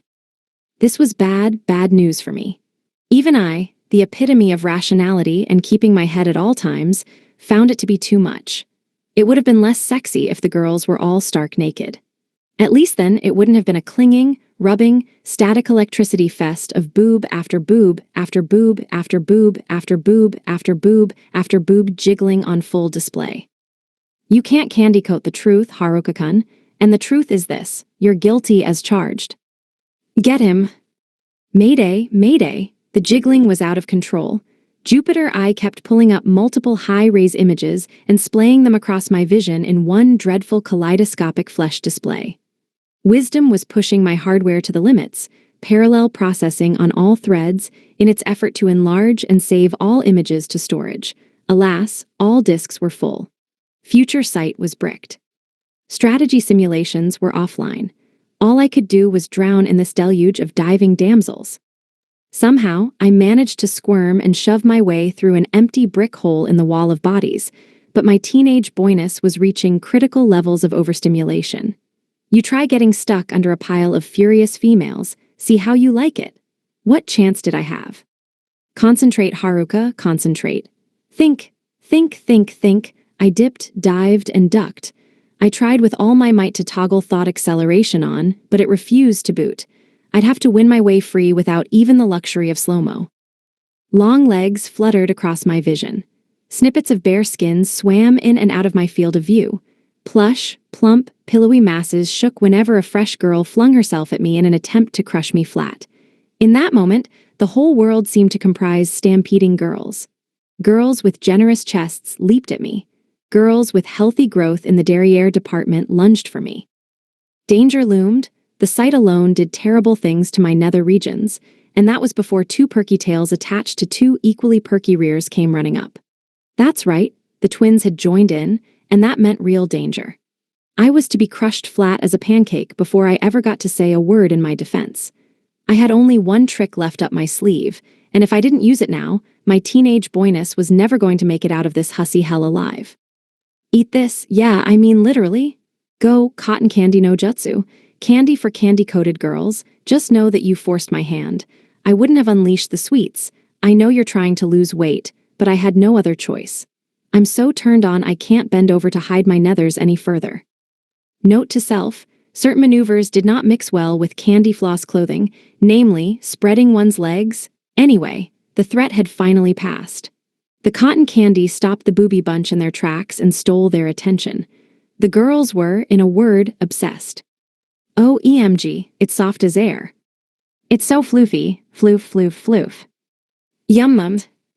This was my cue to scoot. No Ray lecture for me. Also, no watching the girls do one more sets in these dreaded outfits for me. Well, that whole event was something else, something not fit for the public eye. Yeah, can we slap that last scene behind an 18+ wall? Day 121. Night. Getting inside your opponent's head is somewhat easier when he's using blockhead. The white loser. Girls' meeting. Haruka-kun wiggled out of his daily lecture, but if there was any lecture for him to miss, it would have been this one. Today was more of a test of Haruka-kun's abilities than anything, and besides, he turned out to be mostly innocent for once. All he was guilty of was teaching Valeria-san some weird breathing technique. If he can dodge our battle formations, he can dodge anything. Yeah, it looks like he's got his old evasion skills back. He should be fine in most dungeons, provided he doesn't go too deep. Yeah, that stirs up old, unpleasant memories. So, what happened this evening? We put Haruka-kun through his paces. We learned he taught the dungeon emperors the Lamaze method, but Lord only knows why, as the dungeon emperors couldn't procreate with Haruka-kun to begin with. We learned he was innocent of more untoward actions, although he did teach Valeria-san his patented Hiya scream, and while we were busy lecturing him for something he didn't do, he distracted us with heavenly cotton candy and got away scot-free. How dare he, giving us this sweet, gooey, tasty, high-calorie treat. You know what? That calls for another lecture. God, was it good though? It just melted in my mouth. I've never had anything like it. Haruka-kun also informed us that our new undergarments, which the test lecture had also pushed to their limits, provided better defense than our old ones. I definitely felt something, like an extra skin made of magic over my own when I put them on. It wasn't a bad feeling, though. I felt more secure, well defended. The new underwear used less MP than the old set, and if it gave an extra layer of security, then it was downright miraculous in my book. I'm surprised the underwear is so comfortable when it's riddled with sigils and talismans. Right, this level of comfort and breathability is out of this world. Not to mention, it lifts here, tucks there, and makes me look way slimmer. Yeah, they're so easy to move in, they make me look way more athletic than I really am. But, is anyone else embarrassed to be seen wearing these things, or is just me? Nope, not just you. Hence the need to lecture Haruka-kun. These clothes left nothing to the imagination. I'd never worn anything so thin or clinging in my life. But as a perk, they did a number on Haruka-kun. You should have seen him in that meeting. He turned red to the ears, and his eyes wandered around the room so fast it made me dizzy to watch. We've told him 1,000,000 times, we don't mind him looking, though. You know him. If there's even a sliver of a smidgen of a chance that we mind, he won't believe us for a minute. Speaking of people we didn't believe for a minute, Haruka-kun had the unique knack of landing himself in certain death situations and walking out relatively unscathed. It didn't mean I could believe him when he said he would be fine, and it didn't give me peace of mind. This stupid boy worried me to death, and that's what made all of this so darn complicated. I wasn't aware Qing Qigong could do that twisty thing he showed off earlier.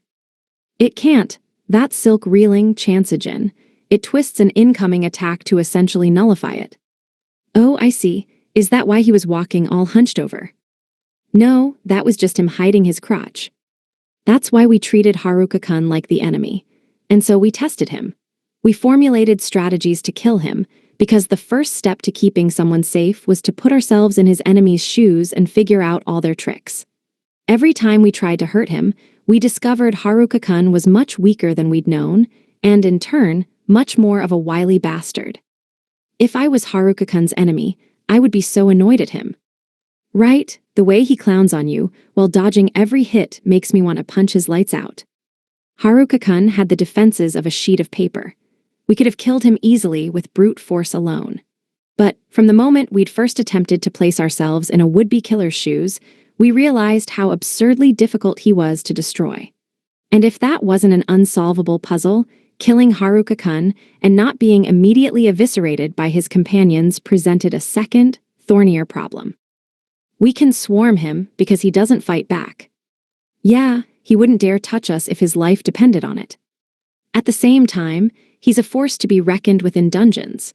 You never know what bizarro weapon he'll pick up and slaughter you with in some weird-ass way. That's Haruka-kun for you, baffling to friend and foe alike. We tried crushing Haruka-kun to death during the lecture, knowing he wouldn't dare fight back.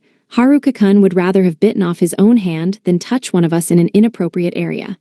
But in true battle, that reticence could have been the death of him. Haruka-kun could have mopped the floor with us easily. Sex monad was lethal to us teenage girls. It could, we were told, reduce a girl to death multiple times per second. Even as a thought experiment, fighting Haruka-kun is a mess of contradictions. Yeah, at this point, the existence of monsters makes more logical sense than he does. Haruka-kun could die easily, yet he couldn't be killed. A single hit could do him in, but he was the strongest fighter of us all. He cancelled out logic. He was a paradox, a perversion of the iron law of Gundam memes. He would die if hit, but by virtue of being unhittable, he was unkillable. You can try to apply logic to him, but there's no winning a battle of wits against his wisdom skill. Any human being is theoretically killable. The question is Haruka-kun a human being? Yeah, you can't even attack him where he's weak.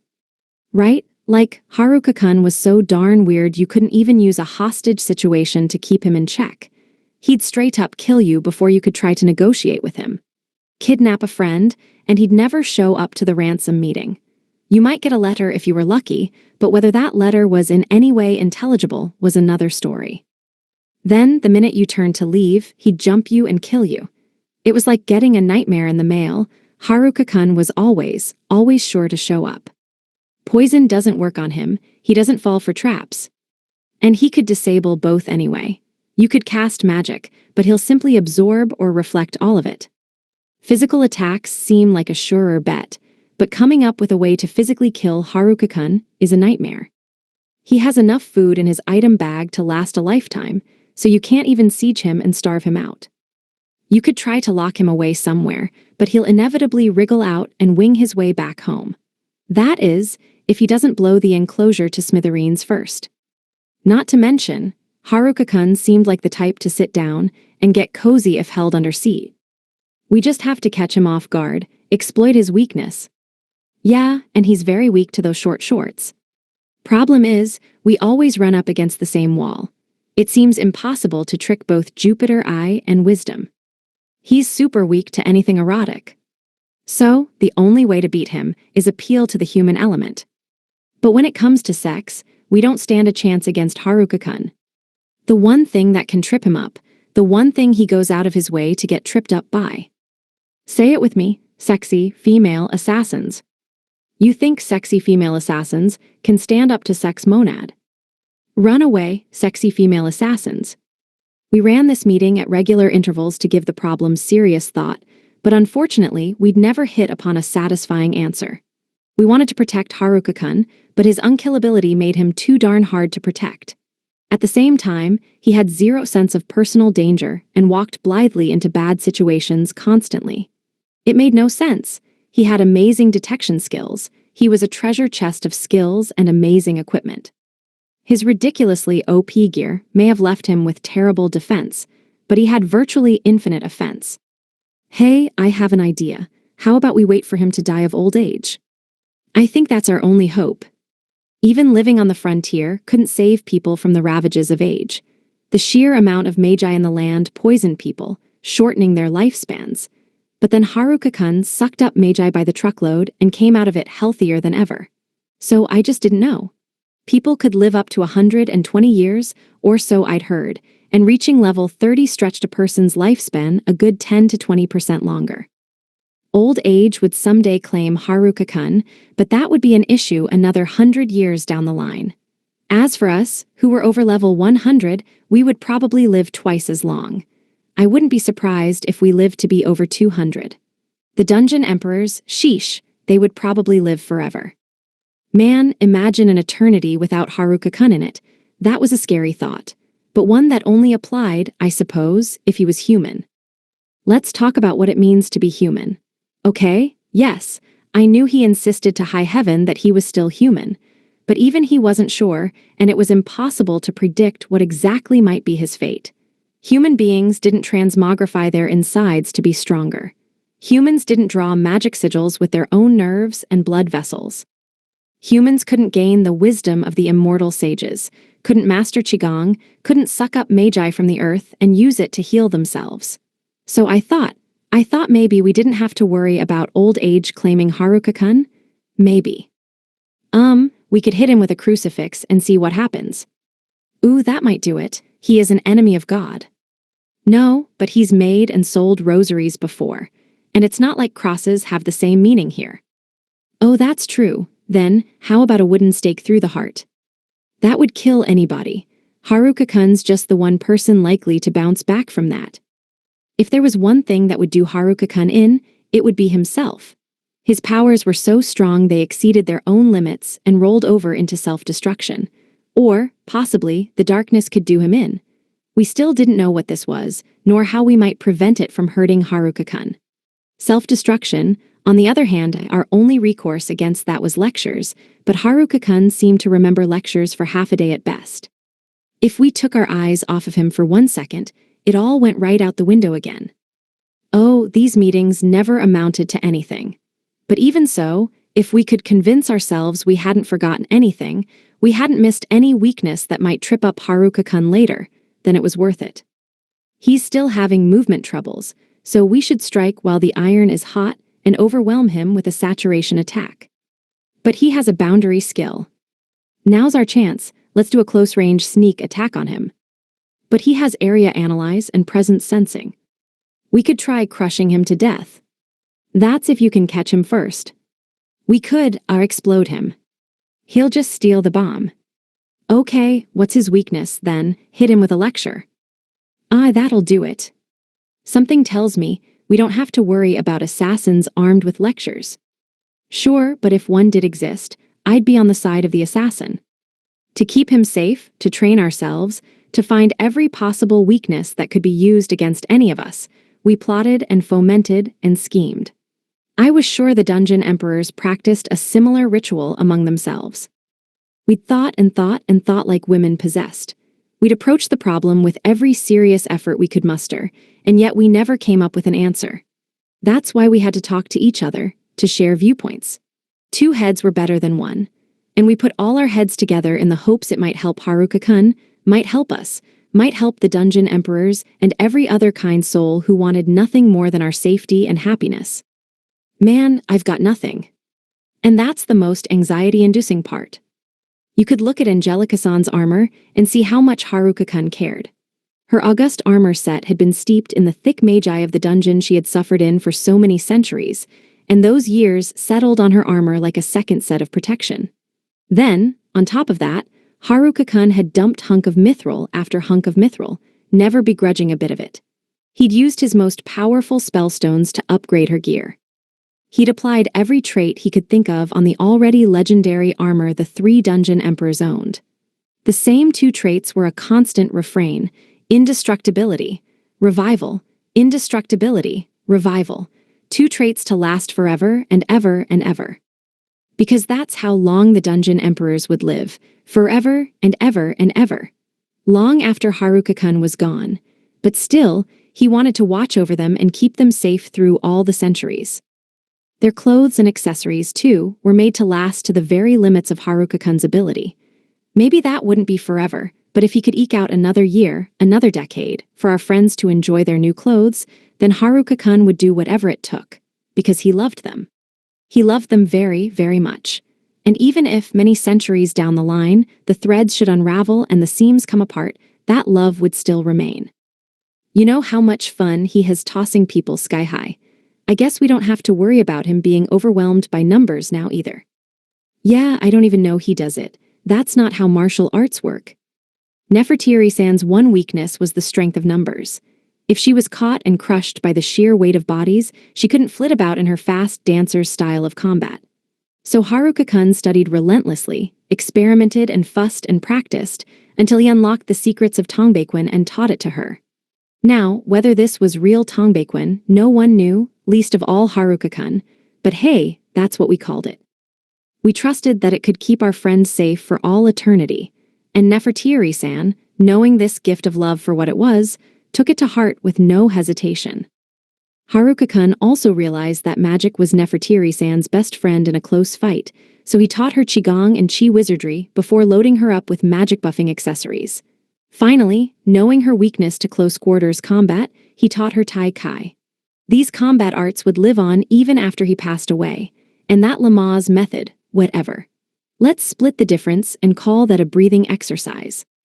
Haruka-kun functions kind of like a summoner job.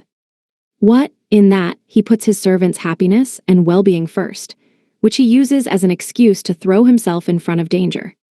His servants live cushy lives, while he works himself to death fighting and trying to protect them. And because he did all that, we had to rack our brains and devise a way to kill him. We couldn't dare lose Haruka-kun. Duh, don't read too much into it, okay? I'd say the same about anyone who did so much for me.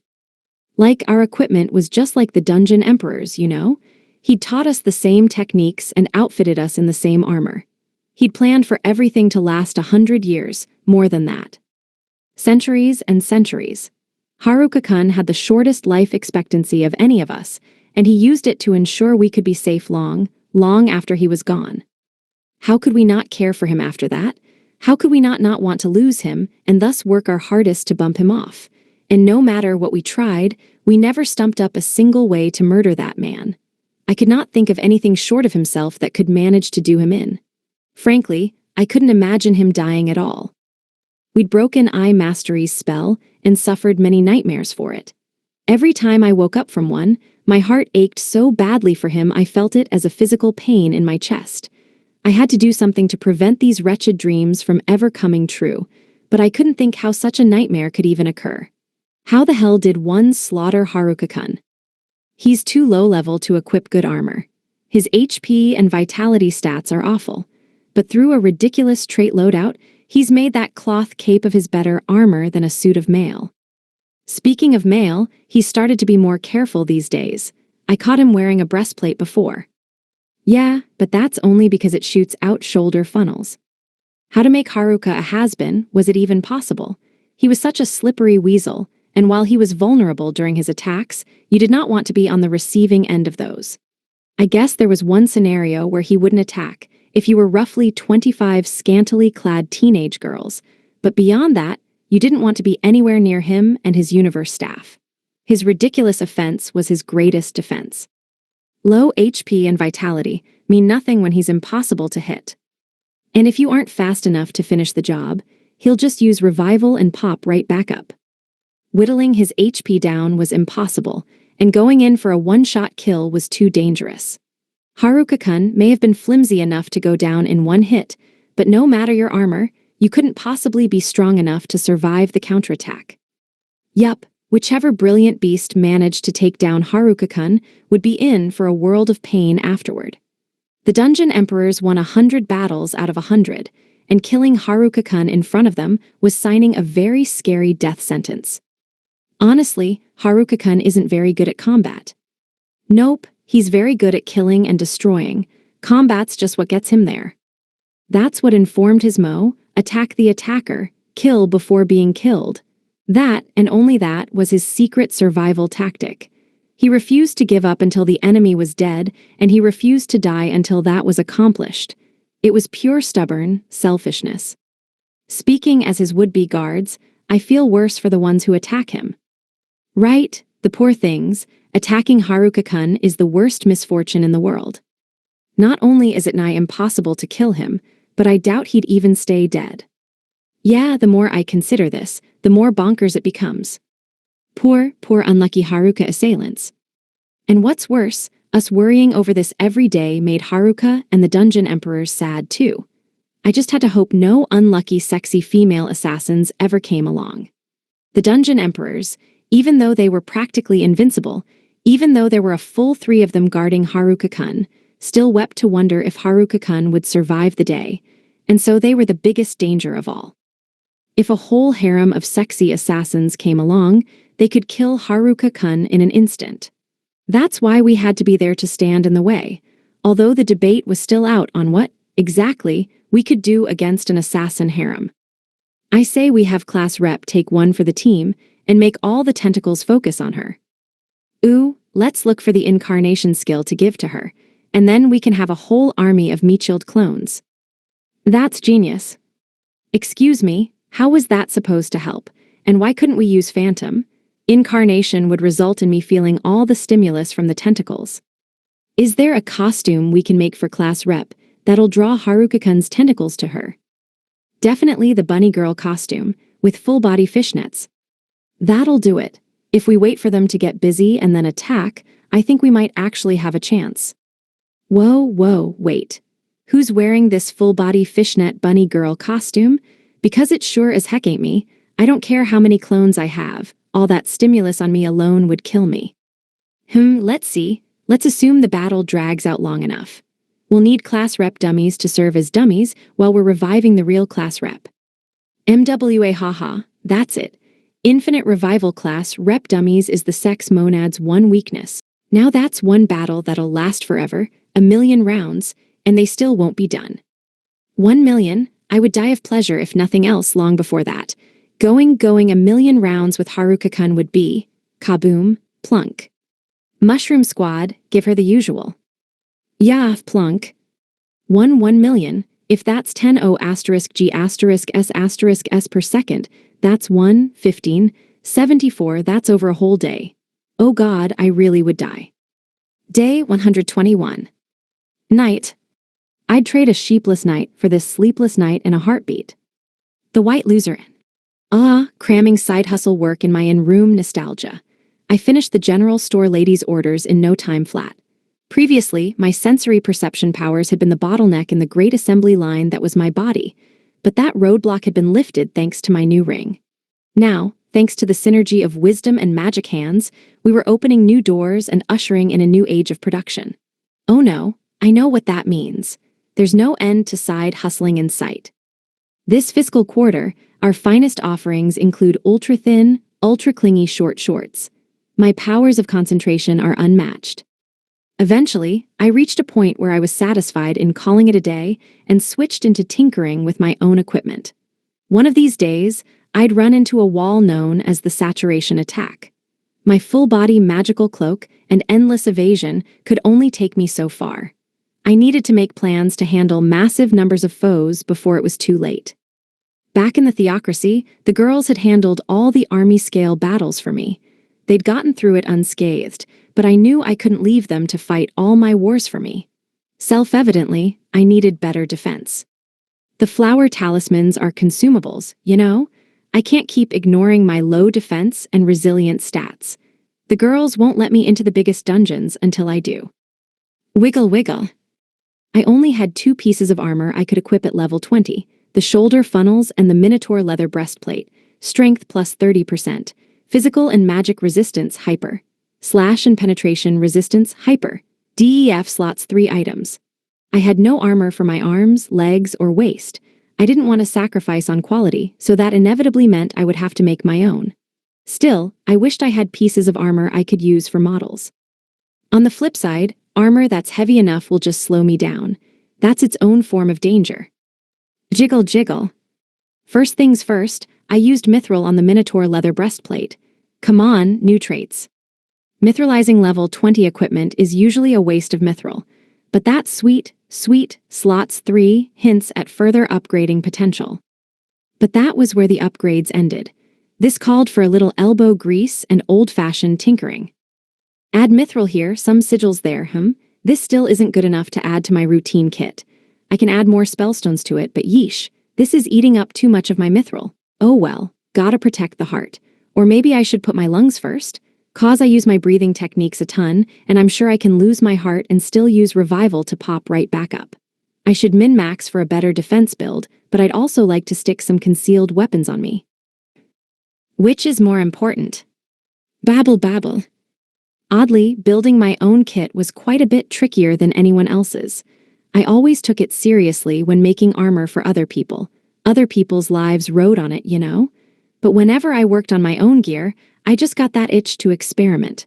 The desire to goof off was just too tempting. Goofing off, that tantalizing mistress, explained why my defensive equipment flew away from the thing it was sworn to protect me. Exhibit A, shoulder funnels that did nothing to guard my shoulders. I'd get myself killed goofin' one of these days, and the girls would be furious. That fury, if nothing else, was reason to take self-defense seriously. Right, so for a defense build, maybe I should use this Minotaur cuirass, strength, vitality plus 50%, physical and magic resistance, mega, slash and penetration resistance, mega, magic armor, multi-layer barrier creation, plus ATT, DEF slots 7 items. I like the defense buffs, but I'm kinda worried about my lower half, for teenager reasons. My head was absolutely essential, because that's where wisdom and Jupiter Eye were stored. Pop my head clean off, and I couldn't revive back to life. I also needed my lungs for the breathing techniques that formed the backbone of my chi manipulation. If I kept those 2 areas safe, I could avoid an untimely demise. So, all that's left are elbow and knee pads. I could totally make those myself. That'll take some experimenting and prototyping. I probably shouldn't attach drills to them. I think the girls won't like that. Yes, for the sake of my sex appeal, I think I won't do that, even if it'd be really cool. Bayatilda. That couldn't have been slimy. Was that a sheep? Wait, make that 3 sheep. My latest invention. Cotton candy cotton fibers turned into woolly sheep bikinis. And Slimy had made himself scarce. What's all this about? You know, I thought sheep were herbivores. These sheep bikini babes have the eyes of predators. Bah bah bah. The sheep sisters advanced on me, one in black, one in white, one in pink. Their bleating warned me that there would be no escape. Counting these sheep wouldn't have made me drowsy, as everything else about them made my nether regions wake up and take notice. The question begged, fluffity fluff the woolly bikinis or strip 'em off to get right to the fun part. Bah, slurp. Bah, suck. Bah, smack. I was right, you are meat eaters. The sheep made a beeline for my ear cuffs and anklets, ridding me of the accessories. Wary of any stray tentacles, the sheep worked quickly to disrobe me of my cloak, gloves, and boots. Then, these bot beauties scrabbled all over me, legs a-tangling, to rip off my breastplate and bracelets and anything else standing in between me and my person. Not the virtue of chastity in action. You've weaponized your full bodies in a horrible, sheepy trap. Shame on you. Bah, slurp slurp. Bah, suck suck. Bah, smack smack. Sensationally sexy sheep blanketed themselves over me, bawing in time to the writhing of our bodies. These sheep were eager grazers, devouring me right down to the root. I lost track counting how many sheep whizzed before my eyes, faster and faster, giving me no time to recover after each successive squirting. But little did they know, they had forgotten one very important thing. In their wariness of the tentacles and their eagerness to put me through my teenage paces, they'd neglected to remember their sworn enemy. It hasn't had its chance to shine in some time. It's been kept under wraps for too long. Snake Squad, I choose you. And then I unleashed the necklace.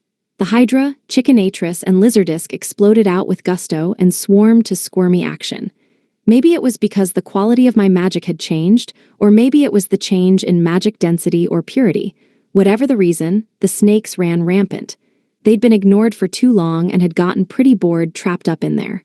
Have at 'em, gang. Alia. Hiss cockadoodle-doo, FSSSS. Off went the fluffy bras and bottoms, but the sheepy headbands could stay. Poor sheepies, bound fast in a cluster of snakes with fresh hydra heads beginning to worm their way up the bovid flanks. Huh, why does the Chickanatrix have a peacock tail now? You totally stole that. The rainbow plumage tickled the Dungeon Emperor's bare skin, making their beautiful backs bend like bows. The Chickanatrix wasn't the only transformed beast. The Lizardisk had grown new tongues, and this legion of red lollipop lickers lolled from its maw to tantalize and tease the girls. The venom dripping from its mouth only served to heighten the overwhelming feast of the senses. With patient, painstaking, persistent care, the tongues lavished attention and sweet, sticky venom on every scrap of skin. Ribbons of red writhed up white thighs like stripes on a barbershop pole. Sleeping Beauty's long eyelashes fluttered, and she shivered as she saw star after star after star after star. First time, huh? Take it easy on her, guys. Oh, that warning may have come too late, huh? FSSK. The blissed out blitz combined with the fearsome sex magic to make a terrible confirmation, and when I used entanglement, the effects only increased in an ever-mounting synergistic effect. The girls' faces spazzed out, and their bodies quickly followed suit. Well, the snakes had their turn, and the new sensory perception had its turn, but my teenage boyness hasn't had its turn. Geez, how sensitive are these girls? A light touch on the back and they're twisting and turning. Poke poke, twitch twitch. Flick flick, shudder shudder. Stroke stroke, quiver quiver. Dang, the Dungeon Emperors were already in a bad way, but with a single touch, they're down for the count. Just how bad was this sensitivity boost? Hiss cockadoodle-doo, FSSK. Then, with all the destructive powers of sex monad behind me, my gonads assumed their monadic form and, silent screaming. As it turned out, entanglement's exponential effects might have been a bit strong. The effect extended to the snakes, strengthening them too. I'd have to watch the footage later, for research purposes, so all my recording equipment was locked and loaded, taking down every detail for further review. Okay, time to do my best. Epilogue. A new dawn for the cathedral. The false teachings that had allowed corruption to flourish were no more. A new wave of reformation, a restoration of the older, orthodox views, swept across the church. Now the church joined hands with the demi-humans to fight against the monsters, a doctrine born from the necessity of basic survival. So, you're telling me the old teachings were lost. The Empire took over the church via a bribery scheme and injected the notion that people on the western side of the continent were inherently superior to those in the east. So the church lost sight of God. God was a good guy all along. God was an old guy all along, so really, how good could he be? I got him so worked up he's probably out there working himself into a heart attack. Last I saw him, he looked like he was on death's doorstep. Ah, right. You gave him a nervous breakdown and left him there, didn't you? A heart attack versus Haruka-kun, which is worse? Definitely the heart attack. I beg your pardon. My dear friends, what in heaven's name did you do to our Lord the Father? Changing those teachings was enough to reform the church's entire goals.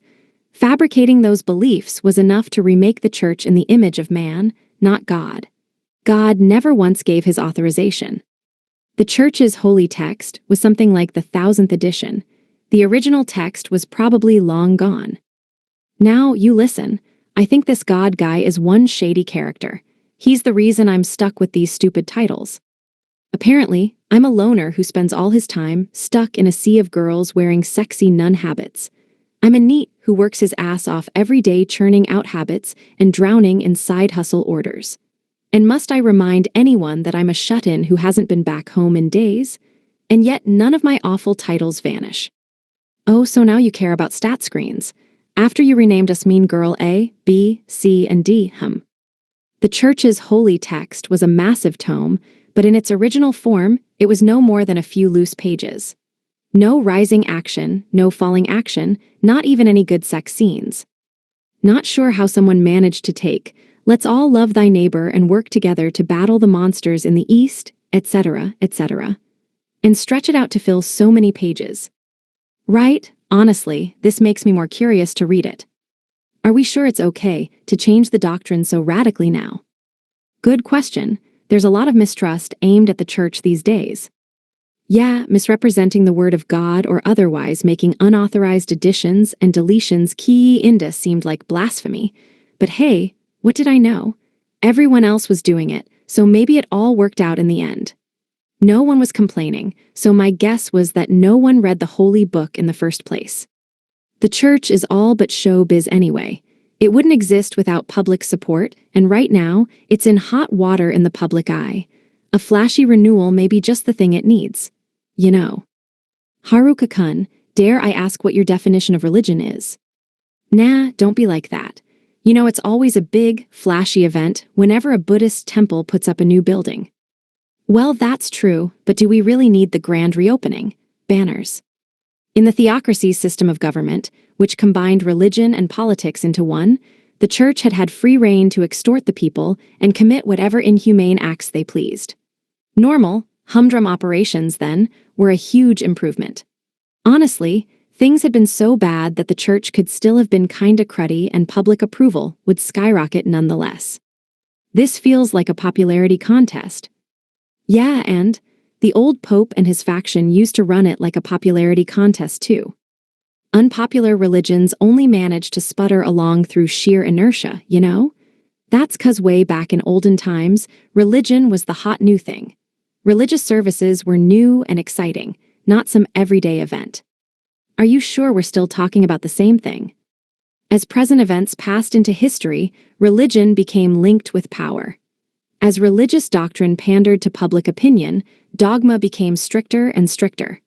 Then, once the reason the religion had captured the public attention was all but lost, only the authority remained. The religion stagnated and people lost interest. Religion became a bore. Yup. Old-time religion could largely be summed up in two sentences: one, sex is bad; two, this is just a passing fad, baby. All right, wise guy, what would that make a popular religion? Yeah. So, religions built on the backs of the most fervent believers, you know? The ones who want to go to church anyway.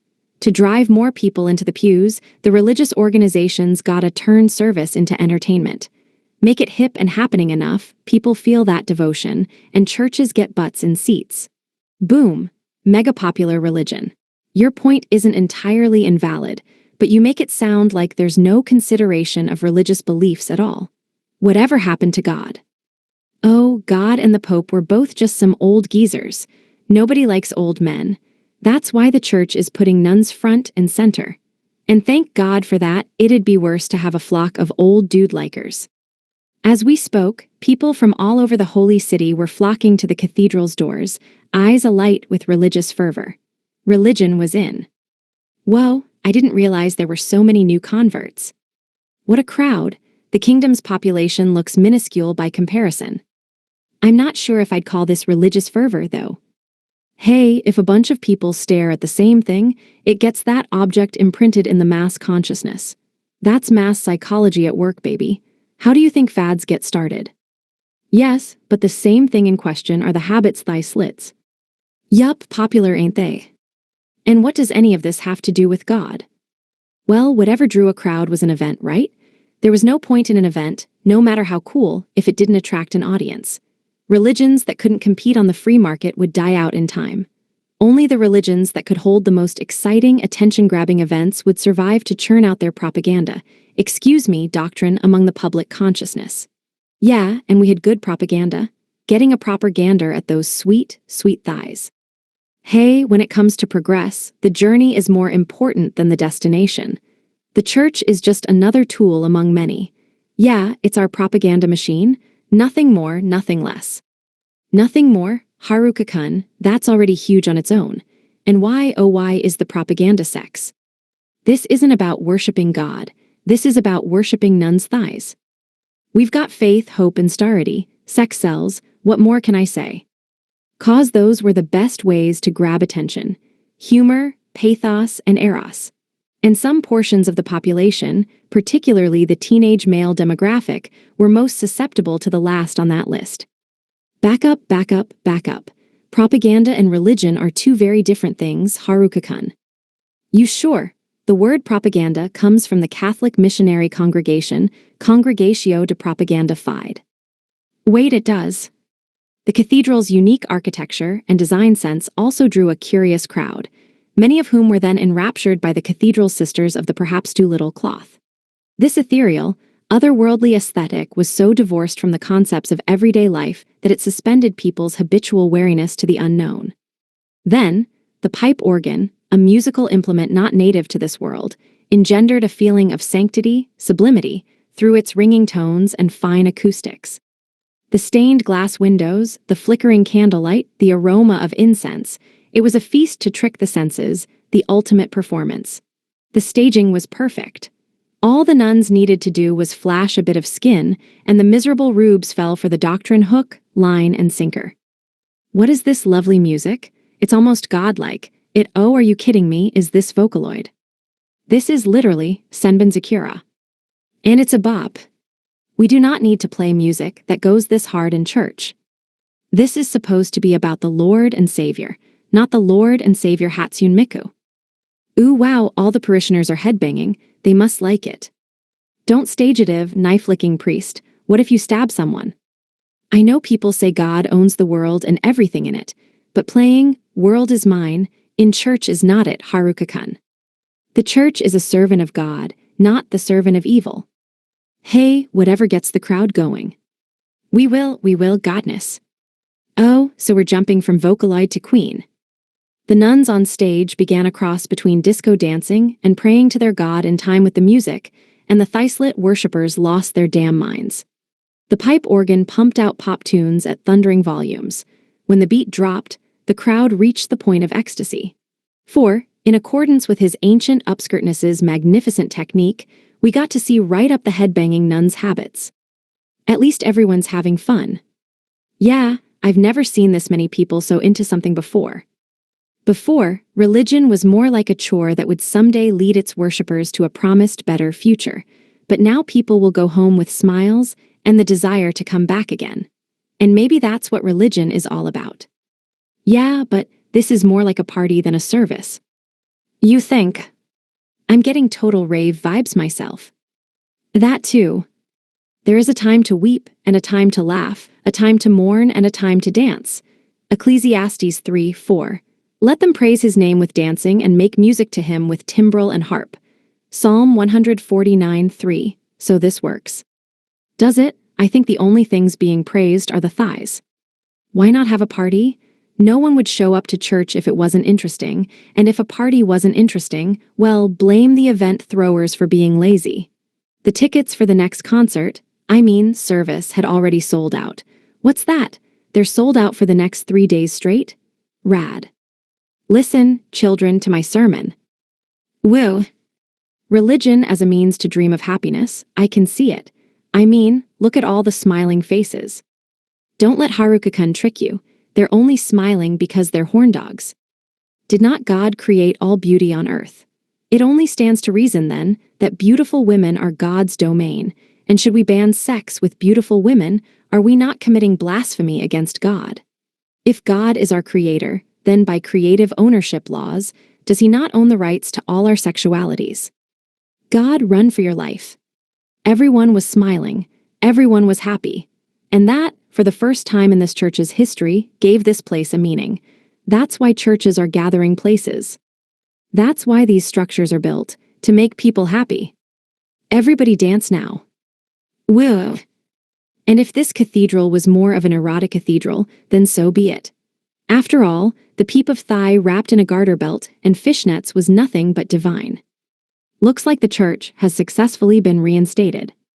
Its popularity may be higher than ever before, but do the believers still remember what this whole God thing is about? I fear we've turned a religious state into a nation of rave-goers. Red and pink spotlights flicked on, the sexy sisters fell into line, and the whole congregation began waving their books and dancing hallelujah. God has one message for us: slay the monsters. Destroy 'em, destroy 'em. Oh my God, this is one scary service. Fits with the doctrine though. Bring down the monsters, earn lots of spellstones, and make money, money, money for this best of all possible religions. Woo. Yup, that was the one and only doctrine that mattered. 'Cause it was the one way to save the world, you know?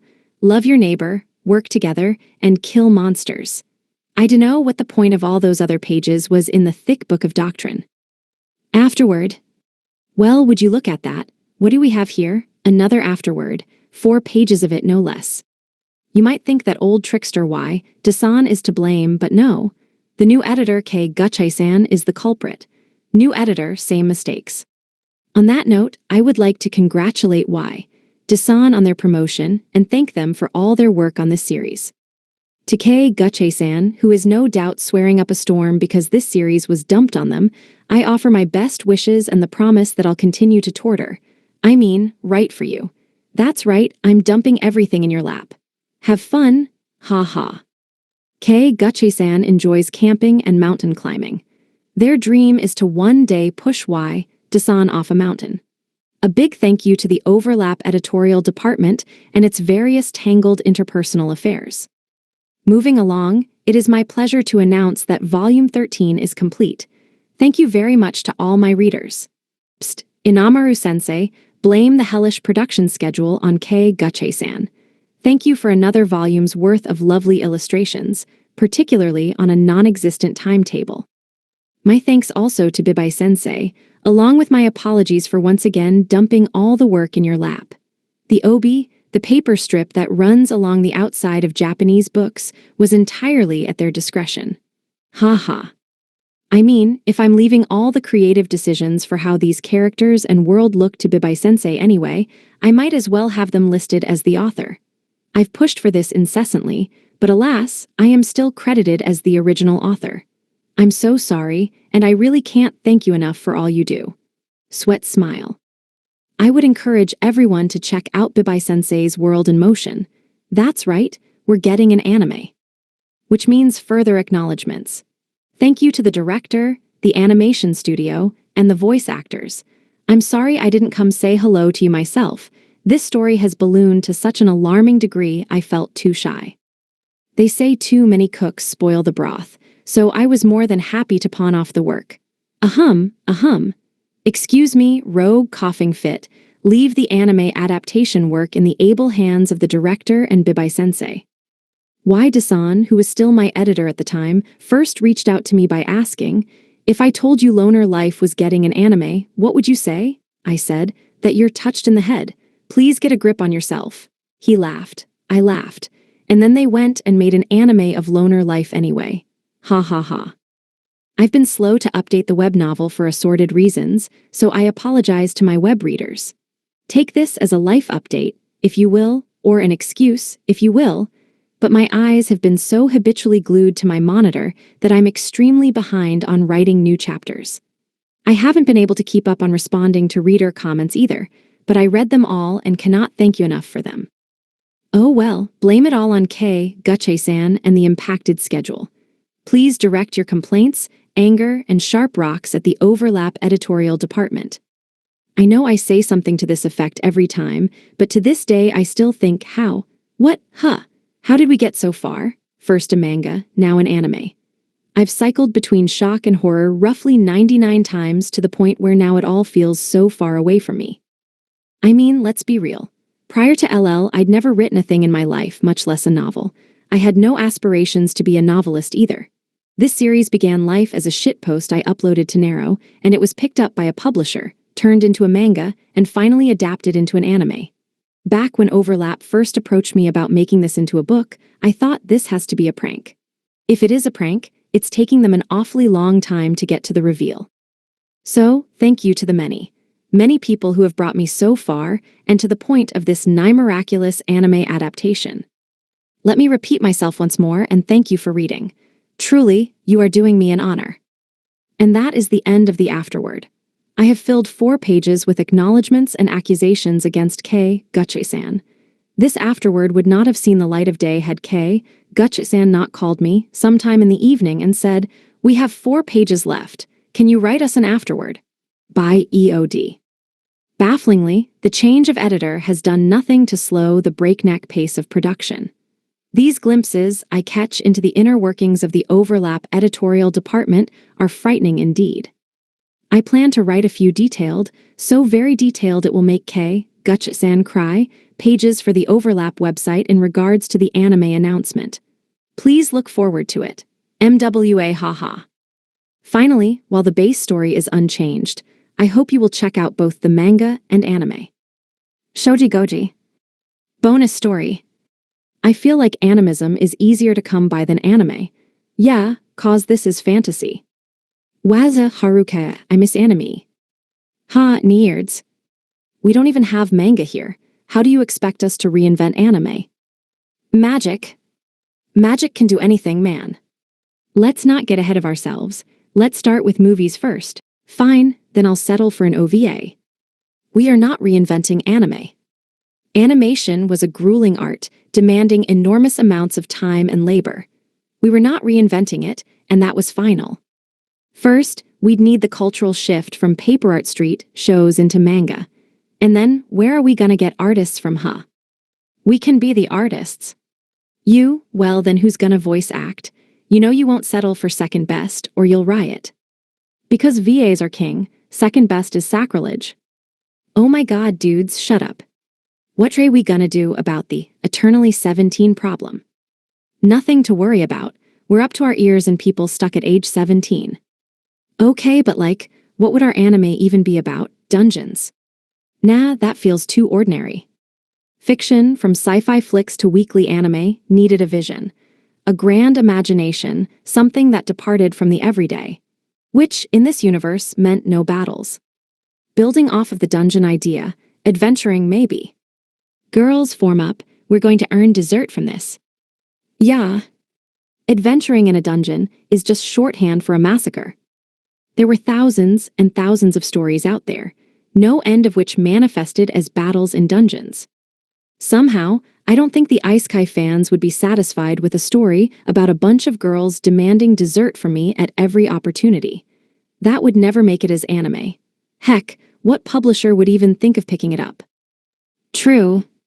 In a story like that, there could be a boy meets girl element. Passions would spark, a romance would bloom, but a gang of girls who chased down monsters to fund their sweet-eating habits just didn't sound like the ideal heroine backstory. Oh, if only your spellstone were made of chocolate. Right. Ararararg. Stories also needed twists and turns, but here the only twist was the girls twisting my wrist to hurry up and make more chocolate. Before making an anime, I had better get on making a chocolate factory. I mean, it just sucks, dude. We got Isekai and everything, but there's still no anime. You mean, you want to see an anime about waking up, going to a dungeon, fighting monsters, eating lunch, fighting more monsters, beating the dungeon, getting pressed into making snacks, eating the snack, doing one more set, fighting even more monsters, going back to the inn, eating dinner, and going to bed. That doesn't strike you as, boring. Yeah, I feel like that leaves something to be desired in the fantasy department. Yeah, that fiction was now just our daily life. Gimme chocolate. Chocolate. Wait. Forget heroines, we have a whole class of villainesses. And a chocolate parfait, Haruka-kun. Ooh, yes, me too. Die monster, be my parfait money. Yeorg. The girls couldn't wait for the still cooling chocolate to set before they, well, set into it. Next thing I knew, they were back to bashing monsters with chocolate-covered lips. I guess next is parfaits. I've heard that fact is stranger than fiction, but an anime built on these factual grounds would be a gorefest. Whatever happened to our sweet, sweet bog-standard Isekai anime? Sniff, sniff. Yeah, it probably wasn't a good idea to put teenage girls in dungeons, if for no other reason than that it threatened the local monster population. 'Cause I just knew the girls were gonna ask for chocolate ice cream next. Yup, there was no making an anime out of this mess. Image summary. Two anime characters celebrate an anime announcement. The girl flashes a peace sign. Footnotes. Day 117. Night the Republic of Gameline. 1. A procession of dancers, musicians, and Warren, top-ranked courtesans, traditionally done during the Edo period. Fox masks worn by dancers and musicians symbolize Inari, the Shinto god of prosperity and patron of the well-known Yoshiwara red light district. Day 118. Evening, the royal palace of the kingdom. 2. Referring to Kiku Ningyo, dolls displayed with outfits made out of chrysanthemum flowers, which have become a common sight at chrysanthemum festivals held in late autumn. 3. Alaya and Amala are the deepest of 9 consciousness levels in Mahayana Buddhism, persisting beyond death as the storehouse of karma and the Buddha nature. 4. An extremely large unit of measurement mentioned in Buddhist teachings. You've reached the end of the book.